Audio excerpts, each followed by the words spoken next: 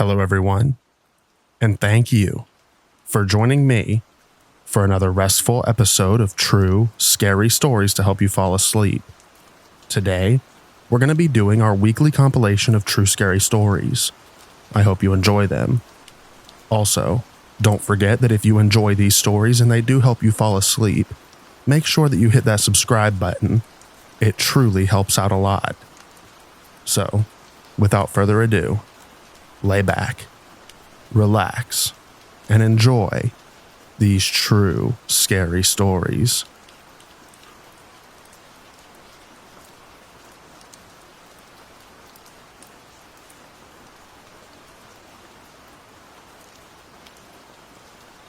I'm curious as to what, if any, dating horror stories others have. What was your experience? I'll go first. We met on Tinder and talked for a while. It was the middle of COVID, and I made sure that he had tested negative and quarantined. Given that COVID was so new, nothing was open at the time. So I invited him over to my place for a drink, and to talk and to get to know each other.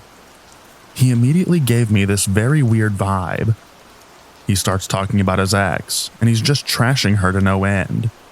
Then he proceeds to tell me that he's been arrested twice for domestic violence against his ex. Nope, immediately turned off. The date is over after he says this.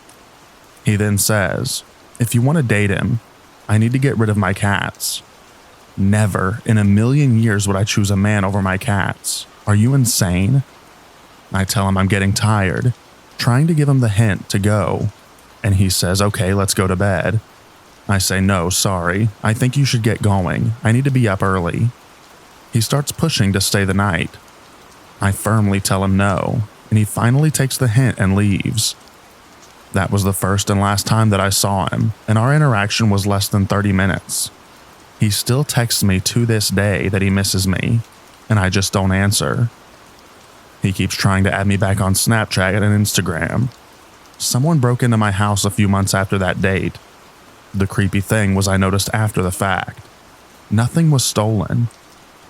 I work from home, so I think the break-in happened during the night. I never found out who it was, but I have my suspicions.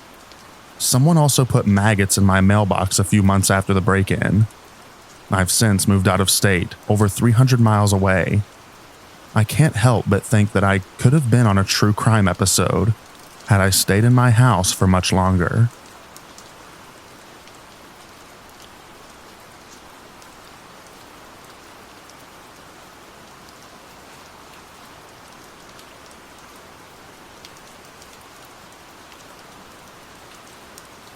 I dated a girl that wanted me to take her to the movie theater 6 nights a week, because that's what her father does. I dated another girl who wasn't working when I had a full-time job. She wanted me to hang out with her at bars until they closed. After 3 nights of doing that and getting only a few hours of sleep before work, I was running on fumes. So the 4th night I told her that I wasn't able to hang out with her because I'm just going to sleep. She proceeded to blow up my landline, which I then disconnected. She broke up with me the following day, and I was so happy to be single again. I dated a girl who would stop over at my house unannounced. She wanted me to drop my plans because she was bored. No. She couldn't understand why I was so upset with her. So I get a call from her, but when I answer the phone, she didn't answer me. I realized that she probably butt-dialed me. I put the phone on speaker so I didn't have to hold it and wait for her to finally say something. 45 minutes later, she sees that she's on a phone call, and she hangs up without saying anything. She calls me back and is angry that I invaded her privacy. I tried to compare it to how I felt with her unannounced visits to how she feels about what I did. She didn't get it and was still angry. She stopped by unannounced again, even though I told her how much I hate that. So the next time she butt-dialed me, I put it on speakerphone and listened. If you're not going to respect me, then why should I take the high road? Pretty sure we broke up soon after that, and she deleted my phone number. I dated a girl who tried to slowly move into my house without me knowing. I found stuff stashed throughout my house, like under towels in my linen closet, in my bottom dresser drawer, between my mattress and box spring, etc. I packed up her stuff into a big garbage bag and put it in her driveway. She thought her father tossed her out of his house, but the point was clear. She didn't have to go home, but she can't stay here.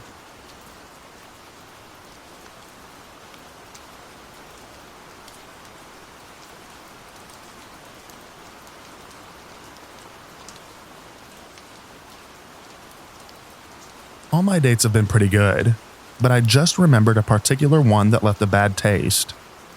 On the day of the date, I ended up feeling really ill. Sore ears, tired, and drained. It was fine at the beginning of the day, and by the time it hit me, it felt unfair not to see it through. I was upfront about it, said I was feeling under the weather but still wanted to have a drink, at least for an hour. We went to one of those trendy cocktail bars. It wasn't really my style, but whatever. Anyway, the bouncer on the door used to work with my date. They chatted for a while at the door, which was fine. We then sat down. After 20 minutes or so, the bouncer comes over and sits at our booth, interrupts our conversation and just starts chatting to her. It gets a bit weird as they start to flirt, but I play it cool. At that point, I needed to freshen up a bit because I was feeling worse than ever. I asked the bouncer for directions to the toilet, and he said they were renovating downstairs, so I needed to use the toilets in the club/bar next door. Same owner. Anyway, I did just that, but the place was further than I thought. I walked in the snow to the bar and get a huge amount of crap with laughs by the doorman. As it turns out, the club didn't have the same owners, and no, I couldn't use their toilet. So I head back to the bar completely soaked in rain to find that the toilets were open there. When I sat back down at the table with my date, the bouncer was sitting there with a drink in hand, having taken my place. I called him out on what he had done, and he burst out laughing, along with my date. Anyway, I went home after that. I'm kind of known for not standing up to people's crap, but I didn't want to upset my date by causing an argument. In hindsight, maybe I would have just done something about it, but, the guy was a jerk, and the date clearly wasn't better. In that case, I just reckoned it wasn't worth it. Screw guys like that.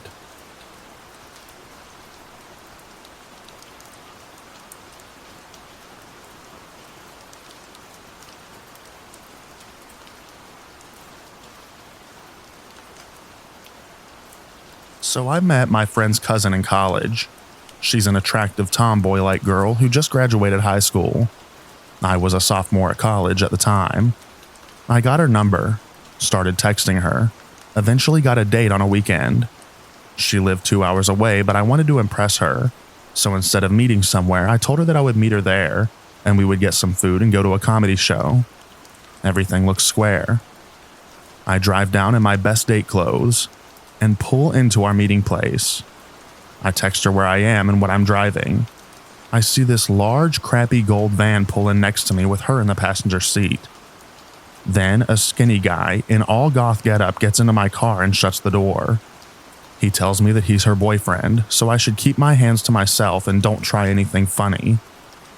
What? He leaves and she gets in, and I'm trying to salvage this whole situation while keeping my emotions in check.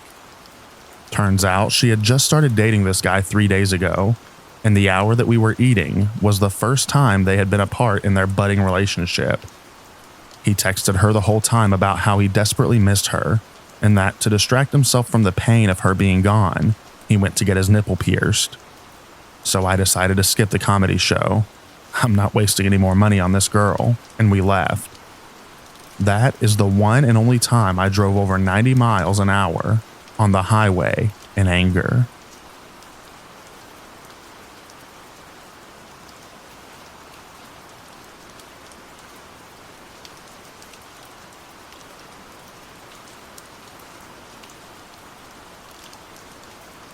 At the time of this story, I was a 22-year-old male.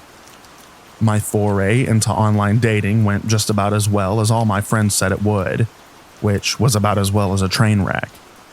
I was on the rebound from a nearly 2-year relationship that was absolutely fantastic until near the very end, when suddenly it wasn't. She was a 31-year-old female, and she messaged me first. A slightly chubby redhead who just moved to my state from New York. We chatted online for a few days before finally deciding on a meetup. which she promptly flaked on. There were some red flags in the conversation, including her near-complete inability to capitalize or punctuate, but I tried to look past it. The conversation wasn't that bad and she was kind of funny. When she flaked on our first meetup, I very nearly shut her out. My time is valuable, and I hate getting treated like that. But in some way, she assured me that it was not her intention and managed to smooth over the situation.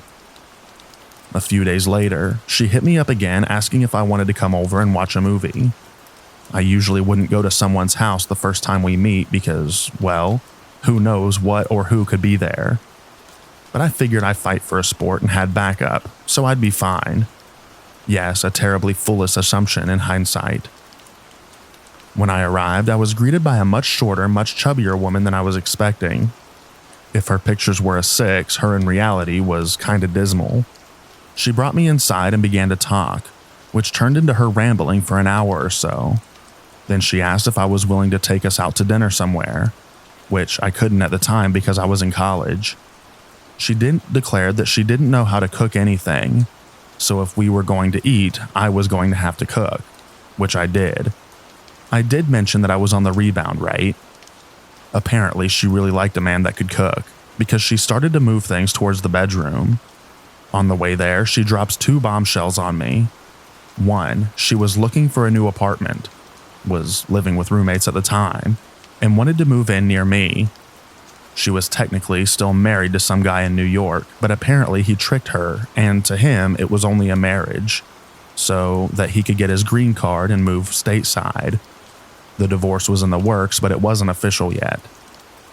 And that was when I finally noped the heck out of there.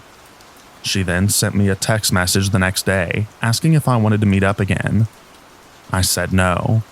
She tried to cause some drama over the next few days, alternating between being angry and asking me to let her back in. Finally, I got some kind of crazy long message about being too much of a jerk for her, and that is the last I heard from her. I learned an important lesson that day. Have standards and be strict about them.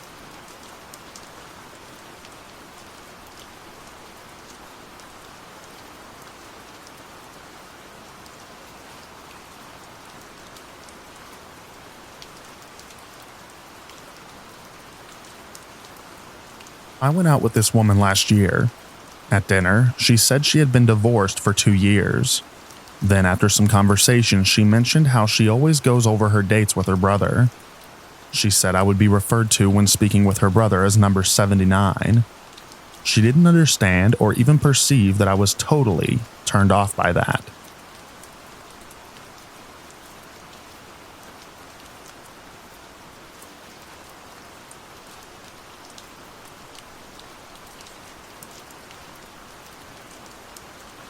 Well, first off, it turns out that we didn't speak the same language fluently. Okay, not a deal breaker. This was in the era of cell phone apps that could help us muddle through enough to see if there was potential, and I can definitely see learning a language for the right person. Then her interpreter arrived. Oh, okay. Then her interpreter was eating food off of my plate. Mind you, I had offered to buy him something. Then it became clear from the questions. On this first date off an online dating app, she was interested in exploring marriage potential right off the bat. More funny really than a horror story. But don't snatch food off of my plate.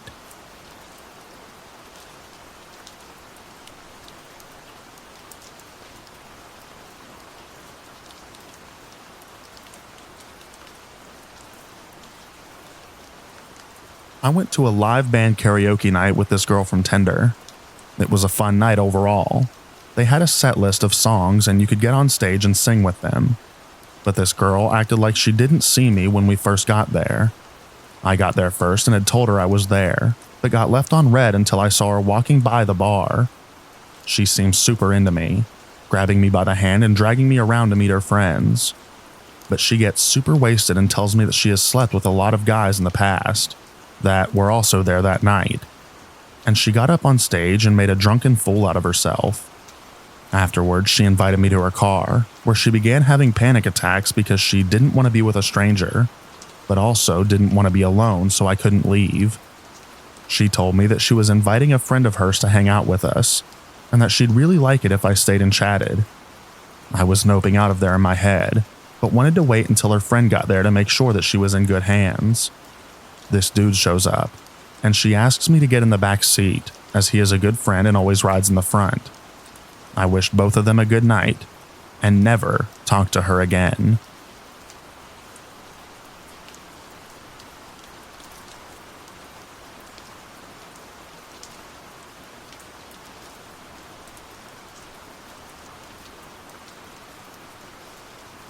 Back in 2009, I was seeing a girl for a couple of weeks and took her across the state to see Keith Urban and Taylor Swift. I paid for the tickets and paid for everything. We get to I Want to Kiss a Girl in Keith's set, and she says, "I wish I found you attractive so I could kiss you." So then we had to finish the show and had a 2.5-hour ride back home. Tanya, you jerk.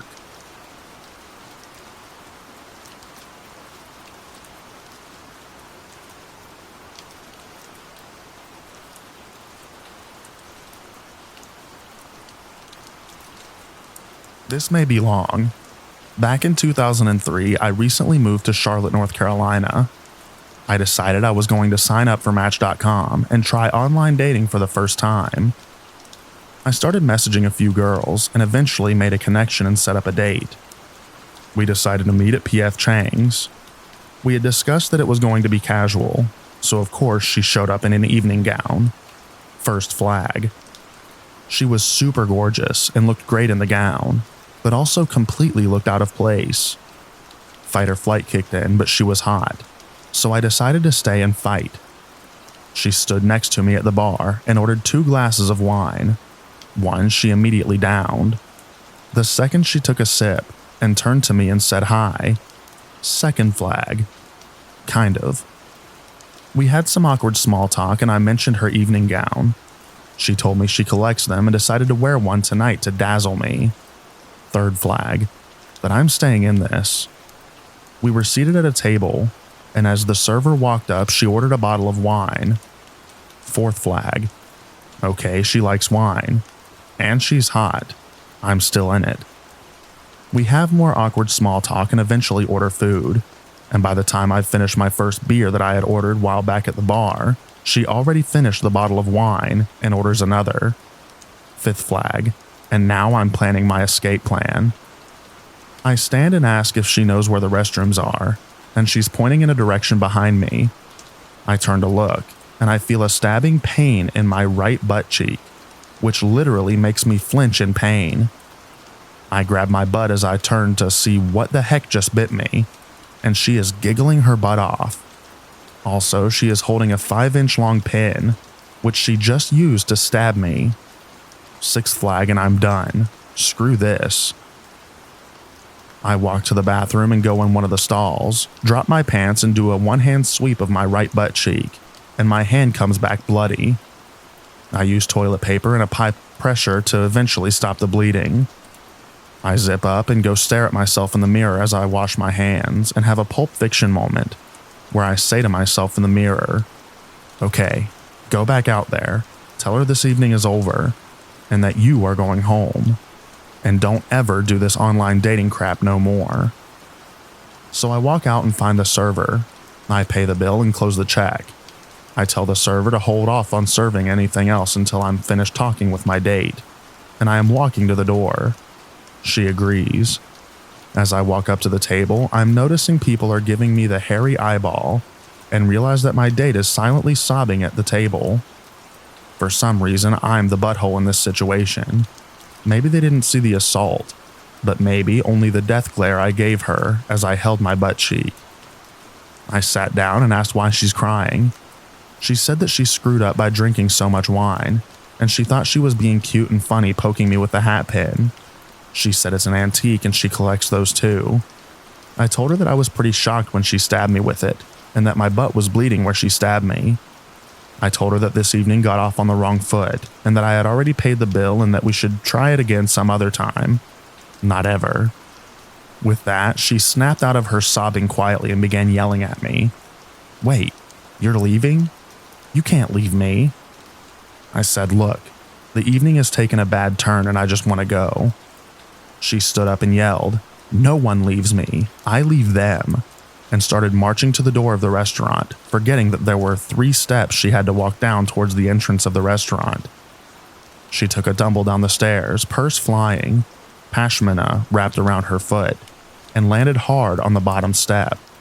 As I stood there, I was like, what the heck? Could this be getting any worse? And it did. She started crying and holding her ankle. Servers and manager came running, as well as an off-duty paramedic. They started working on her there, icing and elevating her left leg, because she might have broken her ankle. The paramedic called 911, and within minutes the ambulance was there. They got her on the gurney and were wheeling her out the door of the P.F. Chang's to the ambulance. Throughout this whole scene, I never said a word. I was just an observer, hoping that this was all a crappy dream, and hoping that as the ambulance doors closed, I could just walk to my car unnoticed. Nope, not so lucky. She started screaming for her boyfriend, the guy she had been on a date with. Everyone looked at me. I started to say, wait, hold on, I'm not her boyfriend, when I was cut off by the paramedic and he said, "They are taking her to Presbyterian Medical Center. Follow them." I got in my car and was taking my time, but the ambulance was waiting for me. I pulled up behind them and flashed my lights and they took off. Throughout the drive to the hospital, I was thinking of just going home, but I did feel some sort of responsibility to at least see this nightmare through to the end. It was a light night at the ER, and she was getting the full treatment from everyone because she was gorgeous and dressed in an evening gown. She had x-rays which showed no broken bones, so they put her in an air cast and crutches. When she was released, I was there to take her home. She wasn't going to be able to drive her car, which was still at the restaurant. We drove silently for the most part, except when she had to tell me where to turn. We eventually pulled up to her house, and I had to help her out of the car and up to her front door, where she asked me to come in. I said the evening was eventful, but I have to go. She then said, "Well, the evening doesn't have to be a complete disaster. Come on in, sit back on the couch, and let me take care of you." I literally ran off that porch laughing hysterically like Curly from the Three Stooges, until I got in my car and hauled butt out of there. I deleted my account and never used Match.com again. Worst date ever.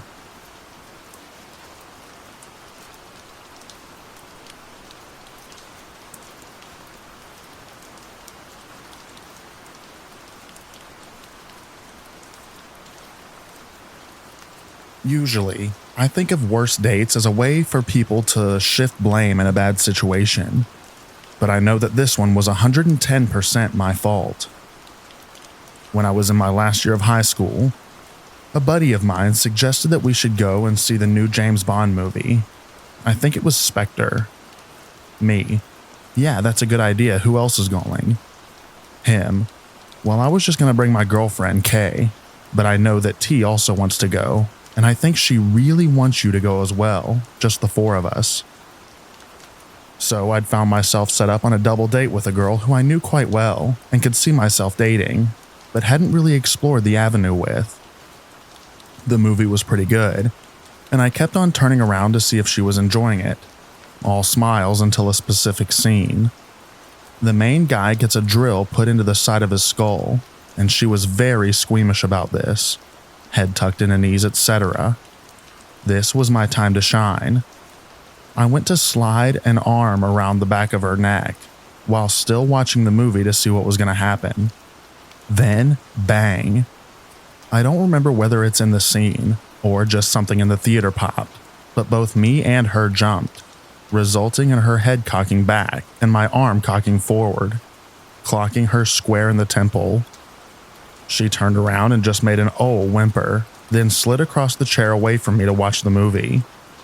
Never dated again, and any interaction with that group of friends would result in, remember when Rob with the hair effing clocked T on a date? It was not my finest hour.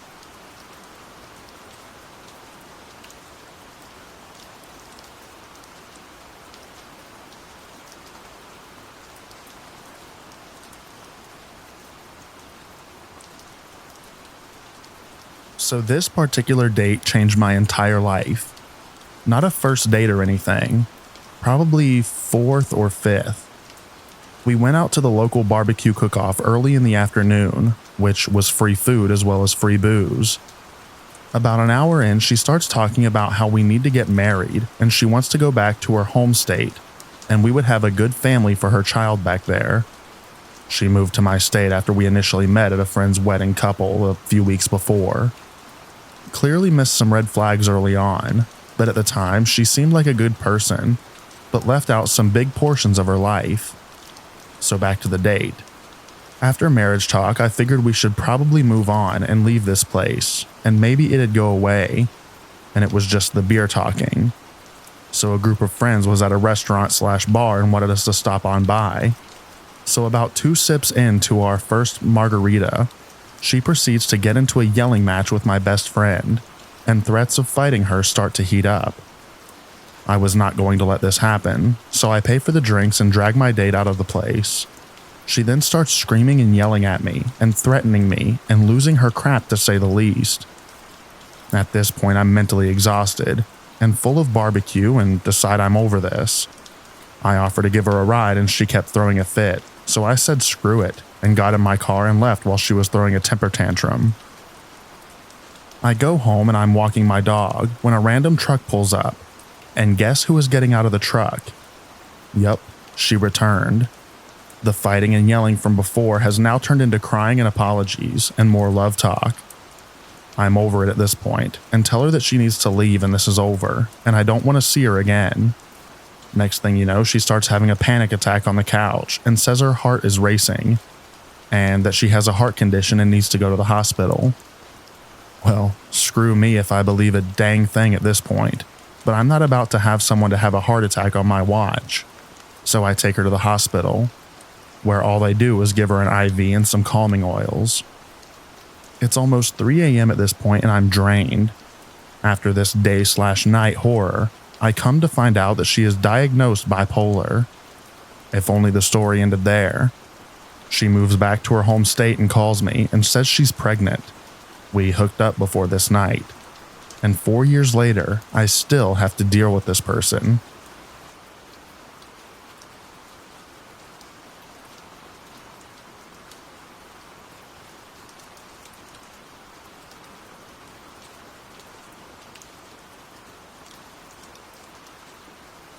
When I was around 16 or so, I worked in a store whilst going through college.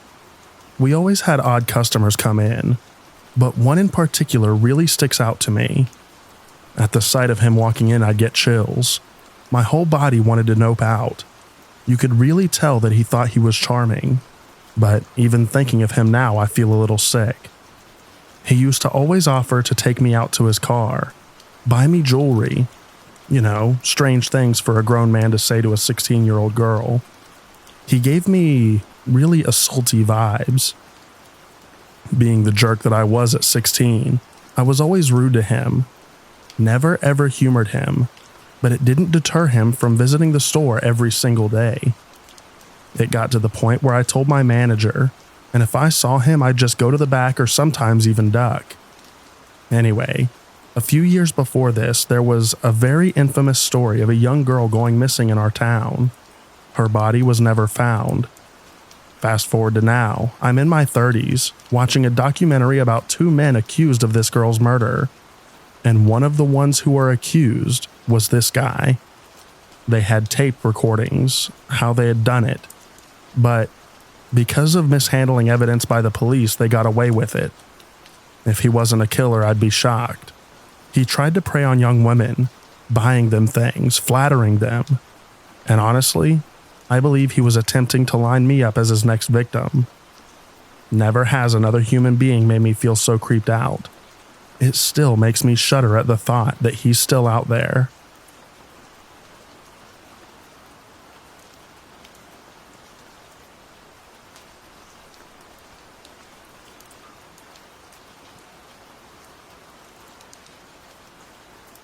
I was a volunteer church choir member back when I was in grade school. I was not religious, I just loved to sing. After school, I go to our town's church, still in uniform, and sometimes together with a classmate who was also a choir member. It became a habit to go sing for the afternoon mass after school. Oftentimes, there'd only be 2 to 3 other choir members. I figured instead of going to a computer shop and wasting my money on games like my friends do, I'm doing a good deed volunteering. Plus, I get to practice my singing. One day, I arrived, but the entire place was quiet. I was told by a staff that mass was canceled that afternoon, so I can just go home. I remembered that there was a newly built prayer room in the building next to the church. People said it's going to be beautiful, so I thought to check it out before going home. That way, I at least didn't waste my time walking to church. To get to the prayer room, you'd have to walk down a wide 20-plus step staircase. The door is right at the end, just a couple steps facing the stairs. There are narrow hallways on both sides that you wouldn't know was there until you've reached the last step. I took about 4 steps down, taking my time, when I saw as I looked ahead that the door to the prayer room had thick chains and a big padlock. Right before I even had the chance to turn around, a guy in a black jacket, jeans, and cap appeared from the left hallway at the end of the staircase. There was a second of him just standing there looking up at me, but not too much as I didn't get a good look at his face. That's when I realized that there were hallways connecting to the church office buildings. I didn't mind him at first, as he could just be another staff, until he said, "Let's go pray inside, little girl." Stupid old me responded with, "But it's locked," while pointing at the prayer room door. He didn't say anything and just stood there. Only then did it hit me that something was not right. I don't know why, but instead of running away immediately, I said, "I'll just go pray in the church," then turned around and walked away like nothing. Little me thought that if I showed him I'm panicking that he might come at me fast. Thankfully, he didn't follow me. I went straight home. I never went back to sing for the choir after that. Looking back, it still gives me the chills. I was a kid, in an area where as a child I thought was a safe place. I just hate that I didn't get to clearly see his face from afar. Whenever I visit my hometown, I wonder whether I've bumped into that guy and he recognizes me, but I don't recognize him.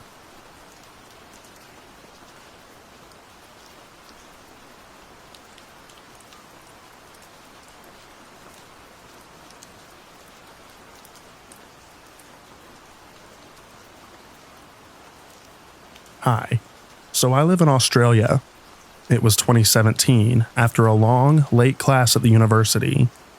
I walked home, dead tired and just wanting to collapse into bed. The streets were quiet. Just the occasional flickering streetlight accompanied me as I walked home. As I got closer to my place, I noticed someone slouched in my doorway. A figure huddled up against the door, wrapped in layers of worn-out clothes. As I got nearer, I realized it was a woman, most likely homeless, her face hidden beneath a tattered hat. But then she looked up and our eyes met. Her face was tired, but her eyes were intense, as if she was guarding that spot for dear life. I froze. Slowly, she raised a beat-up walking stick and pointed it at me, her grip tight. Suddenly, she snapped. "Get out of here." Her voice rough and firm. Her teeth, oh my God, were yellow and rotten. That kind of teeth that you would see in zombie movies. The threat felt real. She was clearly ready to use the stick if I took another step. I took a cautious step backward, my mind racing. It was my place, but she seemed so tense and defensive. I wanted to say something to calm her down, but words failed me. Before I could even say a word, she hit my head hard, twice with her stick. Instinct took over, and I turned, walking quickly, almost running back down the street. A couple of blocks away was the university's security station, and I practically stumbled in, trying to catch my breath. I told the officer on duty about the woman on my porch, and asked if someone could come with me. The officer nodded, maybe a little perplexed, but he came along. When we got back to my place, though, the porch was empty. She was gone. The officer did a quick look around and shrugged. "Looks like she moved on," he said. giving me a reassuring nod before heading back to the station. I thanked him, relieved but still on edge. The whole thing had happened so fast, but I felt like I'd been holding my breath the entire time. Even after she was gone, I couldn't quite shake it. For weeks, every time I came home after dark, I found myself bracing as I got close to the door, half expecting to see her sitting there, eyes glaring up at me with those rotten teeth showing. I started leaving the porch light on, checking the lock twice before bed just in case. It wasn't so much about feeling unsafe. I just couldn't forget her face, that fierce, weary look, or the way she'd guarded my doorway like it was her last refuge. The memory stuck with me. Now and then I wonder what happened to her, whether she ever thought about that night again, or if it was just another stranger in her endless drift through the city.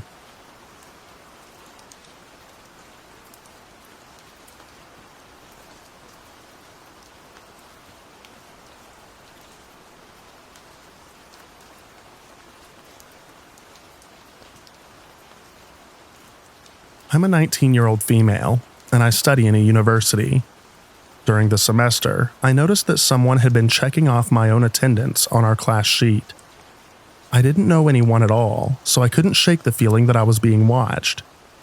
A week later, a guy sitting in front of me started talking to me, and he seemed friendly. Eventually, he asked for my contact info, claiming he needed help for classwork, and I gave it to him. After that, he started spamming me messages, stickers, and videos in class. Whenever he noticed that I left him on read, he would turn around to check if I was on my phone to respond. He'd also track when I was last online and would shoot looks to get my attention. Strangely, he would browse my profile pictures, selfies of me with friends, and stare blankly at them, not typing anything, just frozen. I'd tell him I needed to focus, but it didn't stop him from spamming anyway. He purposely angles his screen so that I can see everything he's doing, and it's creepy seeing how obsessively he monitors our chat. He's also started asking for hugs. A couple of days ago was my last class this year with him. I saw that the pen ink used to check off his name was the same color used for mine on the attendance sheet. So I put two and two together, and I'm pretty sure it's him all along. Edit. I just talked to him and he denies it, but if he is telling the truth, this situation is even weirder. His behavior has only been limited to class hours, so I just want to know if I'm being unnecessarily creeped out. I was physically followed at my previous job, and it made me really weary since then. I just want to know if maybe he's just socially awkward, and after a while he'll stop. He's going to be in the same class as me next year too. Edit. I just confronted him and he's more avoidant of me now. Thanks everyone for the advice. I don't know if there's anyone still reading this post, but there are a few updates since then. He no longer bothers me, but he joined the society club that I'm in. Also, he sits behind me in class now. At least I'm not being spammed anymore.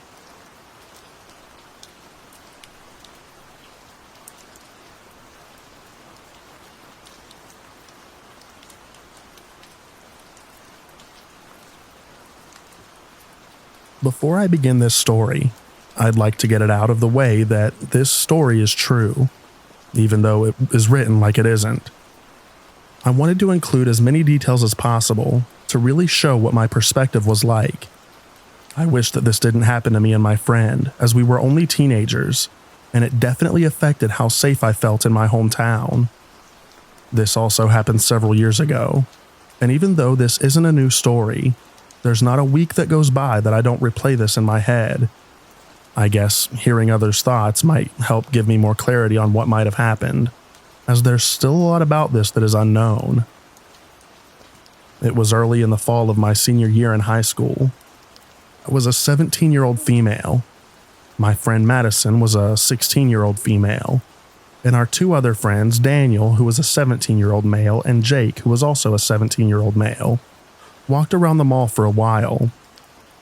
After Madison and I bought a few things, we all went to the food court to wait for the rest of our group to meet up with us there. We sat down with Madison to my left and Daniel and Jake across the both of us. After about 15 to 20 minutes or so, Madison nudges me with her elbow. I asked her what was up, and she leaned into my face and whispered in my left ear, "Don't look and stare, but I've been watching this guy the last few minutes, and he's walking back and forth in front of our table and staring at the both of us."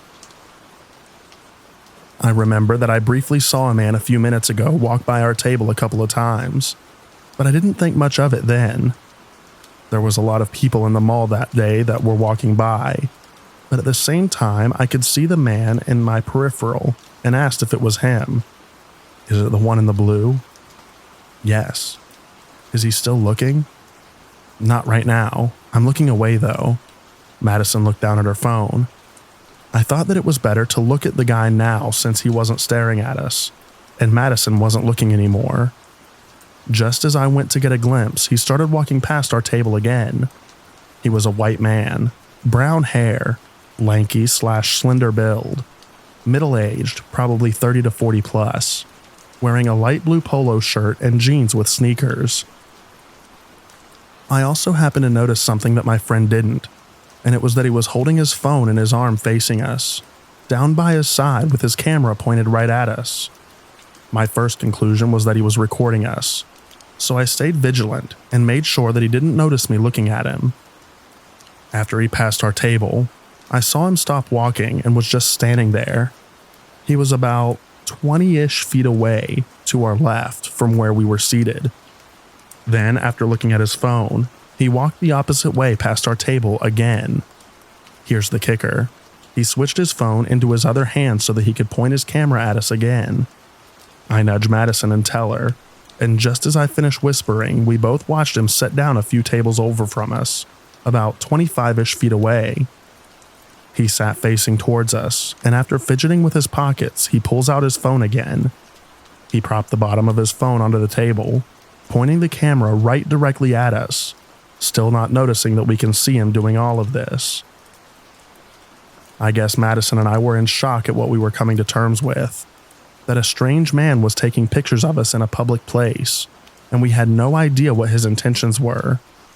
We were still staring at him while he tapped a few things on his phone screen, until all of a sudden his eyes got wide and he looks right up at us.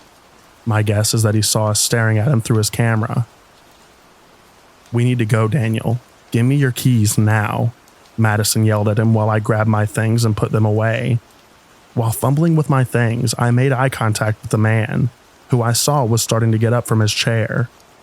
Madison ran out in front of me, and I was right behind her. I never ran so fast in my life, and I'm not a fast runner, but that didn't matter in that moment. I couldn't feel anything. I remember running out of the double doors to the parking lot and turning around for a brief moment and seeing that same man sprinting at us. Luckily, traffic stalled him after I ran into the huge parking lot that was full of cars. I knew exactly where to go, and when I got there, Madison was fumbling with the keys until she finally got the car door open. I could see the man run into the parking lot, looking around to see if he could find us. Daniel's minivan had dark windows, thank God, so he couldn't find us as long as he didn't see which car we got into. After catching my breath and exchanging a "what the heck was that" with Madison, I kept watch on the rest of the parking lot for the guy. Daniel and Jake got in and asked us what happened, and we filled them in. A few rows ahead of us, I saw a blue Nissan going very slowly through each aisle in the parking lot. When they got up to the row I was in, I looked and saw that the driver was the same man from the food court. I saw him reach the end of the parking lot, turn around and go through each aisle again. I told my friends, and we all watched as he passed us again, reaching the end of the parking lot and left. After contemplating on what we should do, we decided to just drive somewhere else and meet up with our friends there instead of calling the police. Now that I'm older, I feel like that was my mistake, because I really wish I had said something. If the guy was comfortable enough to go to a public and crowded place and do something like that, he's definitely done it before to other young girls. I often wonder who he was, why he did that, and thinking about it leaves me nowhere. Why was he taking photos of me and my friend? Was it for his own pleasure? If so, why did he feel the need to chase after us into the parking lot, if he had the photos anyway? Was he working with other people? Could it have been human trafficking? If he caught up with me and Madison, would he have hurt us, or worse, kidnap us? Why didn't I take a picture of him and tell the police? Why didn't I call him out inside the mall and cause a scene? I try not to be too harsh on myself because at the end of the day, Madison and I are alive. Her and I aren't friends anymore, but I know that I'll never forget the day, and neither would she. Thanks to her quick thinking, I wouldn't have thought twice about the guy walking by our table, and I owe her a lot for that. If you made it to the end of this post, thanks for reading this. I appreciate you for reading my experience. And if you're a woman and you're in public, trust your gut. Be aware of your surroundings, be with people you trust, and take extra precautions when you feel like you're in a potentially dangerous situation. We live in a very disgusting world with very disgusting people. Stay vigilant, even if you're somewhere familiar, like your hometown mall.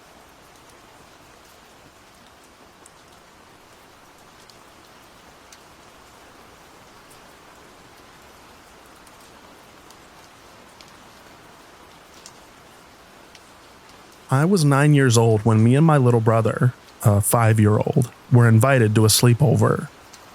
My mother had just become acquainted with a man from church, whom spoke of his children wonderfully.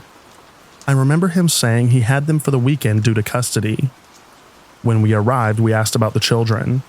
Turns out they were arriving sometime soon. The man invited us to the pool, and so we spent part of the day chilling and playing in the pool.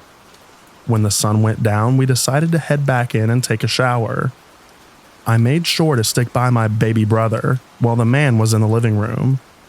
I didn't trust the man for some reason. I remember thinking about the children. I don't remember seeing any kid pictures or anything, not even on his phone's background. I think by then it was clear there were no children coming. No children ever existed. I remember there was a Wii that we spent most of the night playing on, but no children were ever seen. I don't remember much after that, other than telling my mom we never saw any children. Of course, she was spooked and never left us alone at church ever again, and we never saw that man ever again.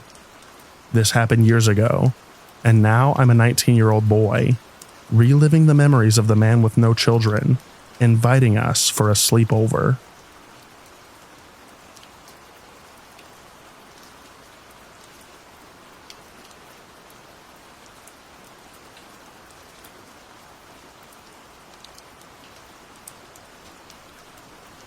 I'm a 27-year-old female, but when I was about 15, my cousin, who was 14 at the time and also female, and I were walking past a really dark alley in the late afternoon.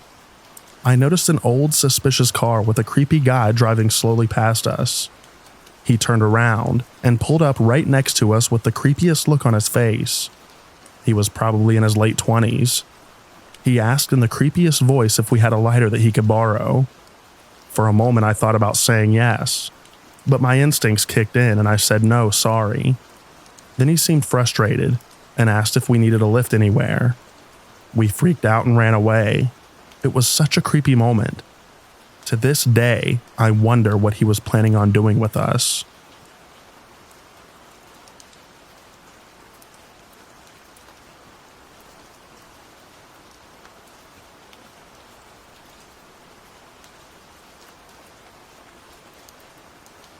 Trigger warning, this is a pretty messed up story.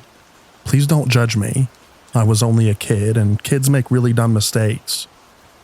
When I was 15 years old, I'm also female by the way, I used to talk to people online. One man who claimed to be 26 said he would pay me a lot of money to pretend to be his girlfriend to his family. Then his requests became more disturbing. He said he wanted to have a baby with me for $20,000. He then suggested that my friend and I go to his house to do some very messed up things with him for a lot of money.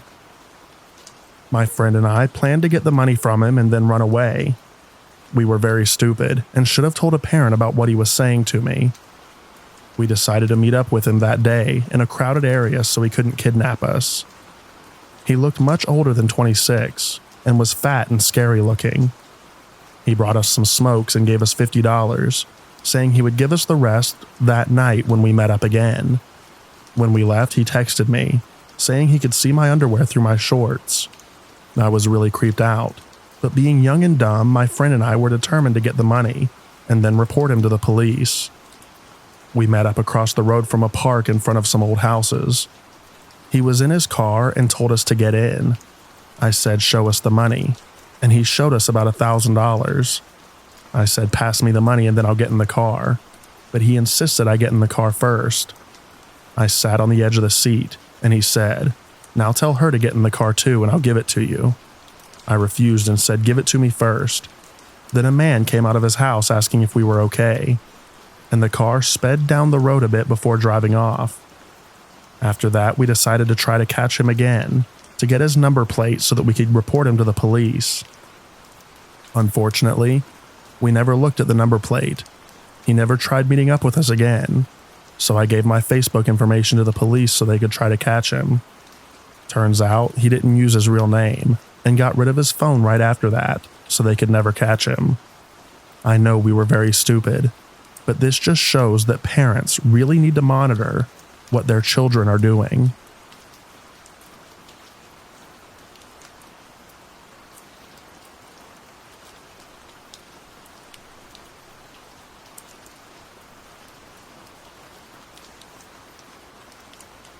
A few years ago, when I was 25 years old, and I'm also female by the way, I ran as a candidate in an election for a small party.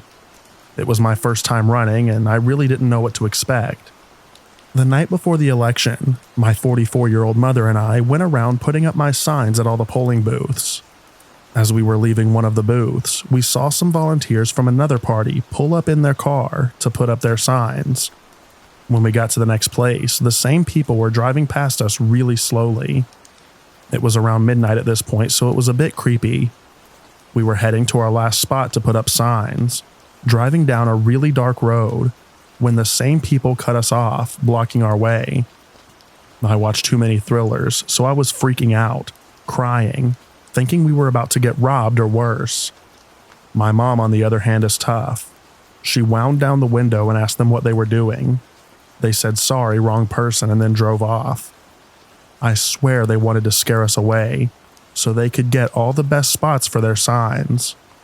I realized how dirty politics could be. They were only trying to scare us, but they did a bloody good job of it.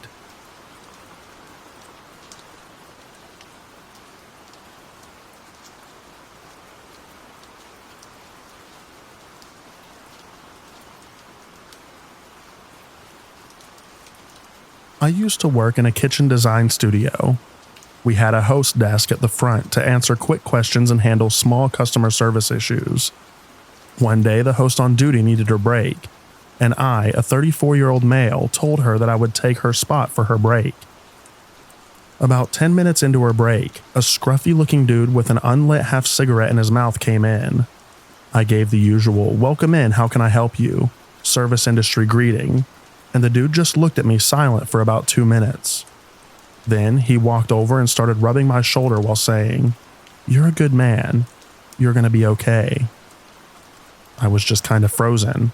I didn't know what to do. He wasn't attacking me, but it was super unnerving. I told the host about it, and she said that she was glad it happened to me instead of her.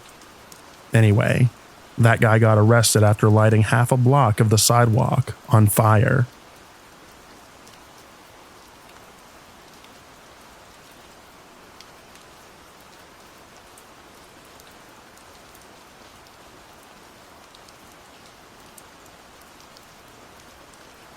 I got into the elevator, and a guy ran down and caught it before the doors fully closed.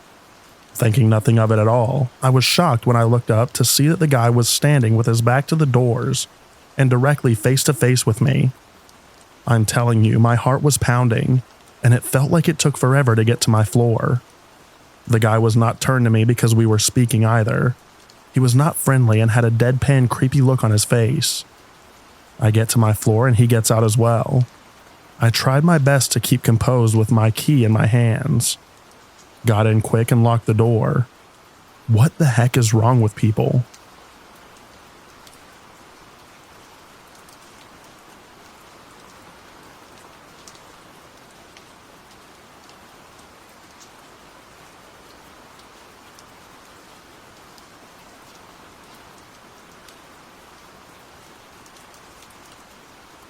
Hello everyone, and thank you for joining me for another restful episode of true, scary stories to help you fall asleep.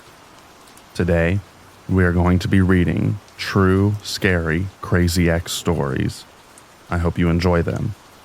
So without further ado, lay back, relax, and enjoy these true, scary stories.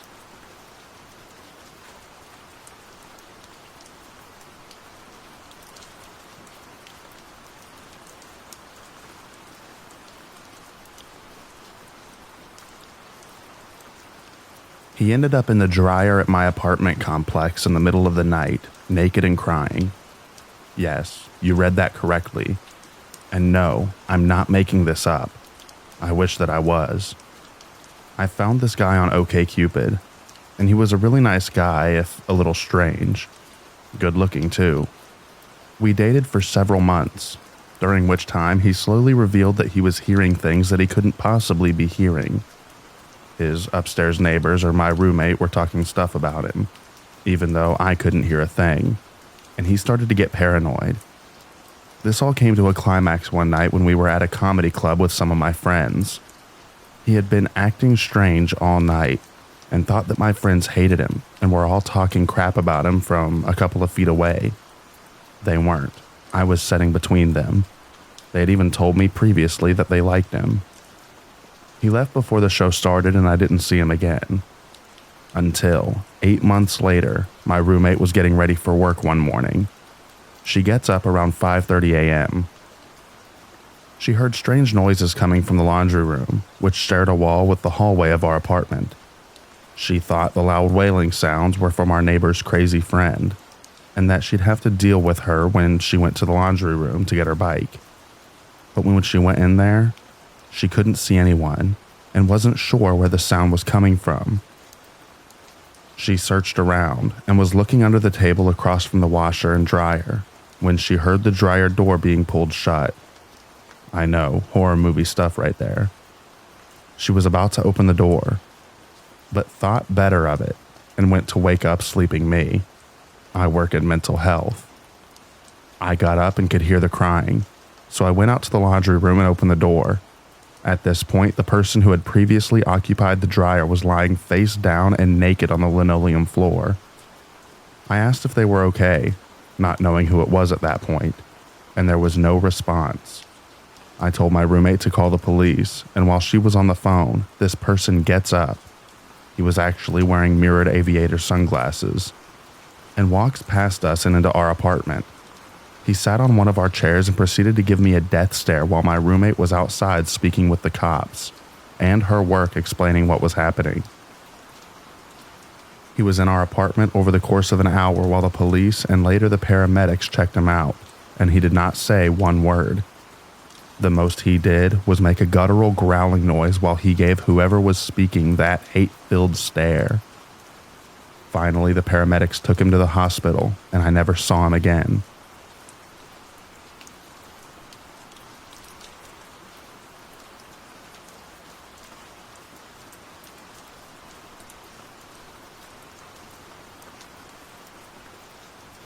I went out of town for my best friend's wedding, in which I was a bridesmaid.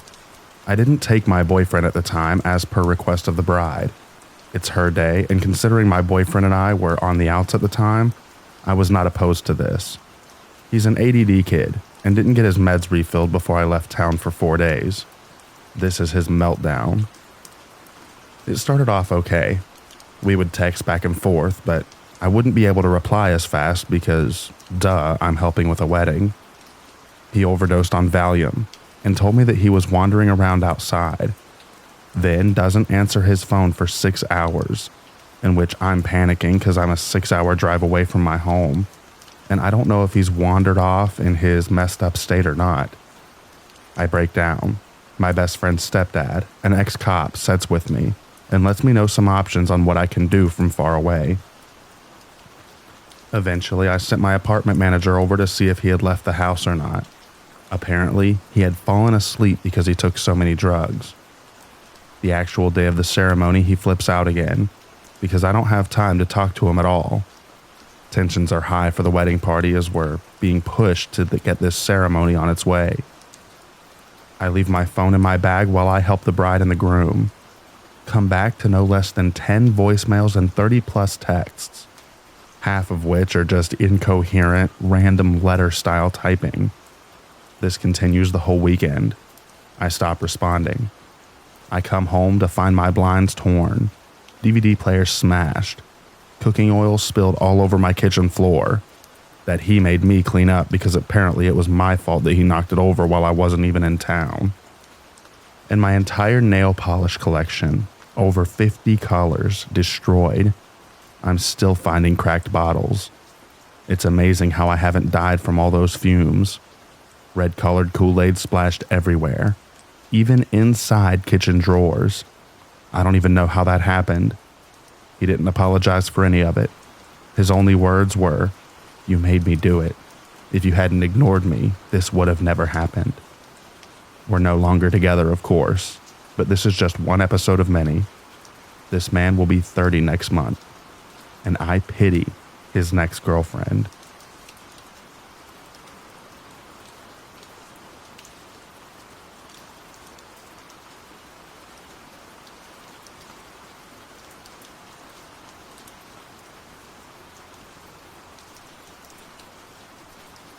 This is my first time ever posting on Reddit, and I'm not a writer, and I'm writing this on mobile. This is something that happened to me a long time ago, and I am now a much older and wiser woman. I was 20, and I moved from northwestern England to live and work in London. I had no real experience of relationships. On the outside, I appeared extroverted and quite tough, but on the inside, I had no self-confidence. I looked in the mirror and all I could see was a fat, ugly, aggressive, and unlikable person. I now see that none of that was true, but it meant that I was vulnerable. I met a man, Robert. He was 27 years old. We dated, and 6 months later I moved into his flat. There were loads of red flags which I stupidly ignored until I was living in a nightmare. It started with control and emotional abuse.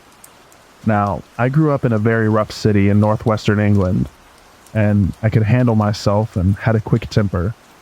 So at the beginning, I gave as good as I got, but it escalated to him cheating on me, physically assaulting me, locking me in the flat, isolating me, mind games, and taking my money. There were too many incidents to write about here, but suffice to say, in that 12-month relationship, he terrorized me until I hardly recognized myself. I was desperate to escape, but deep down, I always knew that when I left him, I would be in danger, so I just kept putting it off. One day, he started another fight, but this time, he told me to get out. I didn't need to be told twice. I packed my stuff and was gone within 10 minutes. I had no close friends because he would be so vile that nobody stayed around for very long. I rang a girl that I used to work with and begged her to let me stay with her for the night.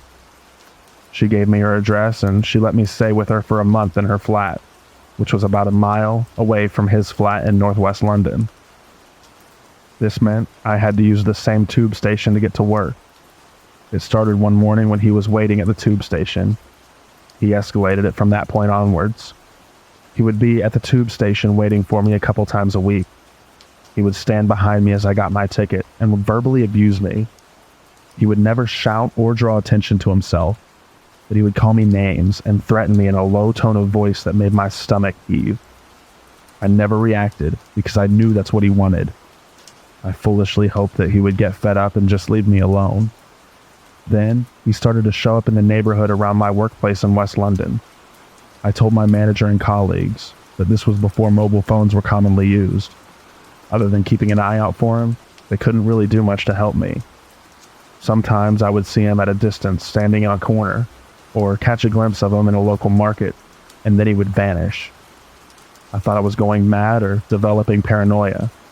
I moved out of my friend's flat into a shared house about 1.5 miles away from him. I don't know any other areas of London, and I had made some friends in that area, so I didn't want to leave completely. I used the same tube station, and as I stopped seeing him there, I thought he was starting to move on. It took me a couple of weeks to notice the white van with blacked out windows that was permanently parked across the road from my flat. I thought it belonged to a neighbor.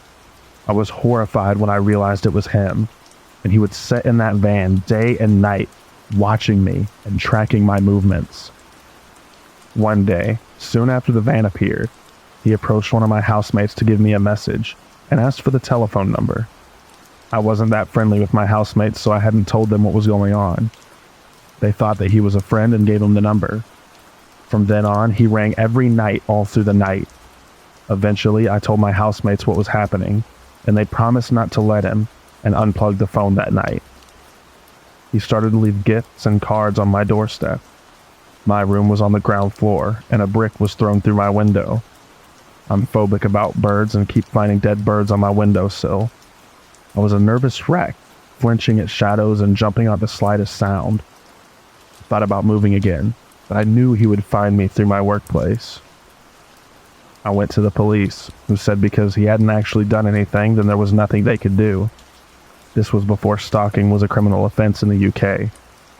I would come home and find typed letters posted through the door, asking me why had I been to a certain shop or cafe or theater on a certain day or night. The letters would ask me why I had visited a certain address and who lived there. It was relentless, and I knew that he was letting me know that he was there watching all the time. I wanted to leave London and go back home, but I couldn't tell my family what was happening, as my mother was seriously ill, and I didn't want to worry my dad and my siblings, as they had enough to deal with. In desperation, I decided to pretend that I left London by packing a couple of suitcases and taking them back to my home city. I knew he would be watching me, and I hoped that he would be fooled. I totally underestimated his lunacy. I would stay at my best mate's house when I returned home. I thought I saw him once, but I thought I was just being paranoid. The night after I arrived, I went out for a couple of drinks with my best friend Diane and 2 other friends, Billy and John. We went to a couple of bars, listened to some music, then all ended up back at her house just drinking and chatting. Billy and John left around 3 a.m. A couple of days later, I returned to London. There was a note waiting for me on the doormat. I opened it, and to my horror, it contained details of my night out. It mentioned John. It named bars where we had drank, and even the name of the band. Then he rang the house phone, screaming and ranting words that made no sense.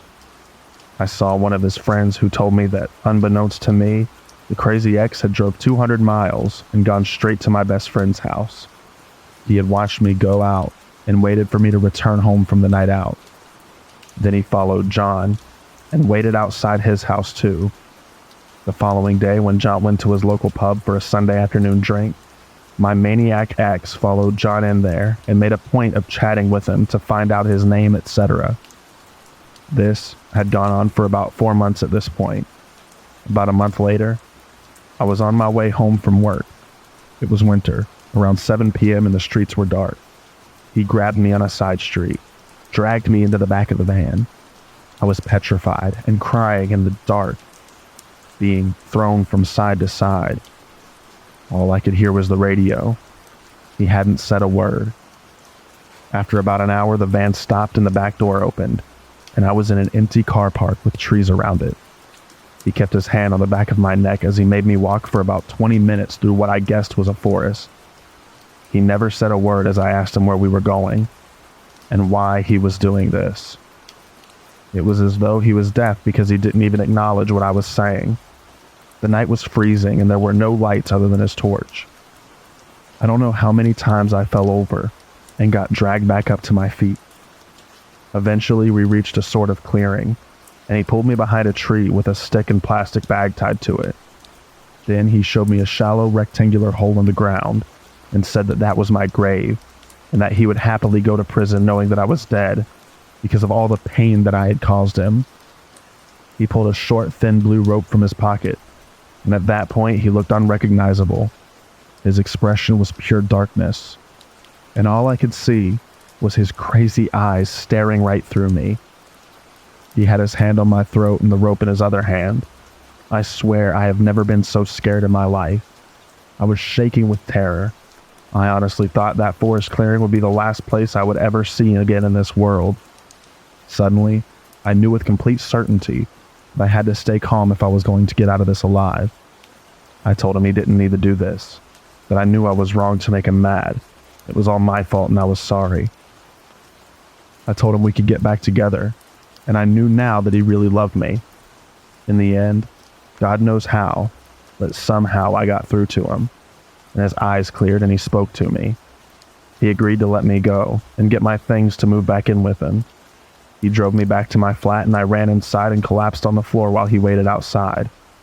He started beeping his horn, banging on the door, and ranting and raving outside the house. My housemate rang the police, but he left as they arrived in the street. I gave him his details and told them what had happened. He denied everything, and the police said that there was no witnesses, so it was my word against his. The police told me they had warned him, but ultimately they couldn't do anything without proof. I gave them the notes he had left, the van registration, the names of people who could verify what I was saying, but still, they said it wasn't enough to arrest him and charge him. They checked the van registration, but it wasn't registered to his name. And so, the stalking and harassment continued. I started carrying a R alarm, hairspray, a screwdriver, and anything else that I thought might protect me. I hadn't slept properly for weeks, and food stuck in my throat if I tried to eat. I was a shadow of my normal self. Friends of his came to see me, to tell me to leave London, as he was obsessed with revenge because I had been to the police. I went to a solicitor who wrote a cease and desist letter. I found parts of it ripped on my doorstep. About 6 months from the start of his terror campaign, I was asked out on a date by Gary, who was a friend of my friend's boyfriend Pete. I was trying to convince myself that I could carry on living with some semblance of normality. I agreed to go out with Gary if Pete came along too. After a few drinks, we went to the club. Pete, who wasn't drinking, said he would give us a lift home. We were in Pete's car, and he started the engine and drove for about 5 minutes. Then I heard Pete say, "There's something wrong with my brakes." Then he said, "There's a white van following us." My heart started beating 100 miles per hour, and my throat started to close as I asked him, "Does the van have the reg number 1234? To my horror, it did. It was him following us. I quickly had to explain to Pete and Gary that I had a lunatic ex-boyfriend who just happened to be stalking me right at that very moment. Pete was only driving at about 20 miles per hour. He pulled the car over, and we jumped out and ran through a housing estate of tenant flats until we lost him. We found a mini cab office, and as I was too scared to go back to my flat, I ended up sleeping on Gary's couch. Unsurprisingly, the potential new relationship ended that night. The next day, Gary rang me to say that he had been back to pick up his car, and the brake cable had been partially cut until it was nearly severed. I truly believe he tried to kill all 3 of us that night. Gary and Pete wanted me to go to the police, but I had lost all faith in them. Every time I had asked the police to help me, they had done nothing, and it just made things worse by reinforcing how powerless I was. Enough was enough. I knew that he wasn't going to stop. I didn't even know what he wanted anymore. That same week, I gave notice on my flat and handed in my notice at work. I booked a 6-month air ticket to India. In my crazy mind, I thought, well, it's one of the most populated places on the planet, so he will never find me there. And I traveled around India on my own for 6 months. I did a lot of thinking and healing and returned to my home city. I never returned to London. And thank God, I never saw him again.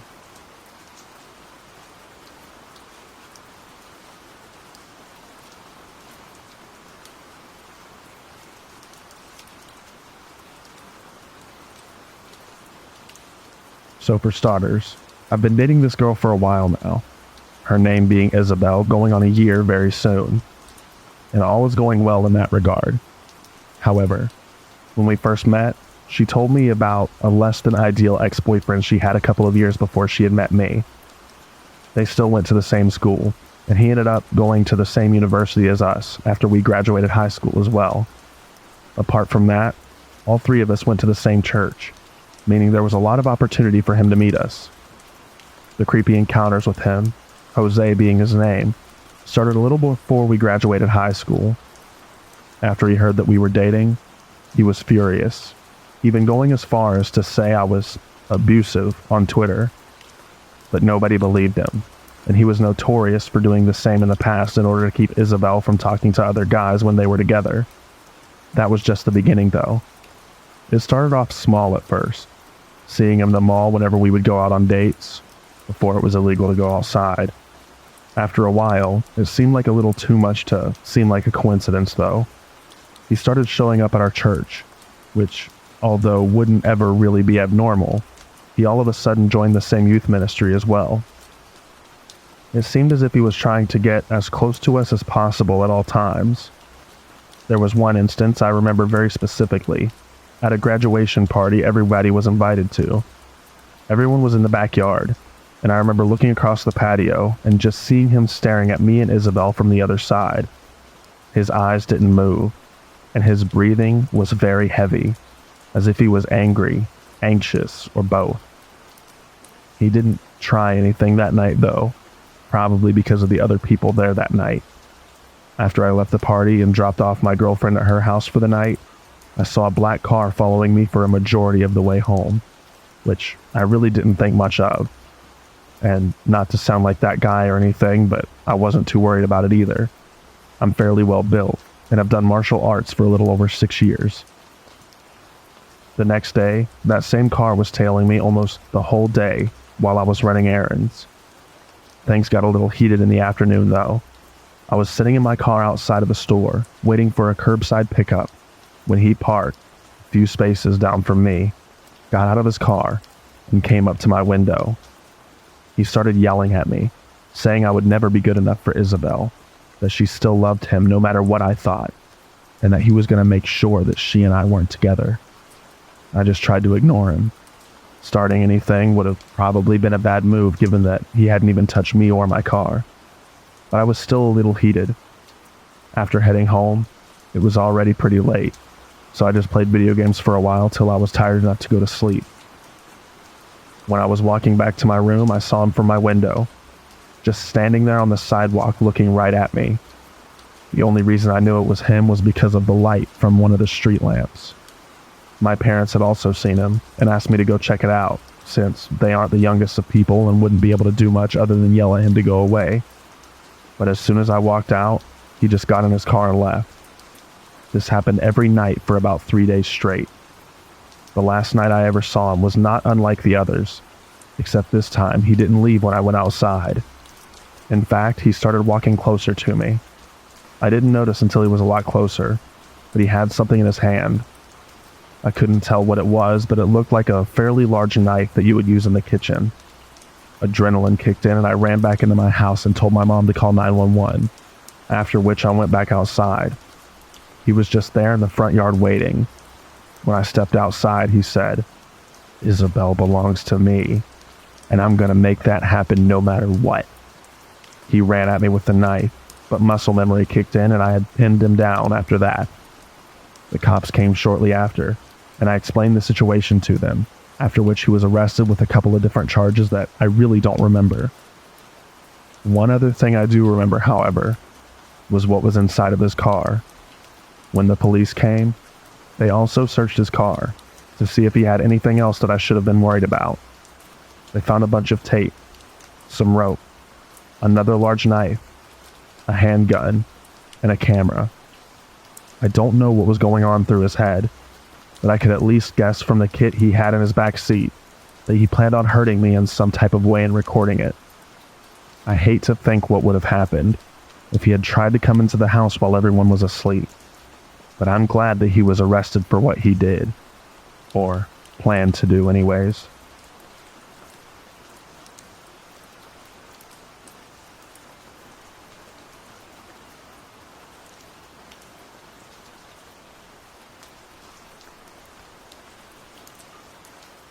Some context.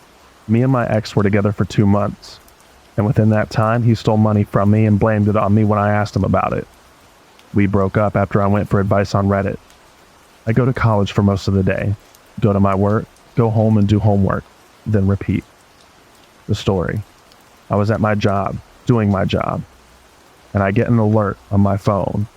I figured that I would watch the cameras after I get home.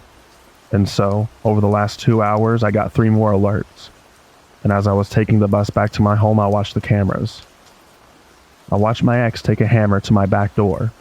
I kept on watching as he struggled against the deadbolt. And then I saw him enter.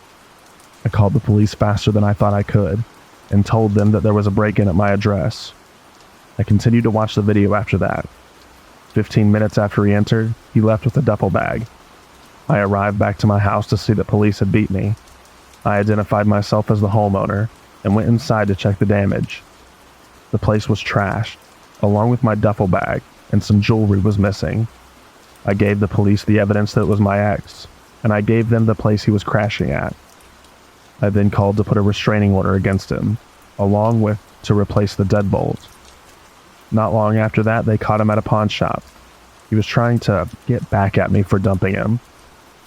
I'm now happy that the restraining order is in place, along with my ex being in jail for a year for breaking and entering.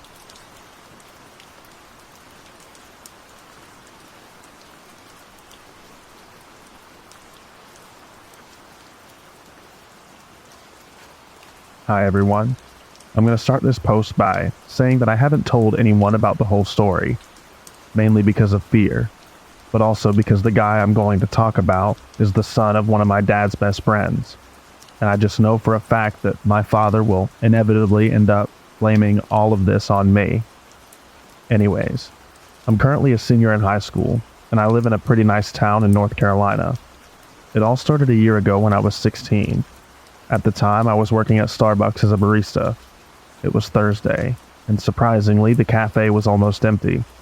A few minutes before the end of my shift, one of my colleagues informed me that a cute guy is here to see you. I was kind of confused. I didn't have a boyfriend at the time, and I'm pretty average, so I couldn't imagine that a guy could be interested in me. As I turned around, I recognized the boy instantly. Henry, my dad's best friend's son. He's 3 years older than me, and for a reason that I wasn't aware of, he enjoyed making me feel miserable, calling me fat, ugly, and all the other sweet things that you really want to hear as an already insecure teenager. So, for obvious reasons, seeing him at my workplace didn't fill me with joy. Now, on a completely objective point of view, he's a very good-looking guy, blonde hair and blue eyes, but he knew that he was attractive, which made me want to punch the smirk right off of his handsome face. I know it sounds like some Wattpad type of story, but it really isn't. Henry was actually here to apologize for being a complete douchebag, and confess that he actually really did like me, but didn't know how to act around me because I radiate such a powerful energy. It's really destabilizing. Weird timing, but okay. Being the dumb girl that I was, I accepted his apologies, and from that moment on, we kept in touch every day. He would send me good morning and good night texts, give me cute nicknames, and whatever else couples do. However, he never asked me to be his girlfriend, but would introduce himself to others as my one true love. I should have seen the red flags from the start. He would show up at my place without asking me at least once a week. I live alone with my dad, who actually really liked the boy, so my old man didn't care about his constant presence at home. After a few months into our relationship, I decided to call it off. He was being really possessive. He was jealous of my girlfriends, and I discovered that he was in contact with his previous girlfriend, and he kept on telling me not to worry about it. Yeah, did that ever truly work for anyone? Didn't think so. His reaction wasn't what I expected. He shrugged and was like, "Okay, whatever you want, babe." Don't get me wrong, I didn't want him to hurt because of me, but he seemed nonchalant about this that it was almost worrying. I thought the story would end here, but oh boy was I wrong. Even after the breakup, he kept on coming over and taking naps on my bed while I wasn't home. When I confronted him about it, he would respond with, "I came to see your dad," or "We're still friends, I don't see what's bothering you." I tried to tell my dad that Henry and I weren't together anymore, and that he had no right to come over and make himself at home in my own room. He just laughed and said that I was being a drama queen, so I guess you understand why I'm kinda stuck at this point. What I didn't know was that Henry was basically following me everywhere. I noticed it a few weeks ago, but I'm pretty sure that it's been going on for quite some time now. He would follow my car as I was going to school, park his truck in the Starbucks parking lot whenever I was working, and he would peek through my bedroom window and leave handprints. How did I not notice it before? Well, as a horror movie fan and true crime podcast enthusiast, it's not unusual to feel observed or spied on. Plus, his truck was pretty common, so I couldn't tell if it was him or not. Until a few weeks ago, my car had a problem with one of the tires, so I had to take the bus for a while. One morning as I got out of my house, I saw his truck and immediately made out his face as he was sitting in the driver's seat. And that's when I connected the dots. My gut feeling going in a frenzy whenever I was out. 3 of my tires being slashed, the handprints on my bedroom window. When the realization hit me, a shiver ran down my spine. I felt paralyzed, and tears welled up in my eyes. I felt nauseous, and decided that I needed to talk about it to somebody, because I've read enough stories about it, and trust me when I tell that crazy ex-boyfriend plus helpless girl don't work out together. I made up my mind and told my friend Tyler, who's 5 years older than me and is studying law, the whole story.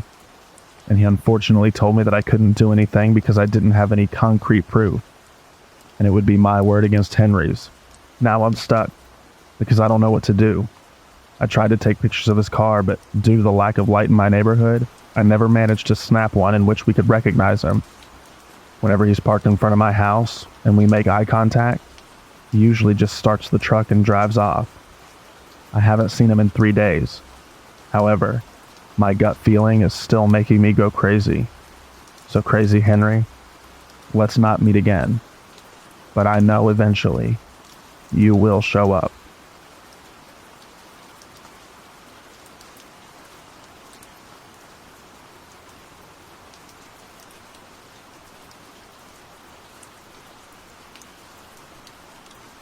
My ex JJ was a creep. I was with him for 19 months. This happened around 2 months into the relationship, just as he was starting to get controlling, and it terrified me. It was 2 a.m. and I was in bed. I have super bad insomnia, so I was just listening to YouTube and scrolling through Reddit, not expecting to sleep for at least a couple of hours, when I heard a tap, tap on my window. I assumed it was my cat, so I called her name, because she always meowed when she heard her name. It was silent, and then tap, tap, tap. I turned my YouTube down and called my cat again. I heard her meow in the bathroom and panicked. It wasn't her outside my window. Outside my window is the roof of an extension that was built. It slopes up to my window and can easily be climbed onto via my neighbor's woodshed. At that point, I knew that there was someone out there, but I was too scared to look. I sent JJ a message about it that he was asleep. So, it sent but didn't deliver. The tapping kept happening. Roughly every 20 seconds there would be a tap, tap, tap, and then silence. It continued for about 45 minutes while I lay in bed, just listening. I felt like I was stuck in bed, like if I came out from under the quilt then they would somehow get me. After an hour, I realized it had stopped completely. I pulled myself from my bed and went to my kitchen, where I could see the roof, and I saw a pair of legs dangling over the edge, illuminated by a torch. I decided to give up with my room and slept on the sofa with my cat that night. At least, whoever's it was wouldn't know where I was. Next thing I know, I'm waking up to my alarm. I go to turn it off and notice that I have Snapchats from JJ, which is odd but not unheard of. They're from around 3:30 a.m., so probably just after I fell asleep. I opened the snaps and my stomach dropped. It was a photo of my bedroom window from the outside. Then, a photo of legs dangling into my garden. And then, a photo of me, sleeping on the sofa, taken through the kitchen window. I messaged him asking what the hell he was doing. I got a reply saying he'd come to check on me, and chased a guy off from my house. At that point, he had me convinced that he could do no wrong, and if I opposed him, I was scared about what might happen, so I just left it at that. From then on, it happened a couple more times, and every time I just tried to ignore it. But with the joy of hindsight, I know that I shouldn't have. I should have told someone or broken up with him, but I was too scared of what he might do. I have a lot of stories about JJ. I might write some more. I've been considering putting it in a book somewhere, but I'm not sure. I hope if anyone reads this, then they enjoy it.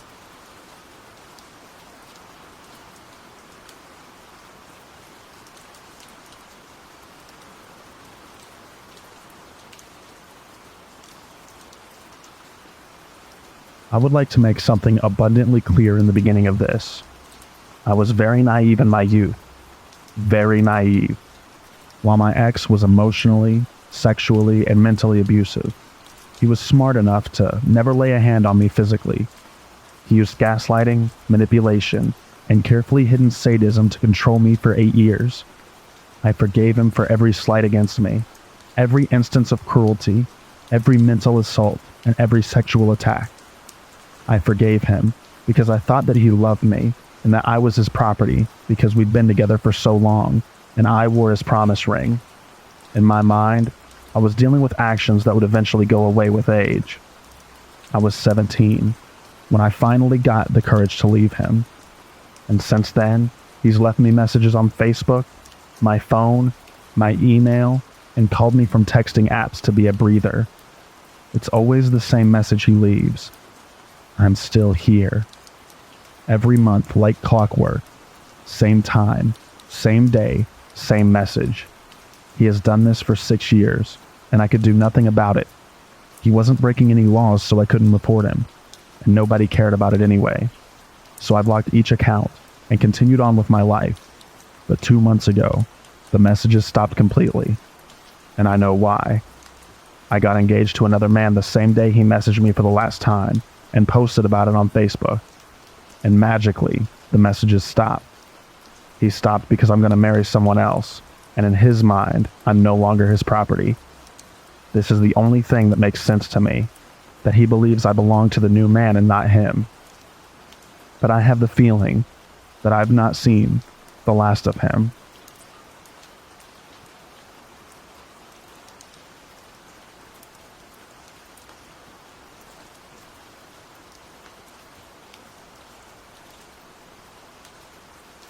We all have that one ex that just grinds our gears, but mine is fairly more creepy than the average drunk texting asshole. About 3 years ago, I was in a long-distance relationship with a younger man, meaning he was only 17 at the time, while I turned 19 in the relationship. His name is Peter. Peter was not a nice person, to say the least. He thought that first impressions he made on people were the only ones that he needed. And as such, he stopped being nice, polite, or reasonable to people after the first meeting. I was young and saw past this, thinking that I could somehow change him. However, this abuse towards people around me and myself eventually became too much, and I broke off the relationship with him. The breakup went smoothly, all things considered, except he wanted me to say the words so he could play the victim. This had been a core element of our fighting, because he hinted that he wanted the breakup, but instead of just saying it, he kept me on the hook and became even more abusive. I'm getting sidetracked, but the point was that I thought of the matter as resolved and entered a loving relationship with my current boyfriend shortly after this. Then came the day where Peter wanted to get his belongings back. I texted him a list of everything he had left in my apartment, and he okayed that it was everything. We also made an appointment for him to stop by my apartment around 3 p.m. the following Thursday. I have no intentions of letting him back into my home, nor being alone with him, since he suddenly seems to have many mood swings after seeing me in another relationship. He's been blocked from my Facebook account, but somehow still knew that I was in a new relationship, which was a major red flag to me and my boyfriend. Thursday came, and I felt eager to just be done with it. My boyfriend and I are walking home from school when my phone rings. It's Peter. He yells at me that he's now been waiting at the train station for over an hour. I try to reason with him, agree to meet him there with his belongings since he needs to catch a train. My boyfriend walks with me to the train station, but we arrive only to find it vacant. I live in a small town, and the train station is mostly used during rush hours in the morning and evening. It is also located rather bizarrely among normal residences. and there are a lot of off alleyways leading all over town from there. I get a text stating that Peter can see us, but won't come out of hiding when my boyfriend is there. We leave his stuff on a bench at the train station, calmly replying that I'm not actually interested in a meeting with him. When I say calmly, I mean that my reply is calm. I'm shaking, and my boyfriend is furious over this child's play. On our way home, I receive another text. This time he states that he has a gift for me, and it's in my mailbox. This freaks us out even more, mostly because this indicates that he might be waiting at my home. It is entirely possible that he watched us at the train station and then ran all the way back to my apartment. However, there is no trace of him and nothing except a bill in my mailbox. By now, we figure that he's acting up out of spite and proceed to ignore the bombardment of texts, calls, and so forth that follows that day. After a while, life returns to normal. Then I get another call, this time from my ex's older brother, who is worried about his sibling. Apparently he's disappeared, taking one of his brother's gas pistols. I'm speechless, but since I haven't seen anything, I shake it off as another childish act. The same day, my boyfriend sees police officers walking around the basement staircase on the exterior of the house we lived in while doing some grocery shopping. He did this every day around 4 p.m. The next day, we were contacted by my boyfriend's mother. It's in the newspaper. There's a description of an unnamed young man from the same town as Peter, who has been arrested for attempted robbery of the pizza place that I lived above. He was armed with a knife, a gas pistol, and lighter fluid, while stating that he was not attempting a robbery, but there to visit his ex, presumably me. Contacting the police, I discovered that he also had a mask, fake papers, a wig, and a duffel bag, which he had thrown down into the staircase when around 4 p.m. he had jumped to vents and tried to enter the pizza place. This means that my boyfriend went out of our front door, while my ex was hiding right behind the front door armed. I have never been more freaked out than that ever. The sad truth is that my ex never got charged with anything because he's a minor and has a father with a military background and money. I write this now because after 3 years, I thought that this horror story was finally a closed chapter. That was, until I received a declaration of love from a fake email account signed Peter. I received this just 2 weeks ago.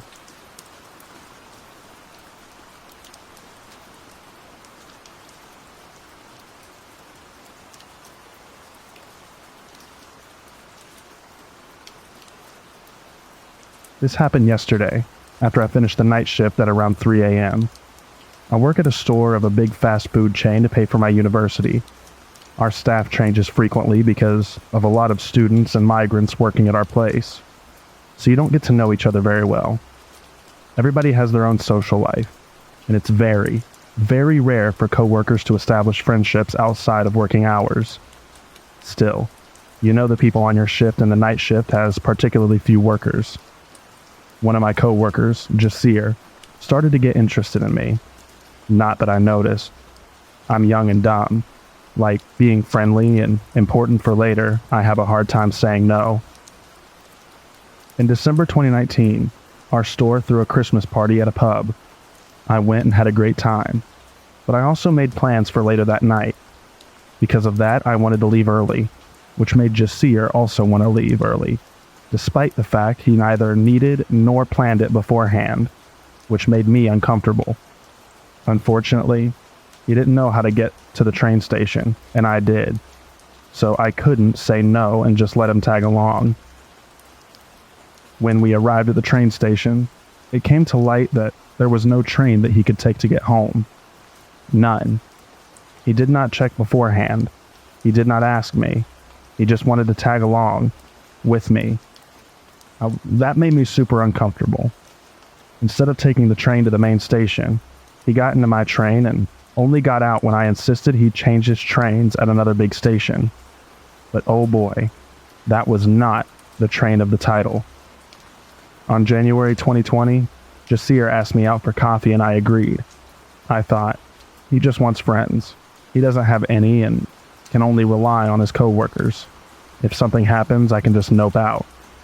So I went. First it was okay-ish. We mostly talked about work-related stuff, because we don't share any hobbies. We're not the same age, and we don't have the same mother tongue, language. Jasir didn't like talking about work and nothing more. He started talking about how different I was from the other coworkers, how nice of a person I am, and how good my charisma is. Then, he asked if we could get to know each other better. I genuinely didn't want to, and still don't. Jasir is not my type, neither as a person, nor from his looks, especially his looks. Even if I sound superficial, while I'm in my early 20s, Jasir is at least in his early 30s. I have no problem with age gaps, a story for another subreddit, but I am not attracted to men that dress like teenagers. Instead of telling Jasir a straight no, I told him that I was not interested in having a boyfriend. He didn't take that seriously and told me that I would change my mind. I told him I wouldn't. He, again, was not really on board with that opinion, so I elaborated my opinion 3 times in German and 1 time in English to get it very clear. He always changes to English if he does not get something, or thinks he's misunderstood. Even if he heard it clearly and just does not like it. I mean, obviously my opinion is going to change if I explain it in English other than German. We left the conversation with him still not convinced, and me being really not interested in a second meeting. He quit soon after, and I foolishly assumed I was free.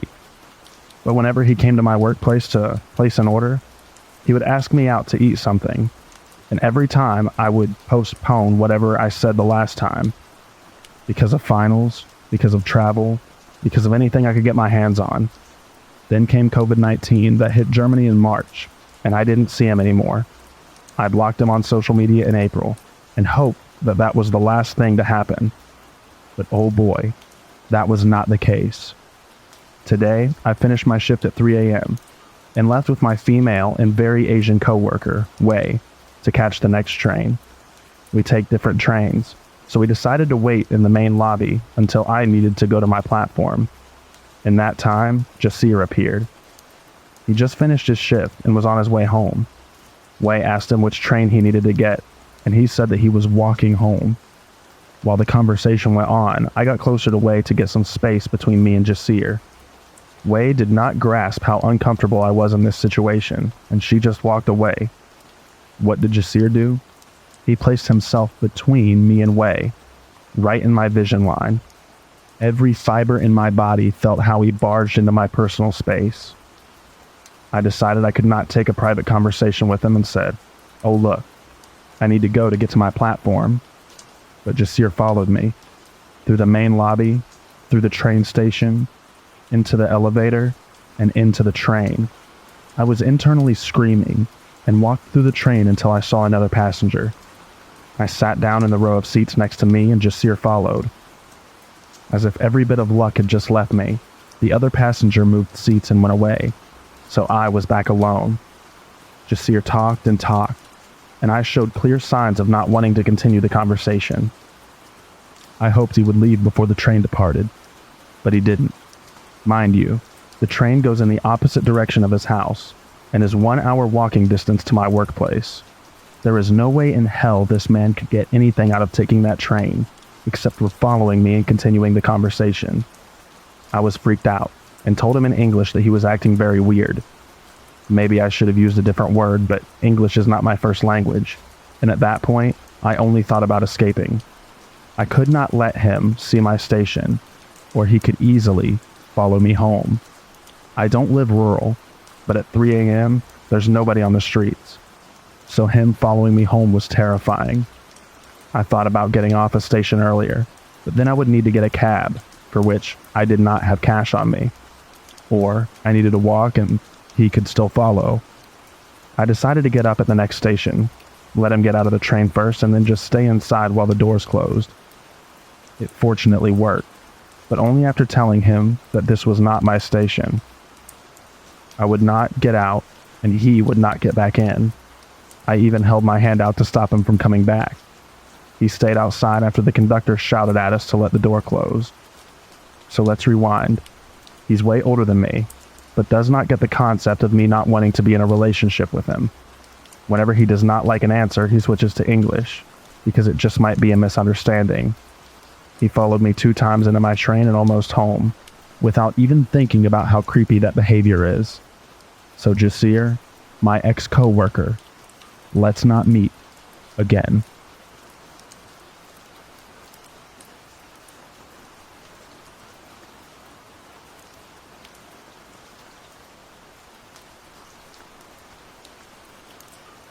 My ex-housemate was potentially a serial killer. This is a convoluted story, so bear with me as I try to convey everything I can recall about what led me to the conclusion that my ex-housemate could have potentially been a serial killer, or a serial killer in the making. It was the summer of 2015 when I moved in, and at first appearances, my housemate/landlord Mike was somewhat normal, if not a bit socially awkward and dysfunctional. When I was signing the papers, he was adamant that I should never go into the basement, which I thought was odd, but I really needed a place to stay, and, well, people have their little quirks. So I just chalked it up to that at the time. As I got to know Mike, and our cohabitation continued, I learned more about the depths of his dysfunction. Firstly, that he used meth. Now, I don't automatically judge people based on vices, but I was surprised at the extent of his use. He was probably the first person I knew who used meth and balanced a full-time job, enjoyed a decent amount of success. The reason this is important to the story is that when he would be around the house, drinking and using meth, he would start to run off at the mouth. He would often joke that if I smelled lye coming from the basement, not to think anything of it. I think it was probably the 3rd time he said this that I asked why he keeps saying that, and he said, "I just use those chemicals to clean up after the bodies," with a wily grin on his face. I tried to chalk that up to a bad sense of humor, but it didn't set right with me. He was also very particular that I let him know of my coming and going, and my work schedule. I remember him being shocked and uncomfortable one day that I ended up taking off of work, because he didn't realize that I was home. I remember that day because there was a lot of clanging, and what sounded like muffled shouting coming from the basement. His car was in the driveway, but he was not in the main house or in his bedroom. Other days he would play very loud music that bumped through the whole house. Sometimes he would even play NPR radio at those volumes. In retrospect, I think he may have been trying to mask sounds. He would make remarks about sex workers, saying, "You can do whatever you want. You can choke them or beat them to death and nobody cares." I took exception to this. I told him I thought that was messed up. But when he would get tweaking, he'd always come back around to alluding to the same kind of violence, talking about how he was a normal white guy who owned a house and had a good career, so the police would never suspect him. At this point, I start to think that it's gone a bit too far to simply be a joke. I was in a weird position, because money was tight at the time and my options were few. I tried to convince myself that even if he is messed up, he's probably just engaging in outward fanaticism. I knew that he would acquire the services of sex workers on occasion, but again, did not judge that activity at face value, but started becoming concerned. Then, at one point when I was doing laundry, I caught whiffs of decomposition. The house we were in was in southeast Portland. It was relatively new. Having grown up in upstate New York, I know that animals can be trapped in walls and die. But this was the garage, and there were no animals scurrying in the walls. This was strange and telling to me. I considered carefully what I would do, and decided I would confront him about the smell. I decided to pose the question in a somewhat suggestive way, by expanding on his jokes. I told him that he needs to do a better job cleaning up the bodies, because I smelled decomposition from the garage. I will never forget his reaction. His eyes widened, and he shot me a sharp glare, somewhere between fear and anger. He stumbled over his words and eventually responded, "What? Really?" I said, "Yes, really." And there was a few seconds of awkwardness before he said, "Thanks for letting me know," and promptly went into his bedroom and shut the door. A few days after that, he went into the upper crawl space in the garage while I was doing laundry again. He called for me and was trying to convince me to come up into the crawl space. My body locked up, and it was like my instincts were screaming at me that if I went up there, I would not come back down. I gave some excuse that I can scarcely remember that I had to be someplace. I packed up my laundry, threw it in my room, and left. We spent a lot of time in the padlocked basement without a doorknob. The only way in was through the backyard. I wish I would have gone down there in retrospect, to either confirm or dismiss the suspicions once and for all. In the last couple of months I had lived there, I was privy to more graphic comments about women and sex workers, explicit talk of sexual violence, and he was using more and more. He once showed me a video that he had made. He's a graphic designer and artist as well, which featured heavy bondage themes, interspersed with distorted audio of women screaming, and this strange, leering figure in a plague doctor costume. It was one of those situations where any one of those things alone may be innocuous, but as they were accumulated, it became suspicious to me. It was October of 2016 that I left there, taking off to Ossetioete camp during the anti-pipeline protests with Standing Rock, Lakota. A mix of feeling called to action and having nothing else to lose, as I wanted to get out of the house in the worst way. My last night there, I did not give notice that I was leaving. He was drinking and tweaking again. Started in on the same conversation, loosely describing murder and violence in the tone of some sort of edgy joke. I told him he would be caught eventually, not even holding back my suspicion anymore. He reiterated that he was the last person police would suspect, and asserted that they wouldn't catch him. I said this in a very serious and concise way, dropping the pretense that he had been using before. I left the next morning. This haunted me for months, then a year, then a year and a half. I felt as though I hadn't done anything. The guilt was eating away at me, so I called Portland Crime Stoppers and put in an anonymous tip describing what I had described there. When I did, the operator started going back and forth, putting me on hold, because the call had piqued the interest of the police sergeant who was assigned to the call center. So they were asking me detailed questions about his vehicle, his house, the methods he described, etc. It seemed like they took interest. I gave them as much information as I could remember and left it at that, feeling just a little bit better that I had at least tried to do something about it. Fast forward to recent times. I told my mother about all of this, and she became interested, asking what house this was, and she ended up pulling it up on Google Maps. She put it up on Street View, and I noticed that there was a large enclosed trailer in the driveway that wasn't there when I was. I could theorize why it might have been there, but cannot put together a practical reason for it, or why he'd be using it, unless it was moving, or using it to haul things to discard. Admittedly, that is pure conjecture, but I couldn't help but wonder. I doubt that I'll get closure, or have my suspicions validated unless he does finally get caught and arrested. And I read about it. I've grown up poor, and been around the lowlife a lot. I've interacted with many sketchy and unsavory people in my time, but none of them have ever made the impression that Mike made on me.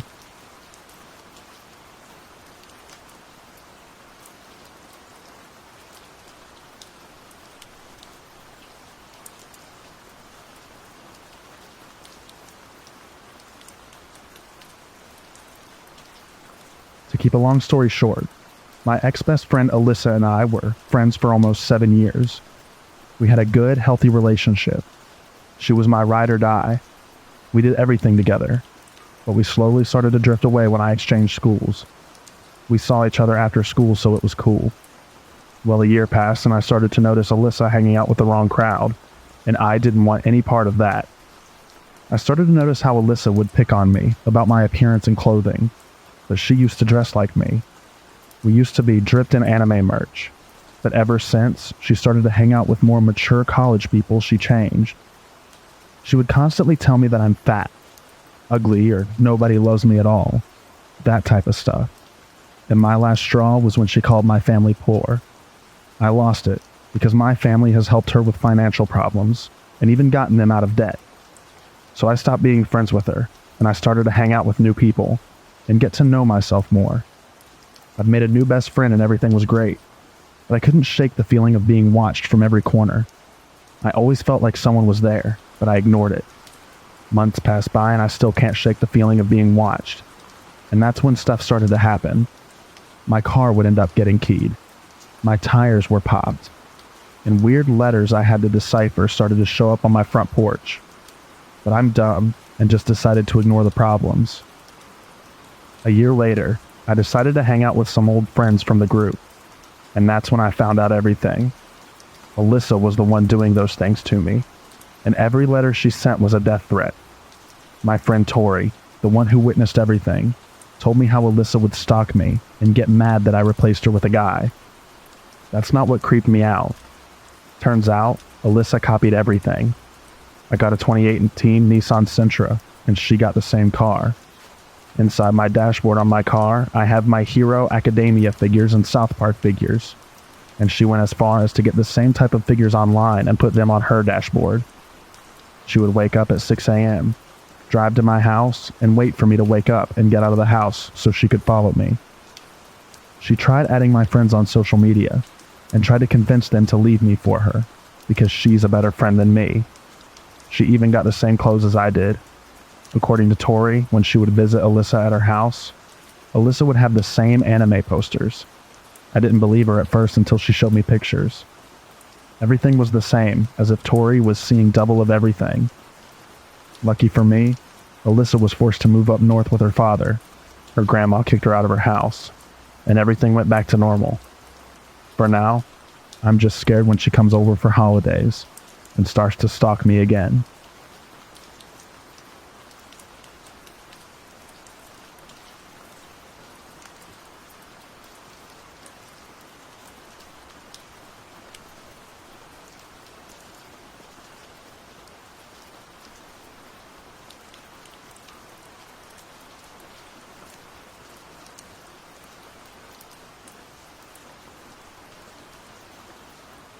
Hello, everyone, and thank you for joining me for another restful episode of true, scary stories to help you fall asleep. Today, we are going to be reading true, creepy, deep forest stories. I hope you enjoy them. Also, before we get into the stories, I do want to mention that we do have new merch available on our merch store. The link will be in the description down below. We have a new 80s aesthetic to the merch that we are selling. You can see it on your screen now. I do hope you enjoy it. Also, the aesthetic for today's video, as you can hear in the background, is going to be a campfire with nature and cricket sounds. I do hope you enjoy that as well. And for now, without further ado, lay back, relax, and enjoy these true, scary stories.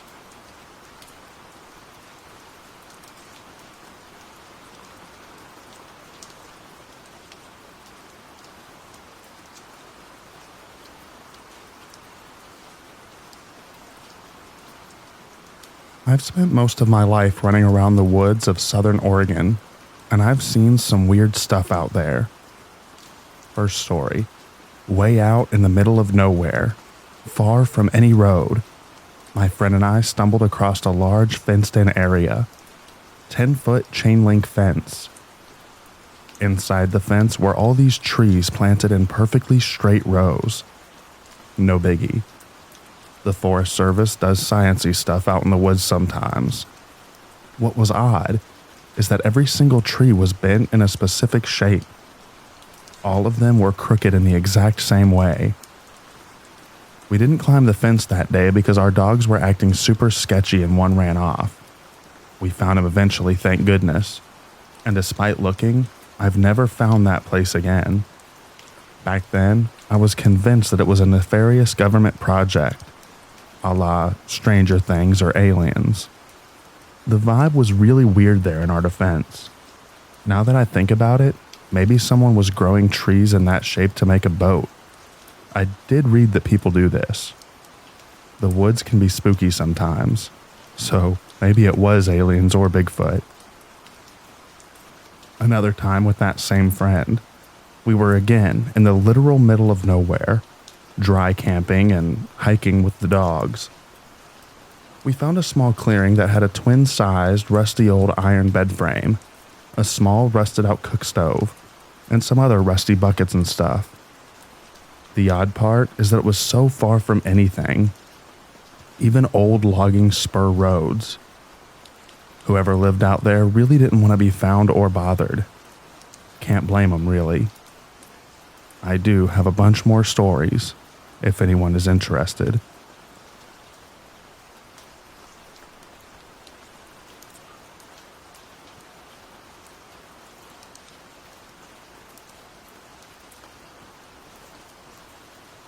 When I was 14, I found a body floating in the Flint River near Bainbridge. It was winter, so no alligator activity, but any body in water in the deep south is going to be terribly bloated. And this one was. Race, age, and gender were no longer evident to my observation. When I was 19, I came across human remains in the woods surrounding the creek that ran behind my house. It turned out to be a hunter who'd gone missing in the early 80s. I picked up the femur thinking, what a weird looking stick, only to find that it was still attached to other bones. The realization of what it was unsettling when my brain was telling me that it was a big deer. Then I looked closer, and there was a human mandible within a couple of feet. The fact that I was not disturbed by either led to me doing a lot of volunteer search and recovery over my life.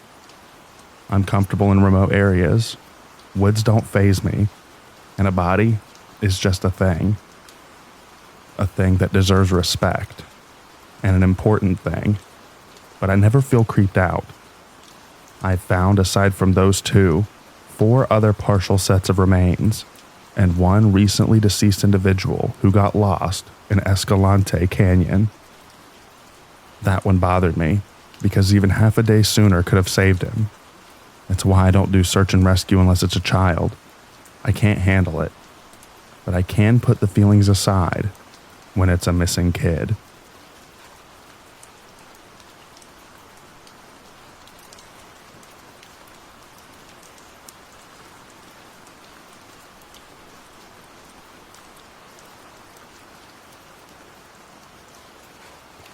My buddy, my wife, and her friend hiked to a remote cabin. The cabin's previous tenants had to be medevaced, so my buddy and I decided to hike their belongings back down the mountain, 3 miles each way, so we could get it back to them. My wife and her friend went on a hike while we were gone. On their way back, they found a decorative flamingo in the middle of the trail. No clue who put it there, as they didn't see another soul.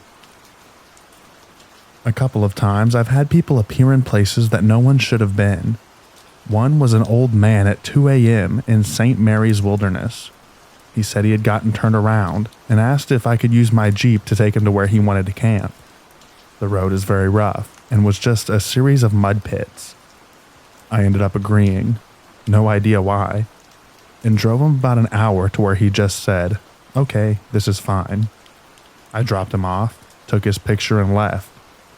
At camp, I noticed that he wasn't in the picture, just kind of a blur.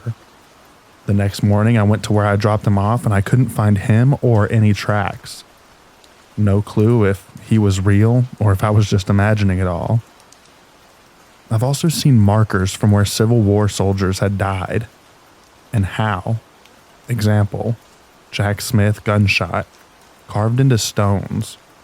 Not headstones, just the rocks by where they died. I also sat and watched an orb/will-o-wisp with 2 friends for about 30 minutes before it finally went away.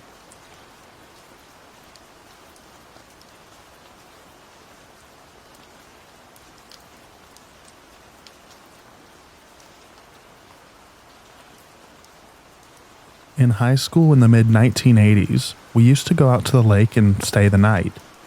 We would build a campfire, and then we would just get tired and sleep in our cars.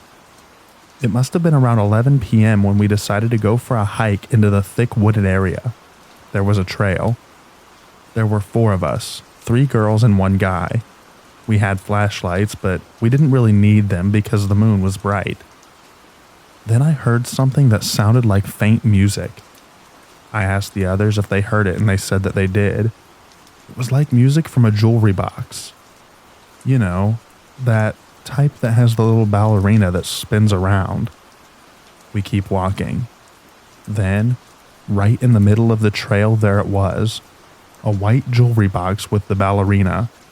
It was just in the middle of the trail playing music. We turned around and started to run. Then we stopped and decided to go back to where it was. It was gone. It wasn't more than a minute and it was gone. We ran back, put the fire out, and we went home.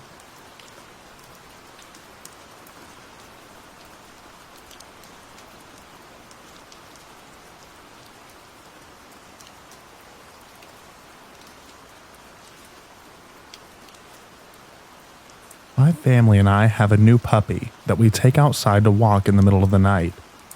This was around 4 in the morning, and she let me know that she had to go out. She's always been very intimidated about going out in the middle of the night, but we never thought anything of it. Just as I was about to bring her inside, I hear this howl, human-sounding screech that sounded like it was right behind me. The puppy and I ran so fast in the house. The scream that came out of my body was so bizarre. I just froze in fear as soon as I got inside. My husband was very concerned and immediately locked the doors and brought all of our kids into bed with us. We were trying to chalk it up to maybe a fox. I would normally talk myself into it just being an animal, but the weird vibe that I got, I can't even describe it. The howl/scream sounded like it was right in my ear. I will never be going outside alone again.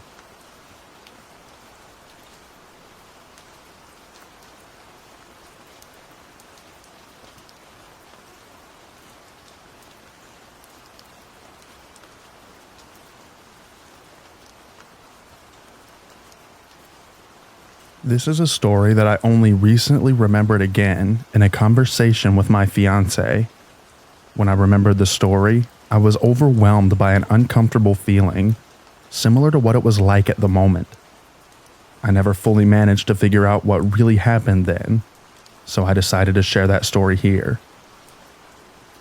My older sister had graduated from medical school at the time, and my parents decided to organize a celebration for our family and friends on the occasion of that event. The celebration was held at the cottage of our family friends, where we grew up, so I was very familiar with the space. Imagine a large empty clearing, a large square surrounded by houses and fields between them. A narrow road leading to individual houses runs along the perimeter itself. And at that time, it was not even fully paved. It was mostly a dirt road. From that main road, which framed the houses in a square, you could go down into the dense forest that surrounded that square. The depth of the forest was great, and when you turned off the main road towards the path, you had to walk for a long time to reach the river, which was a few kilometers away. All this was familiar to me because I grew up there and spent a good part of my childhood playing in those woods. I was afraid of the forest, but nothing more than normal, and I was always careful not to stray from the path so as to not get lost. Back to the story. My parents organized a celebration and invited a large number of people, including my cousin, P. She and I were close in age, and we got along well. As the number of people became tiring for us, we decided to take a walk so we could catch up on life, just the two of us. We were both about 20 years old, and I led her down the road because I knew the path I wanted us to take, down the perimeter, alongside the forest, next to all the other houses so as to not be alone. Everything was normal until we reached one of the turns for the forest that I mentioned. Somehow we both stopped without saying a word and looked in silence at the path that stretched deep into the forest. "Let's go inside." I was the first to speak after some time, even if this is something that's not typical for me. As I mentioned earlier, I was always a little afraid of the forest, especially after I got lost in it once. That was when I was still a child, but they managed to find me quickly after my screams that rang throughout the area. For this reason, I never left the road without my older friend, A, who carried a stick with him, and his hunting dog, May. But now, something was different. "Let's go in there. It won't hurt us," I said to my cousin and stepped inside. "I don't want to. I'm scared," answered my cousin, but I persistently assured her that everything was fine. In the end, she still followed me because I was already 30 steps ahead of her. "Elle, this is not a good idea. Let's go back." P tried to convince me once again, but I walked forward as if in a trance. "Everything's fine," I repeated to her. After some time, when we were already deep into the forest, I finally stopped myself. I could not take a step more. I was paralyzed. It was as if some part of me tried to break away from whatever was pulling me inside. I was overcome with fear. My heart was pounding hard and my breath stopped. It was as if all sounds had stopped. It was daytime, but there was no signs of life. Not a bird, not a rabbit, not a butterfly. Only silence, and those trees that I had a feeling would stretch out their branches and trap me forever in this forest. P was a few steps behind me. "I'm going back. I can't do this," said P and ran the same way we came. Her voice was trembling, and I could feel the panic in it. After another moment, I managed to break away and run after her. We ran without looking back, as if something was chasing us, until we reached the entrance of the place from which we entered. A little further towards the cottage, we finally stopped as we finally felt safe. We did not look back out of pure fear. We tried to catch our breath, and only then did we talk as we were walking back home, fast and still scared. There was something there. We were sure of that. I wasn't afraid at first when I went inside. In fact, it was as if something was calling me, wanting me to follow it. But my cousin's frightened voice and presence tore me out of the trance. It had called me. I'm afraid to think what would have happened if I was alone, if there wasn't someone to pull me back so I wouldn't go too far. I didn't know where I was going. I just knew that we got to that road that I had to go inside. It scares me, and I can't shake the fear that overwhelmed me and my cousin after that event. Any thoughts on what happened here? Why did I go inside and persuade my cousin to follow me? Why did she manage to snap me out of it? And why were we both so scared? There was no sound. There was no voice. There was nothing. Just the unspoken words of something that I heard and my cousin didn't. I'm from Croatia, so Europe, a bit more eastern, not too far from the Serbian border.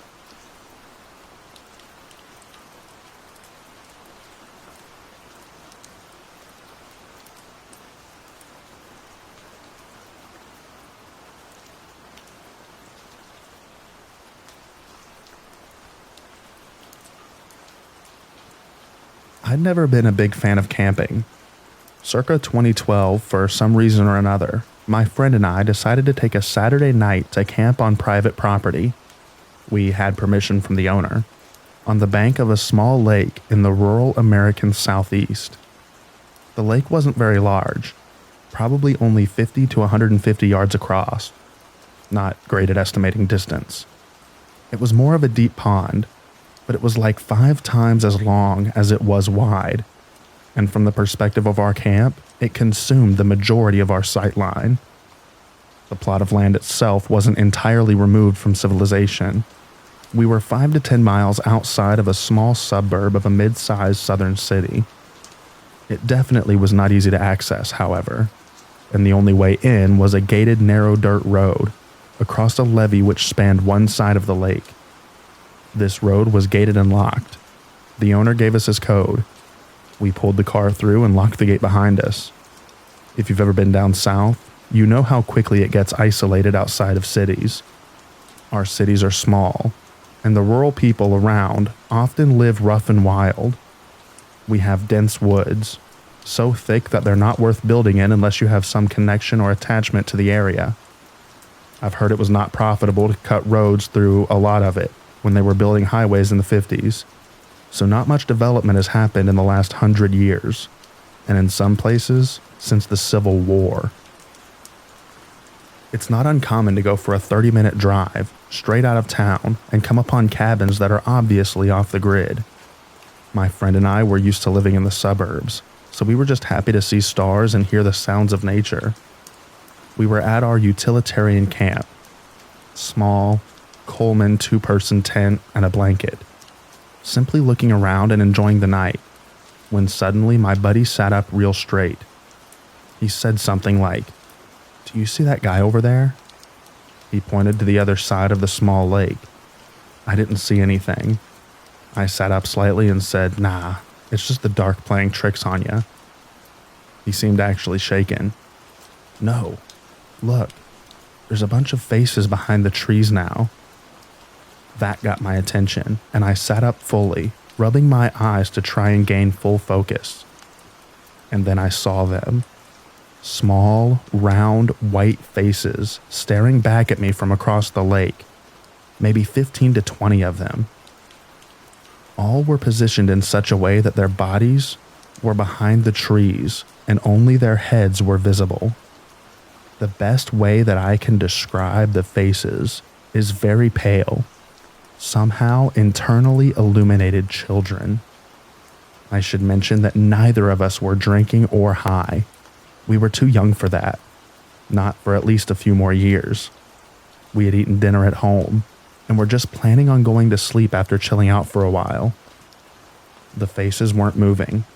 I was kind of sitting there in shock, thinking that my eyes would adjust, and I would see that they were a reflection, bugs or owls or something.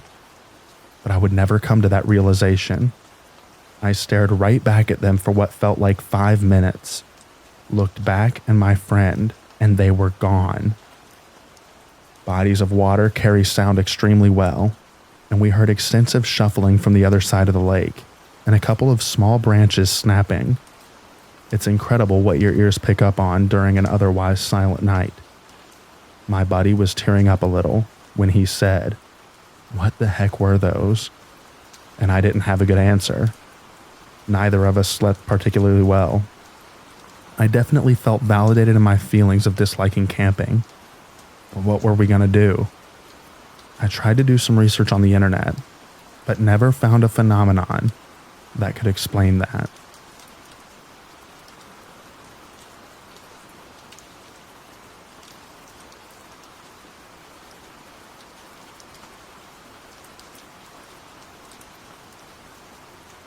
When I was very young, I was visiting a family friend at their camper in the woods. No idea where. I remember at one point being outside and hearing what sounded to me like a church choir, but we were in the middle of nowhere and it was dark out. No one else seemed to hear it. I still think about it and wonder where I was, and what on earth it could have been.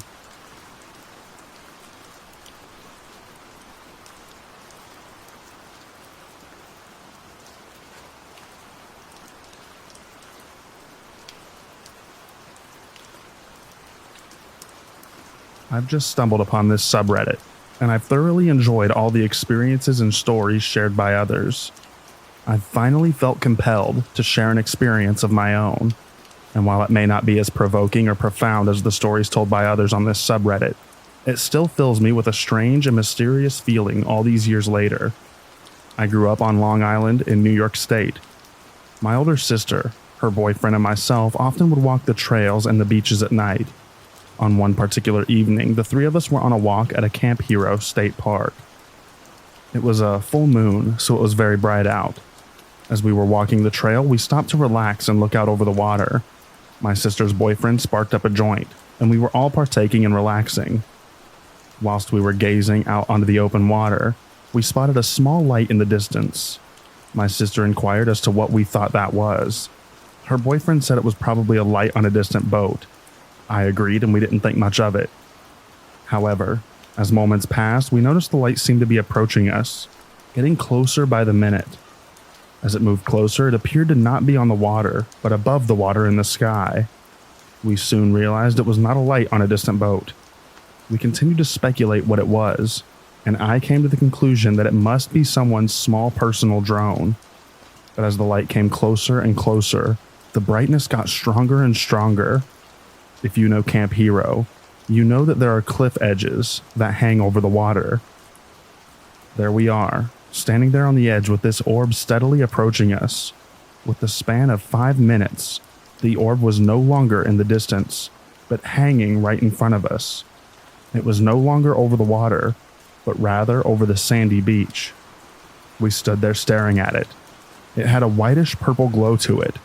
Despite being night, it was bright out due to the light of the full moon. On this high visibility evening, it became evident that that was no drone. This light was standalone. No machinery of any kind attached to it, and it just hung there about 10 feet in front of us for about 30 seconds. Then, it just disappeared. In such a way that it almost seemed to envelop itself. We all decided to get the hell out of there, and that was that. This was back in 2015-ish. I've since visited this particular park many times since, and have never seen anything like it again. Maybe we were all just a bunch of stoned teenagers and it was some sort of group delusion. But that night will stick with me forever. The park itself is shrouded in mystery, and I can only speculate that the orb was perhaps a remnant of one of the experiments conducted at Camp Hero from back in the day. Anyway, that's my story. Have any of you had any spooky experiences on Long Island? We're certainly not quote-unquote backwoods by any means, but things still happen around these parts.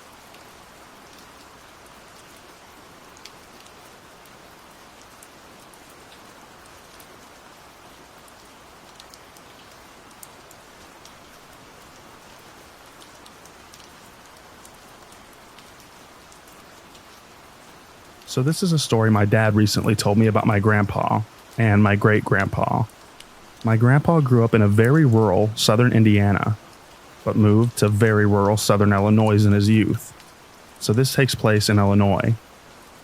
One night, Grandpa and his dad were hanging out at his uncle's, who lived a couple of miles away. Keep in mind, this is the 40s out in the country, so all roads are just dirt, basically.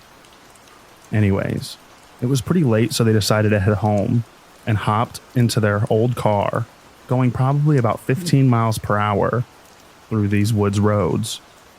At some point, as they're just driving and talking, they passed something along the edge of the road, standing upright. They both hunted and were very familiar with any animals or other local people that may be around. Neither one of them really said anything for a minute, and then they both looked at each other and said, "What the hell was that?" My grandpa asked his dad, "Do you want to turn around?" And he said nope, and they kept driving. My grandpa said it resembled a big owl or a small person just standing in the ditch.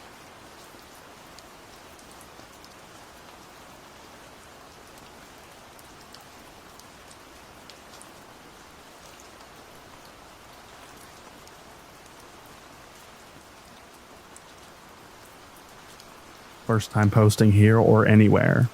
Wanted to recount a bizarre series of events from my childhood and figured that this was the best place to do it, particularly because I have very little karma and cannot post much anywhere else. When I was a kid, I lived in Clinton, Tennessee. Both parents worked full-time, so I was often sent over to stay with my grandparents who had a plot of land in the vicinity of, but not right in, Mosheim near Greenville. Both of them had been in East Tennessee for their whole lives, in that area for a good many of years. They had been established at their home for some decades before this story and remained there a good time after.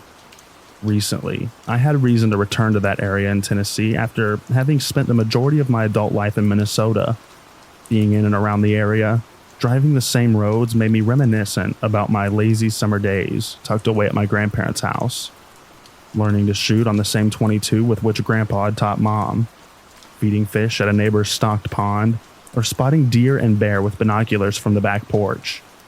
When I relayed this to my mom, she in turn told me a story about a time I scared my grandpa half to death, then lied about hanging out with Bigfoot. At first, I had no idea what she was going on about. Then I remembered exactly what happened with startling clarity. New context given by the experience adulthood provides. And no, this was not about Bigfoot or a cryptid. Before we start, some information about my grandparents' land. Their house was on a small hill surrounded by a grass lawn. The lawn gave away to a smallish hay field, then a wood line. Those woods lasted for a good half-mile to either side of the home, and a good several miles to the back. I hated the hay field because it was too pokey to play in, but liked to hang out in a creek that ran behind it. To get there, I would like to walk to the edge of the property just in the wood line to avoid the hay. While at my grandparents', the only rules were that I stay where I could see the house, so the house could see me. I was to take a whistle with me anywhere I went. I didn't take the whistle, seeing it as a badge of my regrettably young age, and the best part of the creek was outside of the house. That was the only stretch where it got deeper than my knees, and thus the only part where I could swim. Naturally, I spent much of my time in the water splashing around, skipping stones and being a kid. One day I was playing in the creek when I noticed someone. It was a man, a stranger on the bank watching me. He had long hair, a beard, and pale skin so dirty that it was stained. I could not tell his age, and simply thought of him as old. I have no better guess now, as he clearly went through long years of hard living. He wore no shirt, no pants, only a wrap of dirty cloth around his waist that I thought was a Moses dress, thanks to some illustrated Bible stories. Around his neck, there were multiple necklaces made from knotted tatters of cloth, fiber, and string. In those knots were various pieces of detritus, mostly bones, but some flowers and bits of dark glass. When I first saw him there by the creek, I was terrified.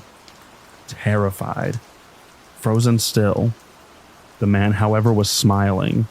He gestured from his squat with an outstretched arm, fingers down, in a kind of "don't stop for me" wave. I didn't react, startled and reeling. Then he splashed at me, still smiling. He did it again. I splashed back, and soon we were playing. We both threw water at each other. He jumped into the creek and stomped around with me, laughing all the while. He threw rocks in the water, and so did I. I pushed him. He pushed me back. We carried on for some minutes until my grandma called for me. With her voice, a switch had turned off. The man stopped in his tracks, gaze fixed back towards the house. Then, as my grandma kept on hollering, he looked to me. He crept back to his side of the creek, barely disturbing the water, then slid into the brush, completely silent the whole way, holding my gaze. Once he was out of sight, I waited in the water until my grandma found me. She wanted to know if I was alone. I said no. She became very tense, asking who was with me while looking around. I didn't answer. I didn't know how. Seeing no one, she pulled me back to the house without any more words, grip like iron the whole time. At the house, the real inquisition began. I didn't really have new words, the event and this reaction overwhelming my ability to explain. Such silence further irked my grandma, and I was swiftly placed in a corner, held without bail, awaiting patriarchal judgment. Around an hour later, my grandpa came back from work.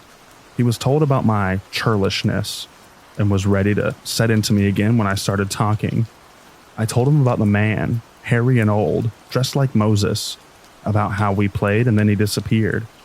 I remember they digested this for a few minutes before sending me to my room.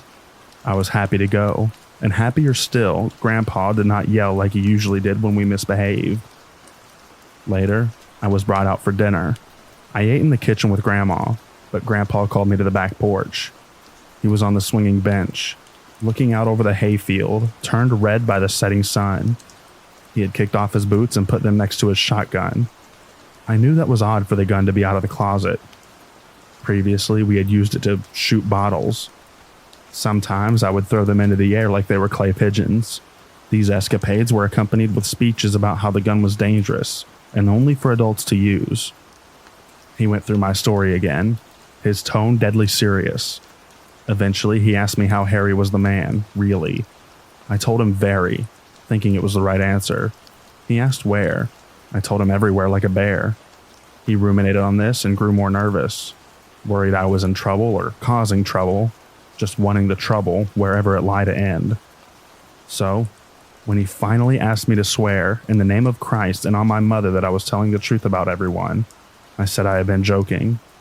He finally yelled then and sent me back to my room.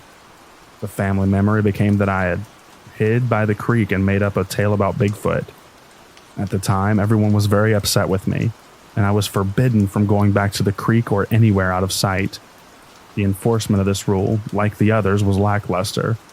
Even so, for a time I didn't go to the creek. In my memory, I stayed away for a very long time, but I'm sure it was only a few days, that hiatus feeling interminable to my elementary age self. I did start going to the creek. I took a bucket of toys, mostly Godzilla, and a thick stick plucked from the wood line on the way. I think I was conflicted about what to do if the man came back, imagining either impressing him with my toy collection or clubbing him, or both in turn. When he did show back up, he appeared next to me as I dozed under a tree on my side of the creek. I was once again gripped with terror. He was not smiling, his face expressionless as he lurked beside me, having watched for who knows how long before I smelled him. I scrambled away, leaving behind my stick and toys, coming to my feet a yard out. I stood in the sun while the man watched me from the shade. Eventually, he crouched and started to look through my bucket. I remember becoming indignant as he examined my toys one by one, only to toss them into the dirt. It became too much and I started to lecture the man, telling him about how he got me in trouble, how he was a weirdo, how he stank. At some point, he stopped looking around my things and calmly watched my tirade. Face still neutral, eyes analytic. Once I had concluded my lecture, I sat back under the tree to pout, having become hot in the sun. I remember the man made a noise, a grinding kind of snort, and when I looked over at him, he was chuckling while he inspected the last few figures in my bucket. I wanted to laugh too, but was more determined to stay sullen. Once everything was out of the bucket, he put one figure, Ghidorah, back into the bucket. He then stood to his hunched fullest, took the bucket by its handle, began to make his way back into the woods. I stayed by the tree until he turned, said something, not a word I knew or to this day even know, and gestured with a forward sweep of his hand. At first I didn't comply despite knowing he wanted me to follow. After a few moments he yipped, clicked his teeth, and gestured again more emphatically. With this further prompt, I did get up and come along, the man making approving noises and putting on his smile again. We went into the woods. The man led, but he was naturally quicker and quieter, making it hard to keep up. Eventually he would stop when he lost me, knocking on trees with sticks and whistling arrhythmically so I may find him in the vegetation. He never came back for me, opting instead to guide me forward with the noises. I became lost, having only a vague sense of my grandparents' place being behind me. After some time, maybe 15 minutes, we came to a bald. The man had me wait there, indicated by patting the ground before going into the tree line alone. He returned from a different direction, pulling a sled. It was made from a half of a discarded plastic drum and lined with small pelts and smooth bark. On the back half there rested the fly-covered carcasses, squirrels, possums, and other critters savaged into anonymity. On the pulling end, woven pouches were tied into place on it by the same eclectic cordage that made the man necklaces. He put my bucket on the sled and tossed Ghidorah in the pouch. He then called me closer with a glottal noise and beckoning wave. I saw the sledge pouches held many odds and ends, dried salamanders, mushrooms, metal bits, glass fragments. From one, the man pulled a square made out of bound-together sticks, just big enough to slip over my wrist. From another, he pulled a piece of fool's gold and a small shard of geode crusted with a bit of purple crystal. These he handed to me with an air of business and a few more utterings of nonsense. He then patted the ground for me to set again. I did so without much bewilderment, understanding we had traded the same as exchanging Pokemon cards at recess. I did not much miss Ghidorah anyway, as he was a bad guy. The bucket was a loss. In retrospect, I think Ghidorah was chosen because its dull gold scales resembled something valuable. The bucket for its obvious ability to hold things. The man came back and gestured for me to follow by slapping his thigh. I did this readily. During the hike back, I tried to keep up and pay attention. I did so moderately well, having to be whistled over a few times. I did notice that our path was not straight. The man led me one way and then another, making turns unneeded by the lay of the land. We eventually came out by the creek, but from a different approach than we had left. I could hear my grandma calling for me again, not from up on the hill, from out in the field. The man would not cross the creek but pushed me to do so. I did but did not go to my grandma. Instead, I crept back to the house and around to the opposite side. There I laid the shrubs by our front door, pretending to sleep. I was found. I swore I had been there the whole time. When I was sent back to my room, I placed my fool's gold crystal and charm in my bedside table for safekeeping. The next day, I went back to the creek to pick up my toys. The man was not there. However, throughout that summer, he did visit me again, to sit under the tree or throw rocks at the water, or yammer softly to himself. I would bring snacks and candy to share, and he would likewise give me stringy dried meat, which I ought not to have ate, or honeysuckle blossoms, which I still would eat. Taken from my old bucket. He seldom visited long, and never splashed and whooped like he did on the first meeting. At this point, you may be wondering why I've posted on Backwoods Creepy and not Backwoods Weird but Wholesome, I guess. There were 2 more occasions I want to account. One gruesome, one awful. The eventful one occurred near the 4th of July. I had brought 2 boxes of bang snaps to the creek. The man was initially wary of the little fireworks, but quickly came to appreciate their miniature pyrotechnics. He took the box I gave him gratefully, even taking the empty box, likely for the wood shavings, which are excellent tinder. During the use of the bang snaps, I had scared a turtle into the water and to the opposite bank. It sat there watching us from the far shore. The man, after stowing the bang snaps in the bucket, noticed the turtle. With little thought, he scooped up a smooth stone and threw it with force and accuracy to the turtle. He then waded over to retrieve the slider, which struggled meekly in his grasp. One leg knocked clean off. On my side of the river, he took from the bucket a new piece of stone. One side was rounded and fit in his hand. The other came to a flinty cutting edge. Working with deft experience, the man began chopping the live turtle above its neck, pulling up on the shell top. The thing struggled and bled as it was dissected, the dome eventually coming free. The turtle dropped to mingle its viscera with dirt and sand. The man rinsed the shell in the river, then offered it to me. In wordless horror, I ran. That evening, I came back to shuffle the dead turtle into the flowing waters of the creek. The shell itself was nowhere to be found. This experience did not deter me from going to the creek, or the man from visiting me again. However, sometimes he would try to call me away from the creek with thumps and whistles. I would tell him I heard him and refused to move. On some occasions, he would join me. On others, he would leave. The last time, we were sitting under the tree sharing cowtails. From the woods, there came whistling and the staccato knocking of a woodpecker. The man looked up and whistled back. There were a few more exchanges before he stood, collected his bucket, and beckoned for me to follow. I was curious and felt comfortable with the man as a guide, so I did as asked. He took me back to the bald, a direct path this time, periodically stopping to call or respond to the other in the wood. Waiting for us at the bald was a woman and a child. The woman was dressed the same as the man, topless, wrapped at the waist. She was dirty with long hair and a wiry frame. The child was in a similar state, wearing a sack that went to their knees. The man sat on the ground and the woman joined him, sitting in his lap, but leaning forward so that her elbows rested on her crossed knees.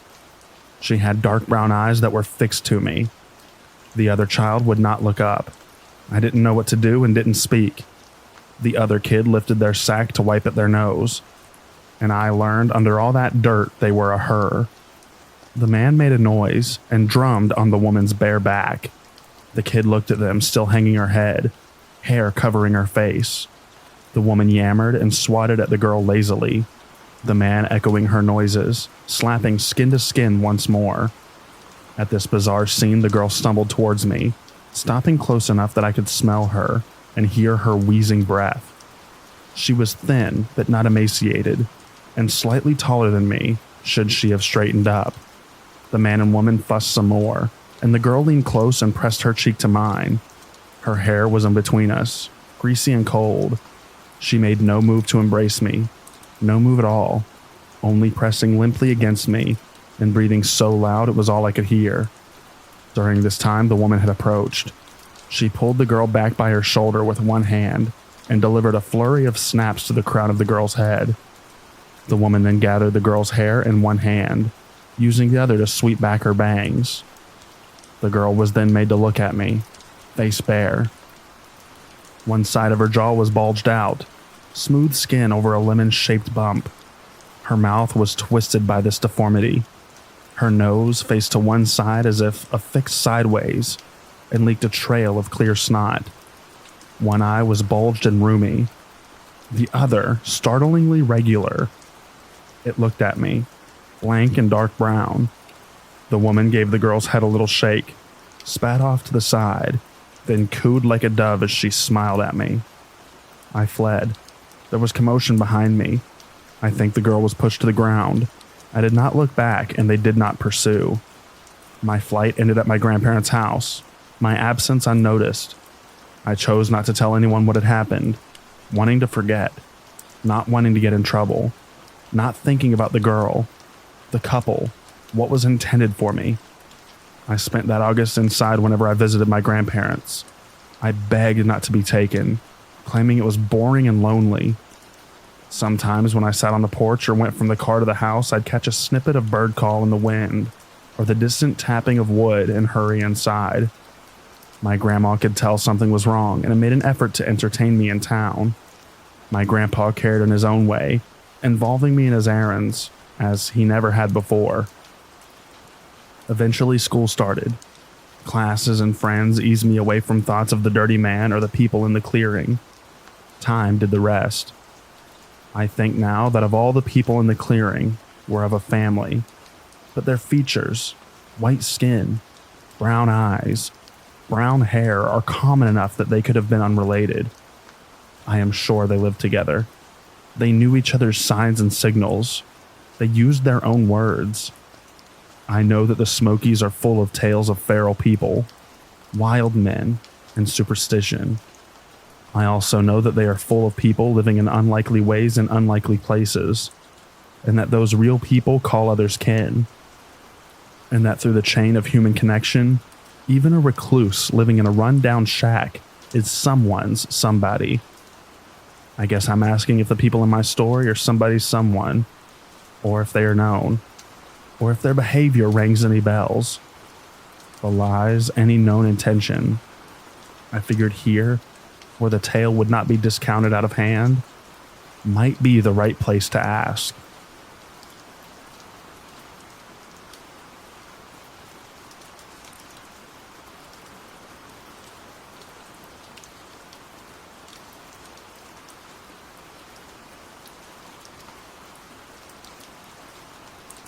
I was traveling solo around the Olympic Peninsula in Washington State and making various stops in the Olympic National Park.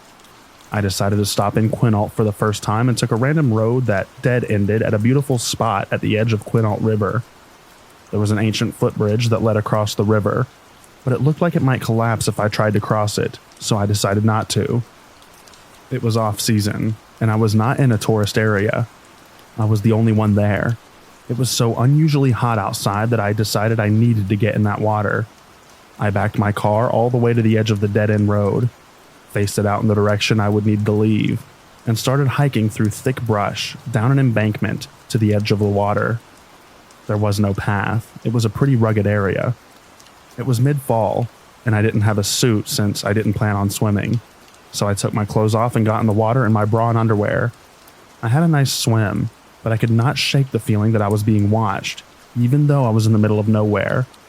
After about 5 minutes, the creepy feeling was enough for me to want to head back, so I started to climb out, turned my back to the other side of the river, and walked towards my clothes and shoes that I had left behind.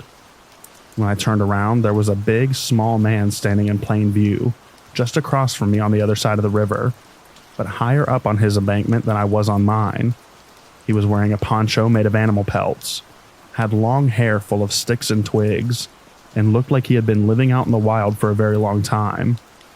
We stood and stared at each other, me in frozen terror, for what felt like forever, when all of a sudden he frantically took off in the direction of the footbridge leading across the water. I grabbed my car key, tried to grab my clothes and shoes, but they tangled up in some blackberry vines, so I left everything and went running for my life, through the thick brush and blackberries, barefoot in my underwear, trying to make it to the car before he made it across the river. There was no doubt in my mind that he was trying to harm me. When I made it out of the blackberries, I could see that he was crossing the bridge towards me rapidly.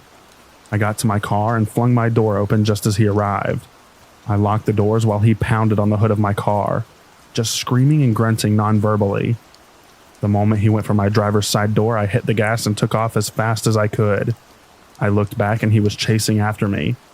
He must have run after my car for at least a mile until he faded from view. I was bleeding everywhere from running nearly naked through blackberries. I was wet, unclothed, shaking and crying. Had I hesitated for literally 10 seconds longer, I don't think I would have made it out alive. Even typing this story out again all these years later, I am starting to shake. I felt like I was being hunted. That is the only way that I can describe it. I will never go back to that area. Since that moment, I always bring a hiking buddy with me when I venture out into the forest. That day is going to haunt me for life. I've had many years of therapy, and that experience is still as vivid as the day it happened.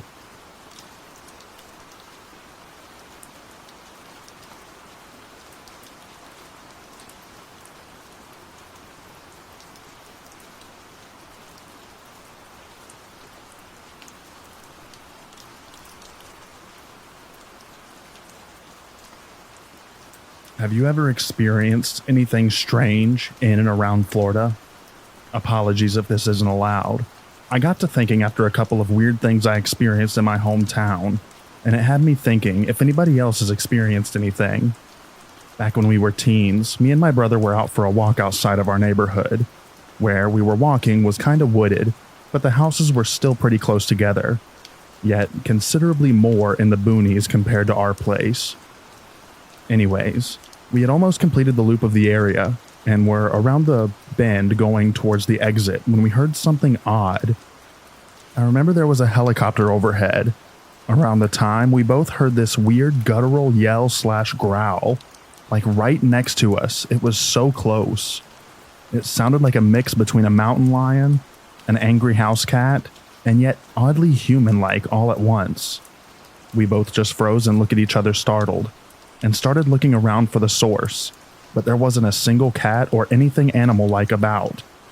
I was pretty freaked out and practically sped walked to the road.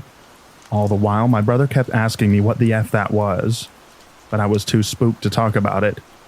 It was like a primal type fear. In an instant we heard it, and I just kept looking over my shoulder the whole way back. Anyways, pretty benign compared to the other stories I've read on here, and I'm sure there's an explanation to the sound, but it did have me wondering, has anyone else experienced weird stuff in Florida?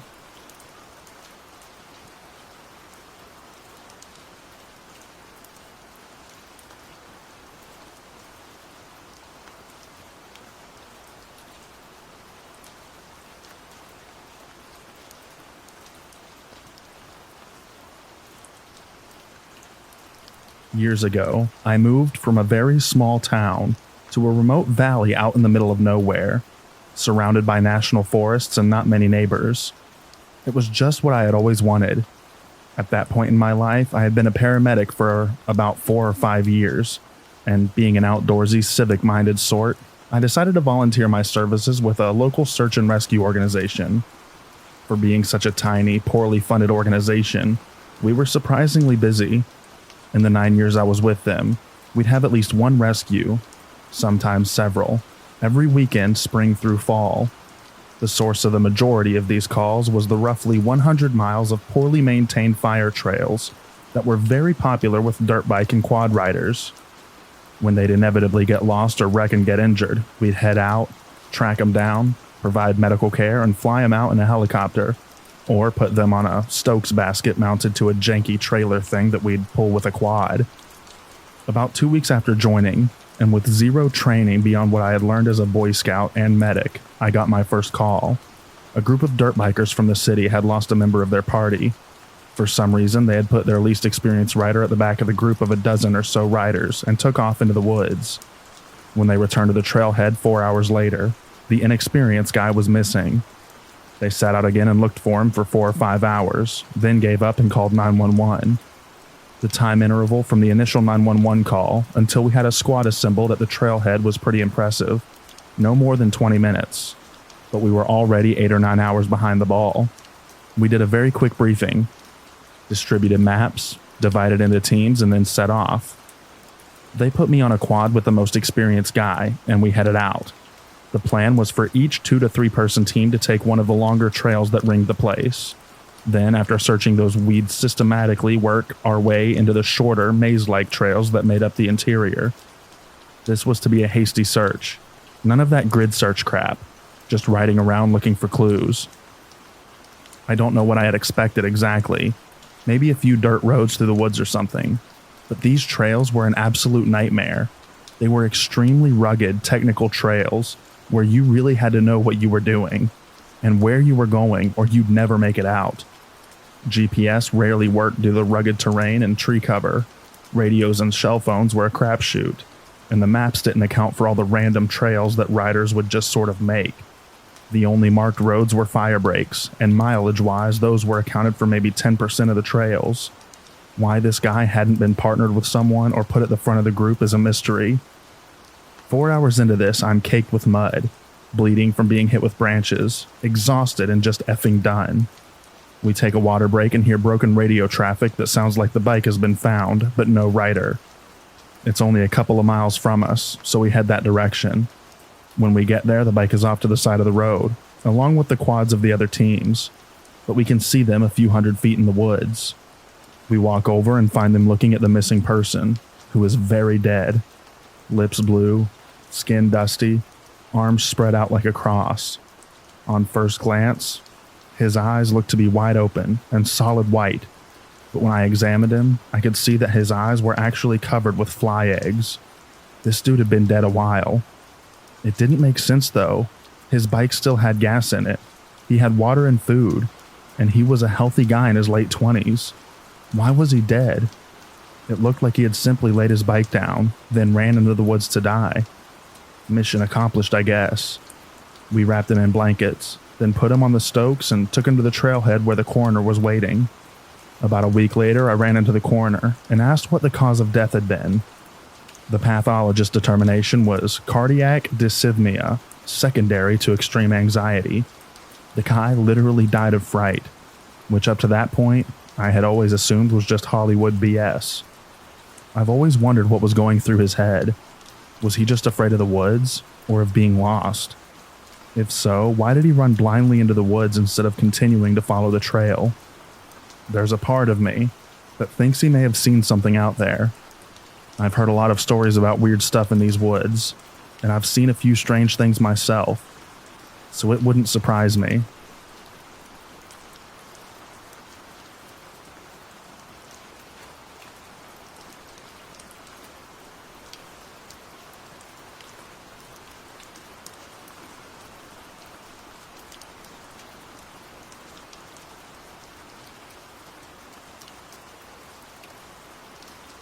I've been wondering where to share this. It's so weird, I don't even know where to begin. So I've been house sitting for some friends in the rural Pacific Northwest. They live up the hills on a long twisting road, and the house itself is at the end of a long gravel driveway. The house also sits up against a big evergreen forest.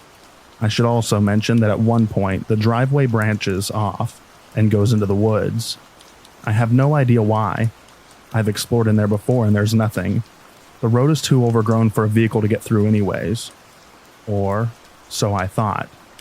Recently it dumped snow up here, and I've kind of been trapped as my gutless sedan doesn't have four-wheel drive, and the driveway is covered in over a foot of snow, and the road hasn't been plowed. Anyway, a couple of nights ago I was setting up awake reading. I haven't been sleeping well because I got COVID, and the coughing keeps me up at night. At about 11:30 p.m., I saw headlights outside the window. I could hardly believe it. First, it was late at night. Second, there's been so much snow that most cars couldn't even make it up there. And third, my friends are out of state, and no one else would be coming up here, certainly not at night. I peeked out the window and watched as the headlights, instead of turning the bend in the driveway towards the house, kept going into the woods. What? I was curious, but I'm also a coward, so I didn't do anything as ridiculous as following the car into the forest in the middle of the night. But I couldn't let it go, so in the morning I grabbed my boots and parka and stupidly left the house to investigate. This next part I genuinely can't explain. There was one set of tire tracks in the snow, heading down the rough road into the woods. I followed them about a half mile into the forest, and they suddenly stopped. There was a large fallen tree blocking the road, and no vehicle in sight. The tire tracks just ended, and no footprints in the snow either. That's it. I wish I had an explanation, or a better ending than me running like hell out of the woods. But I don't. I'll be glad when my friends get back, because it is super creepy up here.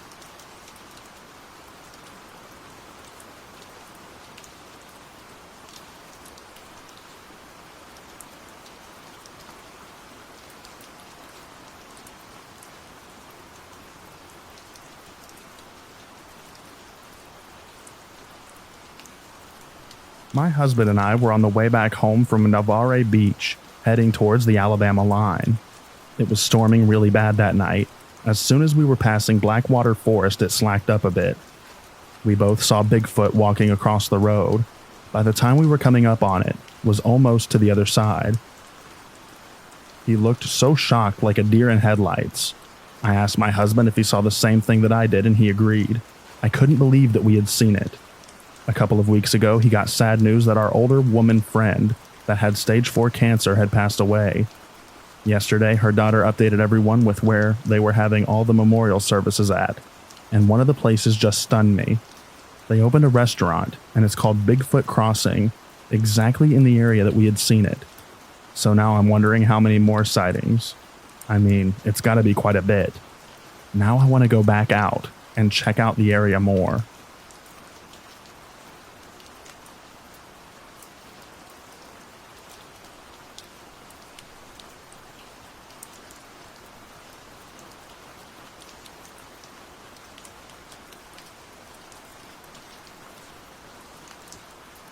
I was stationed in the panhandle of Florida near Pensacola. I was in charge of a team of about 10 guys taking part in an exercise. We were playing the bad guys for this exercise. And on that night, our job was just maneuvering. Mostly walking and driving around pretend villages. Anyways, we grabbed our gear for the night and went back out to an informal staging area to wait around for us to get called into the village. Being a group of young military guys with nothing to do, we started messing around, driving in circles and up and down the nearby dirt trails in our trucks, talking crap on the radios, looking around with our night vision goggles, etc. Because why not? We spotted an SUV parked down one trail, which was a bit odd since we were on the military range at the time, but not crazy since we weren't near any of the sensitive or dangerous parts. I drive up next to the SUV slowly, and the guy, setting shotgun with night vision goggles, says there's some weird person setting in it. He hands me the night vision goggles, and I look over, and holy hell, that person was terrifying. They were in the back on the driver's side. Super tight skin, crazy sunken eyes, thin lanky hair. At first just staring straight ahead, but they suddenly turned to look at us, and I booked it out of there. I practically threw the night vision goggles at the guy next to me. I don't know why, but I felt one of the deepest feelings of fear that I'd ever had. Literally, the only times that were worse were times where I genuinely thought that I was about to die. We drive back to where the other guys were, and I tell them about it.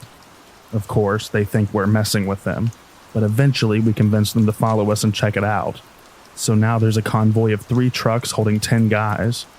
We roll past to let truck 2 get next to the SUV.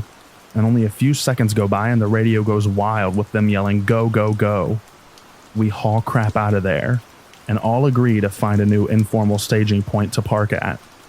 The rest of the night, we'd mess with each other about the decent woman watching us or waiting for one of us to walk off alone, and just generally joking around. But I did notice that no one wanted to go pee by themselves. Anytime someone had to go, suddenly a few others chimed in too. The rational explanation is that it was some drifter in the SUV crashing for the night, probably at least a little high, tired, and confused as crap about the trucks creeping up on them, then driving off real fast.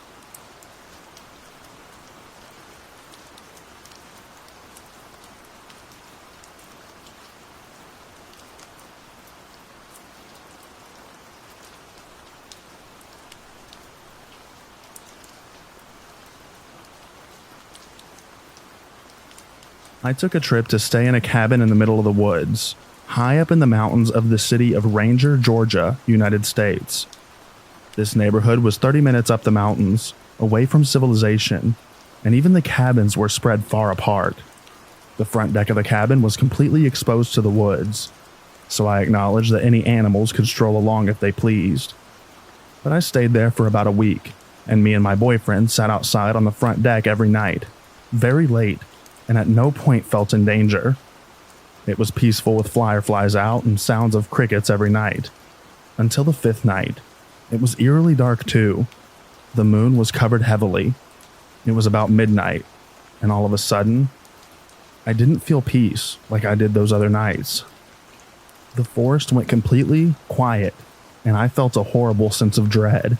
I genuinely feared for my life. I sat there in my chair looking out into the dark forest, trying to rationalize and calm myself down that it was just my mind playing tricks. But all of a sudden, my boyfriend said out loud that he felt unsafe. That's when I realized it wasn't just me. We then both heard a blood-curdling scream, and we pulled out a flashlight to see what it was. Turns out it was a gray fox. They make scary screaming noises. The weird part was that the fox was running and had its ears and tail down like it was scared. This was in June, and I read that foxes scream like that when it's mating season or if they're in danger. Their mating season is winter, and this happened in June. So I do believe that this fox was in danger, or afraid, as well, adding to our fear. The cabin has 3 floors, and we were able to climb out the window and sit on the roof, because we still wanted to be outside and relax. Didn't matter how high up I was. I felt something truly evil and stayed inside. The only other time I felt something so evil, or like someone was watching, was when I had a few paranormal experiences at a haunted house. Georgia doesn't really get mountain lions that often. Maybe a bear, but it didn't feel that way at all. It felt unnatural.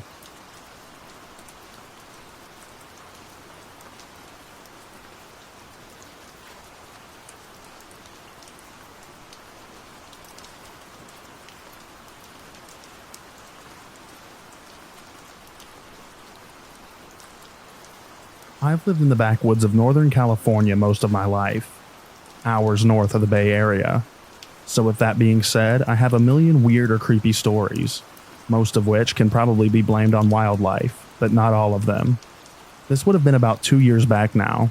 I was living in an isolated neighborhood with my parents right at the edge of a thin, dry national forest. Anyway, one night I woke up at about 5 a.m. to the loud sound and purple light of the garbage truck speeding by. After that, I couldn't get to sleep. A few minutes after, I get up and start walking down to the kitchen for a midnight, or I guess early morning, snack. Out of boredom and insomnia, I decide to go into the backyard.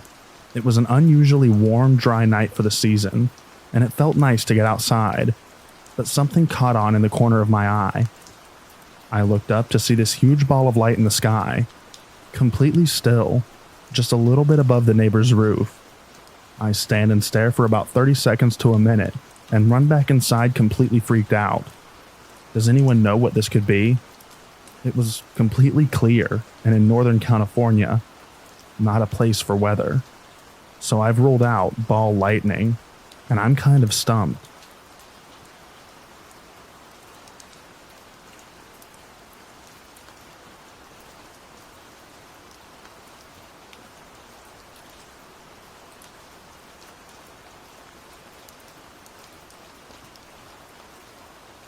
So here's a little less backwoods, but more country roads of a paranormal story.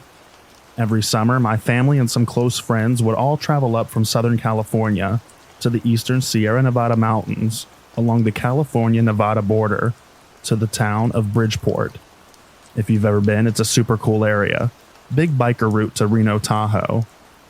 Excellent outdoor camping and hiking into Yosemite high country, rich in wildlife. Crazy old history with native tribes and the gold rush of the West. Has Bodie Ghost Town nearby. And my favorite is the world-class trout fishing. Mark Twain even once stayed in the town way back in the day, which I thought was cool.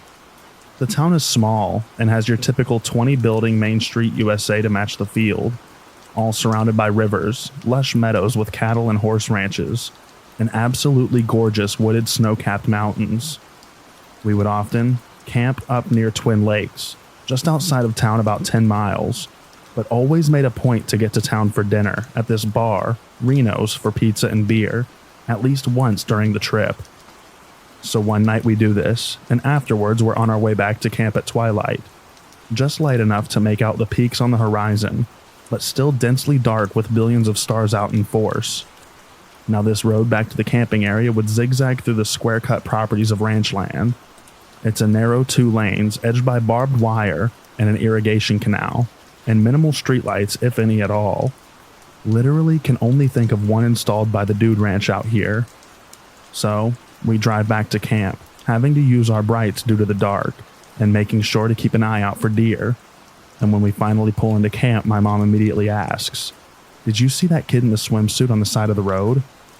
Perplexed and a little amused by the idea, I say, "No, where was this?" "On the side of the road near the cows. He was shirtless walking along the road." I had been driving behind her and my dad. There is no way I could have missed this had someone been there. Nobody in our car saw him, and my dad said that he didn't either when she initially saw him. Not shocking for my dad, though. However, also not shocking would be my mom seeing something paranormal.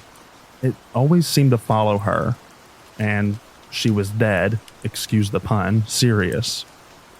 Even described the color of the shorts, his hairstyle. Said he was walking the same direction we were traveling, so she couldn't see his face and had to be in his 20s. So we half-jokingly jumped to that conclusion that maybe it was in fact a ghost. After all, it was dark and late. Nobody else had seen him. And even in the summer, the Sierras are high enough in elevation and have crazy enough weather to easily kill someone who wasn't prepared for the cold night. Especially shirtless in swim trunks. On a clear night in August, I've woken up to the teens for temperature. And where she was describing was in the literal middle of nowhere in these fields. It takes us about 20 minutes just to drive it at a good speed, let alone walk to camp in the dark. But I guess anything is possible. The next morning, we get up to learn my idiot friend, same one who got scratched in a previous post I wrote, left the cooler out after the rest of us went to bed, and a bear got a buffet out of us. So we decided that we'll make the most of it and go back to town for supplies, some further fishing spots, and get in dinner again. This time, on the way back to camp, I'm driving in front of my parents, zigging and zagging through the fields, when all of a sudden there was a bright set of headlights right on my butt. Looking back, I could tell this had to be some sort of lifted truck, maybe a Bronco or similar rearing up on my SUV. So close at times, I thought we were going to get rammed. I started speeding up a little at first, but this car stays right on me. I'm starting to get annoyed and concerned. After all, this was a 2-lane road at night, that anyone wanting to pass could very easily and safely do so. And there isn't any area you could really pull over without risking pulling into a ditch and getting stuck. So I continue speeding up. But I'm getting concerned because I know the hills are coming up, and there are deer by the thousands in this area. But this car's lights keep pressing. My wife, then girlfriend and friends, start getting a little freaked out as well, thinking about the backwoods BS butthole of a human being that is pulling this. And this continues through the fields until I get to the final turn before it goes from meadows to woods, and I get a really heavy gut feeling, almost like a scream in my head saying, "Slow the F down." So do or die, I start pressing the brakes, hard, fully expecting this truck to ram us. As I do this, we're coming around the corner, and sure enough, there's a pack of 6 or so deer in the middle of the road. I was immediately a little shaken up. It's always a little startling when you see animals out of the dark while driving, especially big ones. And then it dawns on me that I'm not being blinded anymore, and we definitely didn't get hit. I look back in the mirror and the lights are gone. Just gone. No dust in the rear brake lights from a vehicle pulling off the road. Nothing screaming by us in the other lane. And no road for them to even have turned off on. Headlights lighting up the tree or area. And then I see my folks driving up right behind us. All of us are dumbfounded trying to figure out where this person went. The deer clear the road, and we make the rest of the drive to camp, and adrenaline immediately gets me a bit irritated. So I start ranting off about how stupid this guy was and how we could have died. Blah, blah, blah, really making everyone feel good. When we get out of the cars, my mom immediately starts giving me the typical parent talk. But I get even more angry when she calls me an idiot for taking off like that on such a dangerous road in the dark, and how lucky I am to have not killed us all with those deer, and how I needed to be more careful, etc. Well, if that butthole hadn't been riding my butt, it wouldn't have been such an issue, I say. What are you talking about? She responds. There wasn't anyone behind you. Oh, how the tables had turned. Luckily, my wife and friends had experienced everything with me, and they start chiming in about the truck. And I start talking about how I finally had enough and listened to my gut and reason, deciding to slow down just as we come to find the deer, and how the truck was just gone. It gave my mom chills, and she apologized but told me to be careful next time, but then started laughing and saying how weird the trip had been. I'll give this to my mom. She never did call us crazy for what we experienced in life, which is something I think a lot of parents neglect to do for their kids. It's funny, because I always heard similar experiences from country towns back east, or folklore of ghost trucks, and thought how stupid it sounded. But now, after experiencing it, holy crap, is it dangerous. Plain dangerous. I'd never wish that on anyone. This road hasn't given us any issues before or since, but I'll admit, I drive it with a lot more caution now. I always wonder if the shirtless guy and the truck were somehow connected, but never found out anything about it. Only God knows, I guess.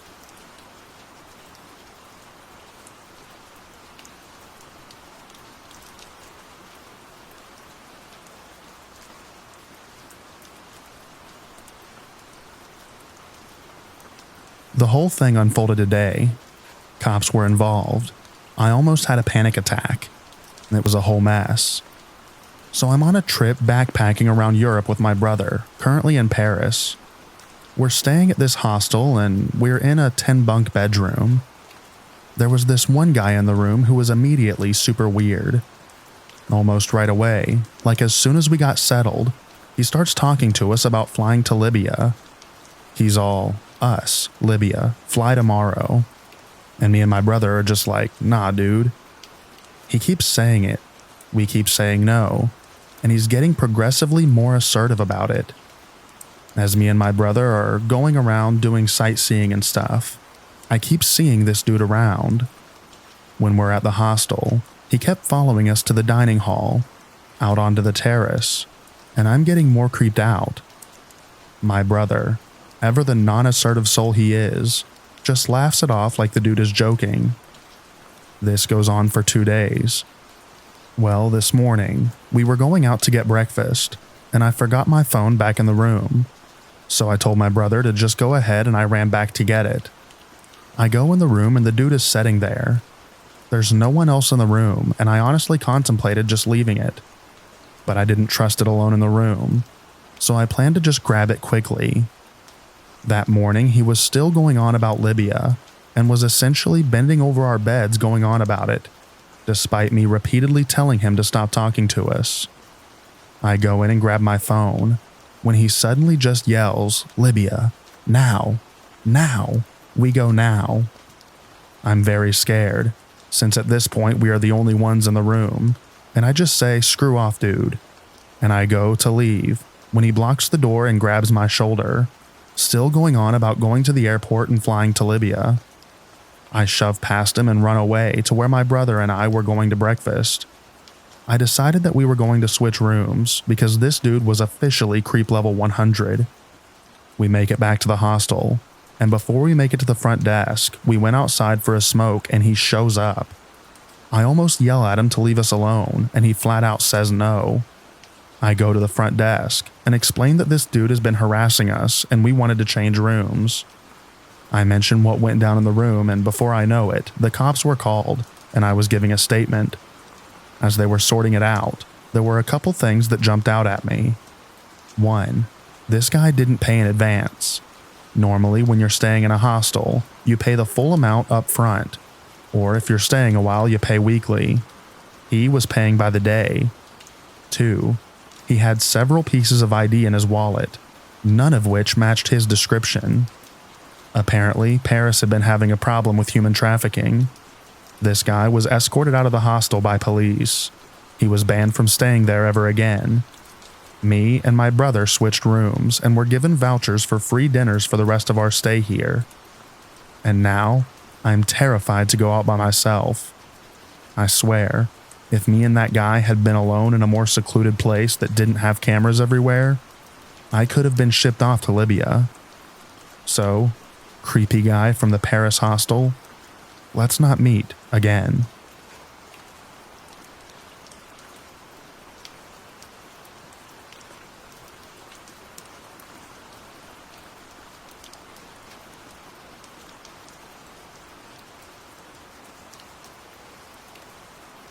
I was around 15 or 16 years old at the time.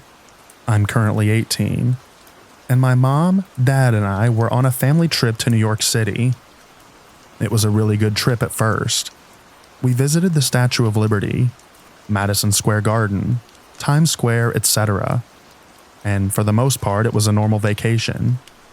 But towards the end of our trip was when everything went to crap. It was our last day there, and we were trying to get back to the airport, so we decided to take an Uber. A couple minutes passed and a gray Civic pulls up to the sidewalk that we were on. I remember noticing that he had a Lyft and Uber stickers on his car, in multiple places almost excessively. It kind of felt like he was trying to prove that he was our Uber. It was just a small thing, but looking back, I really wish that I took more concern about how sus this guy really was. Moving on. We were running late, so I'm guessing that my dad didn't really pay attention to the license plate, because this guy was definitely not an Uber driver.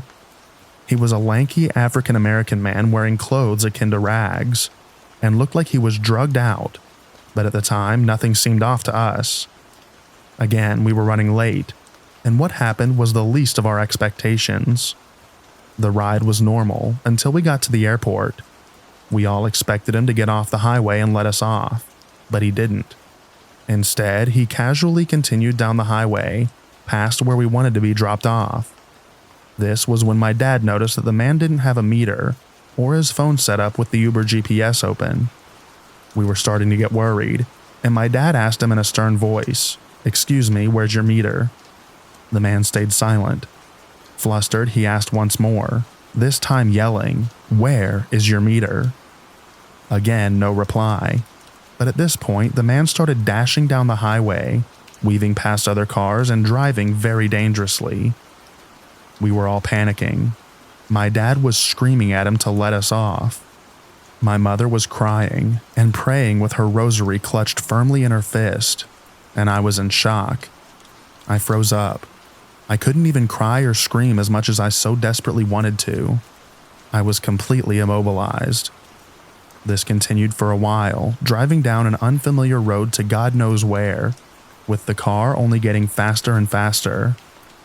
I started having those classic end-of-road type thoughts, like holy crap, this might be it, and there's nothing I can do about it. But luckily we were saved. I don't know if we passed by it, or if someone in a car we passed had called the cops, but we soon heard sirens blaring behind us, and we were being tailed at high speed by multiple police cars. One of the cops had a megaphone or something to amplify their voice, and screamed out for the man to pull over. Obviously, he put up a fight, and the police had to actually cut him off for him to finally stop. The police helped us out of the car and got all of our things from the trunk while putting blankets around us and telling us that it was going to be okay and that we were safe. At this moment, I felt the biggest wave of relief wash over me that I have ever felt in my life. Don't get me wrong, it still messed me and my family up pretty bad, and I was still left pretty traumatized, but I was at least glad that me and my family were alive and safe. The police gave us a ride back to the airport, and everything went as planned from that point on.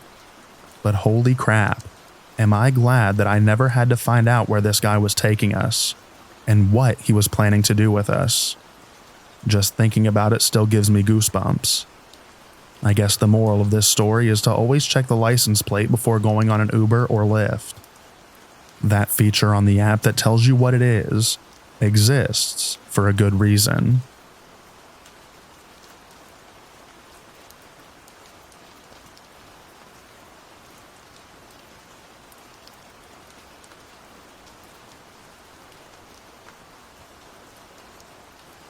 Last week, my boyfriend, a 20-year-old male, and I, a 19-year-old female, took a trip to Mexico for our anniversary on the 20th.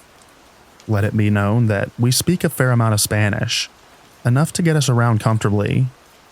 We started in Playa and moved to Cancun to hopefully get better beaches without as much seaweed. We took taxis many places, including from Playa to Cancun, an hour drive, and had no issues. On our anniversary, Thursday the 20th, we went out and did normal daytime in Mexico things. We then went home and got ready for an evening out.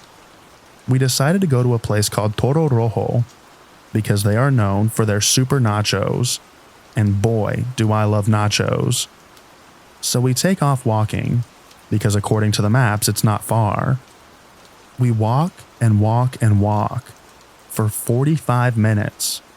And I check the time on my Google Maps, and it says it'll be another hour walk, or a 5-minute drive.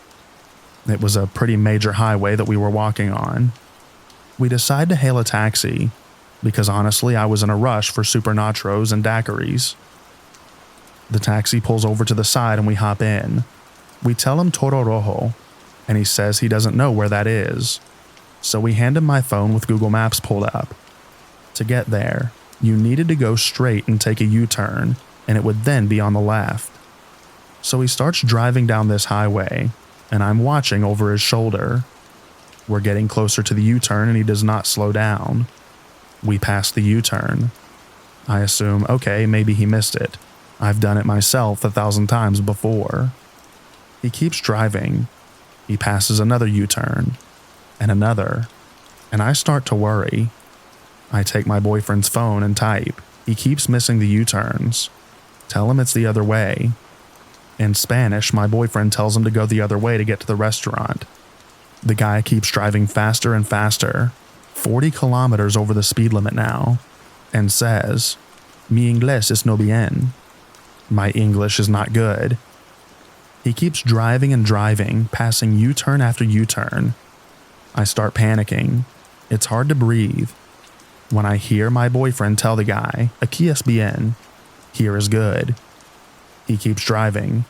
My boyfriend yells this time, "Aquí es bien." The driver finally slows down and I leap out of the car. The man demands $30, which my boyfriend gave him happily, and we took off sprinting the other direction. We look on maps and he took us 9 miles outside of the city, so we are now 12 miles from our hotel. There's nothing around us except blackness and trees. It's 11 p.m. Thankfully, I could call my mom and dad, and they talked to us while we walked. We were walking, trying to get ourselves to a hotel, so we could pull cash out. The taxi driver took most of our cash, and get an executive taxi. It was an hour walk to the nearest hotel. We were walking and walking, and suddenly, this red Mini Cooper starts slowly following behind us. They roll their window down and drive next to us, but don't say anything. At this point, we were both so on edge. My boyfriend smacks the side of the car and screams, "Chupa mi pájaro," suck my you-know-what. They finally speed off and away from us. Soon after that, we are coming up on 2 stray dogs, and my boyfriend mentioned, what if they aren't friendly, and grabbed 2 rocks just in case. This broke my heart, as I am pre-vet, but, safety first. These dogs ended up being amazing, and only wanting pets. So, we pet them a bit and keep walking. Maybe 20 feet after these dogs, this red truck drives up next to us and asks taxi. It was an unmarked car, not a taxi. We tell him no and wave him on. He does not start to drive away, and suddenly these dogs come running and jumping at the car, barking so meanly. We run the other way because I trust a dog's intuition. We finally made it back to the hotel and got back to our hotel safely. But frankly, I'm scared to go to Mexico ever again.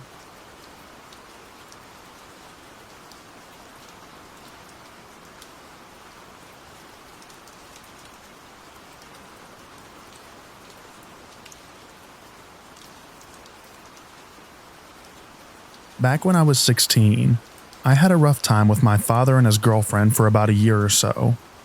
Long story that isn't really related to this.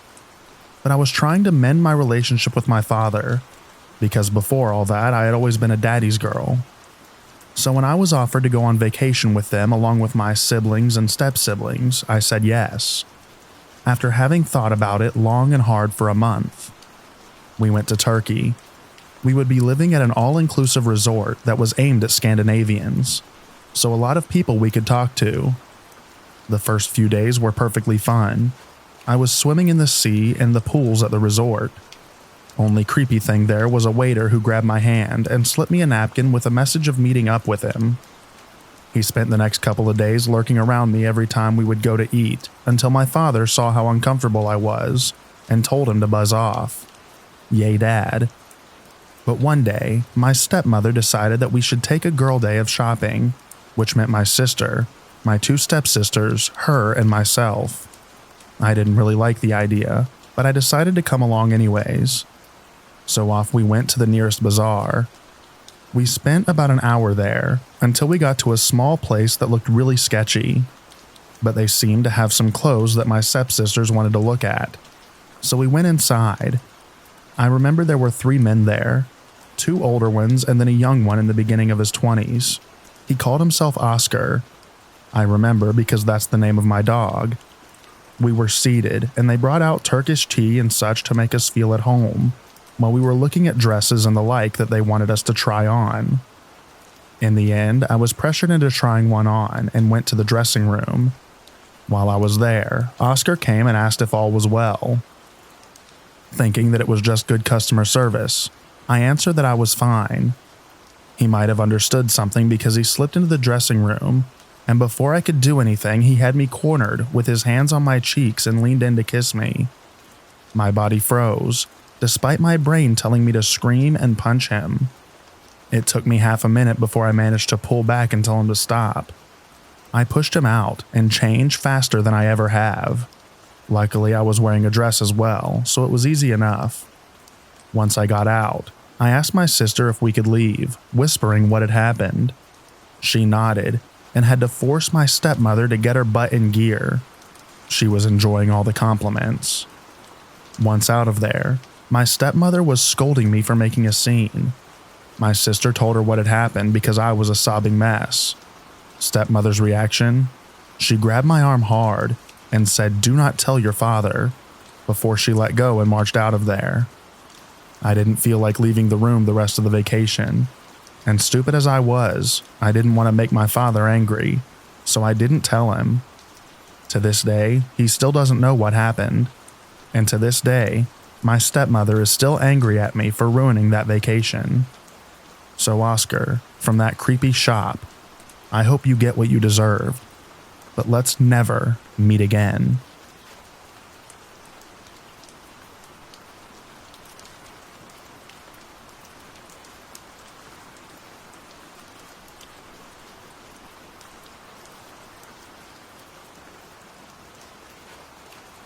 So a few years ago, my boyfriend's dad's family decided to get together and all chip in to rent a condo in Ontario and get together. There was a big, extended family over there that his dad never saw, because he only really got along with one of his 3 sisters. My boyfriend's mom had talked him into going though, and they let me tag along because I'd been around long enough that they liked me and trusted me. I can't remember where everyone else had gone. I think it was to the beach for what was probably like the third time that day. It was just me and my boyfriend at the condo, because we were kind of sick of the beach and just wanted to do nothing in the shade for a while. We were sitting outside, looking over the water and just kind of talking about life. I had just finished reading the Harry Potter series, so we were just kind of talking about that for a bit, when this woman comes out of the brush beside the condo.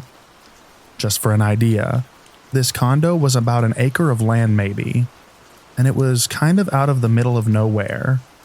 The front of the condo was probably 70 feet from a dirt road that no one traveled down really, and there were some dense trees and brush and whatnot that surrounded 3 sides of it.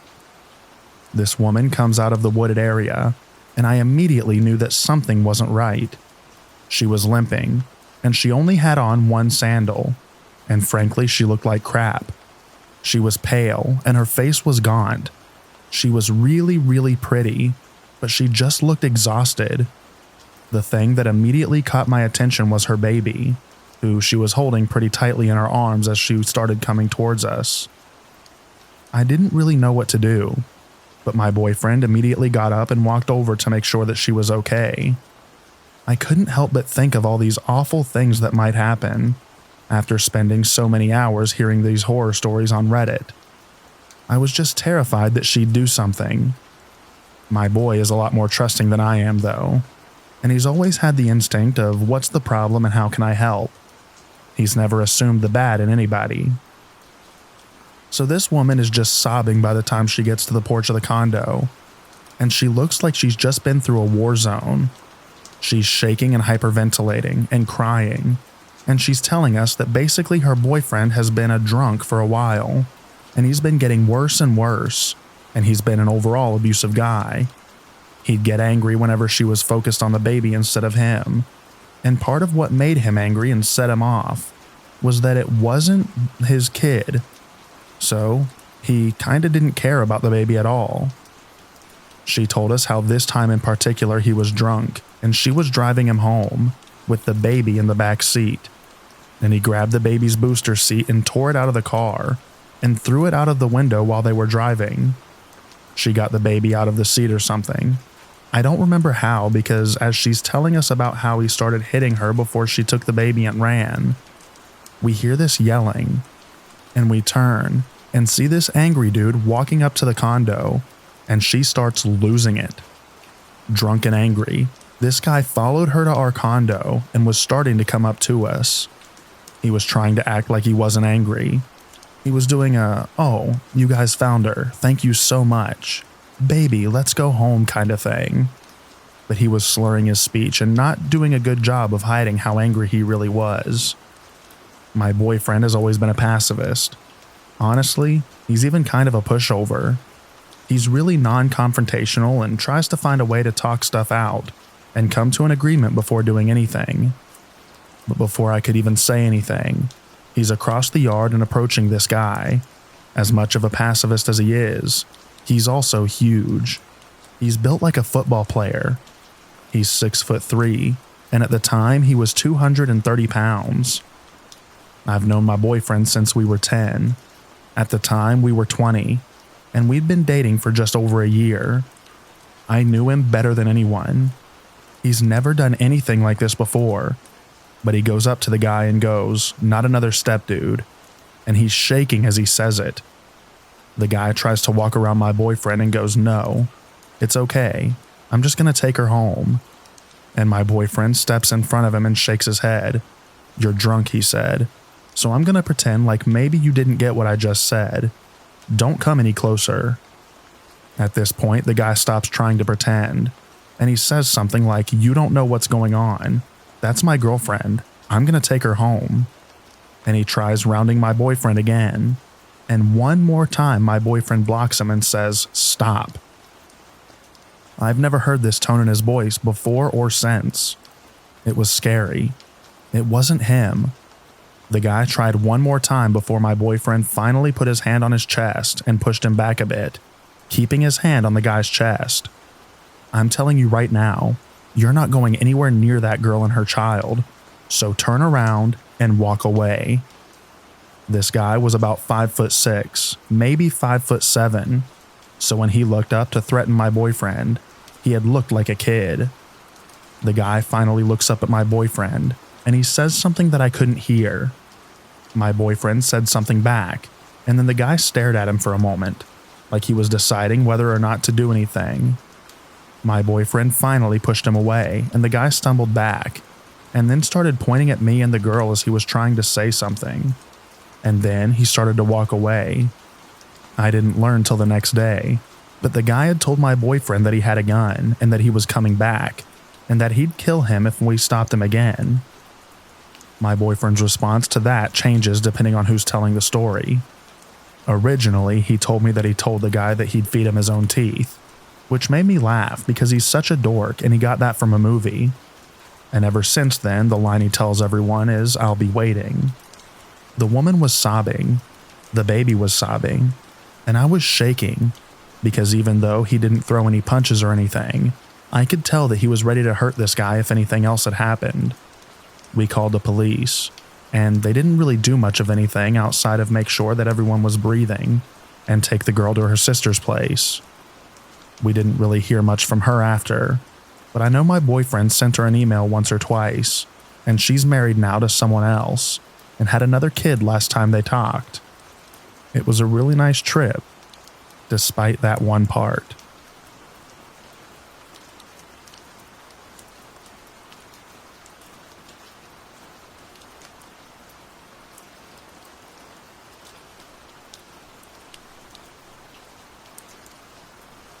I was on an overnight ferry and got up in the middle of the night to use the toilet.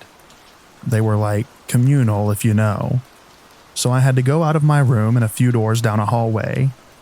When I was done and stepped back out to the hallway, a man turned the corner and me, being a young kid, got some bad vibes from that dude. So I didn't walk back to my room until I knew that he wouldn't know which room I was in. I started walking faster and faster away, and he just followed me. At some point I started running and finally turned a corner back to where my room was. I looked back and could hear that he was far behind and out of sight, so I quickly got into my room and locked the door. I just sat with my back to the door in complete silence and heard him running past the door. I did not sleep much that night.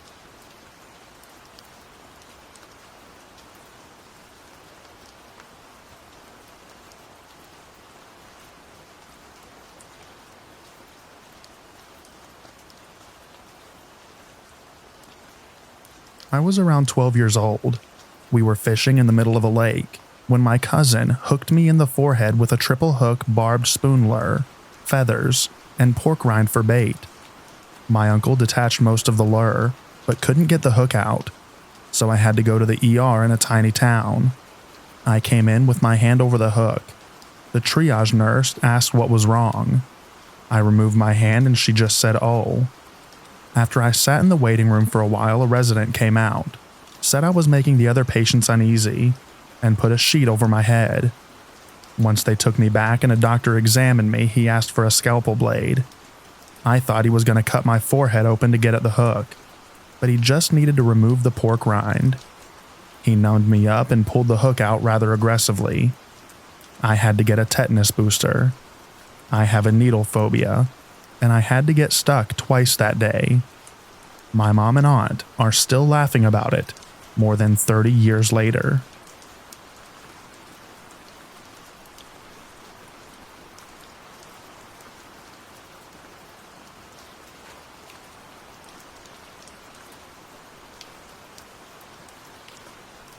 A few years ago, I went on vacation with a friend to a resort in a popular spring break area.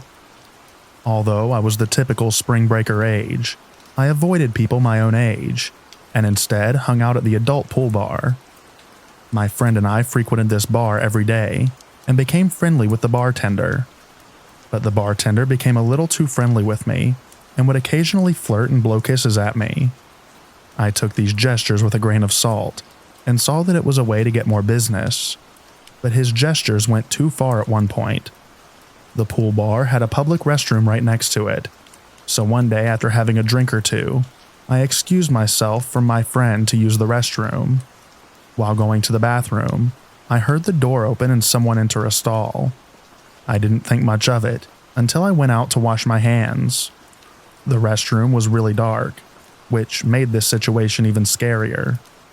While washing my hands, I heard one of the stalls open behind me, and I looked up into the mirror only to see the bartender come out of one of the stalls. Besides him, I was the only one in the bathroom. At this point, every siren in my head was going off, but I was in so much shock that this man would follow me into a woman's restroom that I didn't know what to do. At this point, he tried to talk to me, but I dodged him and ran out of the bathroom. My friend later laughed it off, but I never went back to that bar. I should have reported his behavior to the resort, but I was in so much shock that I didn't.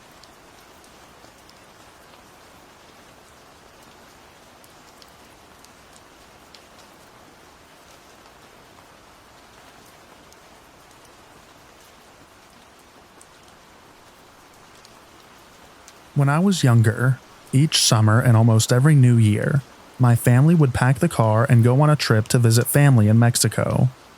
We never had any problems until one particular trip when I was 8. Like every road trip before, we left our home in North Texas around 6 p.m. in order to reach our destination the next morning. So around 2 a.m. we crossed into Mexico, and that's when things got weird. When you're on the only stretch of freeway in the middle of the desert, you don't tend to freak out about having the same car behind you for miles.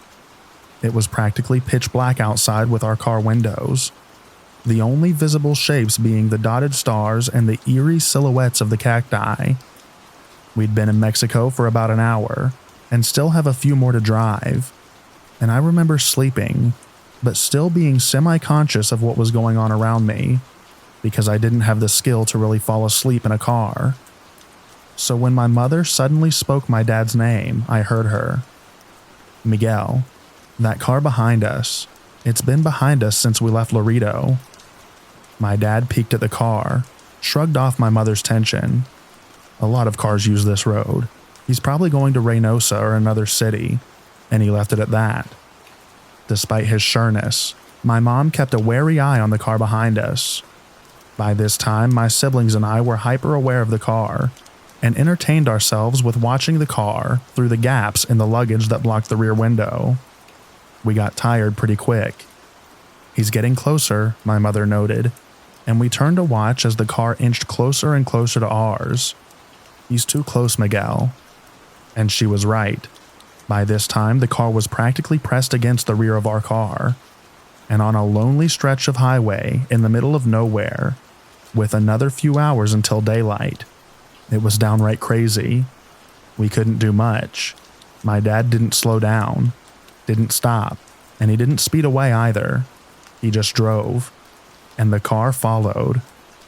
The next 30 minutes were the most tense we had ever experienced. The car would ease off sometimes only to press its blinding headlights against our rear once more, like he knew that he was freaking us out and enjoying it. It was during one of the periods that the car had pulled away that my mom spotted a police car up ahead, parked on the side of the road, and she didn't miss a beat. Pull over, right in front of the police. Pull over now, Miguel. And he did. And the car kept driving. I wonder how confused the policeman must have been as he watched my dad park our car right in front of him. The policeman came over and asked us what was wrong, and my mother urgently told him everything. The car, the way it followed us and taunted us. The policeman took her claims seriously and told us of how people were victimized and had their cars stolen on these empty highways by thugs and criminals. And then he offered to drive behind us for a while to make us feel safe. We drove with the police cruiser behind us, relieved, until about 10 minutes later when we saw something that confirmed the policeman's words and my mother's worst fears.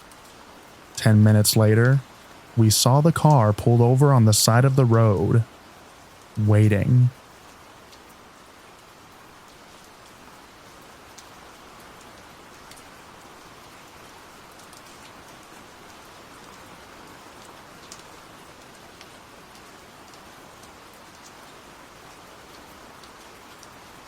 Like several other posts on this subreddit, this happened to me when I was a kid, 10 to be exact. I grew up in a military family and lived on the Middle East for a significant portion of my life. Because of this, we frequently traveled to different countries because of the low cost and proximity. On this particular vacation, we flew into Cairo, Egypt, the kidnapping capital of the world at that point in time, for a long weekend. We only lived like 2 to 3 hours away. It was late at night, and we were staying at the Marriott Hotel, which had a taxi and shuttle service that was supposed to pick us up. For some reason, our driver never showed, so we were forced to find a regular taxi to take us there, which took forever to find that late at night. We finally found one that was offering us a pretty good deal. They don't run by meters, instead they just give flat rates that they choose, and headed towards the hotel. Out of nowhere, another taxi basically T-bones us in the middle of the road, causing us to stop. There aren't really defined roads in a lot of Arab places, so it isn't really that surprising that we got hit. In Arab nature, the two drivers get out of their cars, each yelling that it was the other's fault, and looking like they were going to throw hands. Eventually, they got back into their respective taxis and parted ways. My family and I were completely taken aback. We had been in Egypt for less than 2 hours and have already had quite the adventure. We finally got to the hotel, exhausted as it must have been 3 a.m. by this point. Our driver helped us get all of our bags and we got settled, and told us that he felt so bad about the car accident that he offered to pick us up the next morning and take us to the Great Pyramids, which was on our agenda, for a super cheap rate.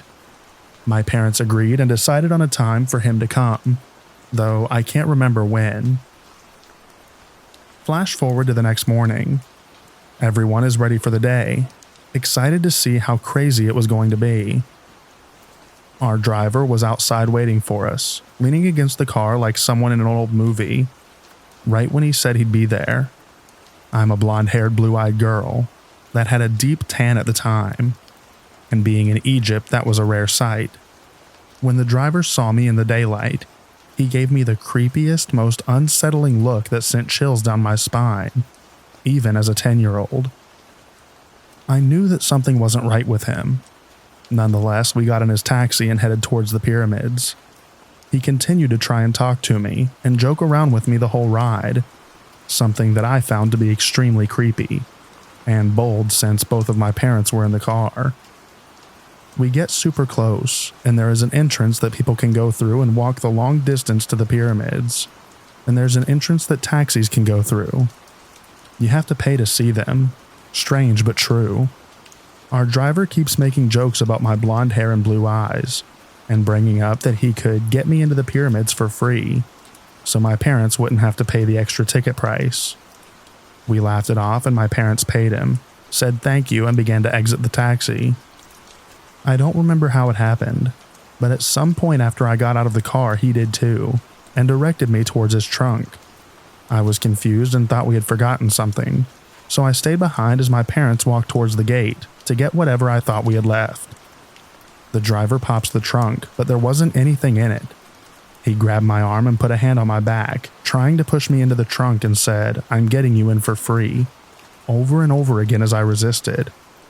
Naturally, I freaked out and screamed out to my mom and dad at the top of my lungs, terrified. When they heard me and noticed that I wasn't behind them, they started sprinting back to the car. When the driver heard me scream, he immediately let go of me, closed the trunk, and drove away, just as my parents started to run to me.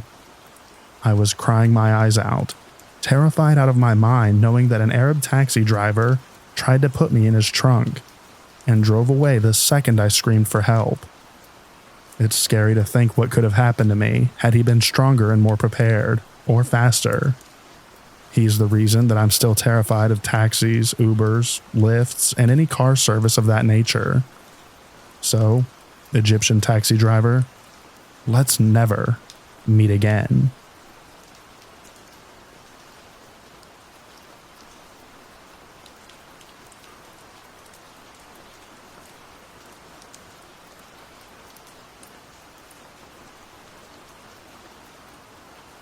When I was around 15, a family friend offered to take me and my mom to Seabreeze after he won tickets at work. It was awesome because he spent from open to close riding all of the fun rides, like the Quantum Loop with me while my mom relaxed, bought me overly priced drinks and food, and even bought me silly souvenirs. It was without a doubt one of the top 5 trips to an amusement park for me. Well, like 2 weeks later, we learned from his sister he was arrested for a string of robberies, along with murdering an elderly woman whose house who robbed a little while before he took us on the trip. Nobody could believe it until he pleaded guilty and was sentenced.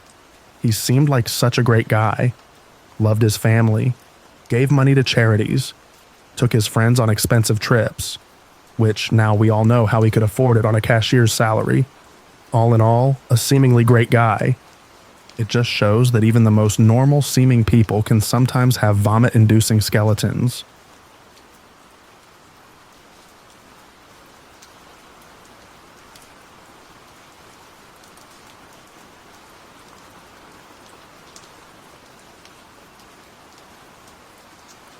This story is so weird that I almost pushed it out of my mind, but my friend reminded me of it last night, and now I'm creeped out all over again. I was around 15 or 16 years old, and I was on vacation at Walt Disney World sometime during the summer. My family has the vacation club membership, so we go a few times a year and live close by anyway. We were staying in the vacation club villas, which is a separate building from the main hotel. I brought 2 of my friends, Savannah and Victoria, and we got bored at around 2 a.m., so we went down to the gym. It's open 24 hours. We weren't even going to work out, just take mirror selfies and mess around with the exercise balls. There's a desk for the spa portion of the gym, or maybe it's a sauna, I don't really remember. But since it was so late, there was no employees, so we were messing around behind the desk and found a notebook. I'm not sure why. I was super annoying at the time, but I decided to write my Twitter and Instagram handles, and so did Savannah. Looking back, I'm pretty sure that we could get in trouble since guests aren't supposed to screw around with the desk. I didn't think much of it and we left the gym, and the next morning we checked out of the hotel. On the drive back home, I get a Twitter notification, and it's from a diaper fetish account. The creepy thing is this account was active for a while, and had disgusting pictures of grown men in diapers and other disturbing pictures of children. So does Savannah, and we both sat there looking at each other like, what the heck? The account tweeted at us saying something like, "I know who you are and what you've done, and your vacation will end abruptly." They tweeted some more creepy stuff like telling us to watch our backs, but I knew that it was clearly because we left our names on the notepad. I didn't write back. Then I noticed a new follower, and it was my name, but the username was similar to the diaper account. The account started tweeting my address, my phone number, and random pictures of me from deep within my social media. They do the same thing with Savannah's name, and at this point we're both really scared. I get a text from a random number. I'm assuming they used a texting app, saying what they were watching us and knew more than we thought. They even started texting me about my boyfriend at the time, and asked me some really messed up questions about him. I told them to screw off and blocked it. I didn't get any more texts, but the Twitter account continued to tweet about me, and random details that I knew they had to dig deep to find.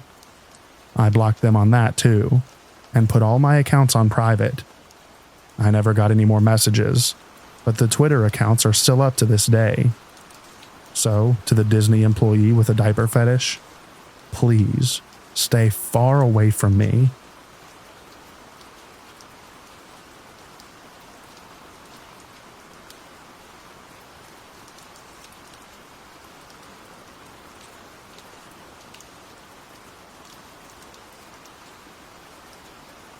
In the mid-90s, my parents took my older brother and me on vacation to Cancun, Mexico, when we were teenagers. Me 13, my brother 18. My brother and I shared a room, and he was old enough to go out to the bars, leaving me alone in the room to watch movies and be bored out of my mind. My parents wanted to hang out with us the whole time, but we were too cool and tried to distance ourselves from them as much as possible. I was mature for my age, had previously had some underage drinks with friends and felt that I was old and cool enough to go to the downtown parts of Cancun. When I asked my brother if I could join him, he laughed at me and told my parents. So I was bitter that I was stuck back in my room, or worse, forced to hang out with my folks. The third or fourth day into our vacation, I was sitting at one of the hotel bars, nursing a Shirley Temple and feeling sorry for myself. A woman, nicely dressed in her mid to late 20s, sat down next to me and we started chatting. I don't remember the details of what we talked about.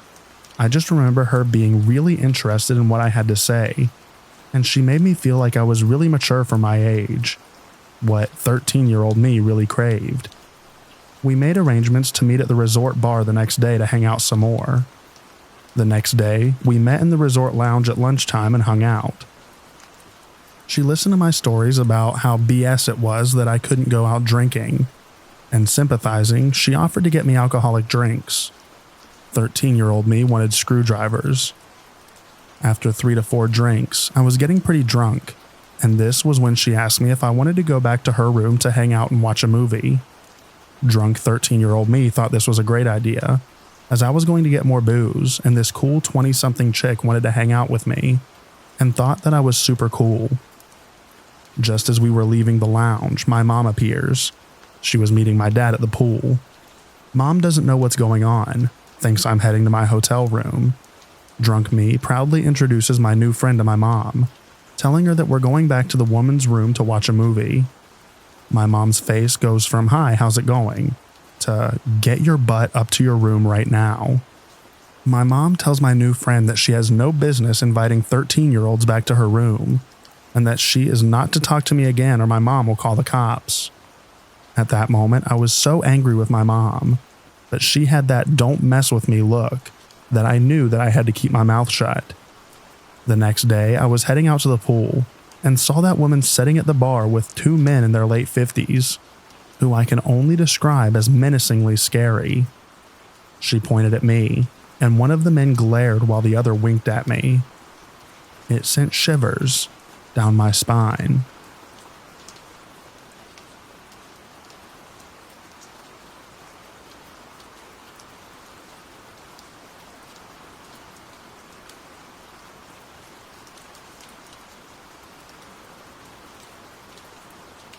This happened about half a year ago, but finding this subreddit reminded me. So I get a message on a dating site from a girl. Not my type, but I check the message out. "Hey, you're super hot. Want to come over to my hotel room?"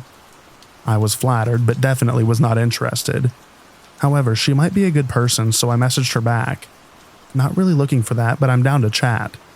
Her: "No, I really, want something else. I'm on vacation and I'm at hotel near my house."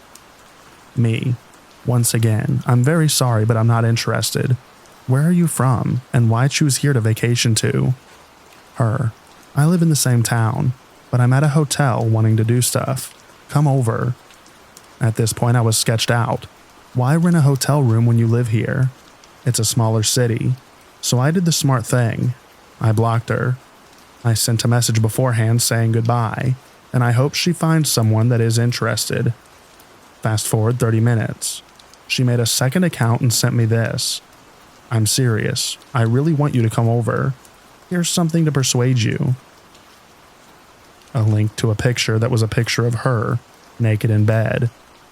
So, I block her again. Not even 15 minutes went by, and there is another account and message from her. At this point, I think I'm getting trolled.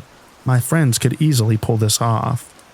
I wanted to call their bluff, so I created a new Kik account, gave my info, and told her to go on video. I was going to catch my friends. Well, it was her, and she quickly went into doing things trying to persuade me. I deleted the Kik and avoided it. Deleted my dating account. Was completely sketched out. About 2 months later, I reactivated it one lonely night. About a day later, I get a message from her saying that she saw me riding my bike downtown a few weeks ago. She described what I was wearing. I had enough. I told her that I could take this to the police for harassment. I didn't know if I had a good case, but I wanted to scare her away. It worked. I haven't heard a peep since. And I've never been more grateful to think with my brain instead of my other head.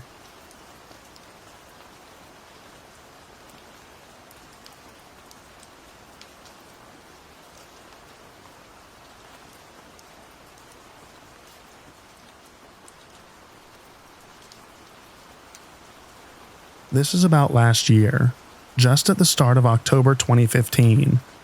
My dad thought that it was a good idea to take the family out for a little fresh air. I live in a small town, so nothing big happens except for the finish of Idiotrod. I'm just gonna skip to the event that happened in Las Vegas. I'm 17 now, and I was 17 then, so seeing a new big city was always fun and very exciting. We had a reservation for this fancy hotel and casino called the Mirage. Fancy to me, at least. I was pretty bored in our hotel room, so I decided to pass time looking out the window staring at this vague volcano. I decided to go for a walk by myself and told my dad that I was going by this water show or something. While I was walking on the strip, I was passing Caesar's Palace, and there was a walkway where most people weren't walking though. Just a select random way most wouldn't take. This may not be so believable, but this random man walked up to me and asked if I had any money to lend. He was a bit darker than me and had a cap on, and was wearing a Jimi Hendrix t-shirt and was wearing cargo shorts. I responded nicely and respectfully. He approved, and we went our ways separately. After about a few minutes of sightseeing and looking around, I noticed the same guy slowly following me. As I continued into a pharmacy and bought a Rockstar and some kind of candy bar, can't remember. I noticed the same guy, but this time more of a distance away, so I decided to make my way quickly back to my hotel. After passing this water show that starts every 15 minutes or so, I did a check around. Pretty self-explanatory. I didn't notice him, so I kept walking onto the Mirage, which is now in sight. Walking distance to the front door of the Mirage, I hear, "Hey man," coming from behind me. As there were many people around, I just went on thinking it was to someone else. After a short walk through the weird stores, and in there I hear, "Hey yo dude," in the same voice. So I turn around and notice that he had asked me for some money earlier. I kind of felt bad lying to him, but I brushed it off because I didn't know him at all. As he was coming closer, I thought to myself, crap, too late to book it. So I went on with the very unnerving conversation. After some moderately friendly chat, he then asked again if I had some money to lend. So I pretty much thought that he saw me purchase my drink and candy bar, leading to the fact that I have change. After avoiding light questions like "got any change" and "can I have some money," I came in clutch and said that my dad was calling me. After I got off the phone with my dad, I finally found out the guy's name, Jerry. I knew it wasn't his real name because he hesitated for a good 4 to 5 seconds. I shook his hand and proceeded to the elevator, as fast walkingly as I could. As I can hear him jogging right behind me, I saw some ladies walking in a small group, kind of like how fighter jets fly. Best pilot in the middle, others slowly left and right. And I used my okay agility to sweep by and not get yelled at and managed to ditch him. And he started to run after me, but I made it to the elevator just in time, made it to my room and slept it off. So, scary dude, let us never, ever meet again.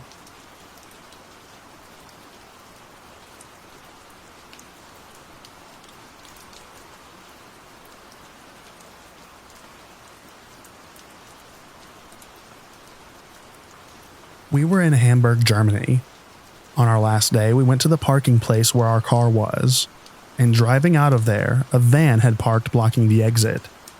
Looking behind the van was like 8 guys with masks and guns about to do a full-on robbery. So we just floor it and drive around the van. Very weird experience.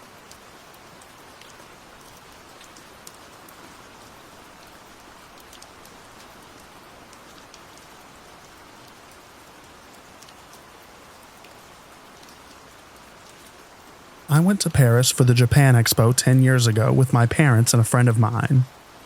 The last Saturday, she had a huge pain in her belly, was lightheaded, and a few other symptoms.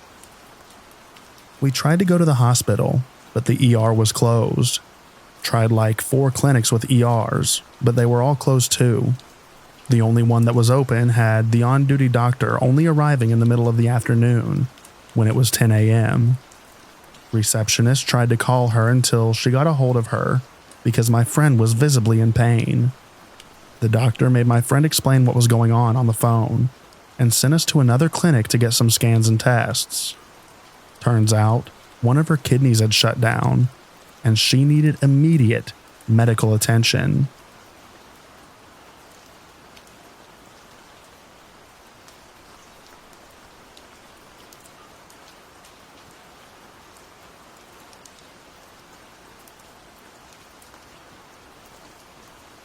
I was on my first road trip through Europe. Me and a friend were traveling extremely cheap for a number of reasons. We had terrible bank numbers, but we needed a getaway for a while. So badly, so whatever. We camped and slept in the car for most of the trip. We didn't have significant trouble. Maybe some homeless people or drunk bums forcing us out or landowners asking us to leave. But all good. Until one night in Romania, near Craiova, we set a tarmac in what seemed to be like a reasonably secluded stretch of woods and left the car 50 meters away. We woke up in the night because we heard some noises, and a random group of people were literally tearing the car apart by smashing it. We shouted and they began to chase us for a bit and then left, but we ran. We fled as fast as we could, slashed tires, reported it to the police, and sorted out the papers to scrap my buddy's car. They didn't even steal anything, just damaged the car to a point where it was a lost cause. We took buses and hitchhiked back home. I enjoyed Romania a lot, and I'll go back if I can, but I won't set foot in that city ever again. Crazy folks, I tell ya.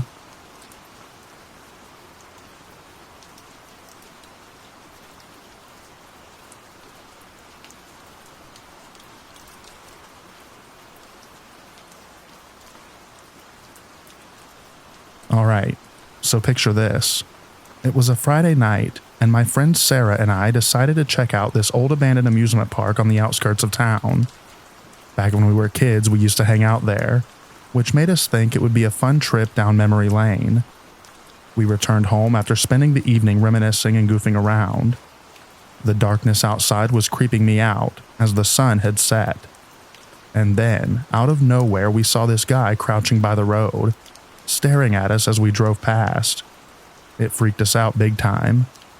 We continued driving, but when we glanced back, the man was gone. The tension in the car was so strong you could cut it with a knife. We were on edge, to put it mildly. At around 1 a.m., the wind was howling like crazy outside. Sarah and I were feeling hungry, so we made the decision to get a late-night snack. We headed to the car, which was parked near the woods. Not the most comfortable spot, let me tell ya. As we approached the car, I swear I saw a shadowy figure lurking in the trees. Sarah freaked out and I screamed, causing us to both back away in panic. To make things even scarier, a peculiar car was parked near us, its headlights glaring at us like something out of a horror film. Even after calling my mom for reassurance, fear persisted. We sat in the car, observing as the mysterious vehicle recurred, sending chills down our spines.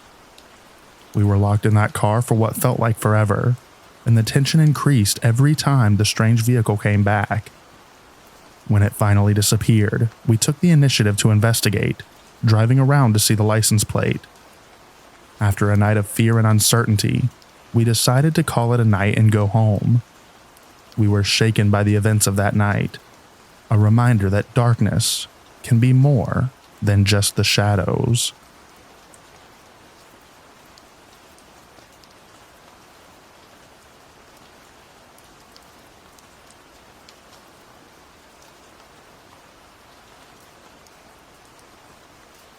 Several years ago, I got my first healthcare job as a psychiatric technician at this outpatient clinic. Psych techs have many different tasks. In that office, my role was like a medical assistant. I was excited to start my career in healthcare. I felt like I was contributing to something really meaningful. The team was all warm and welcoming. All the staff were really polite to each other and to patients. There was this one assistant, though, let's call him Tom, who was a little eccentric, but he was mostly polite. Nothing about him screamed danger or anything, but it just felt awkward with him. He had this habit of standing way too close when we talked.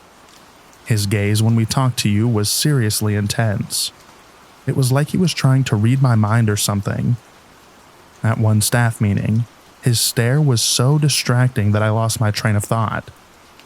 Our break room had this huge screen showing live footage from the security cameras around the clinic.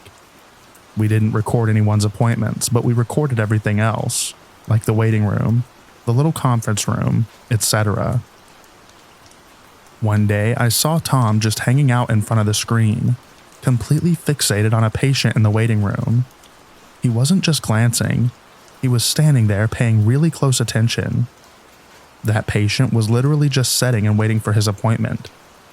I asked if something was up with the patient, and Tom said something like, "No, I just find it interesting how to observe how they act when they think that no one is watching." That was a really weird thing to say. The longer I worked there, the more I noticed some concerning behaviors. He would linger around patient files way too long. Most healthcare providers had switched to electronic patient records. For some reason, that clinic did not switch. All of our records were still paper, and we kept them in a file room. Once, I caught him deep into the file of a patient who didn't even come to our clinic anymore.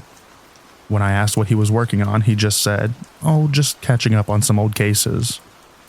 One of our patients was a young, sweet woman, whom I will call Rachel. Rachel confided in me that she felt like someone was watching her all the time. It's super important to take those feelings seriously in our line of work and dig deeper instead of just brushing them off. Rachel mentioned that she thought that someone from the clinic might be keeping an eye on her outside of work. My heart sank when she said, "I think it's Tom." To be honest, if she had said anyone else's name, I might not have reacted differently. But when she said it was Tom, I instantly believed her. She hadn't seen anything super obvious, like a parked car outside or anything like that, but she had noticed Tom hanging around her apartment outside the complex sometimes. Like I said, hearing her say that she thought it was Tom made me trust her instincts. A few nights and days, I decided to test the water and casually asked him, "Hey Tom, what do you know about that patient Rachel?" His answer was uncomfortably detailed. He told me all this irrelevant information about Rachel's personal life, which had nothing to do with her treatment plan. Then he mentioned how Rachel had canceled her last appointment, not because she was busy, but because she went out for lunch with friends instead. He saw it on Instagram and calculated what time it must have been. He talked about it so casually that it felt like monitoring her personal life was just a normal part of the job. I didn't know what to say. His idea of professional boundaries was so different from mine that if I told him he was being inappropriate, I didn't think he would agree. The next day, I brought this up with another one of my coworkers, whom I'll call Sarah. Sarah said something like, "Yeah, I've heard the rumors. Some patients have mentioned seeing him outside the clinic." It felt like everyone had sensed something was off about Tom, but no one had taken any real action yet. Then, one chaotic day while trying to catch up on documentation, I asked Tom if he had a spare notebook. He handed me one. I don't know if it was a notebook that Tom meant to keep to himself, but it wasn't empty at all. It was filled with detailed notes about patients, what they wore, their addresses, their departure times from the clinic. Way too much information. And there was even a section dedicated to Rachel with all these little details about her coffee preferences and jogging schedule. I immediately reported that notebook to our supervisor, who promised to look into it. But nothing happened after that. I ended up quitting and finding a different job.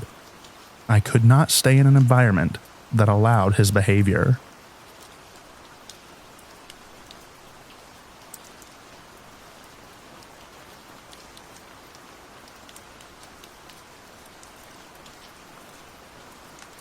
At the time of writing this, the story that happened to me was 5 days ago.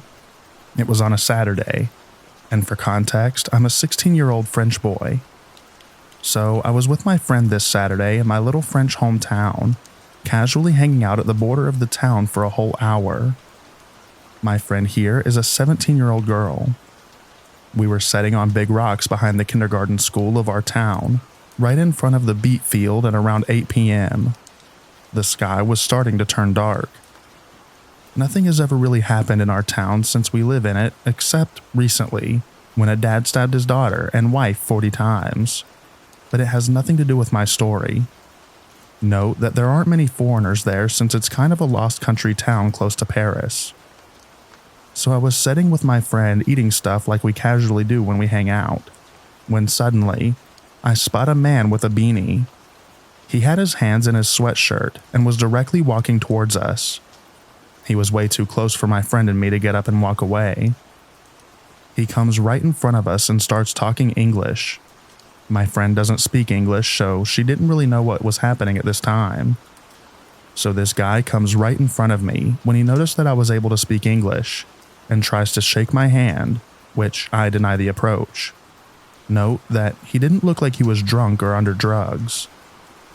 The weird guy starts talking to me, and he points out the field that was behind my back, which means that if I wanted to look at it, I would have needed to turn back to him.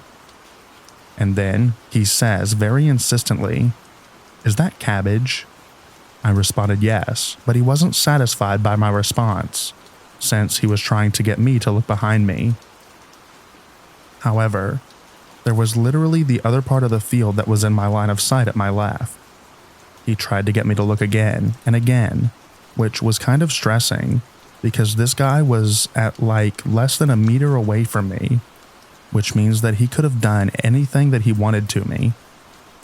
Then, he told me some incoherent stuff like my driver told me there was cabbage, or I asked people they didn't understand. Right after saying that, he pats my shoulder, goes behind me and crouches at the border of the field. He tells me to come see if it was cabbage, when I clearly told him many times that it was cabbage, even though it was not. I was just trying to get rid of this creep, but it kind of looked like cabbage. Right when I see that I'm out of his range, I say to my friend to take her bag and start running. At first, she thought I was joking, but when she saw me running, she changed her mind. We were like 20 meters away from him, and he started walking towards us but rapidly disappeared behind the kindergarten school. My friend and I were both really unsettled and quickly wanted to go home. We said goodbye to each other, and we split in two different directions. I needed to go by the elementary school that was right next to the kindergarten school to get home. Suddenly, I see this creep coming from the road that was between the field and the kindergarten school, with his phone on and in his hands. I quickly turned around and went at my friend's house with her, waiting for his father to drive me home. Later that night, my friend and I were talking, and we suggested that it may be someone kidnapping or organ trafficking stuff, since it was the first time we saw an alone foreigner that didn't speak a single word in French. The fact that he got up and escaped quickly when we started running hinted me on the fact that it was just some pretext to get me to move away from my friend. Maybe he had texted some guy waiting in a car for them to kidnap me or my friend, since the creep was clearly trying to make us lose time with the cabbage thing. Later that night, I told what happened to a friend that lives in the same town as us, and he told us that this guy was hanging around the town with a weird behavior that day as well. We were really unsettled and scared after that event, but now we're completely good, and I'm wondering if we're doing too much about this guy even though my intuition really told me to get away from him. If anyone has anything to say to help us clear this up, or if anyone knows any known cases, or maybe this has happened to someone else, please let me know. But to the creep that made me feel like I was being trapped in a horror movie, let's not meet again.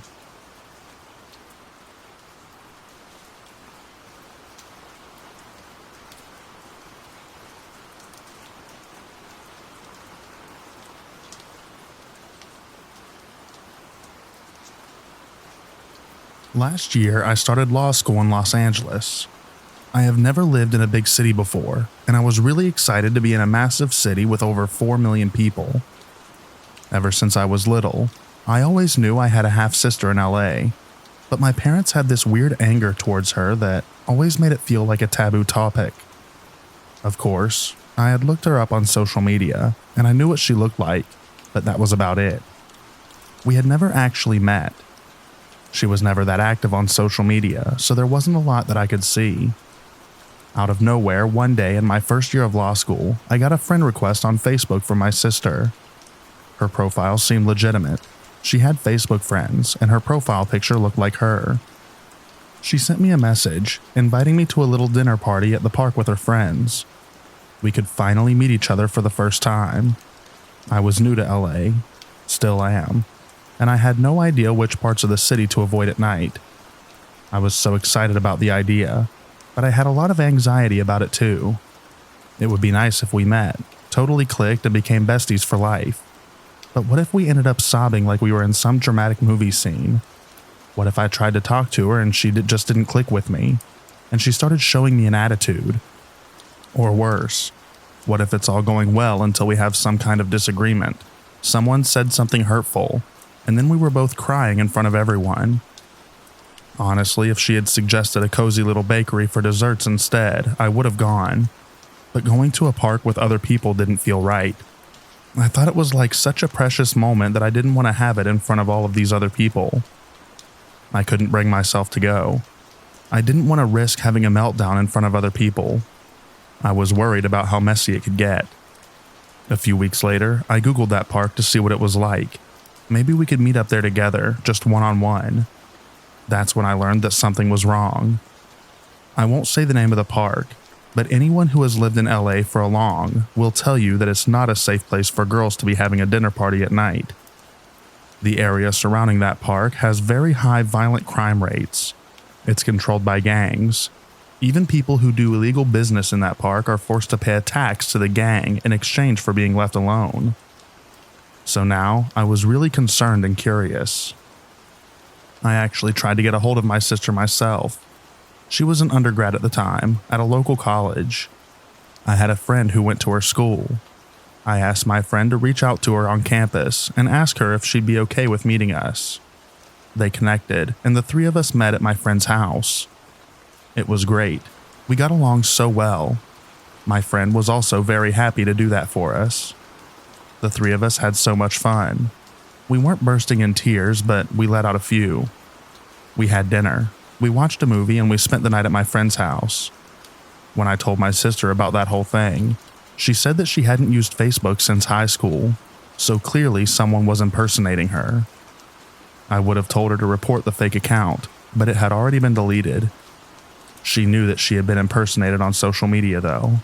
Another one of her friends had been scammed by someone pretending to be her. It was some scheme involving fake concert tickets or something like that. Someone had been impersonating my sister. They knew that I was in town, and they literally tried to lure me into one of the most dangerous parts of LA at night. I have no idea what their motives were. I don't know if I even want to find out. Meeting my sister after all of these years was a beautiful thing, but the whole backdrop was terrifying.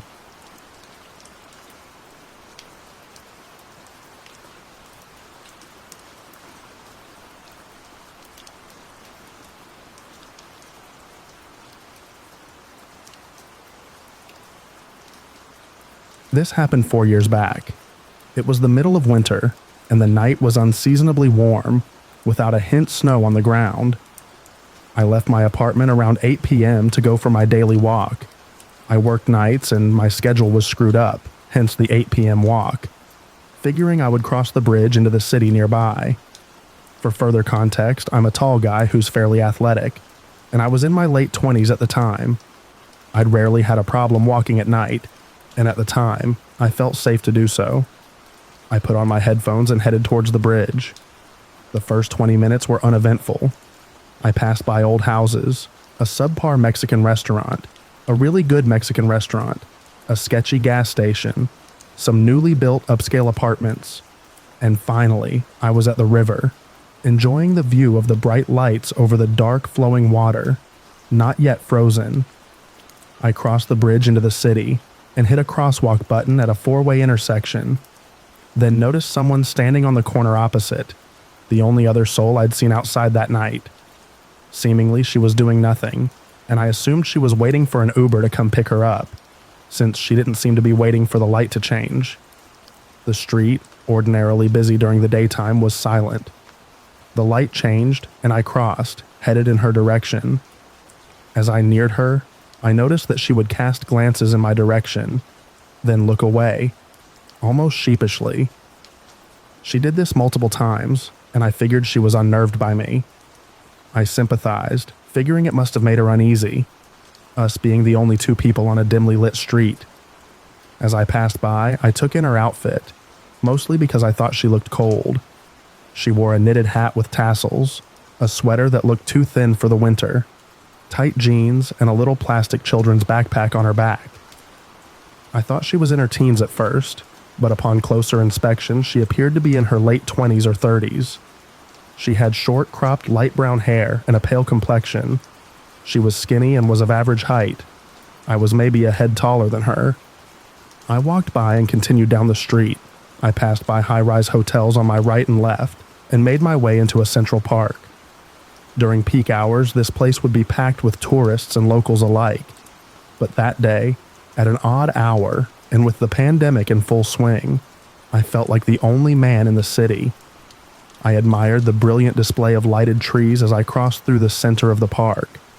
Then, figuring I was at a good halfway point in my journey, I made my way around an old marble and stone library, back towards the bridge.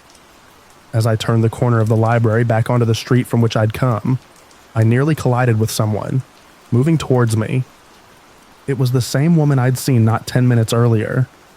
My noise-canceling headphones were still on, so I pulled down one side and said something by way of apology. She said nothing in return. Instead, she stepped back from me and stood below a streetlight, not making eye contact. She stole tiny glances at me, that same tick I'd noticed before. I put my headphones back on, nodded a good night, and headed towards the nearest crosswalk. Reason told me that she must be headed in the direction I'd come from, since we'd nearly run into each other headed opposite ways. But some part of me whispered that she wasn't headed that way. Sure enough, when I turned to look, she was trailing close behind me, her strides surprisingly long and energetic. I found this odd enough that I continued to watch her out of the corner of my eye. Shortly after I reached the crosswalk, as I stood there waiting for the light to change, she caught up with me, passed me by, and stopped. A car went past, and as it did so, she squatted over her plastic bag a few meters from me, rifling frantically for something, looking up at me on occasion. I hit a button on my headphones, stopping my podcast so that I could hear her better. What I found disturbing about the motion of her looking through her bag is that it struck me as fake, as though she were pretending for some reason.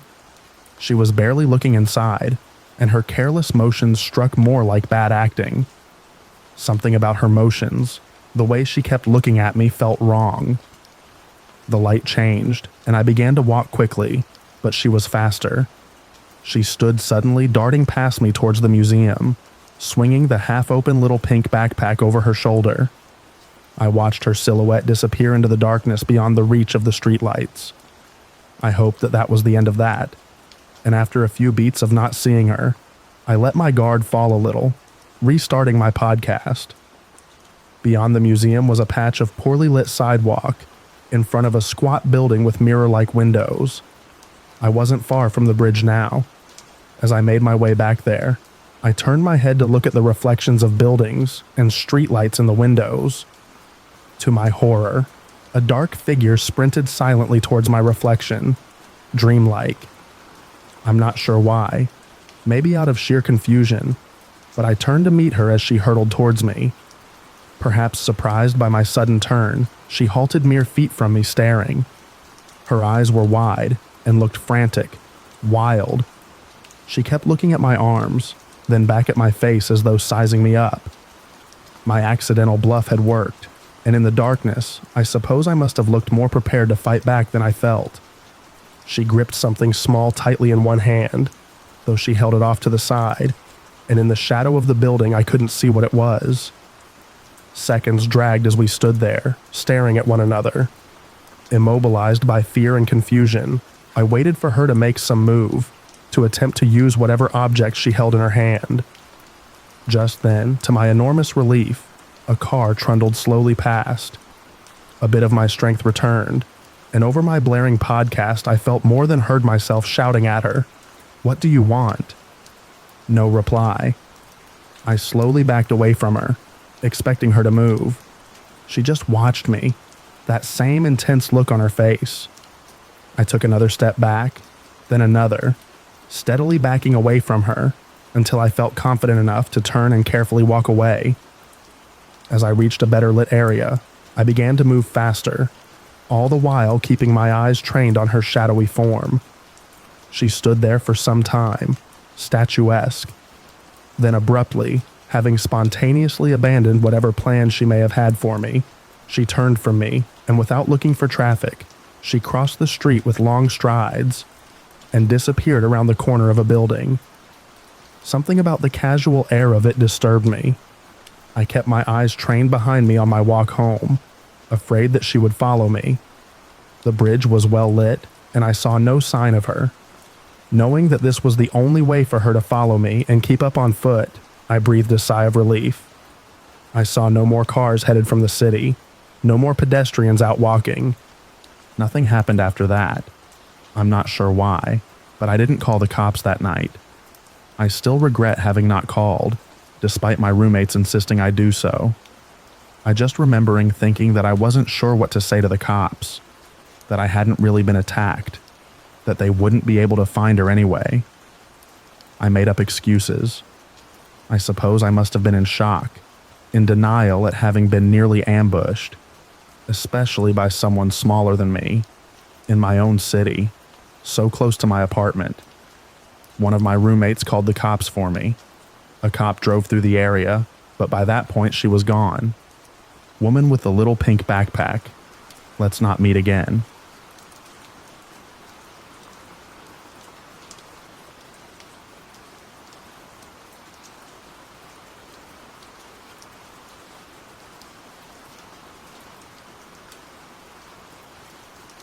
This happened a few hours ago, and I'm not scared anymore, just angry that my pizza got stolen.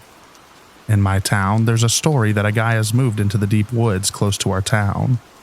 I never believed it, as I go for night drives occasionally and never saw him or anything resembling a man that lives in the woods. Anyway, tonight, I decided to go for a drive and drove past a pizza place. Being hungry, I decided to get a pizza before I went home.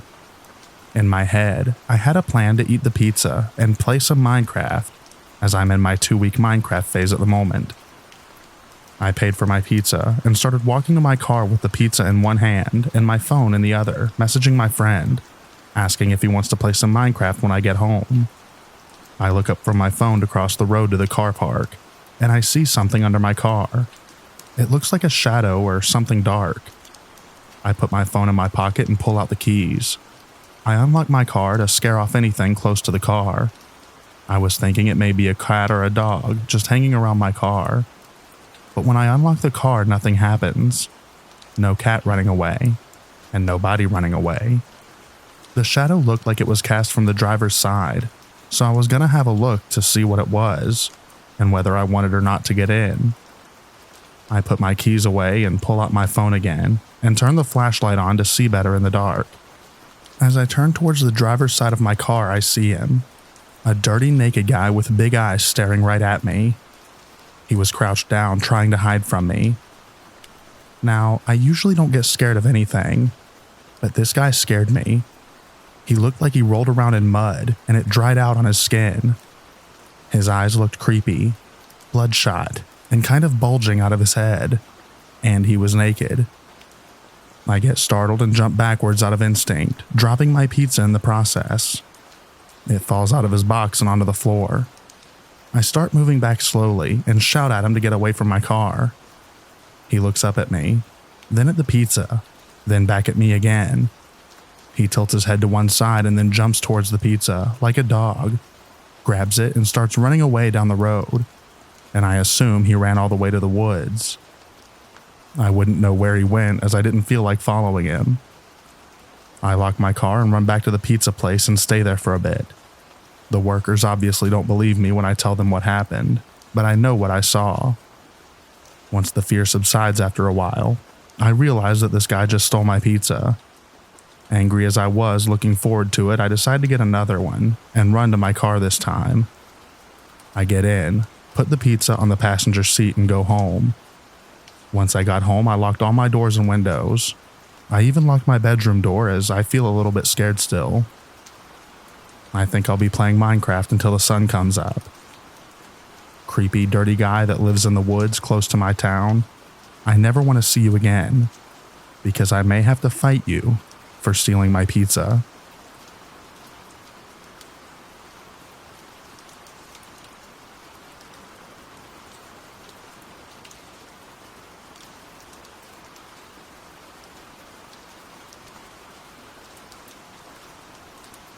I posted here before about one of my creepy encounters with men and got some good feedback, so I thought I'd share another experience after it came up in conversation today. This experience occurred several months after the other, and it was the remaining paranoia from it that helped me realize what was happening, and very well may have saved my life. I was 18 at the time, although commonly mistaken for being in my early teens, and had just finished some errands in town and decided to take a shortcut to catch the bus home, said shortcut being a narrow street. One of the shopping center's entrances opened onto. It was honestly more of a glorified alleyway, but since the street connected onto the high street and it was the quickest way into the shopping center, it usually got a decent amount of foot traffic and was extremely safe to use. However, depending on the time of day, there may only be very few, if any, people there.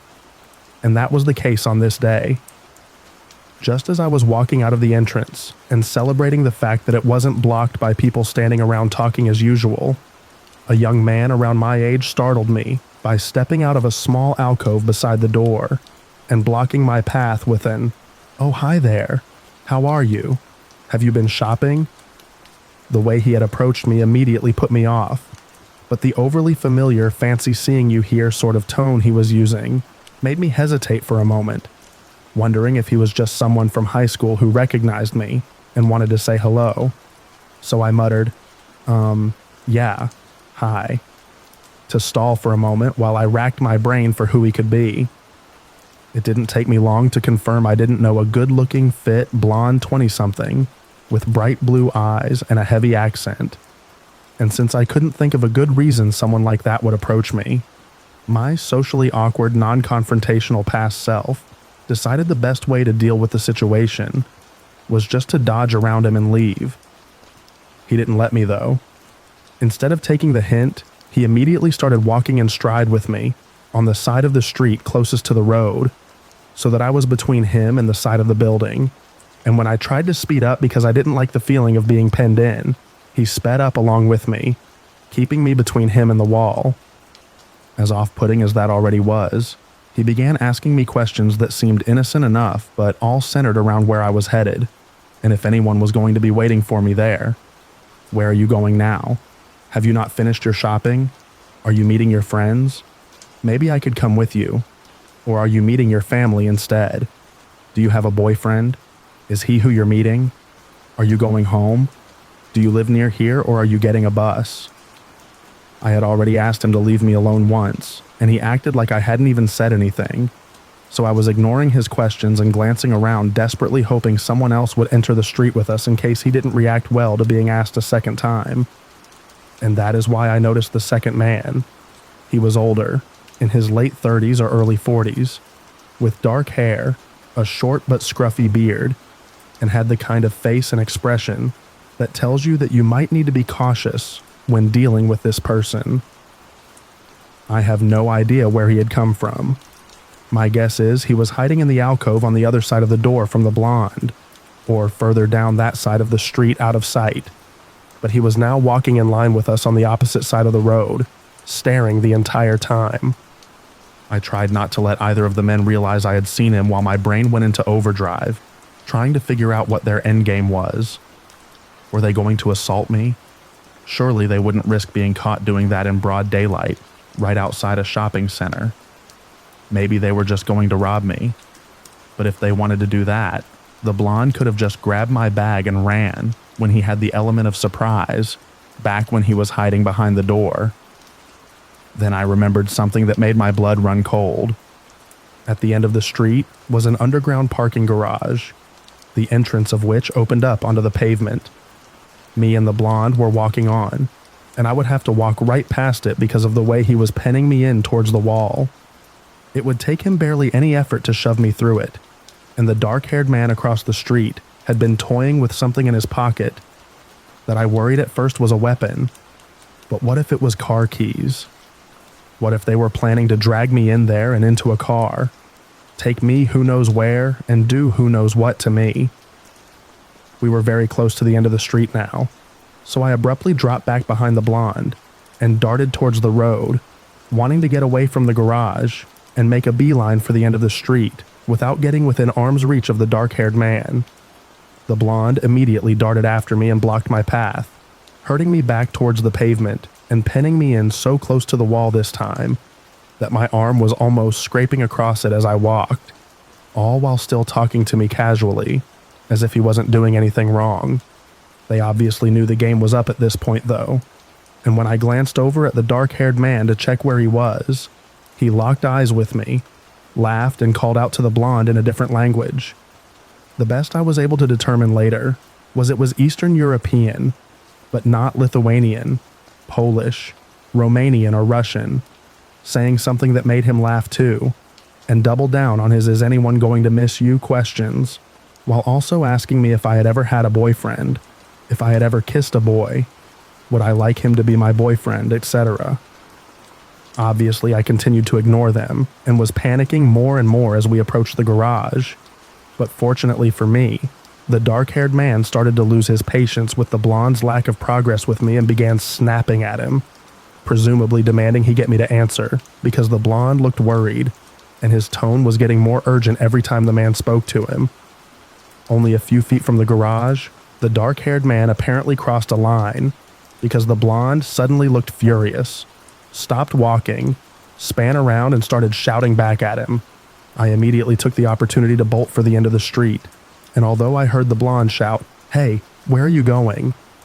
and what I assume was both of them running behind me, I managed to round the corner and lost them by ducking down the next street, and then several more just to be safe. I didn't feel safe enough to go to my original bus stop in case they stayed in the area and saw me, so I headed for one several blocks away instead, on edge and jumping at the slightest thing until I was on the bus and headed home. Although I tried to report the incident to the police, they weren't particularly interested since neither of the men had actually put their hands on me, and I had no proof of what I assumed they were planning to do to me. I never heard about any abductions, assaults, or robberies in that area, so I'm hoping they simply gave up after the plan didn't work with me. I'm glad I was paranoid enough to save myself from that situation, but do worry sometimes that another girl wasn't as lucky.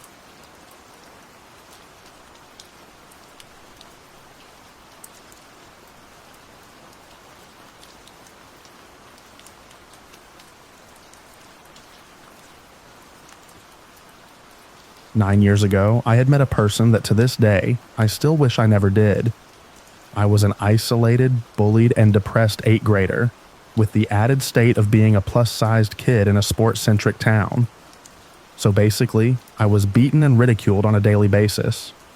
I couldn't make any friends with my new classmates.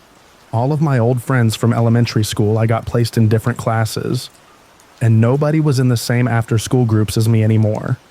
We were also all in a scout group, but that disbanded before I got into middle school. I was also lonely that if someone talked to me without picking on me, it made me happy. I had a Google Plus account, the only social media I could access at school, that I kept hidden from my parents, that I would use to check out my favorite fandoms, and hopefully use to make some new friends. One day I was on Google Plus in the computer lab, and I had commented under a piece of fan art of a character I liked. The person who made the post had replied to me not even a minute later. I remember getting very excited seeing that notification, my heart swelling up in excitement. The two of us spent the next 10 minutes of my class talking to each other in the comments section. We ended up replying so much, we flooded a good portion of the comments with our talk. After I had to change classes, I logged back in on one of the Chrome books we had stored in the back of the class and saw that she actually messaged me. Her name was Haley. At least, she told me that was her name. But years later, I'm not as sure it was actually her name. In the message I got, Haley told me she was 2 years older than me and that we had a lot of things in common. I spent the rest of the school day on my phone, not caring about anything in my classes. We talked for the next week in our direct messages until she suggested that we message each other in a private chat room. Later that day, we made a private chat on an online messaging site, and in our first conversation, we at first talked on messages. Then Haley asked if we could also do a voice call. I told her I wasn't sure, but she told me it was only to better hold a conversation with me, and eventually, after she asked me multiple times, I gave in.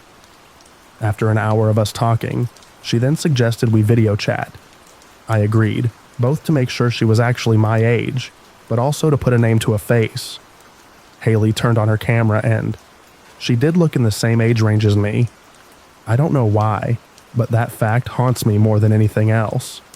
The fact that she looked so close to my age, plus that she easily smiled and spoke so friendly to me, made me feel that I had nothing to be afraid of.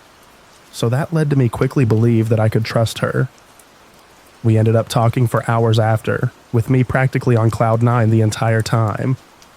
In the beginning of our little friendship, things were going all right. We told each other about our schools, what we liked, and gushing over our favorite series we liked. We talked almost every day, and stayed up late talking nearly all night. We even exchanged a couple of silly pictures of ourselves, and memes back and forth a lot. After we had been talking for 6 months, Haley asked me if I would like to meet her friends. At first I was ecstatic, and the thought of having more friends made me so excited I didn't think twice before saying yes. Haley invites me in, and I got to meet her other friends. I had a completely different feeling about these people compared to what I felt with Haley. Something made me feel unsafe in that chat room, even though they all seemed nice, and that Haley reassured me I could trust them. It felt like my instincts were trying to warn me, but I wasn't sure about what, so I ignored it. Most of them were much older than me. In a chat with her main friends, there were 6 other people. Most of them were 18 or 19, but there were 2 guys that I distinctly remember being in their 20s. I asked how they all met, and they told me they all met either on another social media site or from real life, but wouldn't answer any more of my questions. I was a bit naive, so all of the red flags that were popping up went completely over my head. From constant loud talking to frequently overlapping each other, the calls I were on with them were pure chaos. The messages were even worse, because they would frequently drop cuss words and topics that should not be brought up with someone who was still a minor. I tried building genuine connections with them, but they all acted dismissive to me and acted like I was annoying whenever I tried to talk in a conversation. Needless to say, I did not like them very much. Haley, on the other hand, was all about them. She would pull the exact same habits, jokes, dirty words, and all of that with the others. They could say something super problematic, but she would be laughing right along with them. I was shocked by this version of Haley, because she never acted like this with me when it was just the 2 of us. We still talked a bunch, but slowly she was talking to her other friends more than she was with me. At first I thought it was fine, but the more she ignored my messages or didn't pick up my calls, the more I got bothered. When I called to confront Haley about blowing me off, she went ballistic on me, saying that I was being selfish and that I didn't want her to talk to her other friends because I was jealous. I explained that wasn't true, but she wouldn't listen and then hung up on me. Haley then ghosted me for almost a month, leaving me worried and upset over what happened. When she started talking to me again, I was so emotionally distraught. I was crying on our first call and apologizing for what I said the last time we talked. She told me it was fine. She just needed some time alone, and that she would talk to me a bit more. And indeed she did, although not what I thought she would. Haley began to tell me she had depression, and that was the reason she wouldn't talk to me for a month. I didn't judge her about it, and said whatever she needed to talk about, she could come to me. This led to her trauma dumping on me nearly every day, talking about how crappy her home life was, and how bad her relationship was with her mom, and how much she hated herself. I was there to offer an ear and some kind words whenever Haley called or messaged me about it. This quickly became part of our routine. Almost daily, in the middle of us having any kind of conversation, she'd begin complaining about anything happening during her day. If not that, it would be about how ugly she thought she was, or how much her life sucked and wanted to end things. The last one freaked me out the most. I was worried about her because we lived in different states, and I couldn't help her in person. Every time she would become self-deprecating, I would say otherwise, giving her compliments and words of affirmation. For so long, my throat ached and felt raw. And then, just as fast as she'd bring it up, she dropped that conversation, and we talked like we were before. Haley also began calling for long periods of time and messaging me late into the night. Phone calls would stretch for hours at a time, and her texts would come in until 3 or 4 in the morning. The thing was, it was mainly her talking now. Every phone call, she'd take over the conversation. If I didn't message her back quickly enough, she'd spam multiple texts back to back faster than I can read them. I would try to end them myself, but every time I would try, Haley would chastise me for wanting to leave our conversation, when not long ago I wanted to have her attention. She basically guilt-tripped me back into talking to her, and it worked. Even if I had lost interest in our talks, or didn't want her to message me during class, I would still let her talk and reply. At least I still had her attention, and she still wanted to talk to me. This all went on in a cycle for 2 years, and it left me feeling more anxious and exhausted than anything else ever did. It felt like we had nothing in common anymore, and she either ghosts me for a week or spends the entire weekend texting me nonstop. The topics of her self-worth have also gotten worse. They escalated to her messaging me goodbye, or, "I can't live like this anymore," without responding to any of my following messages or calls. Alongside of that, she would send me pictures of her, marking herself, telling me about how it felt to do it. The sight of those messages would send me into panic attacks, and every time I would panic and message her after, I would be sent into tears. Not only that, the group chat with her other friends got worse. Arguments broke out frequently, drama and gossip spread like an oil spill, and it led to people being blocked and unblocked almost every few days. I hated talking to them. They began ganging up on me in messages, and Haley was often the first one to make rude jokes about me that they would all laugh at. I began getting sick of it, and would stop messaging and calling both Haley and her friends, despite her begging me to. One late night, while the group was in an argument over text, I hit my breaking point. I was tired of all the drama and them treating me like crap all the time, so I messaged the group chat that I had enough of them, and privately messaged Haley that I needed a break. Then I left both chat rooms, blocked everyone I talked to, deleted my messaging account, and deleted the site from my computer's history. Once it was all over, I felt like I had been freed from some kind of prison, and all I could do was cry in relief and euphoria over the whole thing being over. I later found out that all of the pictures Haley had sent me were all stock images and photoshopped. I also found out from a bit of digging through her background, a lot of things didn't add up. I learned that she was actually a lot older than what she originally told me, at least 6 years older than me, meaning that when we first met when I was 14, she was about 20 years old. Many things from our interactions still haunt me, especially the picture of her marks and her scathing, self-deprecating messages. For almost 3 months, I would have nightmares about Haley getting back in contact with me and what she would say or do to me. I have many better friends now, and I am absolutely certain I will never have to hear from Haley again. But sometimes, I still wonder who that woman really was, and what was it about me that she was interested in. Hopefully I won't ever find out. So to Haley, if you somehow ever find this story, let's not meet again. Edit. For clarification, and the fact I got tired of explaining it in the comment section, The pictures she would send me when we would message each other were all pictures of her friends and family, places she claimed to have been to, and items she owned. A few weeks after I blocked Haley, I found them stored on my computer. I got curious, so I reversed image searched the pictures she sent me, and they were all stock photos. Every result I found from her picture led back to a stock photo site, with the only difference between them being that she cropped out the logo of the site from the pictures. Basically, I was lied to. A lot.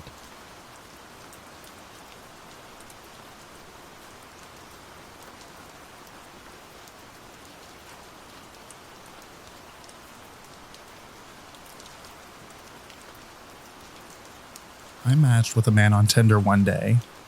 The conversation got spicy and I gave him my number so that we can continue chatting. We texted that night. We never exchanged photos or anything like that. Never made plans to meet up. The conversation died and I forgot about him. Weeks go by and I deleted the conversation. Then late one night I get a lewd photo of a man that I don't recognize. I think of insulting them but decide to just delete it and not respond. A few weeks later I get another one. I have the idea to check my deleted messages to make sure that I don't know them. Sure enough, I find out that it's the Tinder guy. It's really weird of him to text me a month later just lewd images after no contact or anything for over a month. Ew. So I blocked him. A couple weeks later, I get a lewd video on my Apple Watch. It's the same guy. I'm not sure how I got the message on my watch if I already blocked his number. I block him again on my watch. What a weirdo, I think. A week later, I leave my apartment to go on a walk. I see him. He is right there in front of my apartment, walking towards me. He has the same outfit as his profile photos and same tattoos and hat, so I'm certain that it was him. I never mentioned where I live. I'm freaked out, but I'm dressed in baggy clothes and recently changed up my hair color so I can keep my head down in hopes that he doesn't recognize me. I walk right past him. I was too scared to look at him to see his reaction if he recognized me. I was too scared to look back in his direction to see where he went, so I just kept walking forward. I was severely freaked out, but nothing else happened after that and I never saw him again.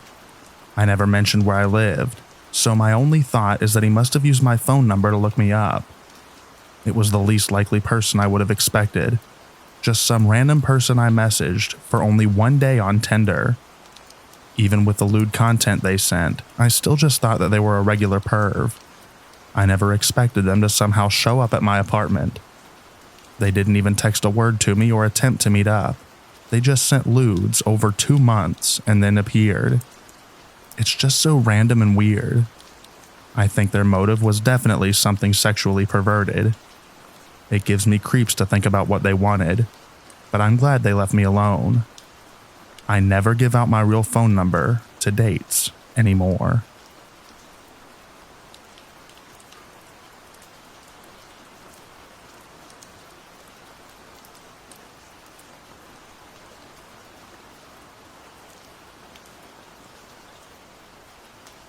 It's my day off, and my husband is traveling for work. I had just come upstairs after a run on our treadmill, which we keep on the ground floor where the garage is. I came upstairs and was about to hop in the shower, but on my way up I saw these 2 plastic skeletons that I'd bought for Halloween. The plan was to bring them up on the awning so it looked like they were sitting on our front balcony. It's a bit dirty, but I decided to set them up before I got in the shower. So I was outside in my sports bra and leggings only. I had to bring a chair from the dining room outside so I could reach the top of the awning. There are hooks for hanging plants up there, so I was using said hooks to hang the skeletons. The door to my house was ajar while doing this. I was done hanging them and adjusting their poses when a woman came running up the stairs to our front door. To be honest, I was so startled that there was a random woman on my porch that when she said, "I'm dying of thirst. I'm so thirsty, can I have some water?" I just went inside and grabbed a water bottle. We recently had a box of bottled waters delivered, so they were just inside the foyer.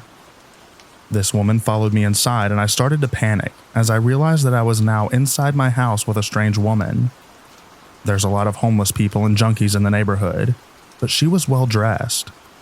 Besides that, she was wearing a wool peacoat in 80-degree weather, which is odd, and clean.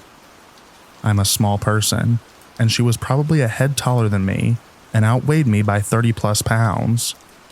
She chugged the water bottle and started chatting with me as if we were old friends. She asked how long I'd had the house and where my parents were. I'm over 30, so it was a weird question. I told her my parents had never lived here, and then said, "I have to leave soon, so you'd better get going," and literally shoved her out the door. I texted my husband, who is overseas, and could see on the Ring camera that she left the property. He kept asking why I let her in. Honestly, I'm not sure why I did, but I also really didn't expect her to follow me inside. So, strange woman from the sidewalk who came inside my house, let's not meet again.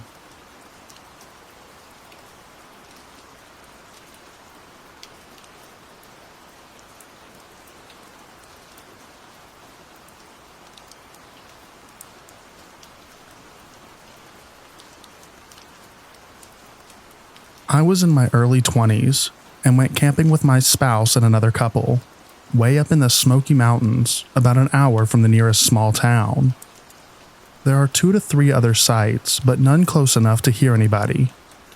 It's probably 1 a.m., and we're sitting around the fire talking and hear somebody whistle the Hunger Games whistle 3 to 5 times. We laughed it off and kept talking. Figured it was another camper out for a stroll or something. We do live in the crackhead capital, and people do weird stuff. Let me set the scene. My friends were on the opposite side of the fire facing the rest of the camp. My back is to camp and I'm facing the woods. My dog is asleep by me. It's fall and there's leaves everywhere, and walking through camp was crunchy. An hour or more later after the Hunger Games whistling, I feel eerie. Like it's pitch black around us, and I've always been a little bit scared of the dark.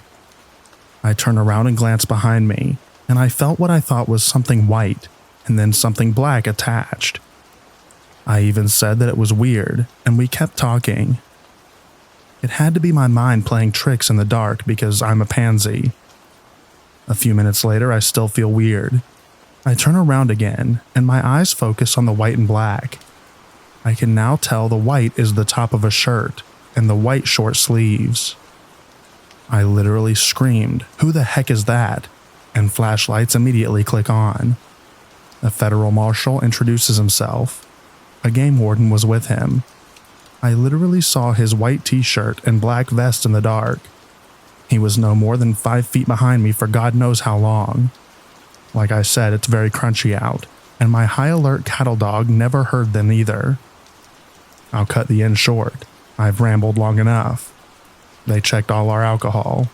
He wanted to know where to buy my blackberry whiskey, and looked in cigarette packs, and located a roach my friends had smoked hours earlier. He said that's mainly what they do in this area, is listen in on camps and try to do drug busts. They park way down the road and walk into camps. He said they wouldn't have even bothered us if I hadn't noticed him. Wrote my friend a $300 ticket for the roach and disappeared back into the dark. Scared the crap out of me to say the least. I don't think any of us spoke the rest of the night, and we packed up early the next morning and went home a day early. We camp a lot. And 10 years later, I still get a little sketched out after dark. How 4 people and a dog could be snuck up on in the middle of the woods like that still creeps me out.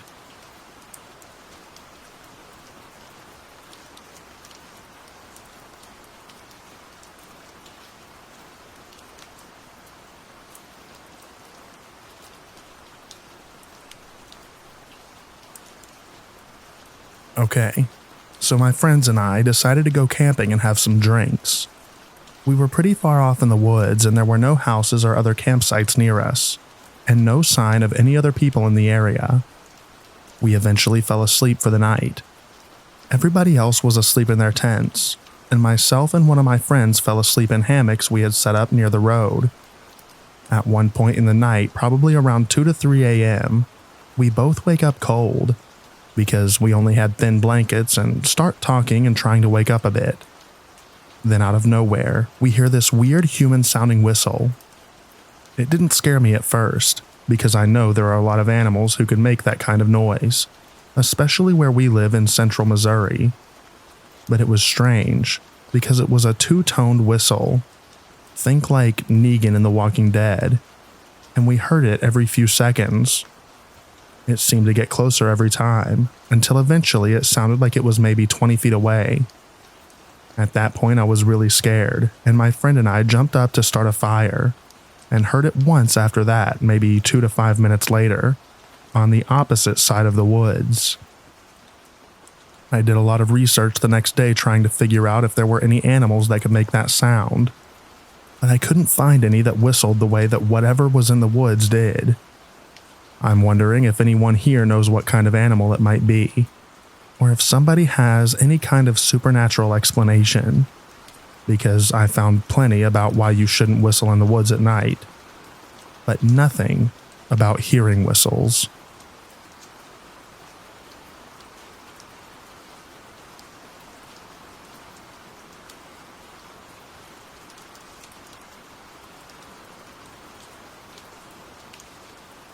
A few years ago, I went camping near Green Peter Lake for a few days. We started off near the lake, but ventured further in the mountains each night. On our second night, we found a spot maybe a half hour east of the lake, up a decent altitude, and this is where things start to get interesting. It's late, and we're drinking and playing card games and such, and I wander the perimeter of the campsite.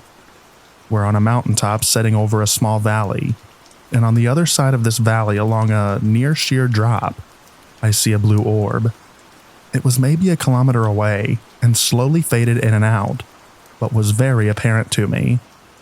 I called everyone over and they all see it too. One of the guys had a PVS-14 night vision monocular, so he pulls it out to see if we can get a better view of it. For those of you unfamiliar with night vision optics, the PVS-14 is a passive night vision device. It intensifies incoming photons and brightens the image rather than emitting IR light itself, so you can see the faintest of light sources with it, even stars invisible to the naked eye. It can also see infrared light. The thing is a wild piece of technology. So we try to look at the orb with the night vision, and it's not there, yet it was still visible with the naked eye.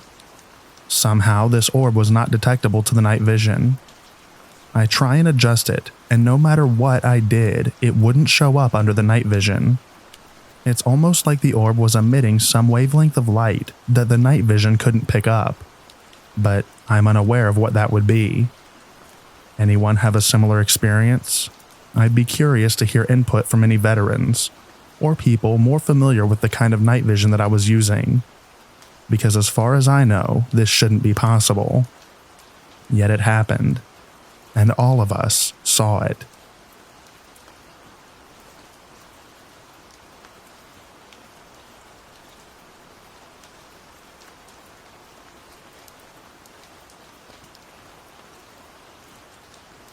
When I was young, around 16, early 2000s, I lived in Wauseka, Wisconsin, and one night me and a friend were sitting on the sidewalk on the outskirts of town. Across from us was nothing but some swampy area, a river, and then endless forests and hills and caves. Around like 2 or 3 in the morning, we heard what sounded like a person yelling help off in the distance out by the river. My friend thought maybe someone had gotten stuck out on the river, or tipped their canoe or something. So we actually called the police, which took a good 45 minutes to get there, and they came and walked out there for a minute with flashlights, but didn't see anything and left. So the next night, we decided to sit out there again to see if it would happen. It was incredibly foggy that night too. Could only see a few feet in front of you. And around the same time in the middle of the night again, we heard it. Except this time it sounded like a scream off in the distance. And as we sat there, it kept getting closer and closer, until it finally sounded like it was right across the street from us. Which at that point we both got up and started booking it back to my place in town, and whatever this was chased us. We had to pass several abandoned buildings on our way back into town, and we could hear it screaming and keeping up with us. Its screams would get muffled by the buildings. We made it back to my place, told my mom about it in the morning, and my mom jokingly mentioned the Irish banshee and how it screams to forewarn people of a death. I shrugged it off, but about 6 months later, my friend's brother crashed his car into a telephone pole right across from where we had been sitting, and then he left the scene of the accident and went to his dad's house and shot himself. It got ruled a suicide, but nobody could understand why he did it. So I thought that was an incredibly eerie coincidence. Yes, some animals in WI are known to scream, like foxes, cougars, rabbits, etc. But I listened to soundboards back then of all the wildlife in southwestern WI, and nothing matched what we heard. The scream was way too much of a shrill and long-lasting, very loud. Imagine a person screaming with all their might and being. So whatever it was had to have good-sized lungs to make such a sound. It was loud enough that it reverberated even. Most animal screams are very short, soft bursts of shrieks rather than actual screams. Had several other experiences with other people there as well, including living in a haunted house in Steuben, Wisconsin. It was so creepy that everyone at this party literally ran down this hill in the darkness to get to their cars and get out of there. So I think there's more than meets the eyes in the rural parts and towns of Wisconsin.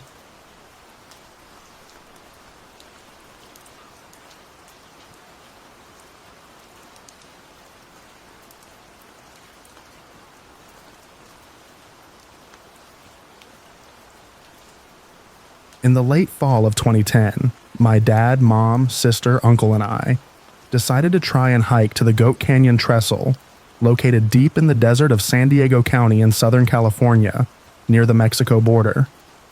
The trestle is basically a very tall bridge-like structure made entirely of wooden beams and columns that was built with the railroad in the early 1900s. The railroad is now decommissioned, and the tracks, bridges, and tunnels are all abandoned. There is a lot of good and interesting information about the trestle online if you are interested. It is allegedly one of the tallest freestanding wooden structures in the world.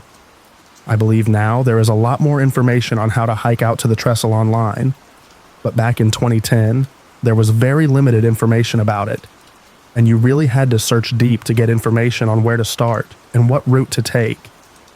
My uncle was super into these remote abandoned locations at the time, and it was his hobby to research and plan out how to get to them. There was no dedicated trail at that time to the trestle. I am not sure if there even is one today, and you had to more or less make your own path across the rocky desert hills. I was a sophomore in college at the time, and we all decided it would be best to do the hike over Thanksgiving weekend, when me and my sister would be in town for the holiday, and it would be cool enough temperatures to attempt.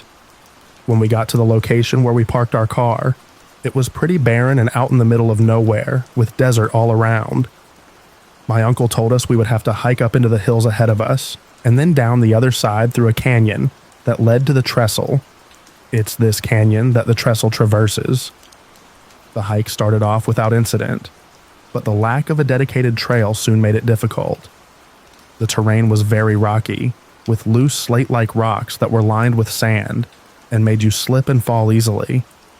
Within the first few hours, I had fallen and scraped my knees and hands several times. It was a lot of scrambling over rock to get up into the hills, and it took us much longer and a lot more effort than we expected.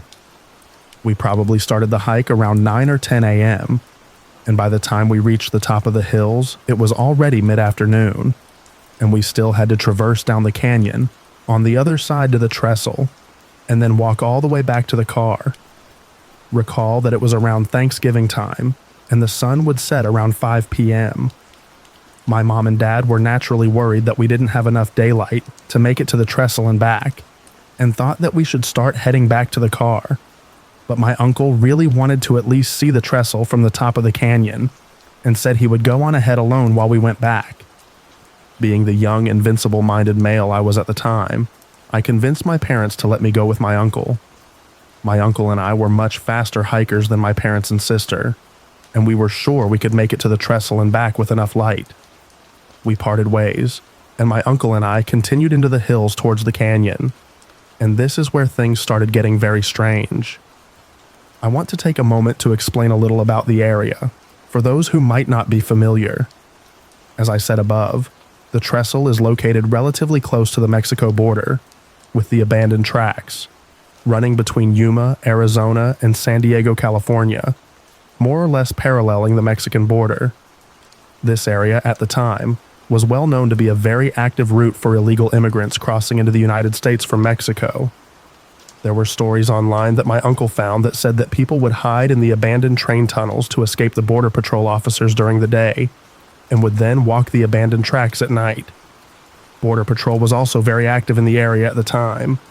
It was also a hot spot for coyotes and mules, not the animals, but individuals who help escort immigrants into the country, and individuals who are transporting illegal drugs. Getting back to the story, my uncle and I continued through the hills in search of the canyon that led down to the trestle. After we had been walking for a while, we came across a small grove of fan palms. If you are not familiar with fan palms, they are basically a shorter and stockier version of a typical palm tree, with a lot of palm fronds arranged down the trunk of the tree, such that the actual trunk can't be seen behind all the fronds. The palms in this grove were all relatively short, ranging maybe from 8 to 10 feet tall, and the fronds dropped all the way to the base of the tree. I remember it was a little creepy, coming across the grove in the middle of the hills. It felt like something was behind the thick layer of palm fronds watching us, and I would be lying if I wasn't a bit relieved when we continued past them. Eventually, my uncle and I found the canyon that we thought led down from the hills to the trestle. The canyon was very rugged, with tons of loose rock. You can only imagine how difficult it was trying to go down it, slipping and sliding over rocks the whole way.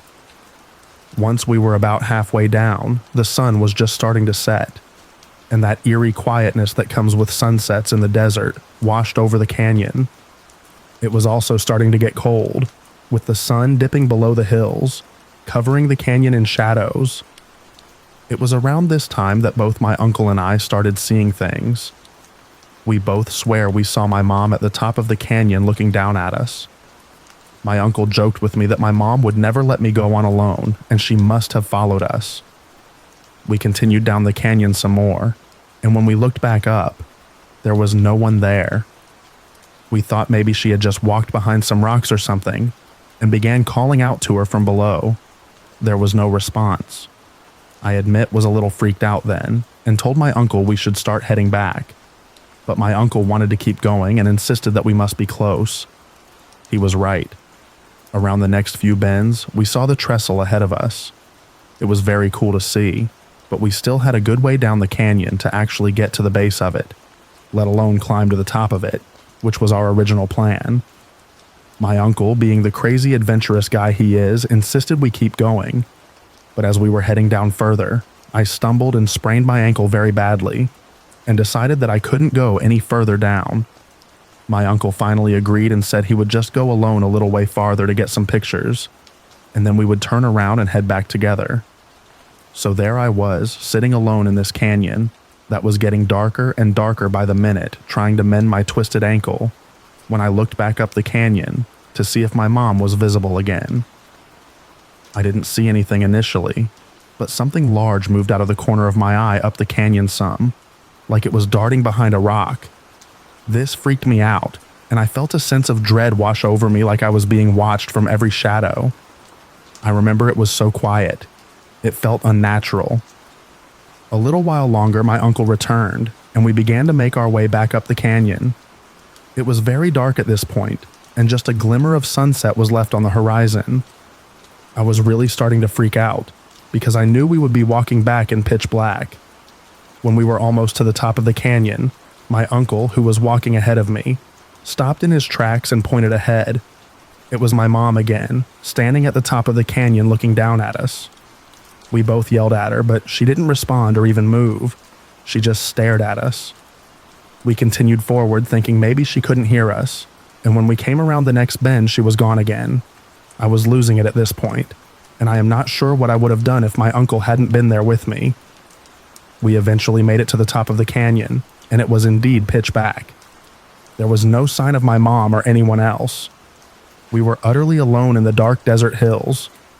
Luckily, my uncle had a small headlamp that he brought with him, and we used that to start our slow trek back through the hills to the car, and hopefully to my waiting family. I can't explain to you how dark it felt out there. It felt like I couldn't see my hand in front of my face. The only thing keeping us on somewhat of a path was this small beam of light from my uncle's headlamp.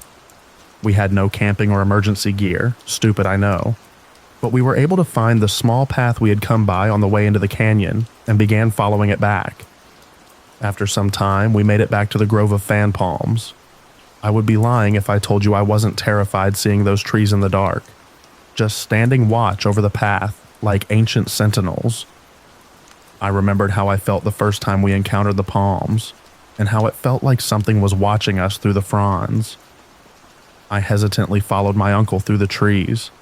As we walked by, there was a loud rustle from one of the trees, much too loud to be just a rodent or reptile.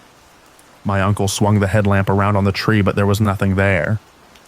A few seconds later, there was more rustling from the tree behind us. Again, my uncle shined the headlamp at the tree, but it was completely still.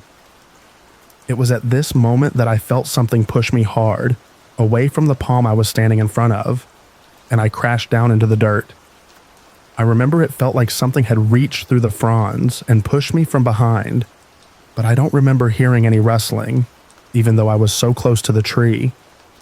I was utterly freaked now, and started yelling at my uncle that something had pushed me from inside the tree. My uncle went up to the tree with the headlamp and peered deep inside to see if he could see anything, but there was nothing. After that, we quickly made our way out of the grove and continued through the hills back towards the car.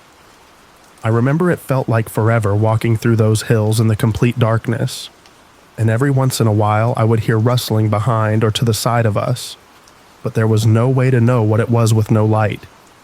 The whole way I felt like something was following us though, trailing just behind us outside the light where we couldn't see it, but I could feel its presence. Finally, we made it through the hills and were about to traverse back down to the car. In the distance, we see a faint light coming towards us. As we got closer, it was apparent that the light was coming from someone with a flashlight, and me and my uncle were nervous whether this individual was there to help or harm us. Given the position we were in, however, we decided to make our way to the light, and thankfully it was a border patrol agent who was actually out looking for us. The agent had come across my family who were waiting for me and my uncle in our car, and my parents told them that we were still out there. The agent then went looking for us. The agent led my uncle and I back to our car, where my terrified mom rushed forward to hug me and scold my uncle. We then told my mom that we had seen her at the top of the canyon, and asked her why she didn't respond to us, or wait for us to get to her. I will never forget that sinking feeling I felt in my stomach when my mom told us she had never gone any further after her. My dad and my sister turned back and left me and my uncle to go on alone. She said they had been waiting in the car for hours for us to return. I don't know who or what me and my uncle saw in that canyon, or what was inside those fan palms, but I know for certain we were not alone out there that night. Maybe it was all just our minds playing tricks on us, but it's been 14 years now, and I still think about it to this day.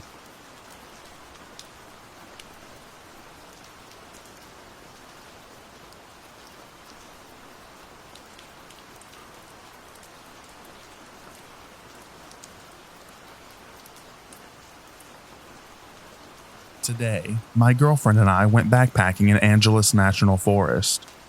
We traversed a few miles deep into canyon before setting up camp. While my girlfriend gathered firewood, I was pitching a tent near a hillside. As I broke out the tent and started assembling it, a guttural growl or grumble came from the dense vegetation on the hillside. It was deep, and I couldn't pin it to any particular area. It was just in one general direction. It was just so harsh and low, I'm having a hard time putting it into words. It continued until I backed away from the area. My girlfriend saw something dash through the veg on my right side. We weren't there for all that long. We grabbed our things and left. I'm accustomed to the sounds of this particular area. I can identify noises that bears, mountain lions, etc. would make. I cannot pinpoint this kind of growl to anything I've ever heard in my life. Whatever it was big and didn't want us there. What could this even be?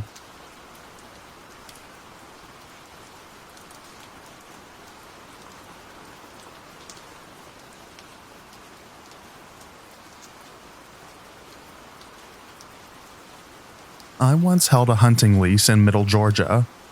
It was an abandoned hunting camp that hadn't been used in several years. I'm not superstitious at all, but this place was legitimately spooky. It was miles down an overgrown dirt road and completely surrounded by woods. It's probably the most secluded place I've ever been. I used to hunt there by myself a lot, and there was always this weird sense that I wasn't alone out there. There was a locked gate at the front of the property, but it was not uncommon for us to find the front door of the cabin open, even when the door was locked. That was pretty creepy, but that's not what this story is about. One evening, I was hunting down in a small valley by a food plot we put lining a creek that bordered the property. From the minute I sat down, I had a weird feeling, like I wasn't in a safe place, even though I was holding a .308 with ballistic tipped rounds. I didn't feel like I was the top predator out there. I didn't see any deer while I was sitting at the stand, but the forest was abuzz with activity. Birds, squirrels, and other critters singing their normal evening symphony. And then, all of a sudden, silence. Everything just stopped. It felt like everything in the woods was looking right at me. It was getting dark fast anyways, and I was extremely creeped out. So I packed up my gear and started the walk back up to the cabin. About 100 yards away, I had this feeling that something was coming up behind me. I spun around and pointed my rifle back down the path towards the food plot, and that's when I saw it. There was something standing in the middle of the path. It wasn't a person, but it didn't look like a deer or anything I've seen before. There was hardly any light to make out any features, but it almost looked like some kind of bipedal deer or something. It was just standing there, staring at me. I quickly made my way back to the cabin, packed up my stuff, and got out of there. I just let the lease run out, and I never went back after that.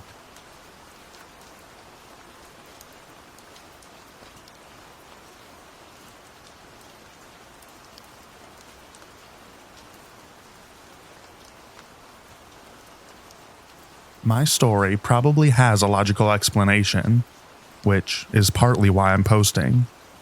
I'd love to know what the purpose of antenna dogs could be. My ex and I were driving through the mountains of Tennessee and North Carolina, 129/Tail of the Dragon area for anyone familiar with the area. Being dumb out-of-staters, we thought it would be fun, fairly quick drive. It wasn't, and we were still picking our way through the very late at night.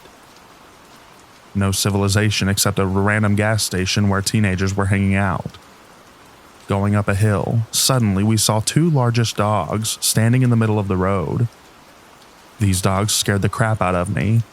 First off, because I could have hit them and gotten murdered by some backwoods dog owner. Then I noticed that they each had antennae, like a radio antenna on their collars. They stared me down as we approached, slowly, and finally moved out of the road. We made our way back north like the wussy Yankees we all are, and all was well. But what is the purpose of antenna dogs?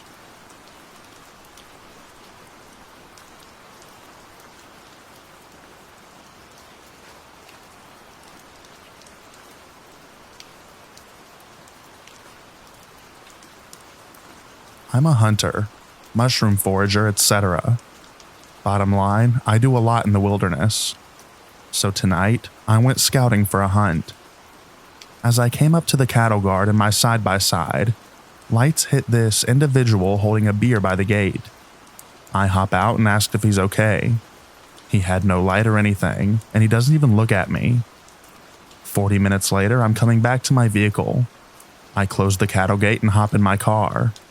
This guy just walks up to the gate that I just closed, opens it up, closes it, and walks into the dark without a light. Nothing. Mind you, I'm a mile into the wilderness. I call out to this guy and he walks as if I didn't exist. No light and a dead look on his face. Really freaked me the heck out. His blank, ominous demeanor was something out of a horror movie.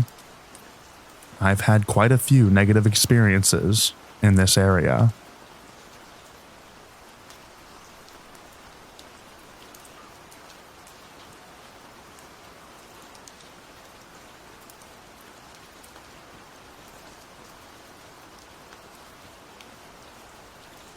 Okay, my friend told me this story and I haven't been able to stop thinking about it. He and a friend were out on a creek fishing that they weren't really familiar with and had started to go downstream to look for a better spot. Mind you, they are far from any town and there are no houses nearby.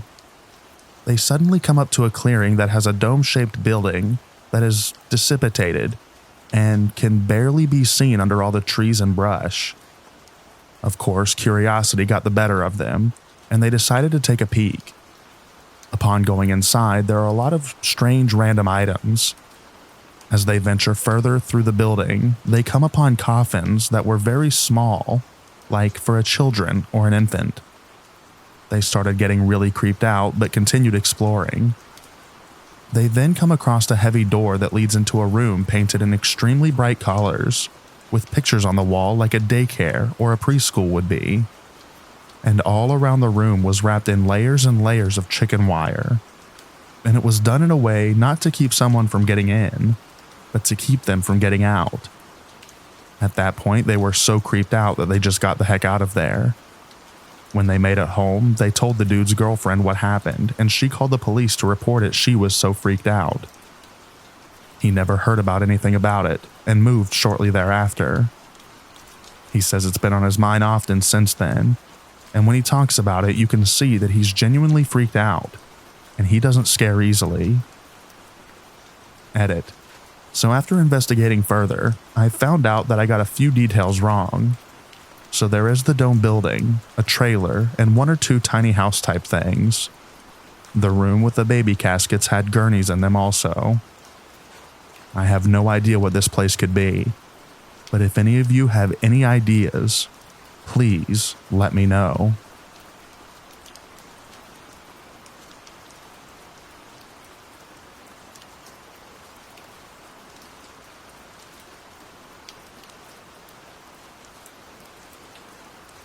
Less than an hour ago, I and 3 other people heard what sounded like 4 long, goose-sounding wheezes.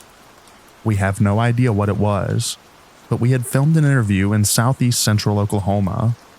I know that sounds wonky, but we are at a place that's closed to the public, especially at 10 p.m. at night. Another way I could describe the noise is that it sounded like when a house cat gets something caught in their throat, and they do that deep coughing thing. Not the same kind of sound they make when they're about to vomit.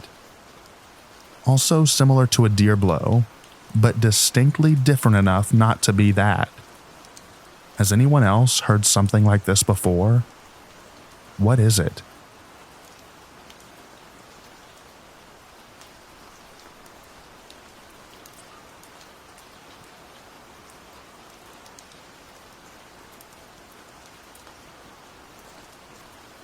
My friend and I backpacked into the Raggeds. We found our campsite 9 miles from the trailhead. Our plan was to go hike to a basin to try and summit a peak the next morning. We woke up at 6 a.m. and got ready for our hike. We walked on the trail for a few miles till we couldn't find it anymore, so we decided to just follow the creek up. We walked up the creek for a mile or so, but it was too slippery and sketchy to keep going. We decided to get on a shelf probably 100 feet from the creek. The shelf wasn't any easier. It was covered in ferns up to our necks, and we realized we needed to find some sort of game trail or easier way. While we're making our way through the ferns for a mile or so, we decided to go filter some water at the creek. On our way down to the creek, we found some trash. 2 soda bottles, and a jet boil canister. We thought it was odd because of how remote we were. I asked my friend if he thought it washed down in a storm, but it didn't make much sense for that to have happened.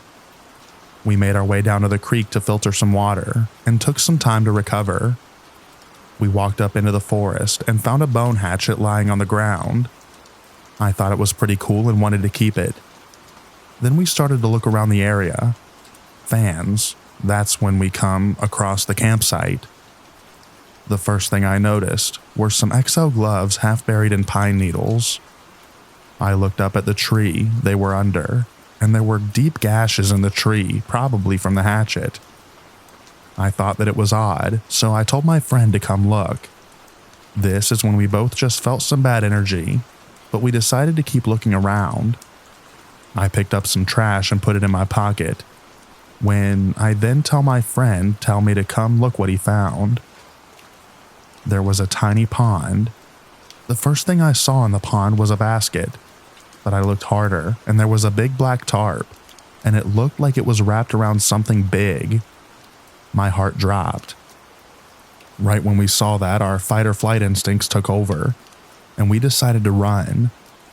We ran up towards the basin. The forest where we were running was thick and steep. We felt like animals running from a hunter. When we got far enough to feel safe, we tried to rationalize what we saw, but we honestly couldn't. We had to go back up down to the creek because we got cliffed out. We followed the river for another mile or so before it started to open up into a wetland area. We found some hunter's campsite, and the trail which was a relief.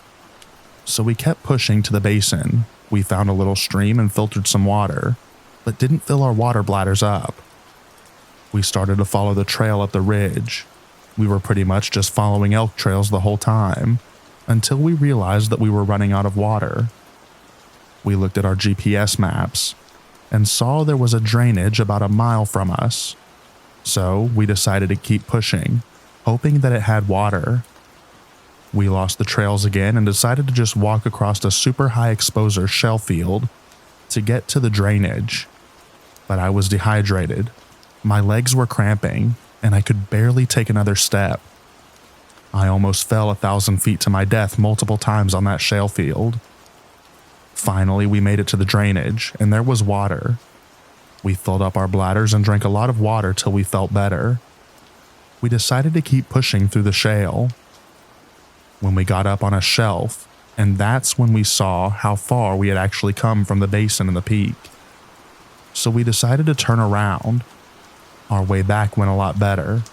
We met the hunters who were camped and talked to them for a while. We told them about that other creepy campsite, and the hunter said this would definitely be the best place for someone to do some sketchy stuff. He showed us his GPS app so we could follow the trail back instead of bushwhacking.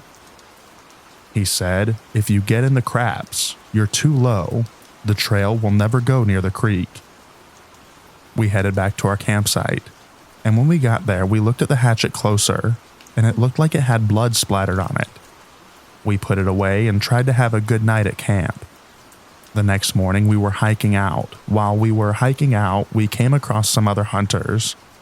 We started talking to them, and we just kept getting red flags from them. They told us that they had rented some llamas, and they were at the camp. We hiked down to their camp, and from across the creek, we just saw so much smoke coming from where their campsite was. We thought the forest was catching on fire. We dropped our bags and ran. They had left their camp's fire smoldering, and there were sticks on the hot coals, and a bag of Blackbeard fire starter on the hot rocks right next to the fire. We put the fire out and hiked out to tell the Forest Service and the Pack Llama Company about those people. My friend turned the hatchet into the local police department, and we're still waiting back to hear about everything.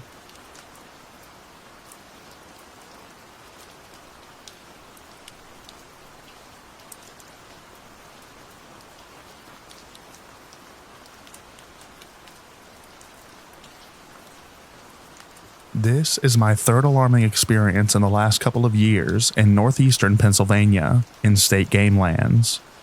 A couple years ago, I was hiking with my 2 dogs on some trails. Some of the hike was along power lines. I know this area well. I grew up in the other side of the power lines. I've since moved and came into the area on a different route than I typically took from my old house. The majority of the hike was fine until I went down an old quad trail that was pretty grown in. I know the trail and it leads down to a very old quarry, maybe 2 miles. As we hike, my dogs stay behind me, which is unusual, but they were still exploring off trail and romping around, so I didn't feel alarmed. Eventually, we crested the trail and hit a decent clearing, and I just hear in a low voice, "Help." I keep moving, slow my speed but look around. My dogs are near me and not alerting, and being as invisible as possible. At this point, I'm feeling like it's time to turn around, and I do so. As I do, a low voice calls out, "Turn back." I'm terrified at this point, and so are my dogs, so we hightail it out of there and head the heck home. If it was a person, my dogs would have alerted me of that. Based on past experiences, this has to be the mimic I've experienced in the past. This was the first time I hiked those woods in over a year.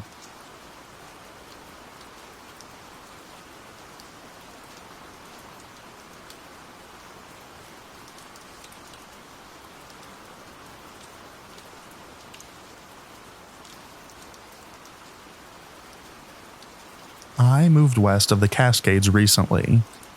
We have been doing tons of yard work, cleaning out trash in the yard, digging out garden beds and repairing them, etc. Disturbing the yard may have done this. I don't know. Anyway, my spouse and I were sitting on the porch looking at the stars. There is almost no light pollution.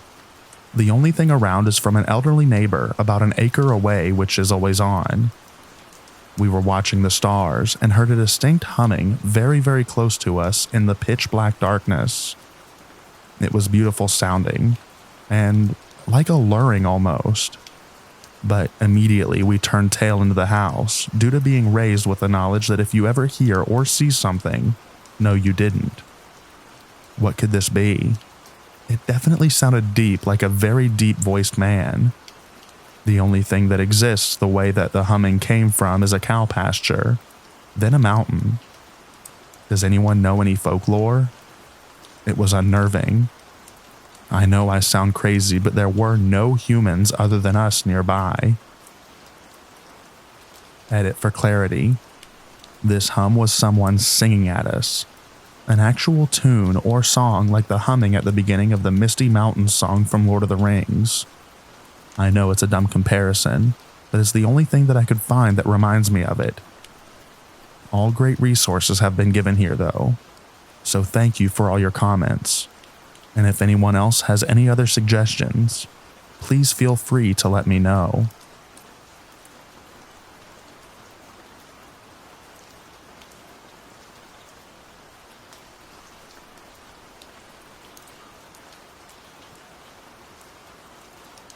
So a little backstory.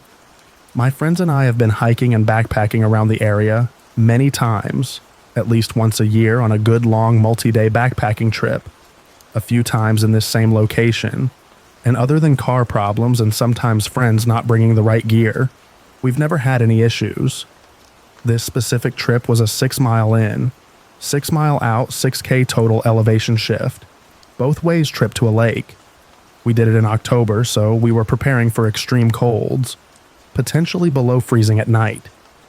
There were only 3 of us, and we were all geared up for this. I was probably the least geared out of the trio, and I knew I'd be perfectly comfortable. So we began the trek in. Took us until end of day and we got to the lake no problem. Set up camp and just enjoyed ourselves to the sounds of nature. Some MREs and a couple pints of whiskey. At the end of the night, we all settled into our sleeping quarters. Myself in a small tent. My friend in a hammock right next to me around the fire pit, and our other friends some distance away from us in a tent.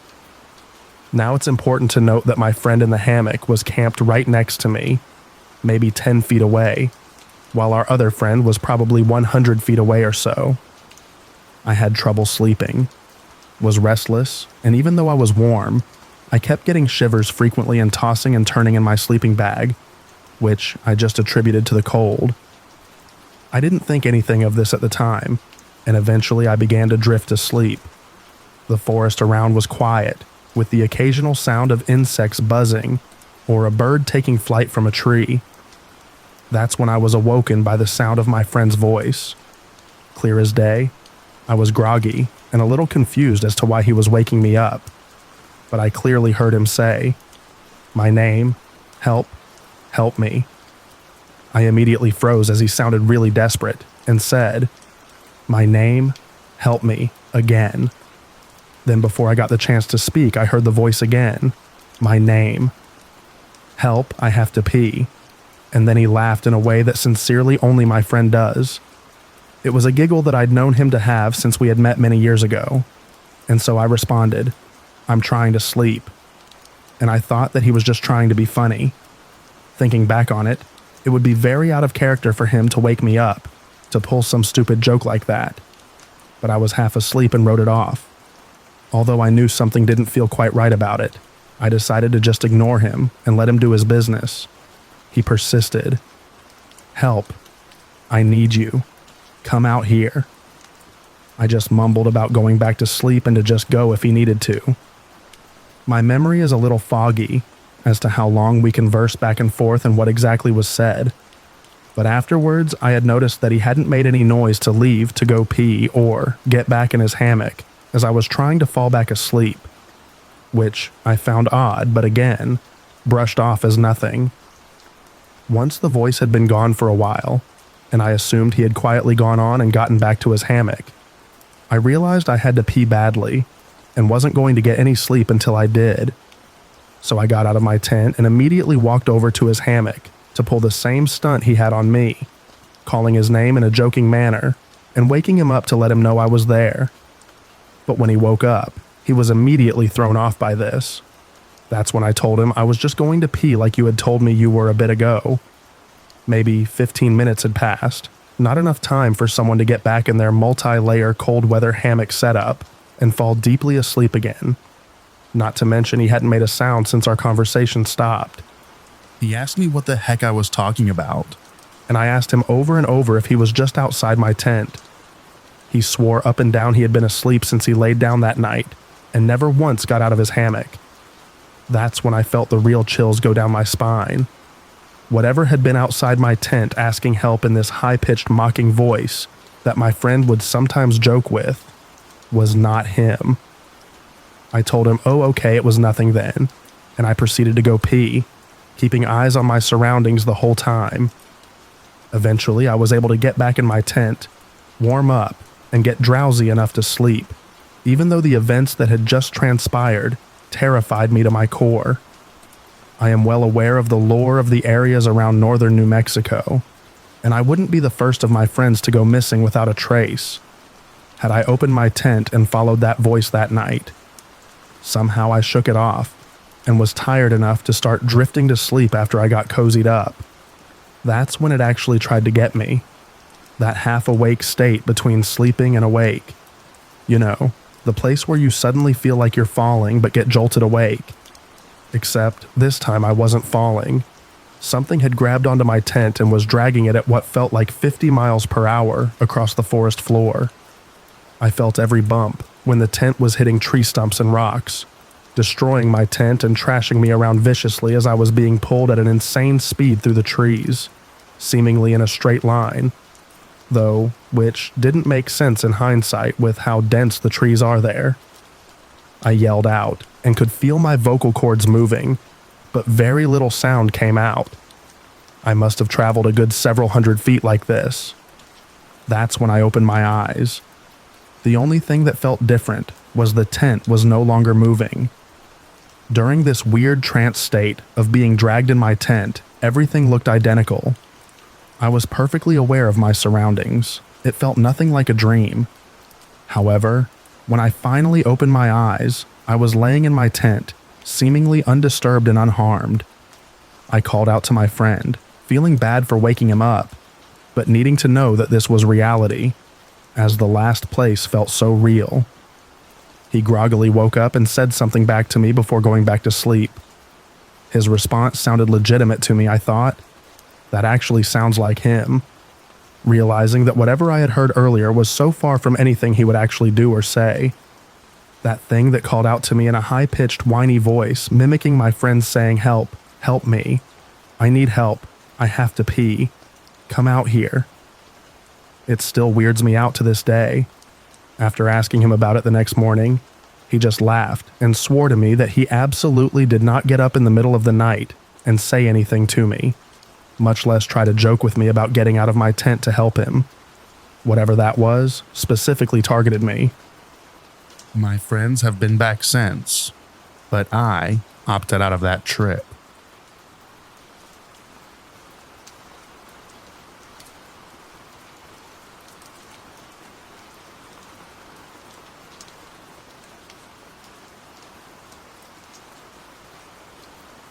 Probably like 20 minutes ago, my apartment building fire alarm went off. I gathered my cat and purse and headed out the door. Right outside my door was a young man walking into the building with a DoorDash bag / sleeve. Like those pizza terminal sleeves that Domino's delivers with. He tries to stop me as if I'm leaving my apartment. I said, "I didn't order DoorDash." He's holding the DoorDash bag weird, like he's about to unzip it or something. Maybe I'm paranoid. He motions me to follow him. I tell him if he wants me to tell me something, then he's got to come outside, because I'm not standing in the middle of those blasting alarms. My poor cat. He keeps trying to motion me and says I set the alarm off. I immediately leave the apartment building and walk out to the parking lot. He's still following me and trying to get me to follow him inside the building. Police car has already shown up. Usually one sits around our apartment complex at this time of night. So I go to tell the police officer about what I just encountered. He goes to investigate and look for him. Can't find him. He's not anywhere in the entire crowd that evacuated the building. What could it possibly have been? Am I paranoid? I've been in a scenario where someone tried to lure me and act cool about it. I ended up being assaulted. I understand that was dumb on my part. I was very young and had no clue how evil the world could be. This just kind of reminded me of that. I'm worried he knows where my apartment is. I got inside after everything was cleared and inspected my entire house twice. I'm paranoid. What could that have been all about?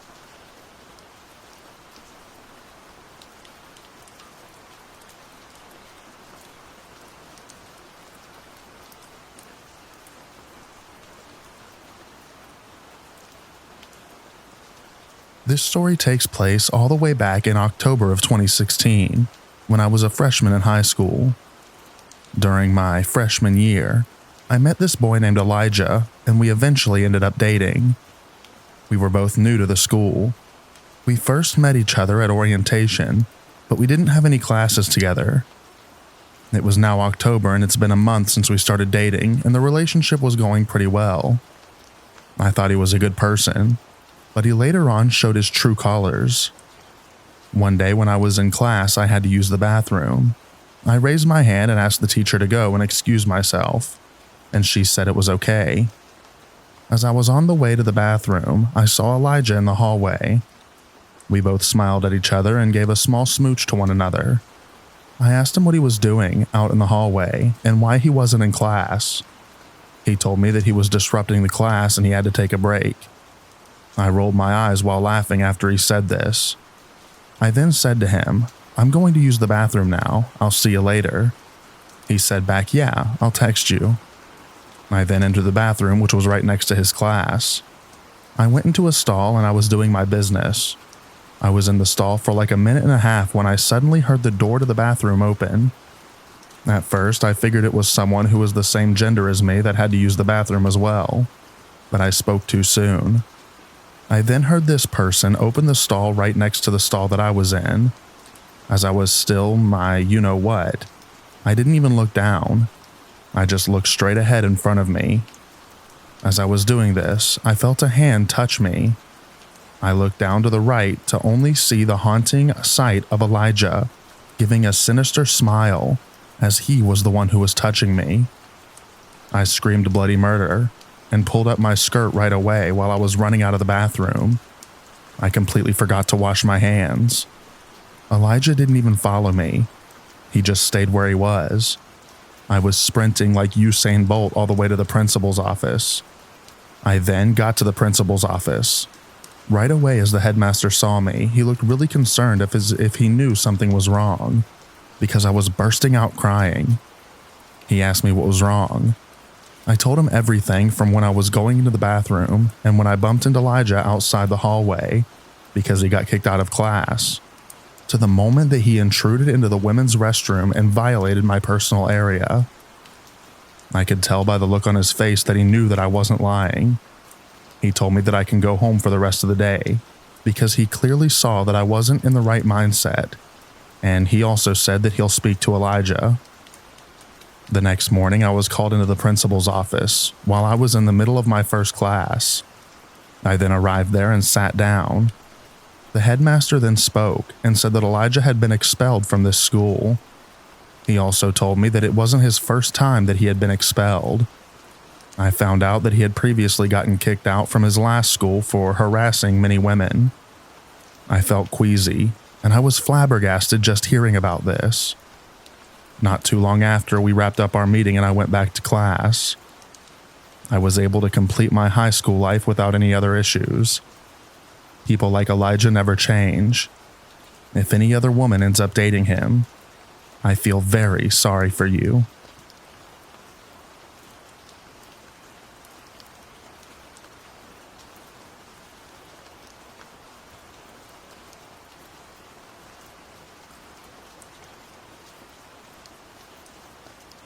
Hi, I'm Patrick Beverly. You might know me as an NBA basketball player. I most notably played for the Houston Rockets. I am now playing in Israel. Before I went pro, I used to do some naughty things, like selling drugs to different people. I only did it because me and my mother were poor, and we wanted to make it out of the hood, which we did eventually. We lived in a rough neighborhood in Chicago in a one-bedroom apartment. My mother worked 3 jobs getting paid on minimum wage. Yes, that is how poor we were. My aunt and cousins would sometimes take turns watching me as an infant. When I was getting older as a kid, my mom would date a bunch of drug dealer boyfriends. This inspired me to sell drugs. One night in August of 2008, I met up with my homeboy named Donovan. I sold him some dope and smoked it with him. I don't remember how high I got, but I do remember that I went off the rails that time. After finishing that deal, I went home in my white Dodge Magnum.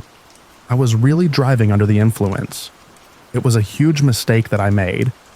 While I was driving while being on another planet, I approached an intersection. There were no cars in front of me. I thought the light said green, but in reality it was red. As I was crossing the intersection running the red light, I collided with another vehicle.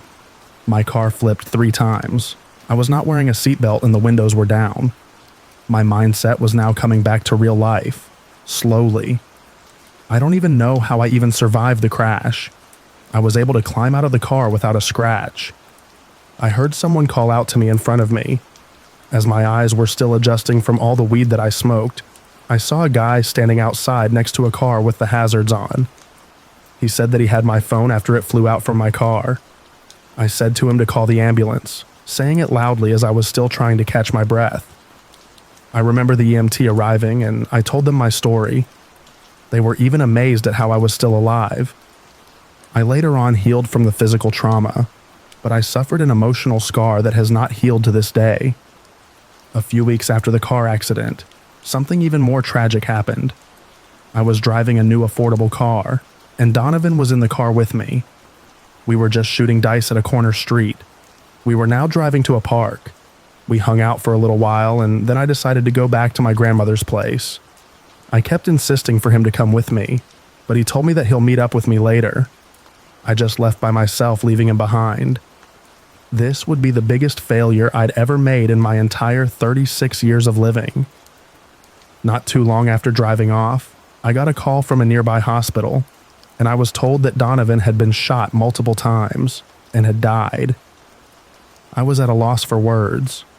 My brother-like figure had just died, and he was the closest person to me in the world.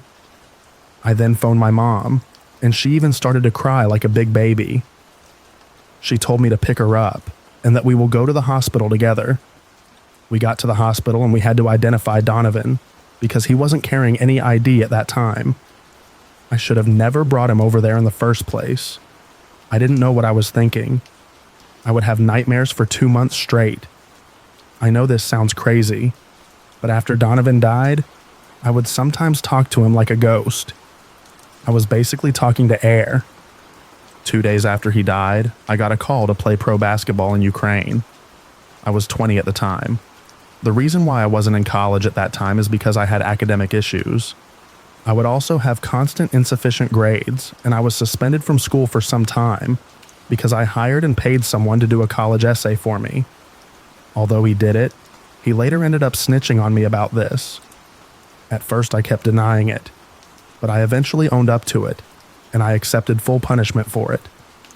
Nevertheless, I accepted the contract because there was nothing else I loved more than basketball, and I would actually earn money playing basketball as my family could use the money I would earn. I also did this for my homie Donovan. He would have wanted me to keep going, no matter what happened. I know how proud he is of me in heaven, after all the accomplishments of making the NBA, and having some accolades along with it, which included getting 3 All-NBA defensive teams. I love you, Donovan, and this story is for you. I'll see you soon and we will reunite in heaven, but I still have a long way to go.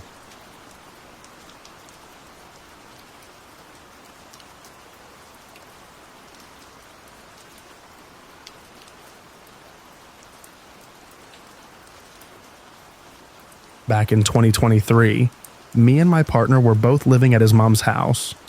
Most days we'd get home from work, about 5 p.m., get dressed, and then we would go to these woods in the hills just outside the town we live in. For context, these woods as a whole are 12 miles long and 4 miles wide. There's breaks in the woods of farmland and fields creating separate woods over these hills with different names. You can walk through these woods if you want. There's paths winding through most of the woods as trails, and if you want to walk over the span of hills, from one side to the other, you can if you really want to. Just most of it's through the woods and uphill if you're coming from the south. The one we always went to is called Wind Down Woods. So me and my partner would go to these woods nearly every day after we finished work just to go for a walk, or a smoke, or both. We went about doing our usual routine, walking around and talking about our days, following the trail in these woods that loops around a large set of trees, with more around you on the outside. Would kind of look like a messed donut, from bird's eye view, I guess. We were walking on the path that takes you back up towards the top of the woods. That path also takes you down towards the car park, once you get to the meeting point of all the paths. When we see this man in the distance walking down the path at Point B are one of the trails that just goes up into the woods beyond Wind Down. We've still got to get to the meeting point of all the paths to get back to the car. At this point, he's pretty far away from us still. But I had a bad feeling, because the first thing I noticed about this man when we got closer was that he was wearing office shoes and carrying a pair of hiking boots, whilst seemingly on a walk in the woods. We were talking about this as we were walking up and laughing about how strange it was. The guy was walking faster than us as he was going downhill, and reached the meeting point of the paths a few minutes before we did, but we could see him the whole time. When he got to the meeting point of the paths, all he did was stand there. He didn't do anything. He just stood and was looking around. I had a really bad feeling at this point, as he didn't even look like he was lost. He just looked like he was waiting for something. Me and my partner were pretty weirded out at this point, and were thinking about turning around and heading back down into the woods and go back around the long way, just to get away from this guy's weird vibes. In the end, we decided that walking back down into the woods would ultimately look way too suspicious, as the man had definitely seen us walking up the path towards him, the same time we'd seen him walking down. So we just kept walking up. The whole time this guy's still just standing there, looking around with these shoes in his hands. Having no other choice than to walk past this guy to get to the path down to the car park, We went up and passed him. Getting close to him, I saw something that worried me more than it weirded me out. The guy had a backpack on and there was a handle coming out of. 100% the handle of a hammer or an axe. I knew it couldn't have been else. He hadn't been on a phone at all the whole time we'd seen him, not even when he was just loitering around. Just more and more stuff adding up and freaking a man out. As we walked past him and started down the path towards the car park, the guy decides he now knows where he needs to go without getting a phone out or a compass, nothing, and starts walking down behind us. At this point I was freaking out, and so was my partner, who doesn't usually get paranoid about stuff like this because I do it all the time for no reason. But this guy was not right. There were no other cars in the car park out mine, so he had no reason to be walking there. We were walking as fast as we could without running away from this guy. After what felt like a lifetime, we got to car, locked the doors and drove off. I didn't even look back. To this day, I think about that guy and how strange he was acting. But then again, I think about how strange we were probably acting, and maybe the poor guy was simply on a walk. Cut to just the other week, and me and partner are at our friend's house for their birthday, just hanging out, meeting their other friends we haven't met before, having a blast. But as usual with every small group hangout, it got late, and we started talking about weird experiences we'd had and spooky encounters. Obviously, we told everyone about our encounter with this really strange man in the woods. A couple of the girls at this hangout work at a reserve called Fine Court. It's one of the woods in the hills I've been talking about. They seemed pretty rattled by the story we had told, and said that they had one that would make it worse, but they had to tell the group now. Plus, we needed to hear. One evening at work, E was on a closing shift with her manager, and they'd been cleaning up the cafe and doing final checks, when E's manager tells her that he's good doing the rest by himself, and that she can just go home. Who doesn't want to hear that? So off she goes to her car. Sits there for a bit to chill and roll a cigarette before driving home. Later that night, she gets a text saying, "Don't ask, just don't come into work tomorrow." E finds out that after she left work, her manager had finished cleaning up like he said, and gone to his car to leave. Getting into his car, a man approached him from out of the woods, and started wrestling with him, trying to steal his car keys. Managing to get the man off and get into his car, the manager drove away and called the police.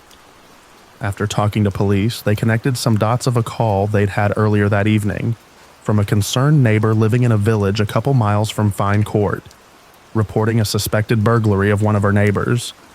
Another call from a mental health institute in a town about as far away as ours from these woods from the opposite direction, saying one of their patients had escaped. Turns out, after the police put the whole story together, this man escaped, got a haircut, and then walked miles to this village in the middle of nowhere. Broke into this house he thought was abandoned. It was actually the home of an elderly couple. The man was completely disabled and wheelchair bound, and his caretaker was his wife. The man actually murdered the elderly lady and just left the man in the house before leaving and walking into the woods, wandering around them and looking for someone with a car he could steal. That's when he ended up at Fine Court and tried to take S manager's car, running off into the woods again to find someone else. Me and my partner are so sure this is the same man we saw acting suspicious at Windown all that time ago, as their story was from the same month as ours was, and the time frames matched up perfectly to when we would have seen him after he had tried to steal the manager's car and ran back off into the woods again. The police caught him the next day just wandering around in the woods up there. He was following us back down to the car, but who's going to jump two guys in an open space where one of us could have easily made it to the road?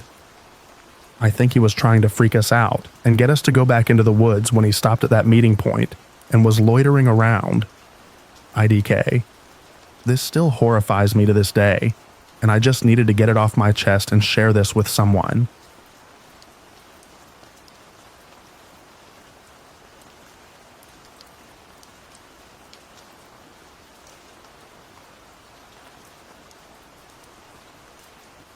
I'm a property manager and 1 year postpartum, so I returned to my company part-time. This is fun because I get to float around to different apartment communities who need help and just help where needed. In September, I helped at a property about an hour from my house. It's a bit of a drive, but fairly small property with relatively no big problems, so easy money for the day. I'm covering for a manager out on vacation, and of course it's the dreaded 6th of the month. This means I'm handing out late letters and making calls, unfortunately. Definitely not my favorite part of the job, but it is necessary. The one thing I hate about floating is the residents don't know me well, so I'm delivering late letters and calling, and they don't even know me. Again, not my favorite part of the job, but has to be done. So here we go. I had about 10 late letters to deliver. All was going normal and fine. Some people answer the door and say, "Yep, sorry, I'll have it paid on such and such date." Another person didn't answer, so I left info on door, but they flipped me off as I was walking away. All pretty normal stuff that comes with the job. I get down to about the 7th or 8th person. I walk up to this apartment, and I can tell from the outside the occupants have absolutely destroyed this home. I smelled cigarettes, cat urine, and general mustiness before I even knocked. All blinds were broken, blankets up in the window, all the works. I get up to the door, do my normal quick knock, waited about 5 seconds and was ready to post notice to door. Right as I was folding it up to put it between the door partly swings open. A gentleman wearing just his boxers and a cigarette hanging out of his mouth opens the door, but doesn't unlatch the security lock, so door's not opened all the way. "What do you want?" he says as he's giving me a death glare, but also looking me up and down inappropriately at the same time. I explained I was just here to deliver the late letters and that I would be on my way now. As I'm explaining this, I notice he keeps looking over his shoulder, as if someone is standing next to him behind the door. I find this odd, as if someone is hiding from me, especially because this gentleman won't open the door all the way. I hear some whispering and now I'm sure he is communicating with someone. The gentleman in the doorway asks me to wait and says he has things in his apartment that he needs looked at. I explained I was just there for the letter, but that he can send photos into the office and that I would get work orders in. He begins complaining about our maintenance team and states he really wants someone to take a look in person. At this point, I'm feeling really uneasy. Typically, I would enter and help no problem. But between the looks this guy was giving me and creepy who knows who behind the door, I'm just not feeling safe at this point. I defer again, trying to make myself sound unimportant and just say I'm just a floating person. I can't do anything without manager approval when she gets back, so really there is no point. At this point, something catches my eye upstairs. I see a window blind move. I notice 2 additional guys upstairs who are both staring down at me. I'm so uneasy I could be sick at this point. I tell the gentleman that I won't be entering without maintenance or the property manager present, due to it being an ongoing maintenance concern, and there not being much I can personally do. He looks annoyed and finally slams the door in my face. I get back to the office and grab the maintenance supervisor for the property to chat things over regarding this encounter.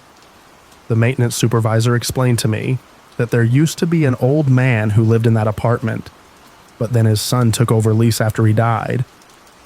He told me he's noticed a lot of strange activity and individuals around that home since the dad died, but he hasn't personally witnessed anything illegal yet, so he's just let it go. He explained they plan to make them move when the contract is over, due to condition of the home alone anyways. While I cannot prove something horrible was going to happen if I entered the premises, this is by far the creepiest encounter I have had in property management in 7 years.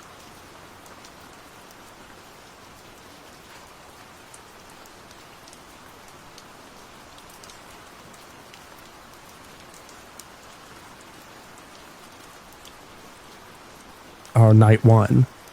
I 20M, pretty small guy, have a routine of walking my dog in the morning and at night, and what happened these past couple nights does not seem normal. At 11:30 p.m., this white BMW is driving down the road, and all of a sudden he slows down close to me. I assume it could be a delivery driver of some sort because other people live on our property. After slowing down close to me, he speeds up again, this time pulling into the house next to mine. I had the feeling he was going to turn around and come back, and he did. This time, rolling up real close behind me, there aren't any sidewalks. He stops for a second and then speeds up again past me. I give him that fight or flight look, almost an angry look, and he parks sideways down the street. At this point, I start running back to our property out of panic, and then he also drives off. Night 2. My girlfriend told me she'd prefer if I went out with another person for safety, and so tonight we went out together instead. Normal walk. Everything's going great except for some paranoia. We turn around to go back home, and I hear this quack noise, like a call or a signal. I look at my girlfriend confused, and her face is pale. I look at my dog, who is normally energetic and protective, and he has his head down and is frozen in place. I look and I see a black figure moving towards us, came out of nowhere. I quickly rush my girlfriend and my dog home, and they speed up just as we do. As we get home, he rides past on an e-bike, wearing all black, and the bike had no reflectors or night visibility. We are both terrified and unsure of what to do. Luckily, we live in an RV on a big property with multiple people, so that's about the only thing keeping me calm currently.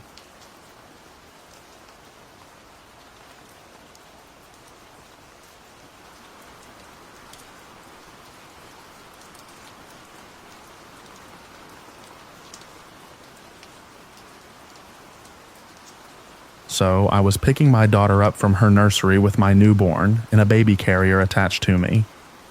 My daughter was in her pushchair on our way home on the train. The station next to our house doesn't have step-free access on the platform we get off at, so we go to the next station and get the train back to our station, as this way we can get off on the step-free access platform. As I got to the station after my home station, we were getting off the train, and this guy suddenly lifted my daughter's pushchair up, as if to help us get off the train, but it wasn't necessary. I was a bit confused as we didn't need any help. He said, "Let me help you," looking down, and now looking back, probably to cover his face with his peak cap. Long story short, he was following me all around this station. Every time I went to get the elevator to reach my platform, he would follow me. When I went to the main part of the station, he'd follow me there. The weird thing is, he was acting like he hadn't noticed that I'd noticed when I was clearly trying to avoid him. He never made eye contact with me. I was petrified as I had my 2 very young children, 23 months and 3 months old, with me. To make a very long story less long, I typed a message on my phone that I needed help and showed it to a staff member at the station, as I didn't want to create a scene or the situation to affect my daughter. The staff member helped me get to my platform and catch a train, ensuring the creepy guy didn't get the same train as me. He literally hopped on and off after me until the train left. I am shaken up, worried for my children, and feel like I need to change my route, feel paranoid. It wasn't a one-off. It was like dead obvious that he was after me for something, but didn't make eye contact with me at all. I am just curious why people think this guy was following me blatantly, but wouldn't make eye contact with me. Surely if he was trying to scare me, he would have stared at me to be intimidating. But he was being blatant and acting like he wasn't after me at the same time, and his behavior was very confusing. Maybe he was just stupid and didn't mean to be blatant, but it was way, way too obvious. Surely no one can be that dumb if they're trying to be discreet.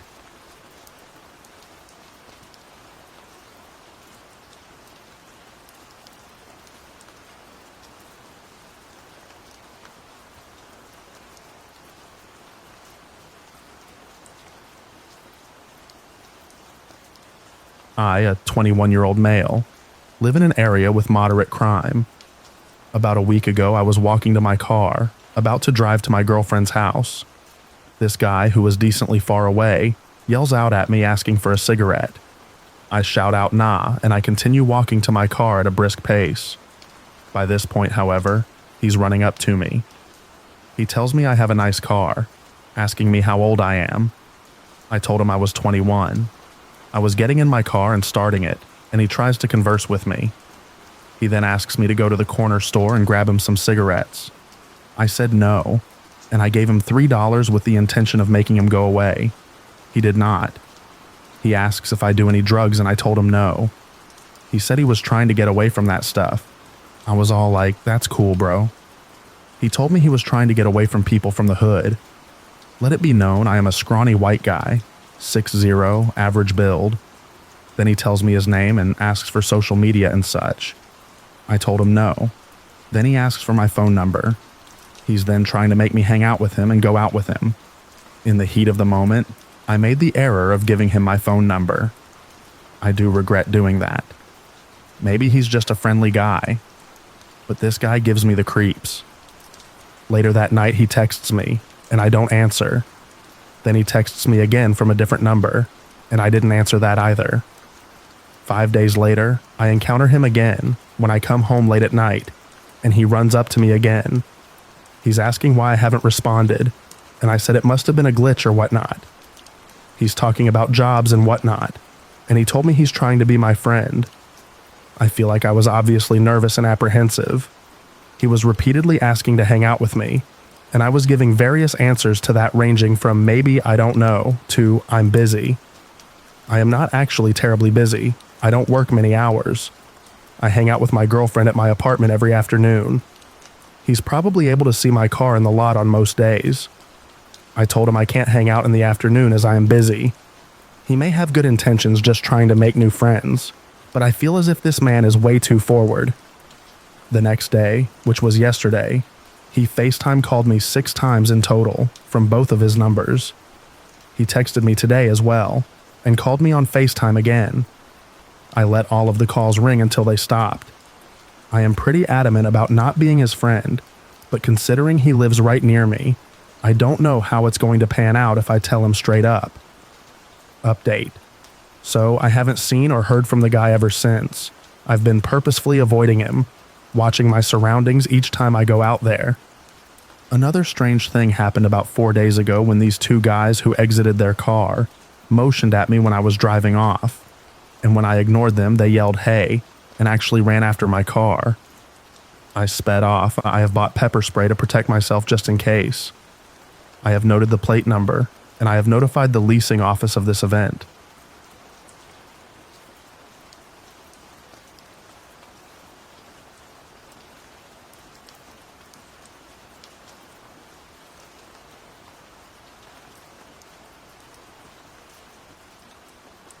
There's this beautiful park near my area where I love to go for walks with friends, even after the dark. We often hang out in the parking lot too, but I've had creepy encounters there 3 times now, and definitely not going back. I'm torn whether I should involve the cops or just let it go, as confronting the creepy man seems like a bad idea. You never know what they're capable of. Instance 1, October 2023. I was hanging out at the park with friends, and around 11 we decided to head home. My friends took off before me, and while I was sitting in my car checking my phone, I noticed a guy in a beanie walking toward me in the rearview mirror. I freaked out and started searching for my keys, totally forgetting they were on my lap. Instead of coming straight to my car, he moved to the left side, about 10-15 feet away, and crouched down to get a look inside. He kept doing this, taking few steps towards me each time. My car isn't tinted, and with my phone's bright screen, he could definitely see I was inside. After a few seconds, I finally found the keys, started the car, and when I looked to my left, he was gone. I glanced back and didn't see him anywhere. I figured he must have wandered off into the woods. Instance 2, October 2024. Close to midnight, it started to lightly rain while my friend and I were at the park. So we headed to the parking lot and got into her car, which was in a corner spot right next to the woods. The windows were all pretty foggy, so we couldn't see much around us. While we were just relaxing and talking about random things, I looked at my friend and saw the edge of 2 hands on the driver's side window and a pair of eyes peering in, basically someone looking inside. I'm not sure if I screamed or just pointed, but he backed away.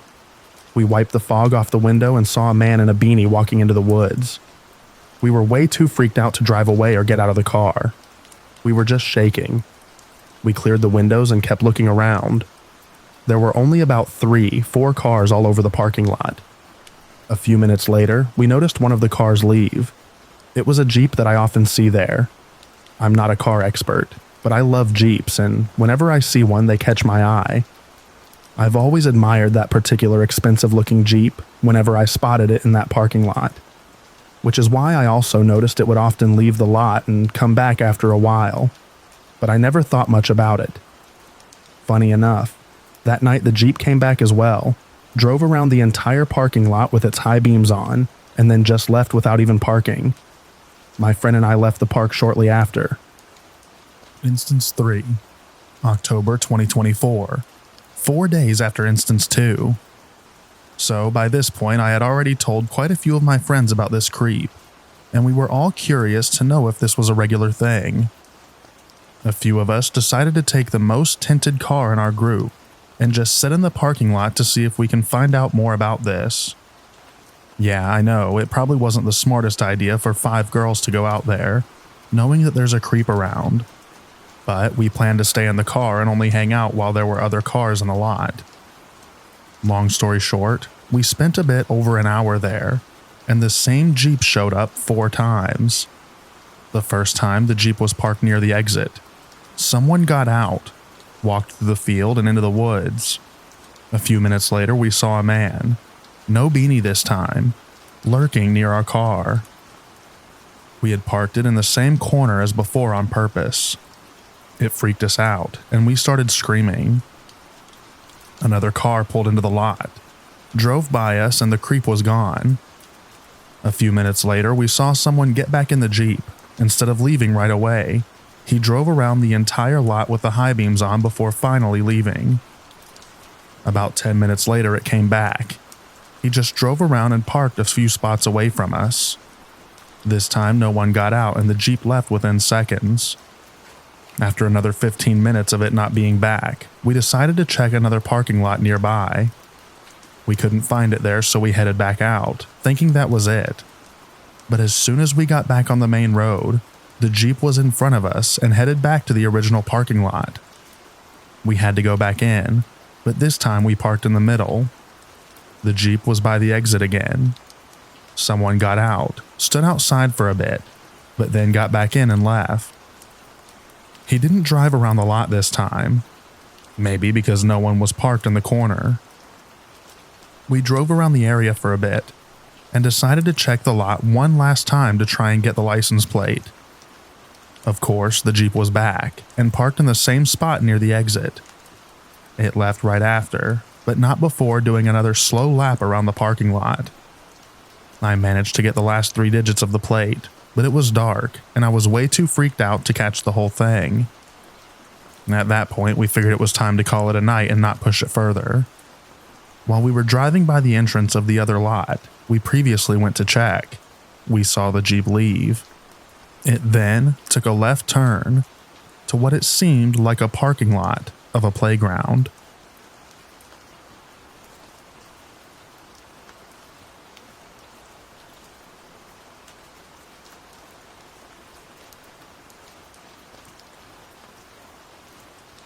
This happened to me last month when I was in the city. I was waiting for the bus on the city's plaza when a guy walked up to me from behind, startling me. He then proceeded to stare at me as he was walking around me and blowing kisses at me as he would repeat the same words, beautiful and pretty, while holding my gaze insistently with a crazy smile. Thankfully, the bus came, so I ran inside. Now, that wouldn't be so unusual for me since I'm a girl, so I'm used to seeing weird men, sadly. So then I did what I do during the day, and I'd say about 5 to 6 hours later, I took the bus back to the plaza and start to walk to my other bus stop that leads me home. And as I'm walking, I can hear the same man following me very closely and making kissing sounds and calling me beautiful and such. It freaked me out to think that that man waited literally hours for me to come back to the same place, just to follow me around until I ran into a crowded area. And he was walking away from me after seeing I found a crowd. He kept looking back and circling around the area, staring at me. I'm lucky it was during daytime, but it still freaked me out so bad that I can't go to the plaza alone anymore.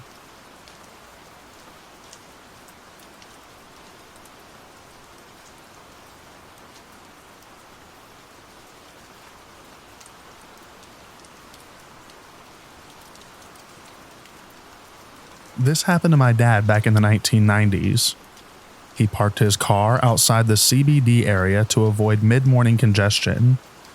However, the parking lot was quite isolated, and he had to walk around through some empty city blocks.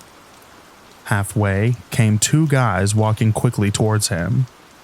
He didn't look at them directly, but sensed that something was very wrong. He kept his steady walking.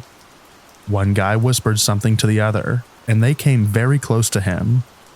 Suddenly, they sped up and left him behind. 5 minutes later, two policemen came running towards my father. They stopped, described the two men, and asked whether he had seen him. He replied yes and showed the direction they went. One policeman said, "You are very lucky. These guys had just robbed and murdered a taxi driver." My dad was a retired Army lieutenant colonel, and I believe that his posture or something like that probably saved him.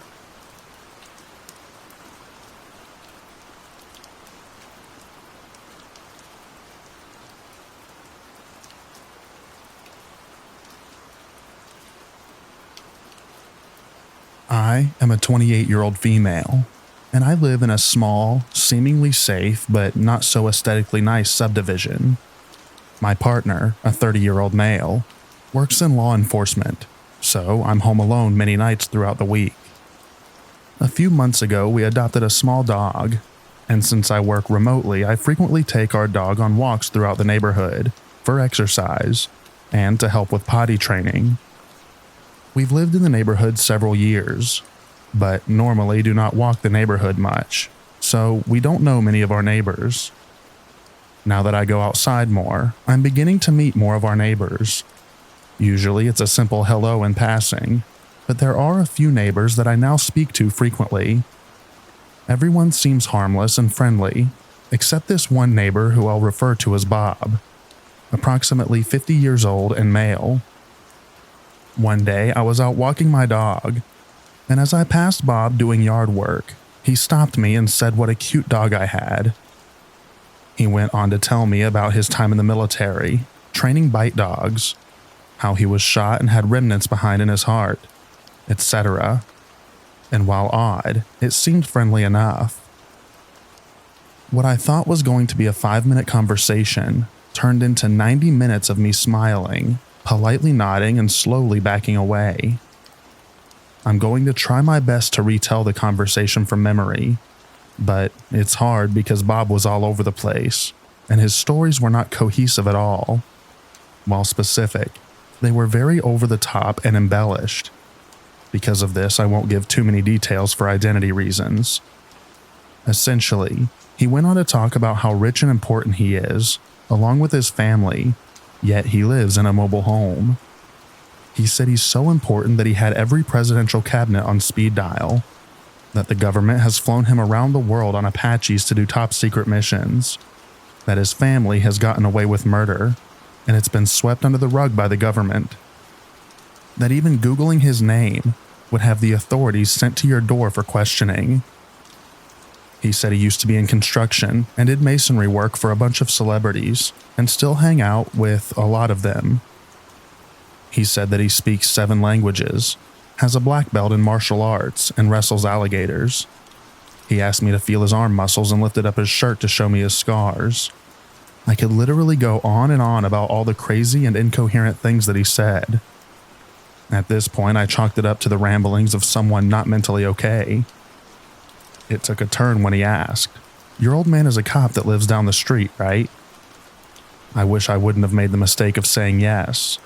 As a woman, it can be hard to set boundaries with people like this for fear of confrontation or things escalating. Bob proceeds to tell me how his son, who turns out went to high school with my partner and my partner don't get along. He said he thinks it has something to do with my partner's and his son's baby mama, as Bob put it. For context, my partner and I are high school sweethearts, and we never really spoke to Bob's son as he was in a different grade than us, and we certainly haven't spoken to him since graduating. Neither of us know the mother of the child. Bob also started making comments on my hair. It's red and often fetishized. and asked me to take my sunglasses off so he could see my eyes. He said that I reminded him of an old neighbor that he used to have, and he also said that I reminded him of his daughter. He kept saying, "You're a pretty girl," and remind me of my insert Bob's daughter's name here. He then proceeds to tell me about all the hot women that he slept with, and how he's been to court for over 50 paternity tests, and wants to know if he might be my dad. I'm not originally from this area, and my parents have been together for 33 years. There is no way that Bob is my dad. I'm sure I'm leaving a bunch of stuff out, but you get the gist. I finally was able to make a break for it, finished my walk and headed home. This was about 3 weeks ago, and I no longer go for walks with my dog. I take him to a park or a friend's house. Since then, Bob has come to my house and knocked on my door 3 times. The last time being today. I obviously did not answer the door all 3 times. The past 2 times my partner was not home, and today my partner was sleeping. He's a night shift worker, so sleeping during the day is normal. I'm honestly a little freaked out and not sure what to do. My plan was to keep ignoring him, but I'm afraid that it will escalate, or I will run into him outside, since I still have to take my dog out to go to the bathroom. My mom wants my partner to go talk to Bob to see what his problem is or what he wants. I think that that's a bad idea. Please let me know what you guys think. Do you think he's harmless and a bit mentally unstable? Or do I have something to worry about here? Update. I looked him up on our county's clerk of court's website, and wow, he has a very long rap sheet dating all the way back to the 80s to present day. It started off with traffic infractions, careless driving, running stop signs, etc., but quickly escalated to possession and dealing of meth and cocaine. Several charges. Charges of soliciting prostitution, 2 charges of kidnapping, and tons of battery charges. Aggravated assault with a deadly weapon, grand theft of firearms, burglary, burglary with a firearm, domestic violence, violation of a protection order. And that's all I saw before I had to stop. I even thought that maybe I was looking at the wrong person, but I confirmed the full name and date of birth. I am definitely going to do some more digging on Bob.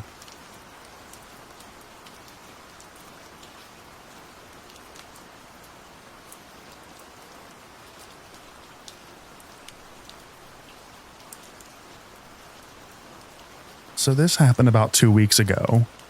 I was out late doing Uber and stopped at a Meijer to use the bathroom. For context, this one had 2 bathrooms, one in the front right by the doors, and one hidden in the way back of the store that most people don't even know is there. I went to the back one because it's usually way cleaner. I head into a stall, and as I'm doing my business, I noticed a foot sliding underneath the stall next to mine and seemingly trying to touch my leg. I was a bit weirded out because I didn't think anybody else was in there, but I just figured maybe some guy was for whatever reason trying to stretch his legs. I moved my foot away, and he pulled his leg back into his stall. I finished up and start washing my hands, and all of a sudden I got this really uncomfortable feeling. I look over at the stalls, and there is a bald guy staring at me from underneath the stall. He seemed like he was trying to be stealthy, but also kind of like he wanted me to notice. We made solid eye contact for what felt like 5 straight minutes. I said absolutely nothing, and finished washing my hands and said screw the hand dryer. Pretended I didn't notice and just booked it out of there. Part of me wants to assume that it was some paranoid dude just shooting up, but I'm almost positive that it was some kind of voyeur, or possibly worse.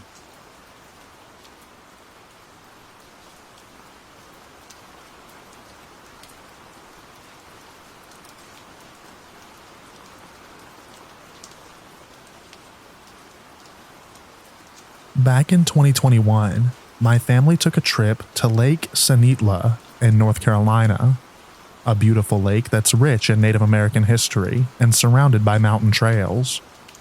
We decided to go on one of these trails on an overcast day.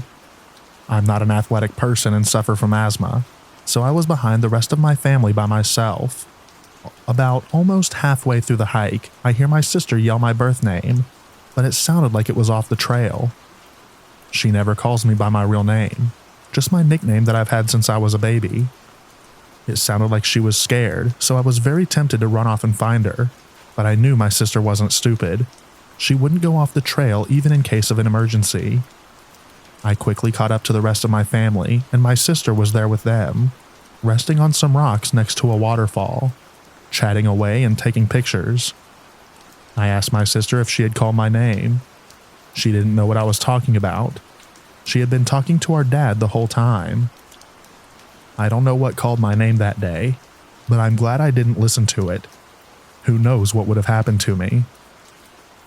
I haven't been on that trail since this encounter. I don't have a clue what called my name, but if you're educated on Appalachian folklore, please give me some insight on what happened to me.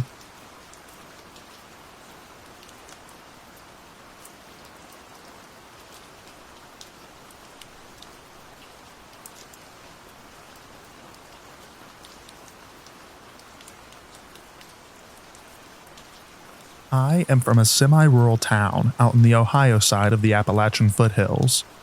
We have a lot of folklore in the area, but I actually experienced something spooky back in autumn of 2020. My family loves going on drives, and I especially love the quietness of night drives.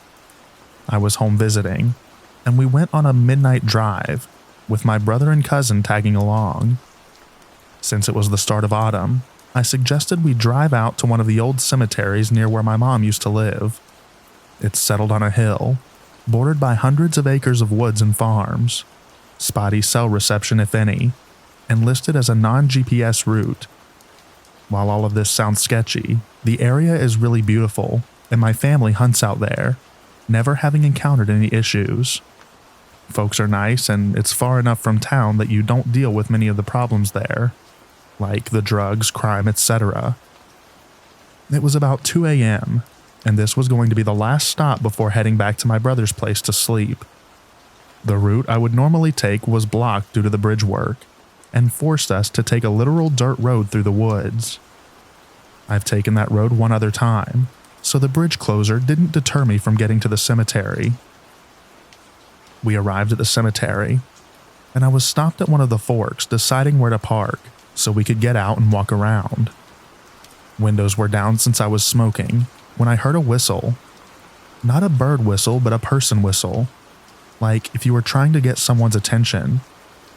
This confused me since it's the middle of the night, middle of nowhere, and very close by. My brother asks if I heard that, confirming to myself that my ears did not deceive me. And as I pause to listen for anything else, the silence is broken by my brother panicking. He points to one of the taller headstones about 20 to 30 feet away from the car, yelling, "What is that?" The only way I can describe this is we saw what looked like a very large person bear crawling and darting between tombstones towards my car. It was very humanoid in figure, but looked hairy and lanky.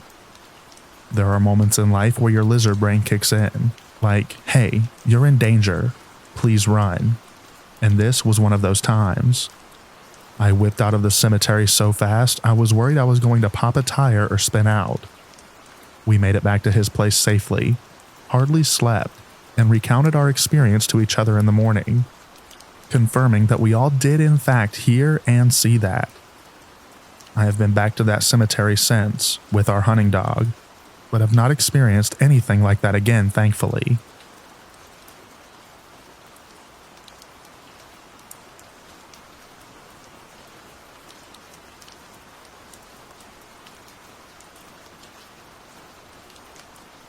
Growing up in the Appalachian Mountains, I could give you a million times as a kid and young adult that I felt scared or paranoid playing in the woods.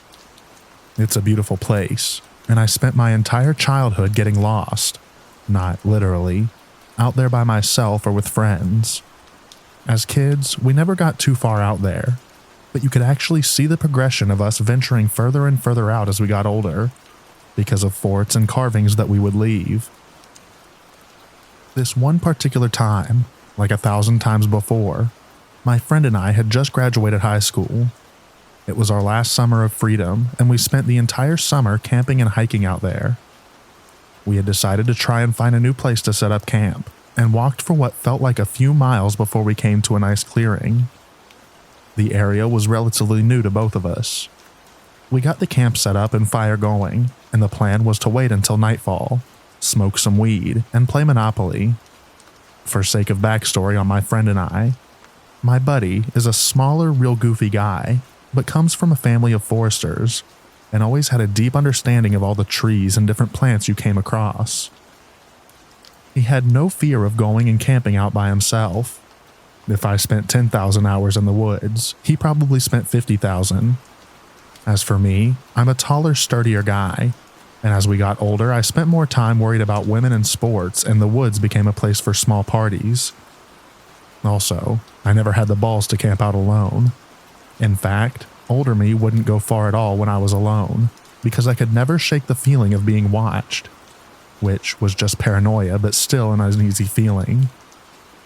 Anyways, camp is set, fire is going, but it's getting lower and needs wood. Sun is down and we're both cutting up and having a good time. My friend is sitting on this little chair that he always brought, and loading up this makeshift bong, and I was crouched breaking some excess limbs off of some logs we had gathered for the fire. All of a sudden, this strong breeze cuts through the clearing. I couldn't tell you if it was the suddenness of it or what, but my friend and I both stopped immediately and looked at each other. The breeze went just long enough to flicker our fire down to a small flame. We both sat completely still in almost total darkness, and neither of us said a word. Across from us on the other side of the fire, we could hear footsteps. They sounded like somebody was running and would slow to a walk and then run again, definitely on two legs. By the sound of it, they were pacing back and forth over the same spot.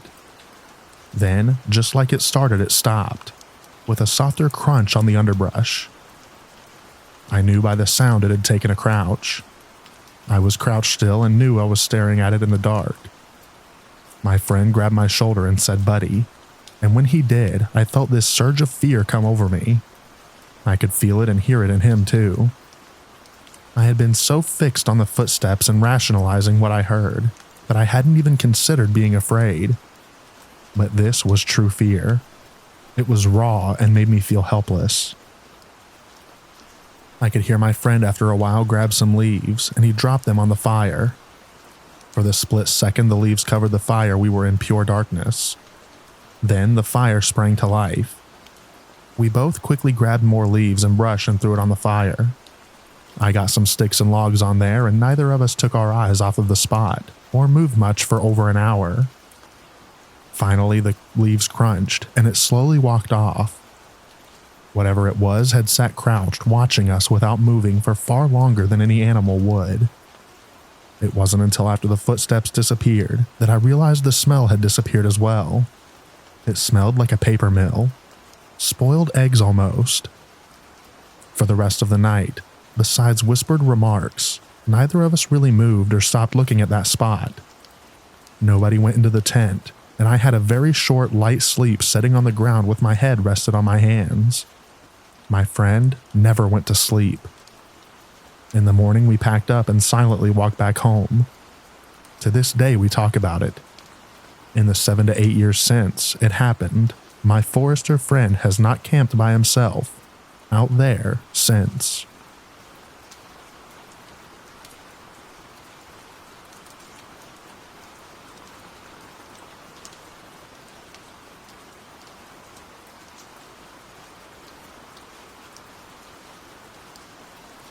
I have always been an avid mountain person. When people say they go to the beach for vacation, I respect it, but I prefer the mountains 100%. Something about these old giants has always fascinated me, as if I just cannot avoid but to be drawn towards them and be in awe when hiking on them. Over my short life, 21-year-old student, I consider that I have seen a fair amount of mountain ranges in Europe, from the Alps in Switzerland to the Pyrenees in Spain. and from the Italian Dolomites to the Czech Stolo Mountains. I have always hiked and camped outdoors a lot, with family and friends, but also by myself. Now I went to the United States for college, and I have always been tempted to do a part of the Appalachian Trail. From the pictures I saw on the internet, I always wanted to see them in person. And not going to lie, I must say that the great amount of scary stories of these mountains always attracted me a little bit as well. I am definitely not a person who likes scary movies or anything, but I enjoy reading fellow mountaineer experiences, and to be honest, I mostly just read stories about the AT to know how to prep myself for when I was going to do it. The scary stories just got my attention every now and a while. That being said, I decided to go to this year and do a small part of the AT. I went to do a small part between the borders of Tennessee and North Carolina, with Clingman's Dome being the icing on the cake. I was a little bit hesitant to go by myself, since I am not very familiar with both the geography, as well as the wildlife in this part of the states. I wanted to go with a friend or my girlfriend, who is from North Carolina herself, but both my friend from Germany. As my girlfriend declined because they had to work, I had spring break. So I decided I just had to go by myself since I am graduating this year and will return back to Europe. I started at this place called Bryson City and walked along the Tuckasegee River until I reached the Nolan Creek trailhead. From there on, I just followed the trail until I would reach Clingman's Dome, and from Clingman's Dome I would follow the AT for about a week. I had prepared well for this trip. I carried bear spray and pepper spray. I read some freaky stories about people in the AT, and I also brought this hunting knife and axe for wood. I had some canned food and lots of water, plus water filter, and for the rest, just my tent and sleeping bag. So when I started walking away from Bryson City, and I saw the beautiful aura this mountain range had, I couldn't be happier. I had been wanting to do this since I had arrived here in the US, and I was finally doing it. I encountered some people on the Nolan Creek trailhead who were friendly, but I had made up my mind that I would be better off alone than with strangers. I reached Clingman's Dome the same day and went a little further before I would set camp. It was beautiful. At night, I slept a bit off the trail with a small campfire while I had dinner, in which I put out before I went to sleep. The first night went super well, as I also was exhausted from the hike to Clingman's Dome. The next 2 days were just as beautiful, and I saw lots of breathtaking views. The people on the AT I encountered were super polite as well. Then, at the third night, I feel like everything took a strange turn. I had set up my camp just as usual, around 160 feet from the trail. No one was camping close to me, or at least not that I was aware of. While getting dinner, I just had this super weird gut feeling that I was not alone there. I felt like as if someone was looking at me from behind a tree or something like that. I tried to just convince myself that I was having an amazing time, that I was safe, and that it was just my mind playing tricks on me. I went to sleep and put out the fire as usual. Then, before it was daylight again, I woke up. I woke up with this same gut feeling that, even though I was in my tent, someone was watching my tent from a distance. I did not hear a single bird, which was weird, because right before daylight is when they start chirping again.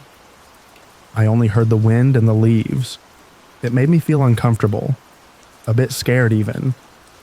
I didn't fall asleep again, and first thing in the morning, after having breakfast in my tent, I broke up camp and decided to continue my hike. During my hike, I encountered a few people, and again, they were very nice, but I stick to myself. While walking on this part of the trail by myself alone, I felt being observed again. I even had the feeling as if something or someone was following me, so every now and then I would stop dead in my tracks in order to hear if it was real. Now, obviously my mind could be playing tricks, but I would swear that I heard the steps stop a second after I had stopped. So according to me at that moment, someone was following me. I looked around me the whole time and I never saw someone or something, which made it even more weird. After the long day of hiking, I made camp, this time closer to the trail than usual, because for some reason I thought it would be more safe. I again had this gut feeling of being watched while having dinner outside my tent. So I decided to finish it up in my tent and I went to the bathroom in a bottle because I did not want to go outside now. I tried to sleep by closing my eyes, but my mind just focused on hearing the whole time. And that is when I heard it for the first time. A knock, as if a branch was hitting a tree, or a small rock was getting thrown at a tree. Silence followed, for what seemed an eternity but probably only 10 minutes. Then again, this time more clear. I was scared now and had no idea where to go since it was dark already. I put on my flashlight in the tent and made myself as big as I could so that my shadow outside the tent would look bigger because of the light. I don't know why this was my reasoning at the time. I just thought of bears, and I held my hunting knife in my hand. The silence had followed the second knock, but now I shouted to pierce the silence in the dark. First, I shouted that whoever was joking around, I was armed, and I was not wanting to be pranked. I thought this would scare them off. It didn't. I heard another knock, and immediately after a knock, on what I assumed to be the opposite side from my tent. So now I was guessing it was 2 people instead of 1 and that they liked to pull a prank on an innocent passerby. I tried to stay up as long as I could, but around 4 a.m. my eyes just gave up and I dwelled off. I woke up around 8 a.m. again, with the light of the sun being my savior. I first tried to hear if whoever was pranking me was still knocking. I did not hear anything. I shouted again, stating that I was now going to exit my tent with my knife in my hand, and that whoever had been joking around should make themselves known. I walked out of my tent and I did not see anyone. I looked for tracks around my camp but could not immediately make something out of it. I decided to get out of there. The next part of my week basically continued being the same. At night, I'd hear some knocks from different directions, and occasionally I heard what I would guess was a little bit of humming, like as if a person was just humming a tune. Now I never saw anyone except from the occasional hikers on the AT, so I cannot say I saw something weird, but I never shook of this weird gut feeling of being observed and followed during the rest of my hike on the AT. I am now back and commented this to my girlfriend. She says it was probably my mind playing tricks on me, and I am willing to believe her because I never saw anything. But I still sometimes wake up in the middle of the night, thinking I am in that tent in the middle of nowhere, and someone is watching me and knocking on a tree. And every time I wake up like this, the thought alone scares me.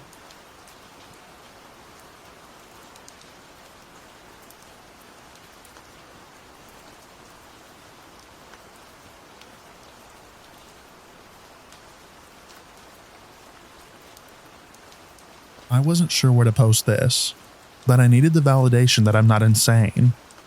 I've never really had paranormal experiences, but I cannot explain this.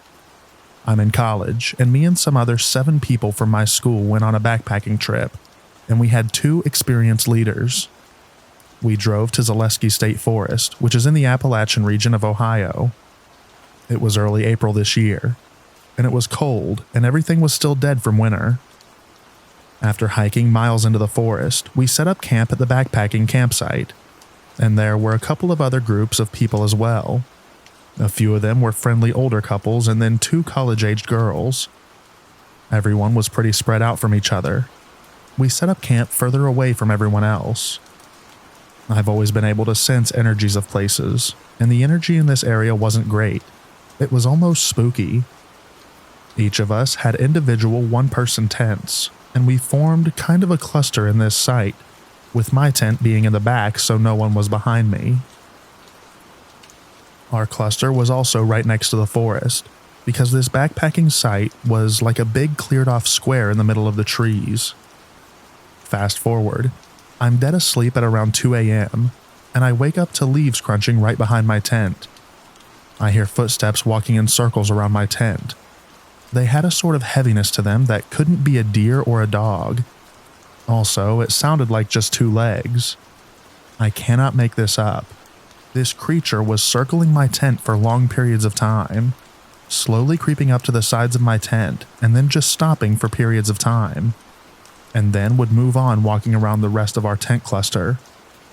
I could hear a human-like breathing from the mouth when it was close to my tent, like a light sort of heaving. I was shaking, too scared to unzip my tent and investigate. I kid you not, this occurred for hours, and it seemed like I was the only one awake. Out of nowhere, I see an illuminated light shape from my tent, although I couldn't tell what it was from inside my tent because it was all zipped up. It was like a warm glow and it didn't move, like a flashlight would. I was paralyzed in fear. I simply couldn't believe it was an animal.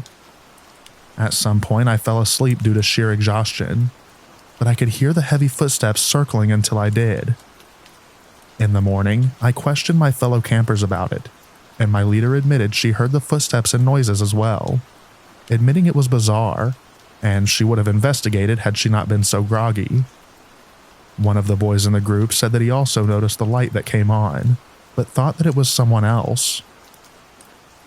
Not a single person in this group went up to go to the bathroom or turned on a light that night. I've heard things about the Appalachian regions being creepy and bizarre, and now I believe it. Some people on Reddit have leaned towards Bigfoot, because apparently he's associated with light orbs. Never been a Bigfoot believer, but I'm telling you, this didn't feel like just any animal, like a bear.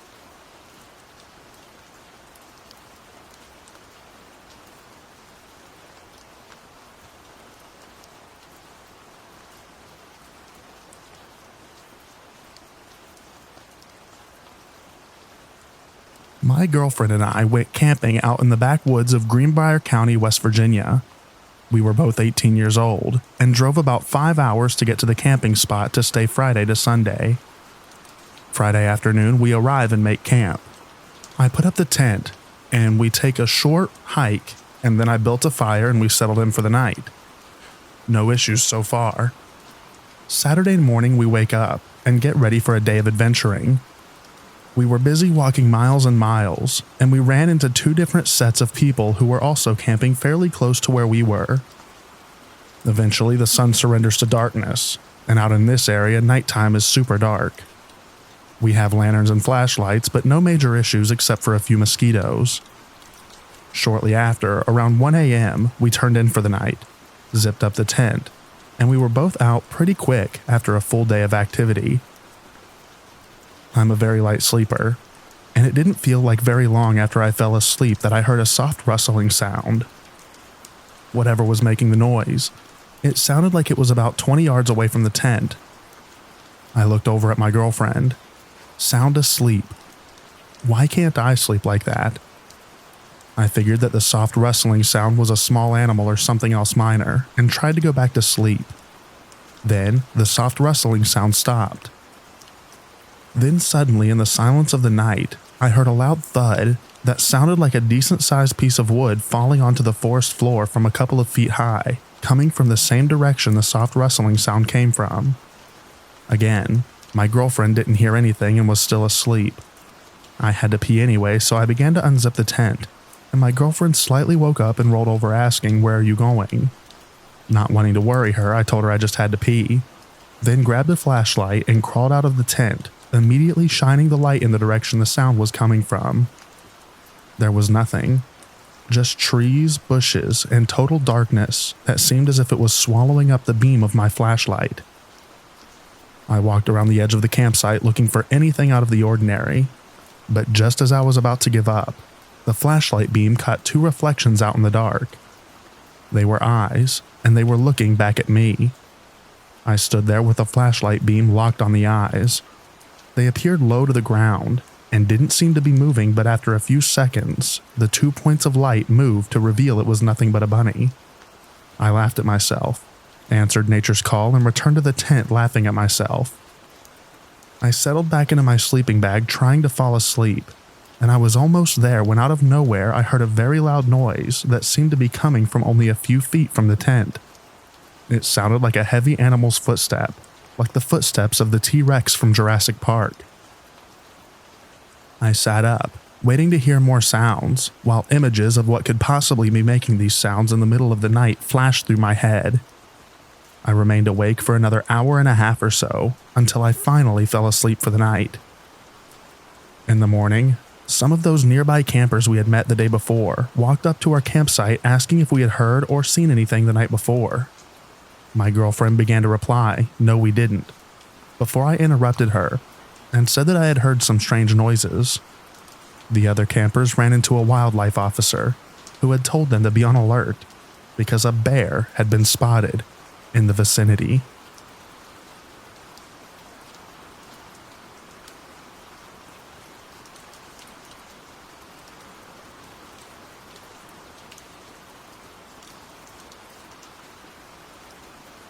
Southeast Kentucky.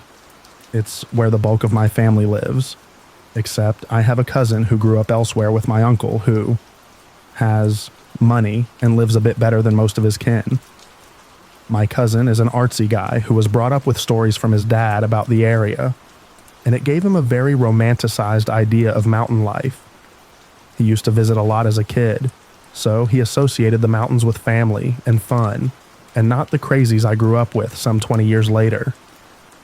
Well, he comes in to visit and has this idea that he's going to go visit and photograph this place called Rebel Rock. His dad has talked it up some, and so it had to be important, right? He just kind of gathered me and my aunt and his wife up and said he knew where to find it, and we were off.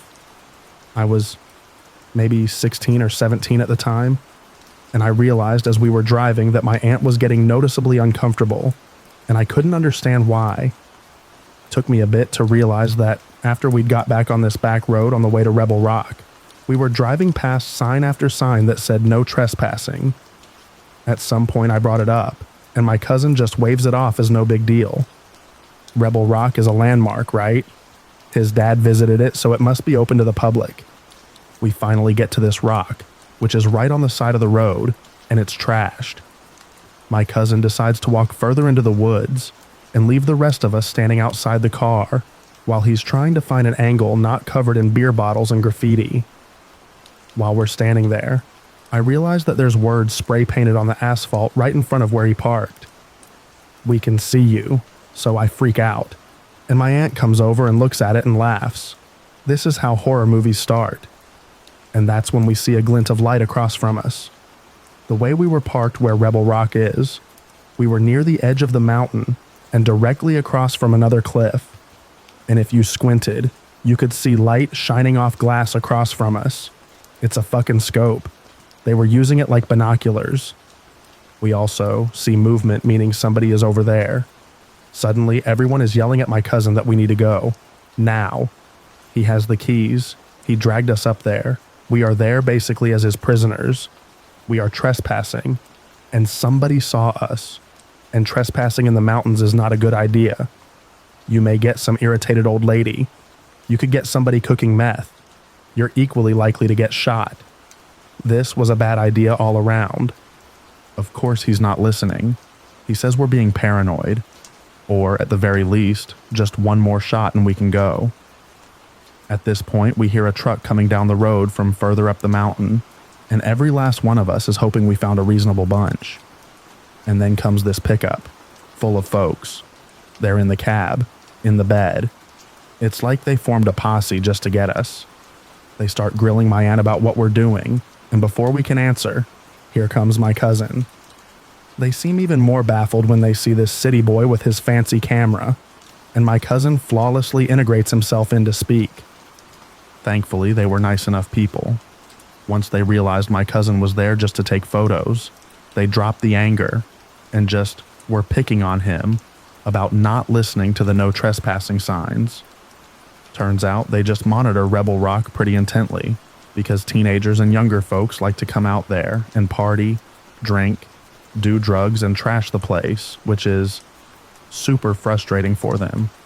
Not to mention pricey when they have to have the garbage hauled away. They were baffled when they got to us, and it was one teen, some middle-aged women, and some dude with a camera.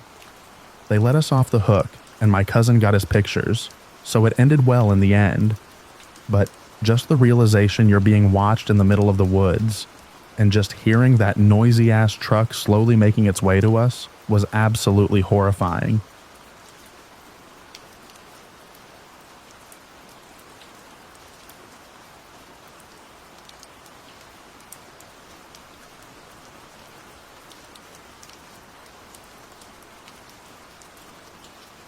I was traveling down south and stopped in a little town that anyone from the north going to the south knows, right on the West Virginia, North Carolina state lines.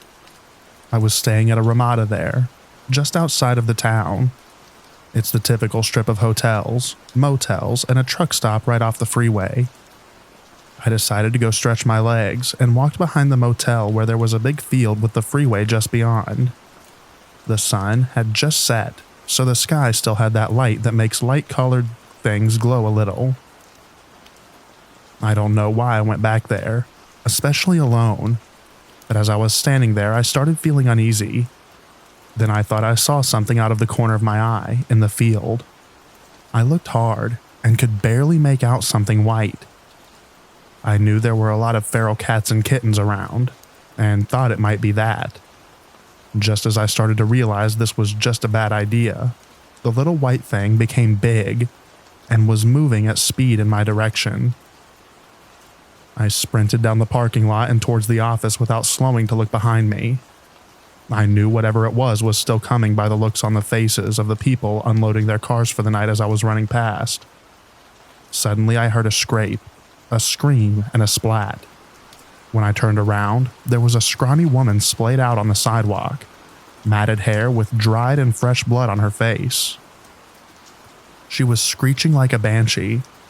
Someone had tripped her, not knowing what was going on. Long story short, she was in the field after getting dirty with a truck driver in exchange for meth. He punched her a few times and she stabbed him. Minor injury because he went back to his rig and drove away, but later turned up at a hospital in North Carolina. I switched to a different hotel for the night, and when I returned home, I took a concealed carry class and got a license, and a little buddy which now goes where I go.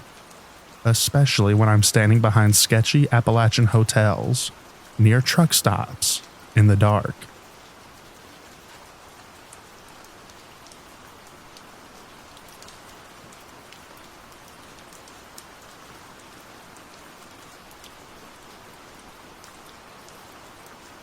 When I was living in rural Appalachia a handful of years ago, I had someone, or multiple people, repeatedly harass me at night for over a year. I never found out who it was, but it might have been either an old friend of my grandfather's who was growing weed near my house, or possibly one of the people from down the mountain who used to dirt bike through the forest in the evening. At the time, I would walk through the neighborhood, which is less a proper neighborhood and more along the lines of 20 houses spread over a half-mile patch of dirt road, and surrounding forest if I couldn't sleep. One night during my usual rounds, I began feeling as though something was watching me. I had seen wild animals during my walks before, including a bear which, side note, was horrifying. So I decided to trust my instincts and get back to my house as calmly but quickly as possible. The eerie feeling of being stalked followed me all the way to my house. I admittedly was a bit too afraid to really listen for the footsteps of whatever was following me. I was 19-20, so the logic of if I don't hear it, it isn't real totally made sense to me. I got back to my house safely and went to bed that night sure that were I to search the woods the following morning, I wasn't going to find any trace of what had been tracking me. Unfortunately, I was wrong. When I searched the woods the next day, I found a used condom right at the tree line beside my house. After that incident, I began hearing knocking on the wall nearest the tree line, tapping on the windows, and the sounds of people speaking. I did convince my mother to go check it out a few times, but whoever it was would already be loudly running back through the forest by the time she got around the house. Things got so bad that I was eventually, after months of dealing with these nightly occurrences, and my grandparents refusing to let me do anything about it, able to convince my uncle, who lived nearby, to put up a security camera. Unfortunately, it was the kind that only displayed a live feed, and he had it facing my front door instead of the woods. If you're wondering, I absolutely thought this entire setup was sketchy. He also insisted on monitoring from his house, and he insisted that he never saw anyone on camera. It was around this time that someone also sliced through the fabric cover on my grill and stole a storage crate full of my old clothing from inside a shed. Once the batteries in the camera died, my uncle declared that I had been imagining things despite the damaged property and missing clothing, and insisted on removing the camera from my property. Not even a week later, I was walking to my grandparents' house, which is a little more than 100 feet up the hill from my own house, because I had forgotten to lock their door, and they rarely did so themselves. I was in their driveway when I saw something duck behind their porch. I rushed back down to my house, and I asked my mother to lock their door instead, because I thought I had seen something. I didn't want to say that I had seen a person, because by this point my uncle and grandparents had me half convinced that my mother and I really were just imagining things. But no, long story short, she had to chase a man in light-colored clothing off their property. She unfortunately didn't get a look at the man's face. On the bright side, he ran into a tree. That last incident happened in November, and my grandfather's friend died that December. The strange occurrences pretty much halted after that point, though the following year I heard a cell phone ring outside my window. Someone broke into my uncle's truck and rummaged around, and my elderly neighbor had someone pacing her driveway during a power outage. Being from the city, and before that a railway town, I'm not exactly a stranger to creepy things happening at night, or attempted break-ins, but there's something uniquely sinister when these things start happening in the middle of nowhere.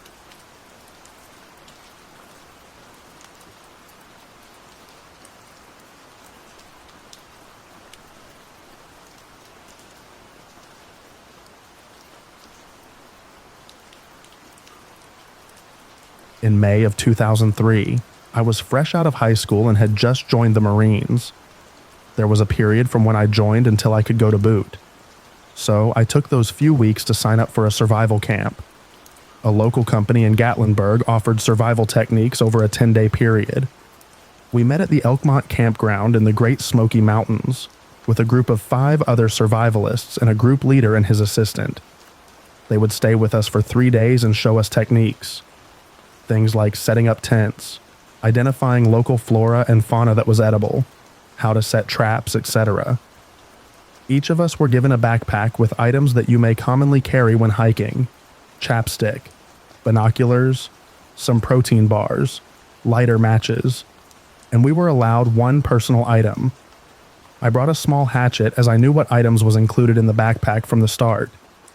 In case you didn't know, you can walk down the Elkmont Trail, and you run into an abandoned town.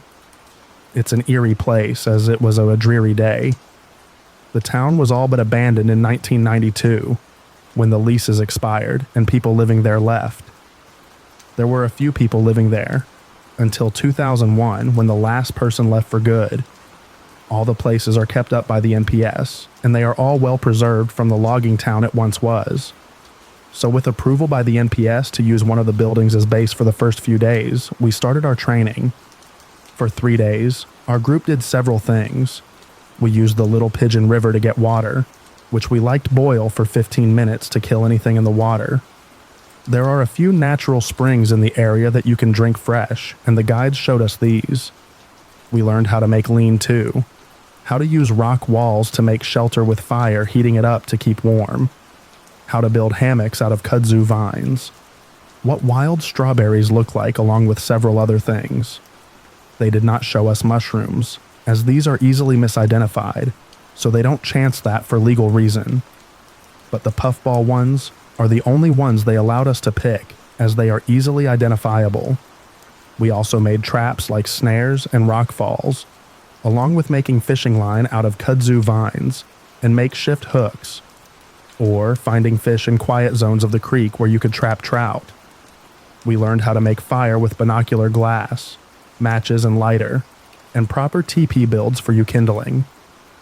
After the 3 days, we were let go on our own. You would stay at base camp, and the leader would walk you several miles into the undergrowth.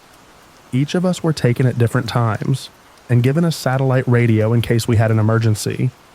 So we set off on our own, and made the best of it. The group leaders would stay at base and wait 5 days, then come get you. Day 1, nothing out of the ordinary. I set a few traps, built a decent lean-to on the side of a large boulder. Fire is doing a solid job of heating the rock wall to keep it pretty warm inside. The air was crisp, not quite cold, Some drizzle, but no deluges. I'm close enough to the river that I only need to walk 70 yards or so. I'm not quite up the mountains, but on somewhat of a hill, surrounded by pawpaw, rhododendrons that are starting to bloom, catalpa, and several conifers. I eat half of a protein bar and collected quite a few plants. First night is quiet. Only hear a few things out in the forest. It's very dark outside the firelight. I've collected enough wood to keep any critters at bay, namely black bears, as they can be curious. I was awoken at some point in the night by the sat phone. Another survivalist is complaining about some large animal walking around his campground. Seems to believe it's a bear, but it sounds like it's walking on 2 legs. Never says anything else the rest of the night. Night goes by without incident. I will say I did find tracks that looked human but were indicative of a Bigfoot, as the footprint wasn't formed quite like ours. I wear a size 12 boot. This I put my foot into the print, and it was a solid 5 inches longer. Now there are stories of the TN Wildman in this part of the country, and several of the stories originated in Coke County, which is just to the north of Sevier and Jefferson, on the other side of the GSM. My grandfather owns a small cabin in Newport, and has told me stories about him hunting and something following him. I brushed the stories off until I saw that print, and from night 1 sat call. Night 3 is where everything went to crap. Around 1 a.m. is when I started question things when a large rock hit the back of my lean-to. I figured it was from the boulder, and something simply broke off, as rock slides are common around here. After that woke me up, I grabbed the flashlight and assessed the damage. I rolled the boulder off the shelter, and it wasn't too far from breaking it completely. I partly fixed it and figured I'd just fix it in the morning. I had caught a rabbit in a snare, and I cleaned it not far from camp. I'd say 100 yards off. I could hear noises from that area, but chalked it up to raccoons or a fox. I shined the light that way but saw nothing as the trees were too thick. Then something screamed. It sounded like a gorilla when it gets angry, followed by a chuffing sound, like when a dog has drank too much water. That deep in the throat, like it's clearing it out. I stood there frozen in this tiny clearing, thinking a bear is finishing off the entrails of the rabbit I cleaned earlier. I have no weapons other than my hatchet and a pocket knife. I come out of my trance and walk over to my backpack, never taking my eyes off the wood line. Everything in the night is quiet. I only hear the river running and the logs crackling.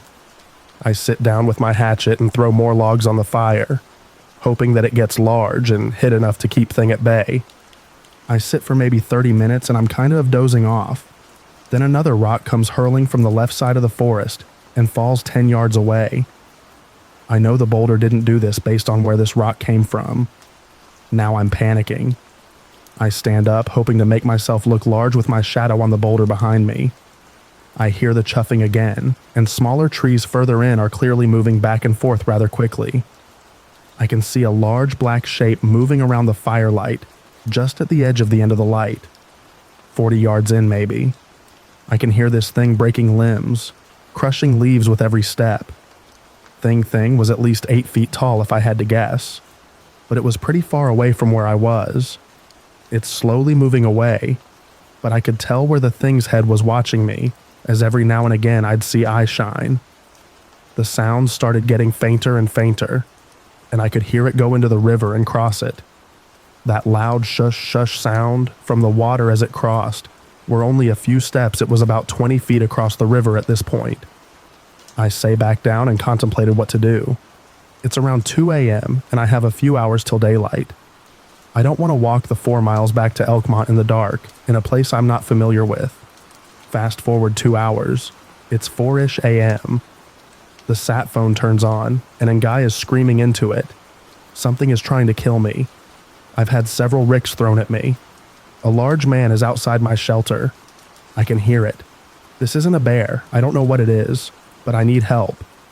Silence. Another guy comes on. Something did that to me last night, but I thought it was a bear. I stayed here thinking I knew what it was. Rocks weren't thrown though, but I could hear it walking the perimeter of my camp. The guides must have awoken at this point as the lead got on and said they can call the park service to come get everyone, but that would be hours, and it's better to stay put and make do. So I wait. It's close to 5 a.m. now. If I can make it a few hours until daylight, I'm fine. All the forest sounds have returned. I'm still waiting, and around 7:15 a.m., and I can see flashlights in the distance. Sun isn't quite up yet, but that eerie dawn light is filling the land. The clearing is still pretty dark. I start gathering my things and start putting the fire out with dirt around the pit, and by the time it's out, the rangers are there with me. One of them was very obviously of Native American descent. He said there are stories of men in these woods that don't take to people living on their land, that tribes have always sought harmony with each other. I tried to ask more, but he said we do not talk of these men. We walked back to Elkmont and met the rest of the group. One guy was clearly shaken up, and I assumed he was the one yelling on the phone. He only said its teeth were like an ape's, that he can't get those teeth out of his head. I still go to the GSM often as my parents live there. I still hike and camp, but I never go alone. Even as a former Marine and seeing some terrible things, I have never felt that primal fear as I did that night 17 years ago. That's my story of the time I did a survival camp, and only lasted 3 days.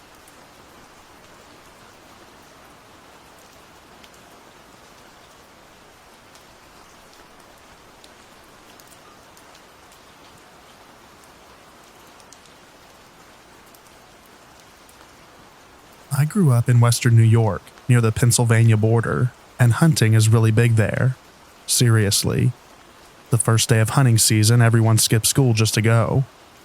Anyway, about 10 years ago, my best friend and I were smoking and riding around on her four-wheeler, and behind her property was a big open space. So we were just cruising along, and from out of the tree line, this big redneck, like 6'5" guy, no teeth, scraggly gray beard and hair, was covered in blood and holding a deer's head by the antler in one hand and a shotgun in the other. He stops us and tells us to turn the four-wheeler off so that we can hear what he says. And he says, "If you little ladies come on my property again and scare away my game, your butt will be next." And with that, we rode back as fast as we could to her house to tell her stepdad. And then he got on his four-wheeler and went back out to find him, because apparently that field was owned by her stepdad's uncle or something, but couldn't find anything. Not the scariest thing, but when you're high, that made us almost crap ourselves.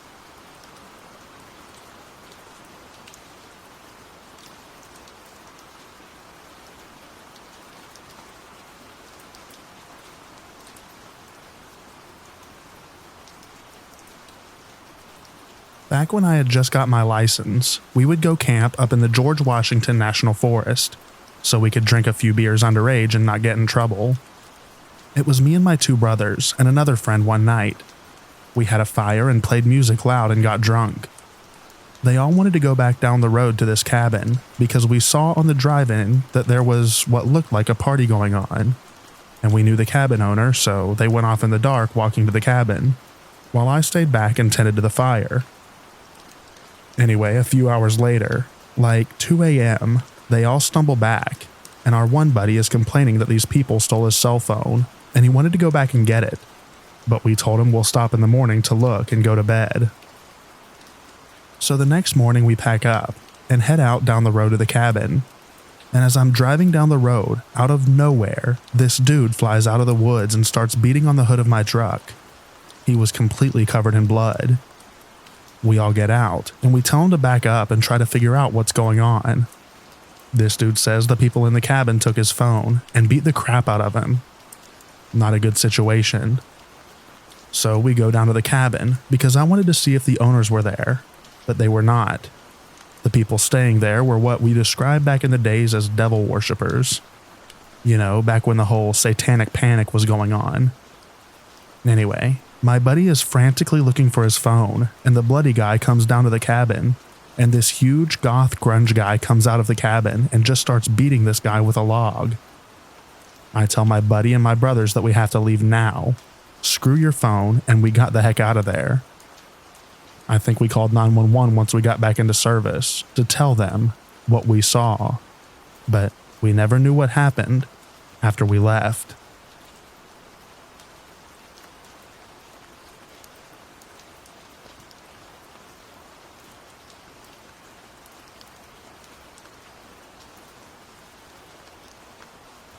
Alright, I don't know if this is really what y'all are looking for, but here goes. And I should say I'm weirdly sensitive to like vibes or whatever. One time I was walking through like a gulch or whatever, and I got a super bad feeling. 2 days later they found a body there. I was working on farm through Texas, and then got a tip on one that was hiring outside of Mobile. So we packed up and head to Alabama. It was okay. The farm owner used to tell us Civil War ghost stories around the fire. Anyways, so we head over to Jackson, Mississippi. We stopped to get gas, and we're living in a camper on the back of my truck. And I asked the attendant, "Hey, do you know of anywhere to park where we can stay the night?" He looks at me, then my rig, and then my girlfriend pumping the gas, then back to me and says, "Do you know where you are? You're in Jackson, Mississippi. Don't stay here. Leave." So I'm like, okay, that's weird. This guy is a freak, but whatever. So we start heading towards Memphis, and we Google mapped a campground just before the Tennessee line. We ended up getting gas again, and this crew of real hickory kids pull up in a crappy bubble window style Ford Taurus. And like 4 quads. Everyone gassed up, and I go in to pay, and the cashier says that crew of kids is up to no good. So I'm like, dude, Mississippi in general is messed up, I guess. It's been a way longer than expected drive, and we get to this campground. There is only us and the campsite like maintenance guy or whatever staying there. And I just can't get the first guy's words out of my head and the image of that hickory gang out of my head. But it's super late. I need to walk the dog. He's a big black German shepherd and he doesn't frig around, but he's silent. I didn't even know he knew how to bark until months after I adopted him. Things are feeling super weird. I'm getting a very strange feeling. I'm walking the dog around the campground and get onto this trail, and he stops. And I trust him. I always trust a dog before a person. It's just moonlight, but pretty dark. I know he's locked into something. I say to him, "You feel that too, eh?" And he loses his GD mind and just starts barking like he's yelling frig off to whatever it is. So I turn around, and he's just walking backwards, face still in the direction of whatever he was barking at, until get like a good 50 away, and he finally calms down. Wake up to a foggy, frosty morning still with grim feelings, but I'm determined to make the best of it and start fresh with a positive attitude. Stay in Memphis, feeling all right. Then go to the Jim Beam Distillery in Kentucky, and I don't know if you've been there before, but that place is grim. Just massive black barns that could hold bourbon, or witches, or stacks of dead. Just couldn't shake the super grim feeling until we got to Pittsburgh. The South is weird. I mean, nothing happened, but it still just got me so shook.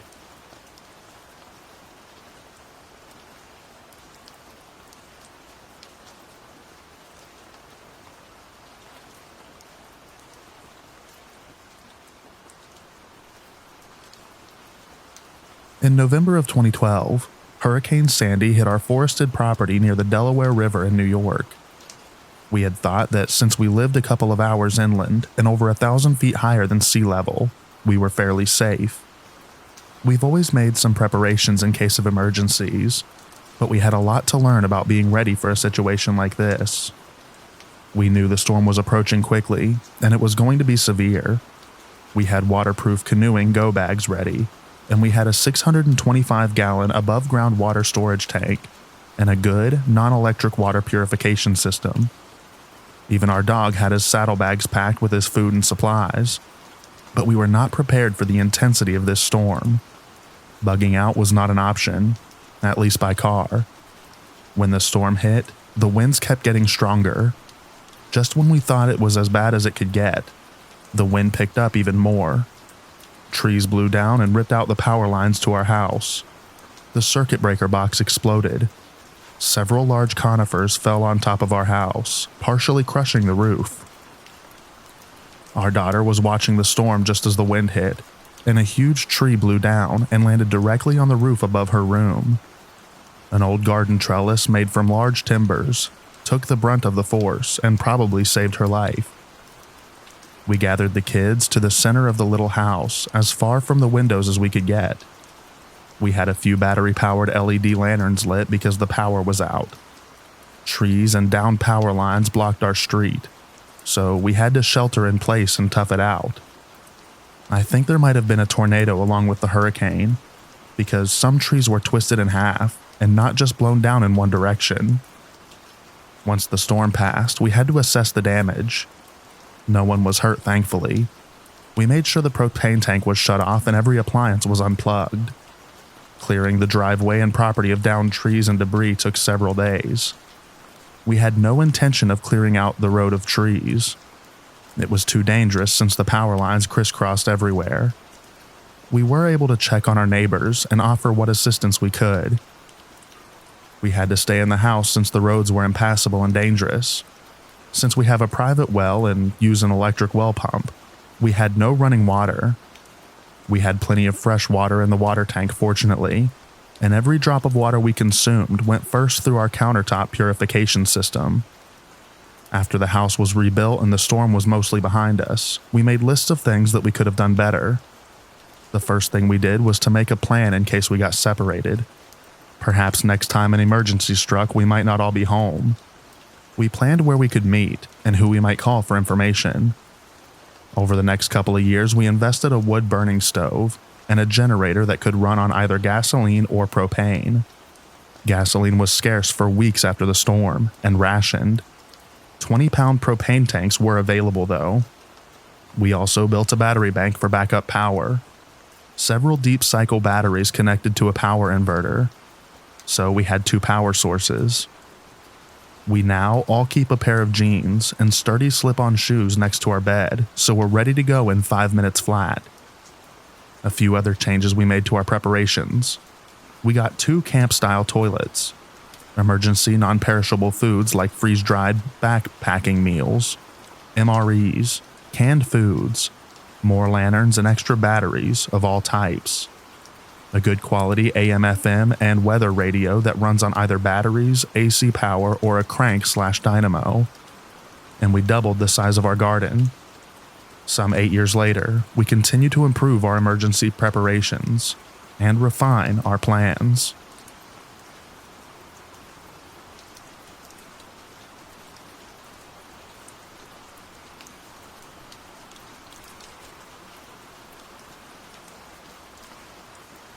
I have been through 3 major hurricanes that tore up my area of Virginia pretty badly. My first lesson learned was Hurricane Isabel in 2003. Isabel really messed our area up in the northern neck of Virginia. No power for 13 days. Nowhere to get gas or ice. I will never forget the howling of the winds, or thinking, will this ever stop? Many houses were lost in the Rappahannock and Potomac rivers during Isabel. My next experience was Hurricane Irene. A microburst, powerful wind, came right across the street. It looked like someone's hand just cut a swath right through the trees. The sound of that wind. It creeps me out every time. No power again for 7 days. Last year, Hurricane Michael got us. No power for 5 days, and many main roads washed out. Several roads were impassable until this past March. I do not play with these storms. Do not think that just because you're not taking a direct hit that it can't be destructive. Prepare ahead of time. Buy lots of water. Fill up large buckets with water to flush toilets. Buy batteries, charcoal to cook food, table sandwiches. Food like peanut butter and jelly will help too. Always have paper plates and plastic utensils. Get baby wipes for personal hygiene for everyone, not just babies. Fill your vehicles up with gas and remember your pets. Get extra pet food, litter, etc. Get your prescription and over-the-counter medicines ahead of time. And don't forget, you need a NOAA weather radio when the power goes out to stay on top of things.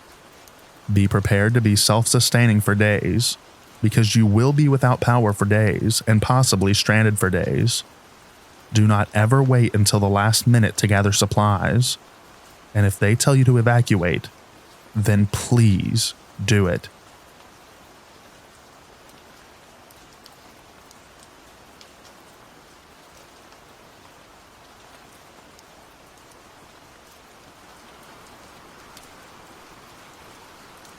I'm a retired man who lives in Tampa Bay area and lost power for 73 hours as a result of Hurricane Irma. I slept like a baby for 3 nights and did not lose any food to spoilage. I took some common sense steps to achieve those results. I froze tap water in several 2-liter bottles. I also froze bottles of bottled water, 16 to 20 ounce size preferred. I assumed I would lose power, so I turned the AC down from the usual 76 to 71, so when my power went off the walls, ceilings and floors would be at 71 instead of 76, keeping me cooler for longer. I never opened up any windows.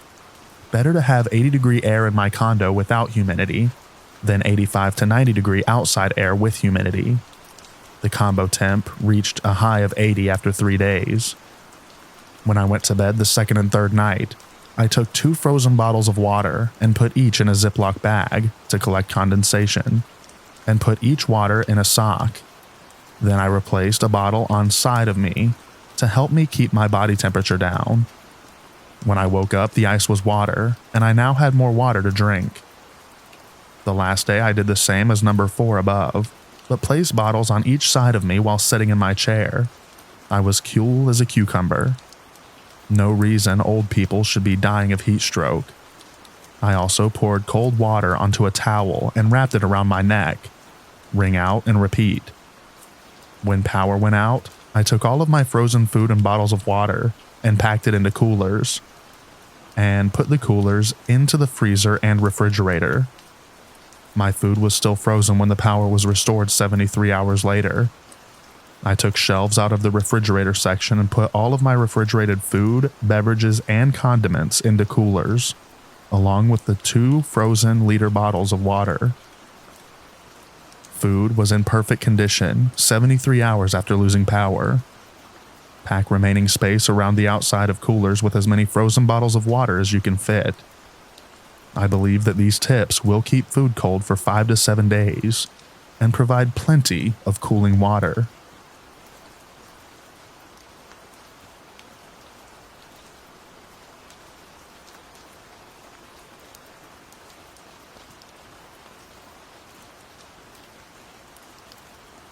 As a member of Bellevue Hospital Medical Center medical staff, I helped evacuate the hospital during Hurricane Sandy. I'm a registered nurse, and with the help of all the staff and many city and governmental agency staff members, we evacuated 520 patients to area hospitals. When I say all the staff, that meant people from accounting, chaplains, medical residents, and even 2 brand new nurses. I was assigned to the 14th floor. I was instructed that because of my seniority, to guide the 2 new nurses during the hurricane. Talk about trial by fire. We lost power the second day while the storm was raging. We ended up having to carry patients down from as high as the 22nd floor. When I say all governmental agencies, we had Oklahoma City Fire, Homeland Security, and the U.S. Army helping. I have to say, everyone pitched in. There was an unbelievable sense of camaraderie. When New York City needed help in its most desperate hour, the Bellevue staff, and especially the nursing staff, answered the call for help and came to the hospital. We evacuated 520 patients with 1 birth and 1 cardiac bypass along the way, and everyone was safely evacuated.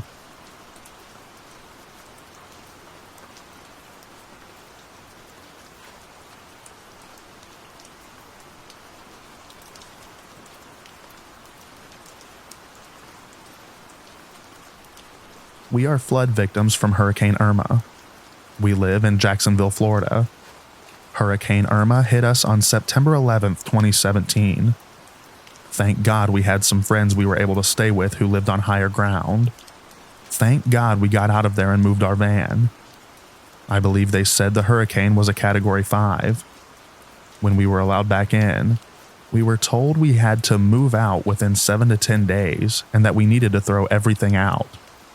The river was very dirty, and it came up 2 feet. They brought great big dumpsters in, and all of us on ground floor filled them with our furniture. It was the most devastated situation I've ever been in. I thought I was going to have a nervous breakdown. It was horrible. I wasn't worried about our belongings, but we came very close to being homeless. I'm 69 years old, and I take care of my 82-year-old uncle. When we got older, we don't cope with things as well as when we were younger. Most of our family has passed away, and the ones who haven't are old and not able to help us. Most of our friends have passed away also, so we came very close to being homeless. We moved 2 times and are moving again. This has been a nightmare. There is so much to tell, but this kind of sums it up. Thank God we received some help from FEMA and from the country western singers who put on a concert to collect money. Truly, we appreciate all the prayers, love, and concern that people have shown us. By the way, they have a tentative date to move back on July 20th, 2018. We have a lot of work that has to be done as soon as we can get back in. No bodily harm and no lives were lost, and we now can see the light at the end of the tunnel.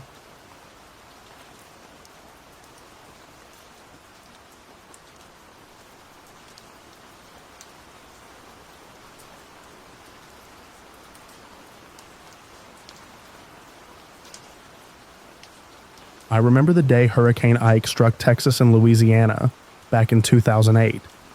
It was Friday night, September 12th, 2008, in Houston, Texas.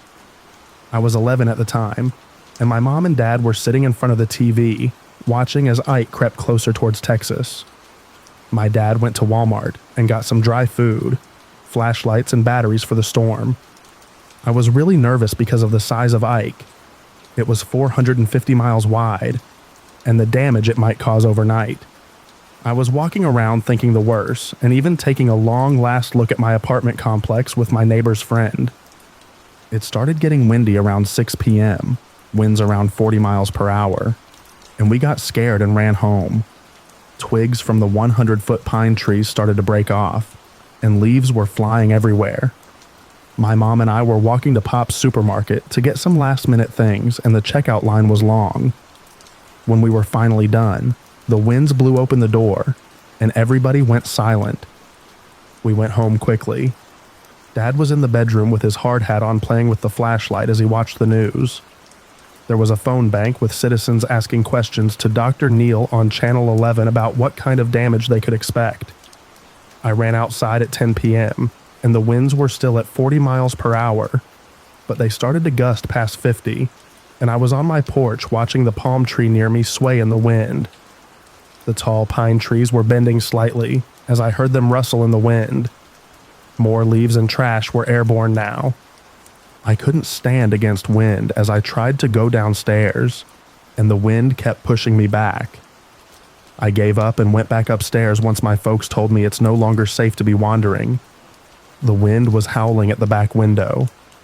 My dad managed to use an old bed to cover the window, and it was reinforced with the couch in his bedroom. I tried to fall asleep, but the wind was howling constantly, and gusts started to become a little more frequent. At around 11:30 p.m., it was getting blustery outside, and my dad tried to microwave a burrito. Worst time for a snack, and the lights started to flicker. We ran to the closet, but we started to fuss when my mom didn't want to get in. She was terrified, and we tried to calm her down, but another loud gust blew in, and the carport downstairs started rumbling. The wind was starting to make squealing and screeching noises. We were silent for a couple minutes, staring at the back window. I could see an outline of the trees whipping in the wind from the streetlight. Dad and I went inside, and Mom slept in the living room. For another 30 minutes, the lights would flicker as we listened to Paul and Tom on the radio. I lay down on the floor, and Dad sat on his big toolbox, playing with the flashlight. Around 12:30 a.m., we lost power, and winds got louder. It sounded like a train 1 minute and a wolf howling the next second. The winds were probably between 70 and 80 by that time. My dad went out to get my mom, but I remember my mom opening the door to look outside to get a peek. It was terrifying. In the sea of darkness, the palm tree was bending back and forth violently. Water was falling from the roofs like Niagara Falls. The giant pine trees were bending at 45-degree angles with branches snapping off. Mom closed the door and finally took refuge in the closet. She was crying at one point, and we told her we were going to make it out. At 1:30 a.m., the back window shattered, and glass and rain started to come in. I flashed a light to help Dad see, and he had to get some trash bags to cover the TV and computer in his room, and push the couch to push the beds that were covering the broken window back up. But the wind kept pushing them down. Around 2 a.m., the radio said Ike made landfall at Galveston and Houston, and the surrounding area was being battered by high winds and heavy surge flooding. Dad took note of the sky looking orange when we opened the closet door to let some cool air in, since it was hot inside the closet. I heard debris hitting the building, and the wind was deafening. The winds were above 75 miles per hour around that time. All night the wind was screaming. We spent 10 to 12 hours in the closet until noon Saturday. It was a mess outside. Shingles littered the floor, and tree branches and twigs were everywhere. My dad's old pair of shoes were still next to the door. The courtyard was even worse. Pine trees were snapped in half, and entire trees were down on the ground. I helped our neighbors clean up the debris and clear the pathways. Dad went to get more food and water. We ate what we could, and had to walk around to find some food and hot water. Mom and Dad were upset but glad we made it out unscathed. We walked around the neighborhood seeing the damage. A lot of tree damage and some leaning power lines. I couldn't sleep that Saturday night with all the humidity. My mom and I were listening to updates from the mayor and city officials. We were both scared out of wits, and I cried, but my mom reassured me that we made it, and we are okay. By Sunday afternoon, the power was restored, and we started to learn about the true devastation Ike did to the state. I was thankful that we didn't lost our home or lives for that manner. Some areas along the coast were wrecked or wiped out from the storm surge. I remember the reporter on 13 trying to get a grip on his emotions as he went through the damage and ruins at Bolivar Peninsula. Watching the wreckage, it ran a chill down my spine. But it showed me the true power of these cyclones. Ike would cause me to take preparations more seriously, and now I stock more supplies to prepare for every season. I know it's not much of a story, but tropical cyclones are nothing to mess with. The story I will tell my kids one day.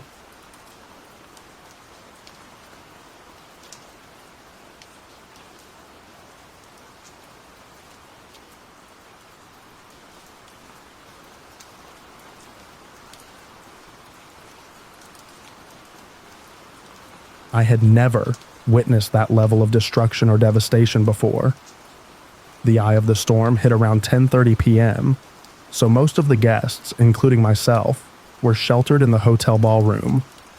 What made this storm unique, and the reason it caught the southern Baja Peninsula so off guard, was the fact that it rapidly intensified and changed course.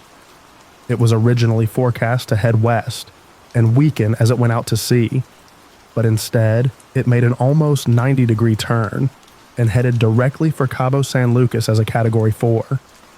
It was a Category 3 when it actually made landfall, but the millibars of pressure in the eye were extremely low for a Category 3, and the hurricane slowed and caused massive destruction. Because of the initial forecast, people were not being encouraged to evacuate. Our hotel was prepared as possible and technically designated as a hurricane shelter, with the ability of a Cat 3 storm, and had excellent safety procedures in place. But no one expected the storm to be as bad as it was. The hotel had a shelter set up in the hotel ballroom, but also told guests that if they felt more comfortable staying in their rooms, then they were more than welcome to do so long as they kept the windows and doors completely shut and did not venture outside. At the point of their original instruction, the hurricane was still not expected to be such a massive threat. My friends and I originally thought we would ride it out in our hotel room, and were almost poking fun at the evacuation room that was set up.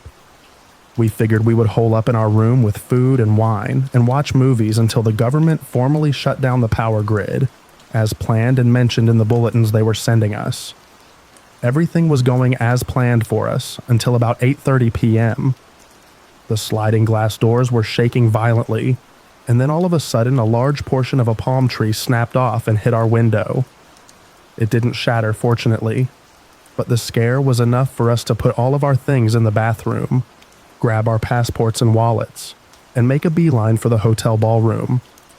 At that point in our room, there was water already starting to gurgle, get sucked out of the toilet, and the shower was making a howling noise. It also took 3 of us to pull the hotel door open because of the low pressure suction. The hotel hallways were partially outside and exposed to the elements. By the time we, safely, thankfully, made it to the hotel ballroom, the hotel staff were already running rescue operations to retrieve people from their rooms. They were taking attendance on the hotel room roster and rescuing accordingly. There was an elderly couple being carried in with blood all over them from being cut by glass and some other injuries.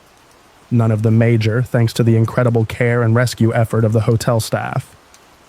The pictures on link below will tell the story of the destruction, but the main reason I felt that this was an important story to share is because Odile was a storm that took everyone by surprise. We were incredibly lucky to be in the care of the hotel workers who slaved away all night to keep us safe. But a lot of people were not so lucky, and the widespread destruction over the Baja Peninsula was immense. So, for anyone else who doubts the power of Mother Nature and doesn't take weather warnings seriously, just take some advice from anyone who experienced Odile.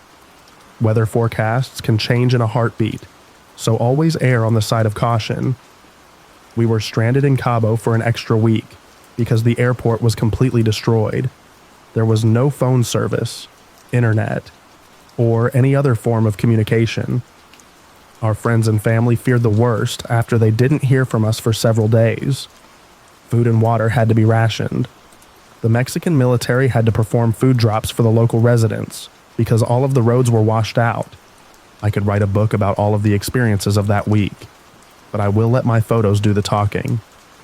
Needless to say, I made some lifelong friends during that week and saw things that I couldn't imagine even in my wildest dreams. Mother Nature is beautiful and amazing, but give her respect before it's too late and she demands it from you.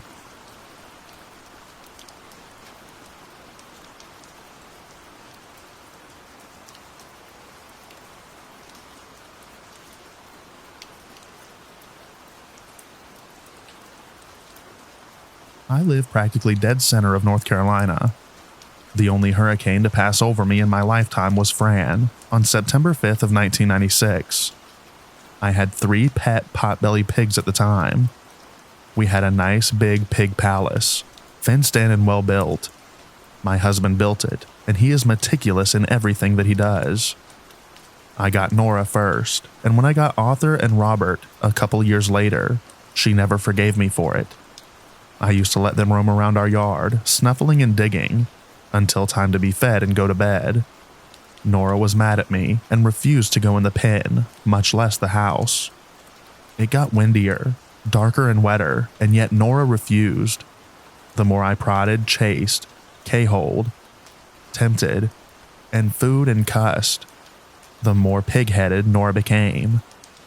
I kept this up for about an hour in the dark, getting drenched despite the umbrella, crying and worrying until I could no longer do it and feel the least bit safe, which was about 3.5% by that time. My husband was asleep already and slept the entire night, completely oblivious to the goings-on outside and to his wife right beside him, tossing and turning and worrying. The next morning, when all was said and done, we looked out and saw the damage. Lots and lots of trees down. The roof blown off the well house, and the giant oak tree at the corner of the house had been uprooted and taken the power lines down with it. It was parallel to the house about 3 feet away. There between the house and the tree was Nora, shaking and in shock. It took a couple of days to get Nora back to normal, about a week to get power and water restored, and weeks to get everything else taken care of. That was an experience I'll never forget, and surely not one that I'd ever want to go through again.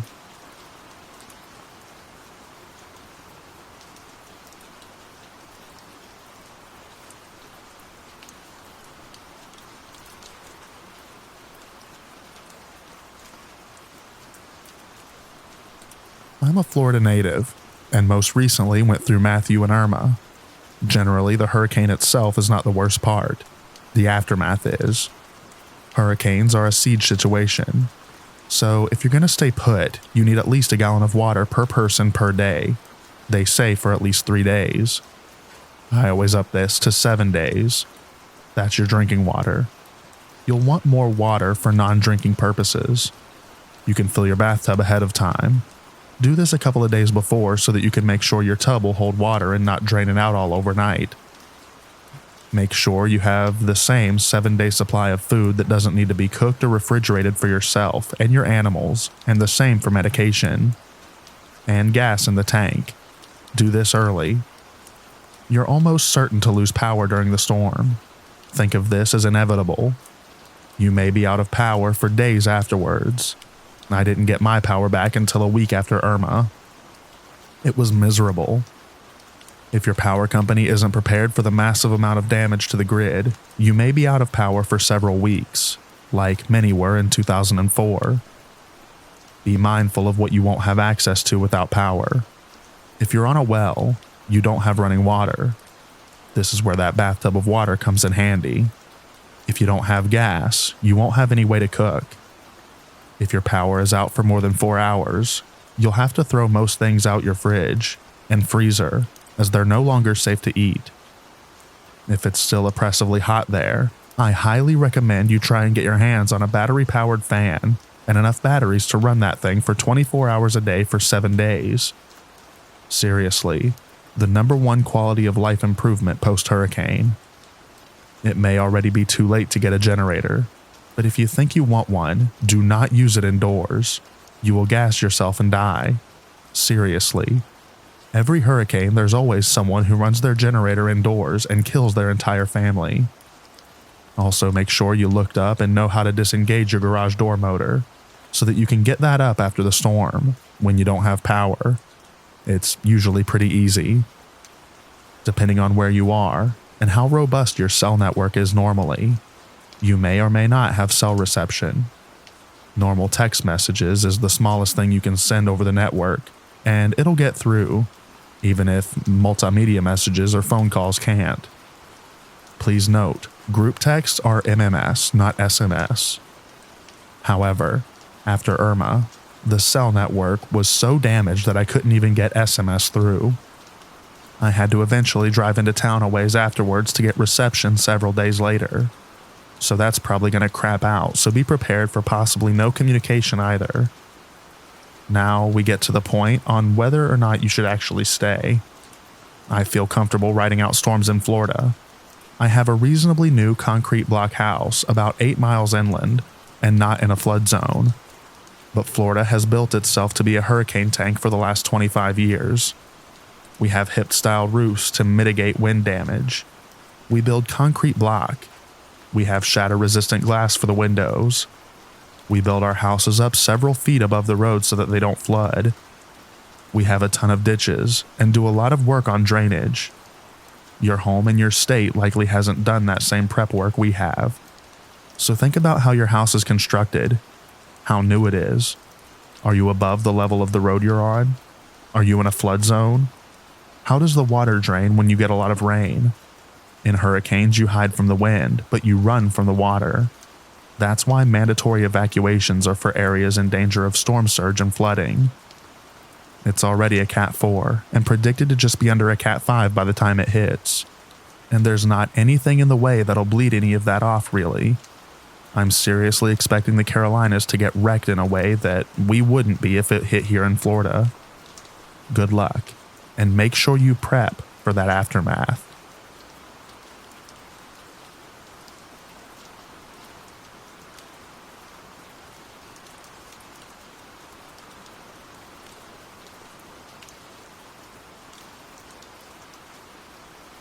Floridian here. I've ridden out my share of major storms. The first one was Hurricane Ivan. That was the worst. The one that probably scared me the most and did the most damage to the immediate area. That night, me and my family went into the master bathroom, and it was pitch black minus the flashlight. The winds absolutely roared.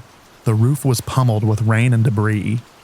At a certain point, the radio lost a signal, which added an extra layer of creepiness.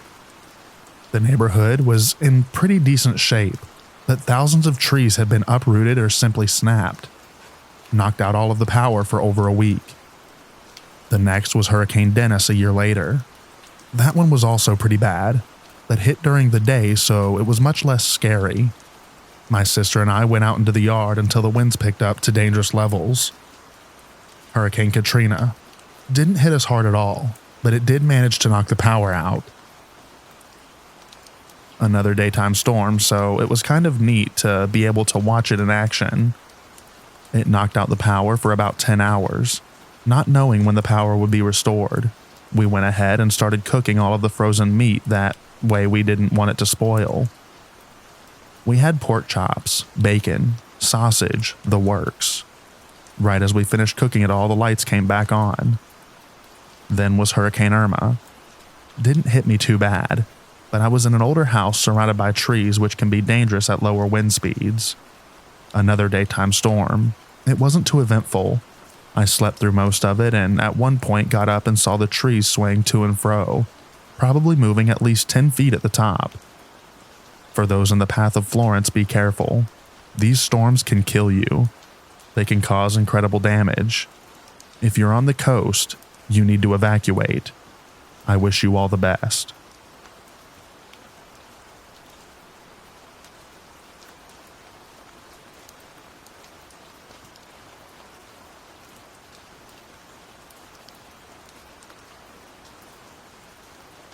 I arrived in Biloxi, Mississippi almost 50 years ago, a young military wife. It was during the immediate aftermath of Hurricane Camille that my husband returned from Vietnam to Keesler AFB to finish his 4-year stint. What I saw, or rather we saw, was something so catastrophic, we swore off of ever living in a hurricane-prone coastal city forever. Visit? Maybe. Keep in mind that Camille was not a storm of size, as some hurricanes are, and the pristine beaches of Mississippi with their pale sand and glittering calm Gulf waters were not yet discovered, so the residential areas were still relatively uncrowded. There were only 1, 2, or 3-story older structures, on pilings or on concrete slabs. Thus, the somewhat compact Camille would not take out the entire coast, but what she did hit was totally and completely annihilated. Since we were just arriving in town for the first time, Biloxi and the adjacent miles upon miles of white sand beaches simply looked like extremely underdeveloped areas to us. Damage? We didn't notice much. It was just beaches. Upon closer observation, we suddenly noticed pilings after pilings and empty concrete pads, but there was no wreckage on the beaches. Then we found out why. Dozens of tornadoes in our immediate area had touched down, just ahead of Camille. They were evidently her calling card. People who left late spoke of rows of funnel clouds tearing across the shoreline, doing initial damage to structures. But as Camille drew closer, her own winds took over. At 100 miles per hour, authorities thought the worst was upon the coast. But as they also told us, it would continue to increase to become a howling living hell. The destruction would be horrific. I need to add that in the hours prior to Camille, while a very inexperienced public debated on staying or going, reports came into the authorities of roads being alive with snakes, swamp critters, and wildlife. They were fleeing the area. Their exodus even made some roads slick as tires crushed the crowded pavement. And it began when terrain-leveling winds were destroying homes around their occupants, and those who still were alive thought they still had a chance. In rushed Camille's crushing 30-plus foot ocean surges, moving far inland. The tsunami-like surges destroyed levees, roads, homes, commercial dwellings, killing abandoned livestock, wildlife, and whatever poor people who tried to ride it out. Not a huge number of deaths, perhaps 250, but only because of a last-minute race to get off the peninsula before the Bay Bridge closed. Still, it was death to those coastal dwellers that stayed. Thus, hurricane parties ended in death. Riding it out did too, and the lack of evident wreckage along the once prime real estate was because nothing was left. It was so mind-boggling to us with our Midwestern roots. When locals showed us the before pictures, we finally realized that the Mississippi coast was gone. Water had both ravaged and then washed away the destruction in areas closest to the ocean. But further inland, where the water just kept rising, it would be a different story. Wreckage stood as tall as the former buildings. It looked like an enormous army of warriors with chainsaws. Flamethrowers and bombs had come through, and scattered among the wreckage, most of the Biloxi shrimp boat fleet lay in ruin, and gigantic barges tipped sideways that were driven over 2 miles inland. The city was still reeling. One thing that still bothers me in dreams was when I was sitting at a light about 2 miles inland.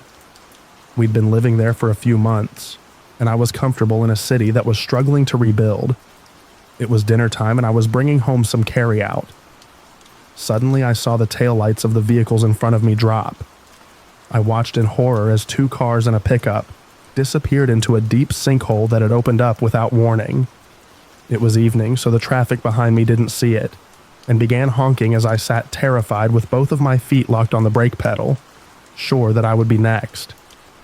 Once the other drivers realized what happened, they did back up, and I got away from that huge hole. Camille had evidently cracked through the sealers used to keep rocks in place, so erosion didn't occur. Thousands of waves a day, months later, 8 caverns under the coastal highway I-90 and into the town. I recall that I had purchased seafood gumbo for dinner. But once I got home, I was so shaken my husband opened a bottle of bourbon he'd been saving for when his enlistment ended. After a healthy dose, my insides finally calmed enough to eat. The base was short on available housing, as off-base housing was destroyed, forcing the military families to take whatever was available. So that last year, we lived in a large house that was converted into several rental apartments, only to find out later that it had been completely submerged in Camille.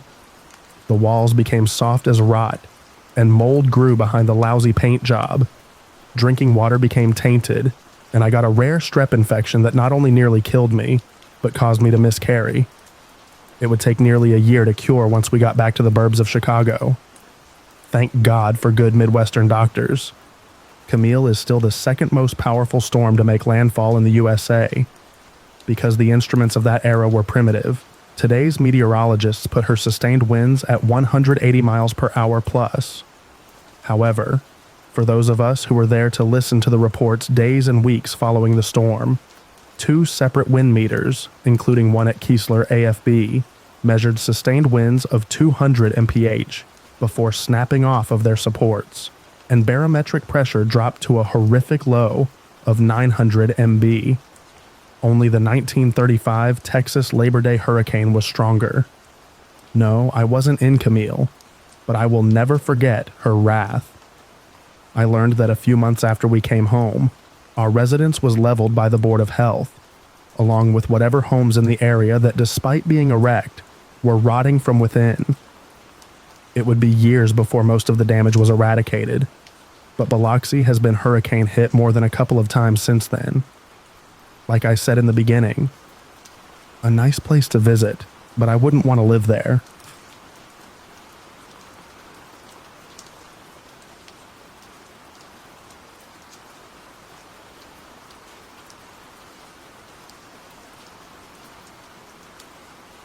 I grew up in Florida. I don't even remember my first hurricane because I was still a toddler when it occurred.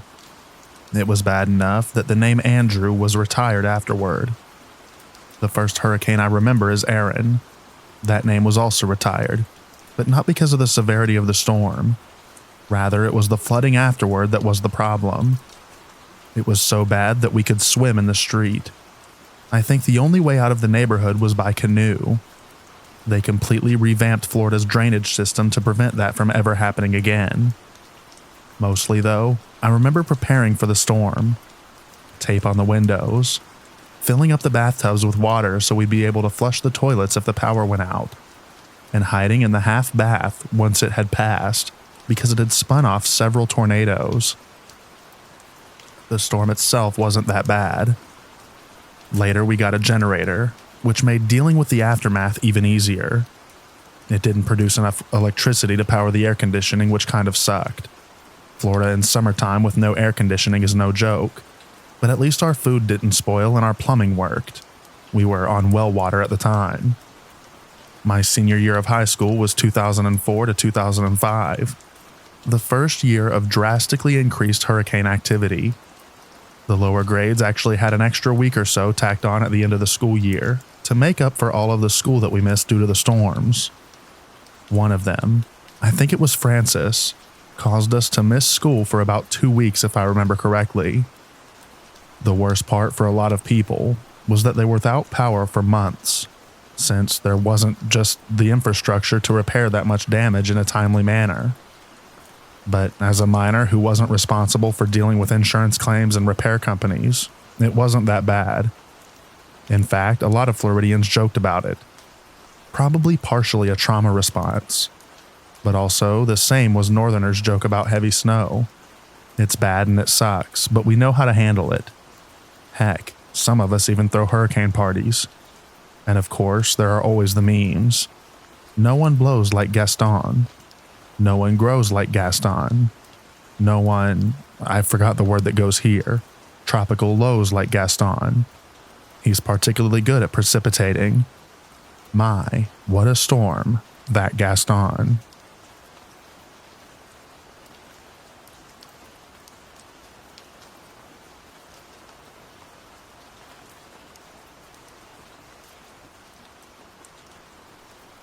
Hurricane Mitch flooded my 2-story house completely.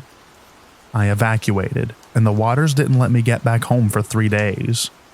When the water levels went down, I found my house covered with 1 foot of mud inside, plus 2 feet of mud for about 100 feet to get to it. Us neighbors had to shovel mud off the streets and sidewalks for a week to be able to get to our houses. Every door was jammed due to the sand on the locks. Most appliances survived the water, but the beds had to be replaced. Clothes were still usable, but the colors were faded.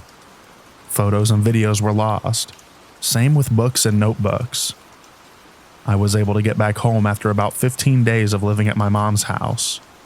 Things got back to normal about 6 months later. However, it took years for the whole country to get back to quote-unquote normal. And some places are still not the same to this day.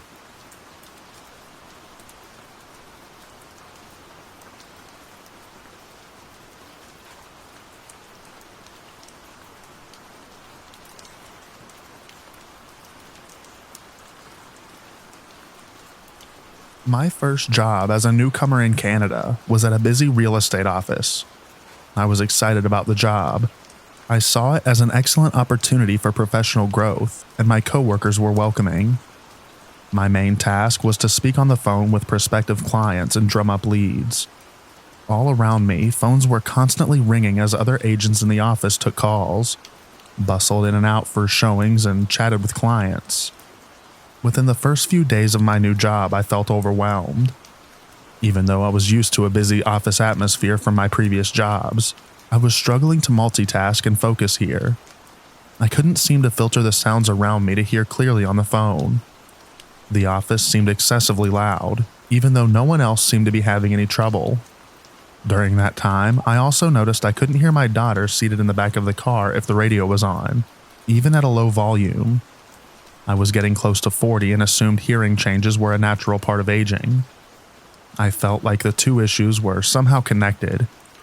I had my hearing tested, and the results showed that there was nothing physically wrong, so I questioned the technician about why I was struggling to hear if the test showed no hearing loss.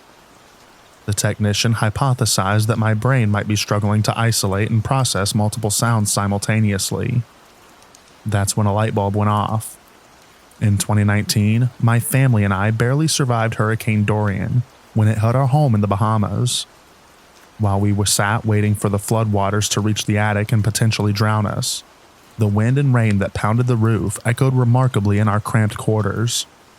As we sat terrified during the worst experience of my life, the volume of the noise changed how my brain processed and interpreted sound.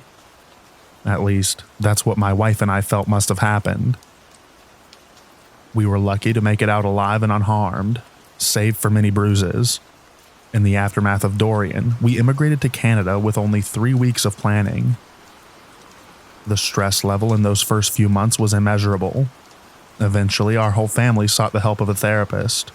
We understood that we could not cope with the emotional after effects of the natural disaster trauma on our own. Before Hurricane Dorian, I never had trouble isolating a person's voice in a crowded room. But it seems that the trauma of what we experienced was still affecting me 2 years later. Learning to cope with the anxiety brought on by surviving a natural disaster has taken many different strategies. I've practiced creative visualization, picturing calming locations, and listing all the sensory attributes associated with the image. Meditation and structured breathing exercises have been helpful when I've had trouble falling asleep, as my mind imagines I'm back in the ocean, being tossed around by the waves. I used a gratitude journal for a while to combat hopelessness and depression, when my mind fixated on the idea that I would never feel any better.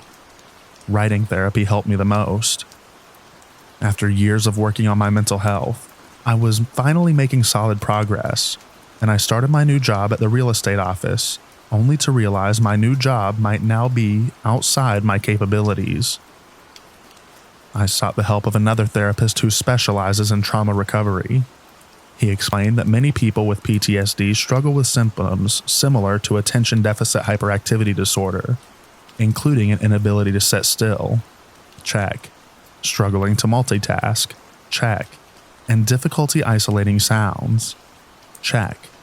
I was floored. When I explained my problem to my boss, they were supportive and got me a phone headset.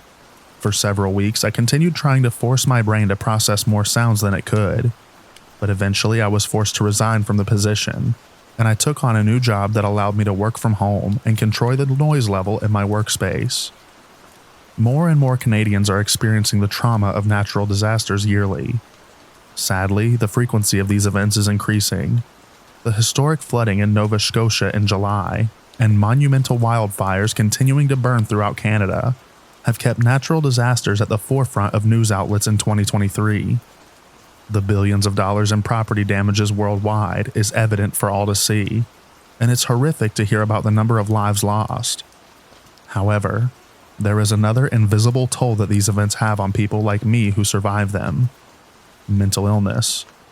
New Brunswick has experienced 2 milder post-tropical storms in 2023 so far. While I don't fear for my life during those events, as I did during Dorian, my anxiety increases with the constant updates and news preparations. It's an ongoing battle to remind my body that it doesn't need to react with a rush of adrenaline just because I have several things on my to-do list, including buying storm supplies. And I'm sure that I'm not the only one who feels this anxiety.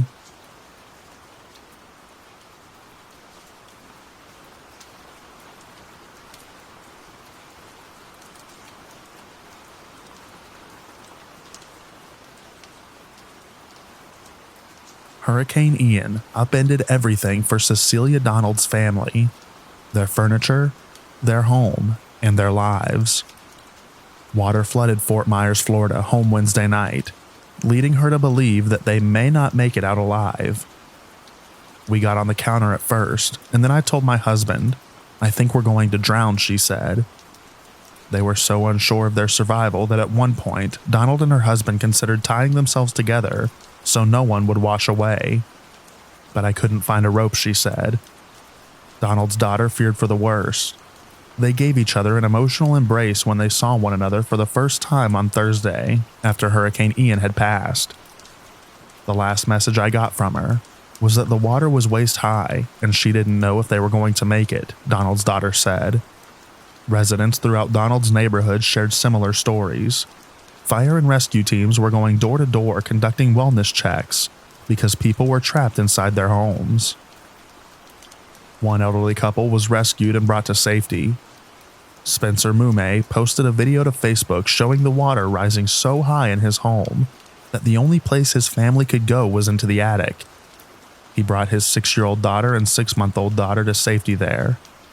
CBS News met the grandparents of those kids on Thursday as they desperately looked for their grandchildren. I can't imagine how they feel right now. Our little grandbaby probably scared to death, crying all night, the grandmother said. CBS News was able to share the good news with the grandparents that everyone was okay. Now, the entire community begins a journey to recovery that is likely to last much longer than the storm.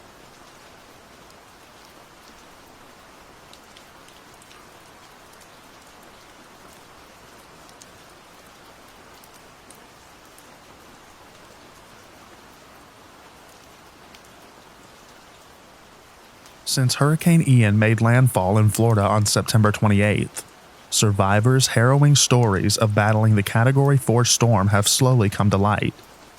Ron Cook, a Florida Baptist disaster relief volunteer, shared an account his team heard about an 80-year-old neighbor who survived flash flooding and 155-mile-per-hour winds by taking shelter in his van, breathing through a small air pocket near the roof as storm waters surged through his vehicle and carried him away. On October 4th, Cook's team assisted homeowners Stan and Amy Wiggins, who had evacuated to Amy's sister's home when the storm started rolling in. Florida Baptist volunteers spent an entire day removing flood-damaged furniture, baseboards, and other fixtures after 4 feet of water flooded the entire first floor of their home. The day of the storm, I got a text from a neighbor who had escaped to their attic. They were in a 1-story house, Amy said. I got another text from a girl in our neighborhood who said they were on their counters watching their stuff floating by. We knew when we got home it would be bad. The Wigginses reached out to their McGregor Baptist Church family requesting help, and Florida volunteers with Cook's team stepped up to respond, as they'd done for many others in the community that week. It's overwhelming as far as the sense of gratitude, and just not knowing where to begin as far as expressing how thankful we are and how unexpected it is, said Stan of the help he and Amy received from Southern Baptists. It was daunting to see what was before us, and not even knowing where to begin, and then to have so many people come in and just lend hands and want to help out. Cook's team began recovery efforts, like their work with the Wiggins family the day after the storm. We're doing a mud out of their home. What that entails is removing all of their possessions affected by the floodwaters, Cook said. After that, we will remove all of the affected drywall and the insulation, taking everything down to the studs. Then we will be spraying for mold so we can get this home as livable as possible for them while they wait for the rebuilding. Cook said an incredible number of workers' orders requesting help have been coming in, and hundreds of Southern Baptist disaster relief teams from 17 state conventions are pouring into Southwest Florida to minister to the overwhelming need. So far, Southern Baptist volunteers have provided flood recovery, roofing repairs, debris removal, and more to over 500 homes impacted by Hurricane Ian. Another way SBDR volunteers are meeting needs is through emergency feeding. Southern Baptists have established 9 feeding sites, collectively preparing over 385,000 meals in cities like Port Charlotte, Fort Myers, and Naples to feed families who lost power during and after the storm. Thousands are still without power in the most impacted areas, and these volunteers will continue meeting this vital need until power is fully restored. Send Relief is supporting the SBDR response by sending emergency relief supplies and meals for survivors to disaster relief teams on the ground. Just days after the storm, Send Relief sent an initial shipment of recovery supplies, including protective suits, gloves, masks, and other construction materials.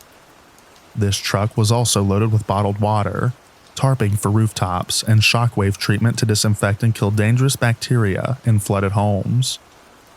We're here to help support the state disaster relief teams, fill in any gaps that they may have in the response. We have multiple ways at the national level to help solve those problems, said Coy Webb, Crisis Response Director for Send Relief. We also seek to mobilize the resources they need quickly so that volunteers can get started as soon as they arrive. In anticipation of a long road to recovery in Florida, Send Relief sent a second semi-truck full of emergency relief supplies to restock inventory for SBDR teams and provide materials for the next phase of rebuilding. These emergency packages include roofing materials, Tyvek suits, N95 masks, safety glasses, and work gloves.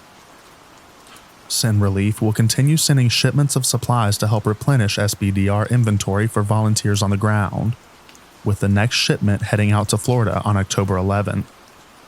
We talk about the cooperative program, and usually we talk about it as a funding mechanism, said Florida Baptist Disaster Relief Director David Coggins. Cooperative program in this regard is not so much about the funding mechanism as it is really about the cooperative nature of what we do as Southern Baptists. This is it in practicality and reality. It's one thing to send your money to something. It's another thing to see the result of that in a very practical, experiential way. Thank you for your continued prayers for the Southern Baptist response in the wake of Hurricane Ian. Everything SBDR and Send Relief does to meet needs in the throes of a crisis center, on not only meeting physical needs, but extending the invitation to receive eternal spiritual hope. We want to make sure that first and foremost that people know why we're here, who we're here to represent, and why we're doing what we do to bring them hope in the name of the Lord Jesus, said Coggins. That's always forefront in all our minds. Pray that our volunteers and our witnesses across all of our locations would be strong and powerful and visible. Pray for the homeowners and survivors. These folks have been devastated,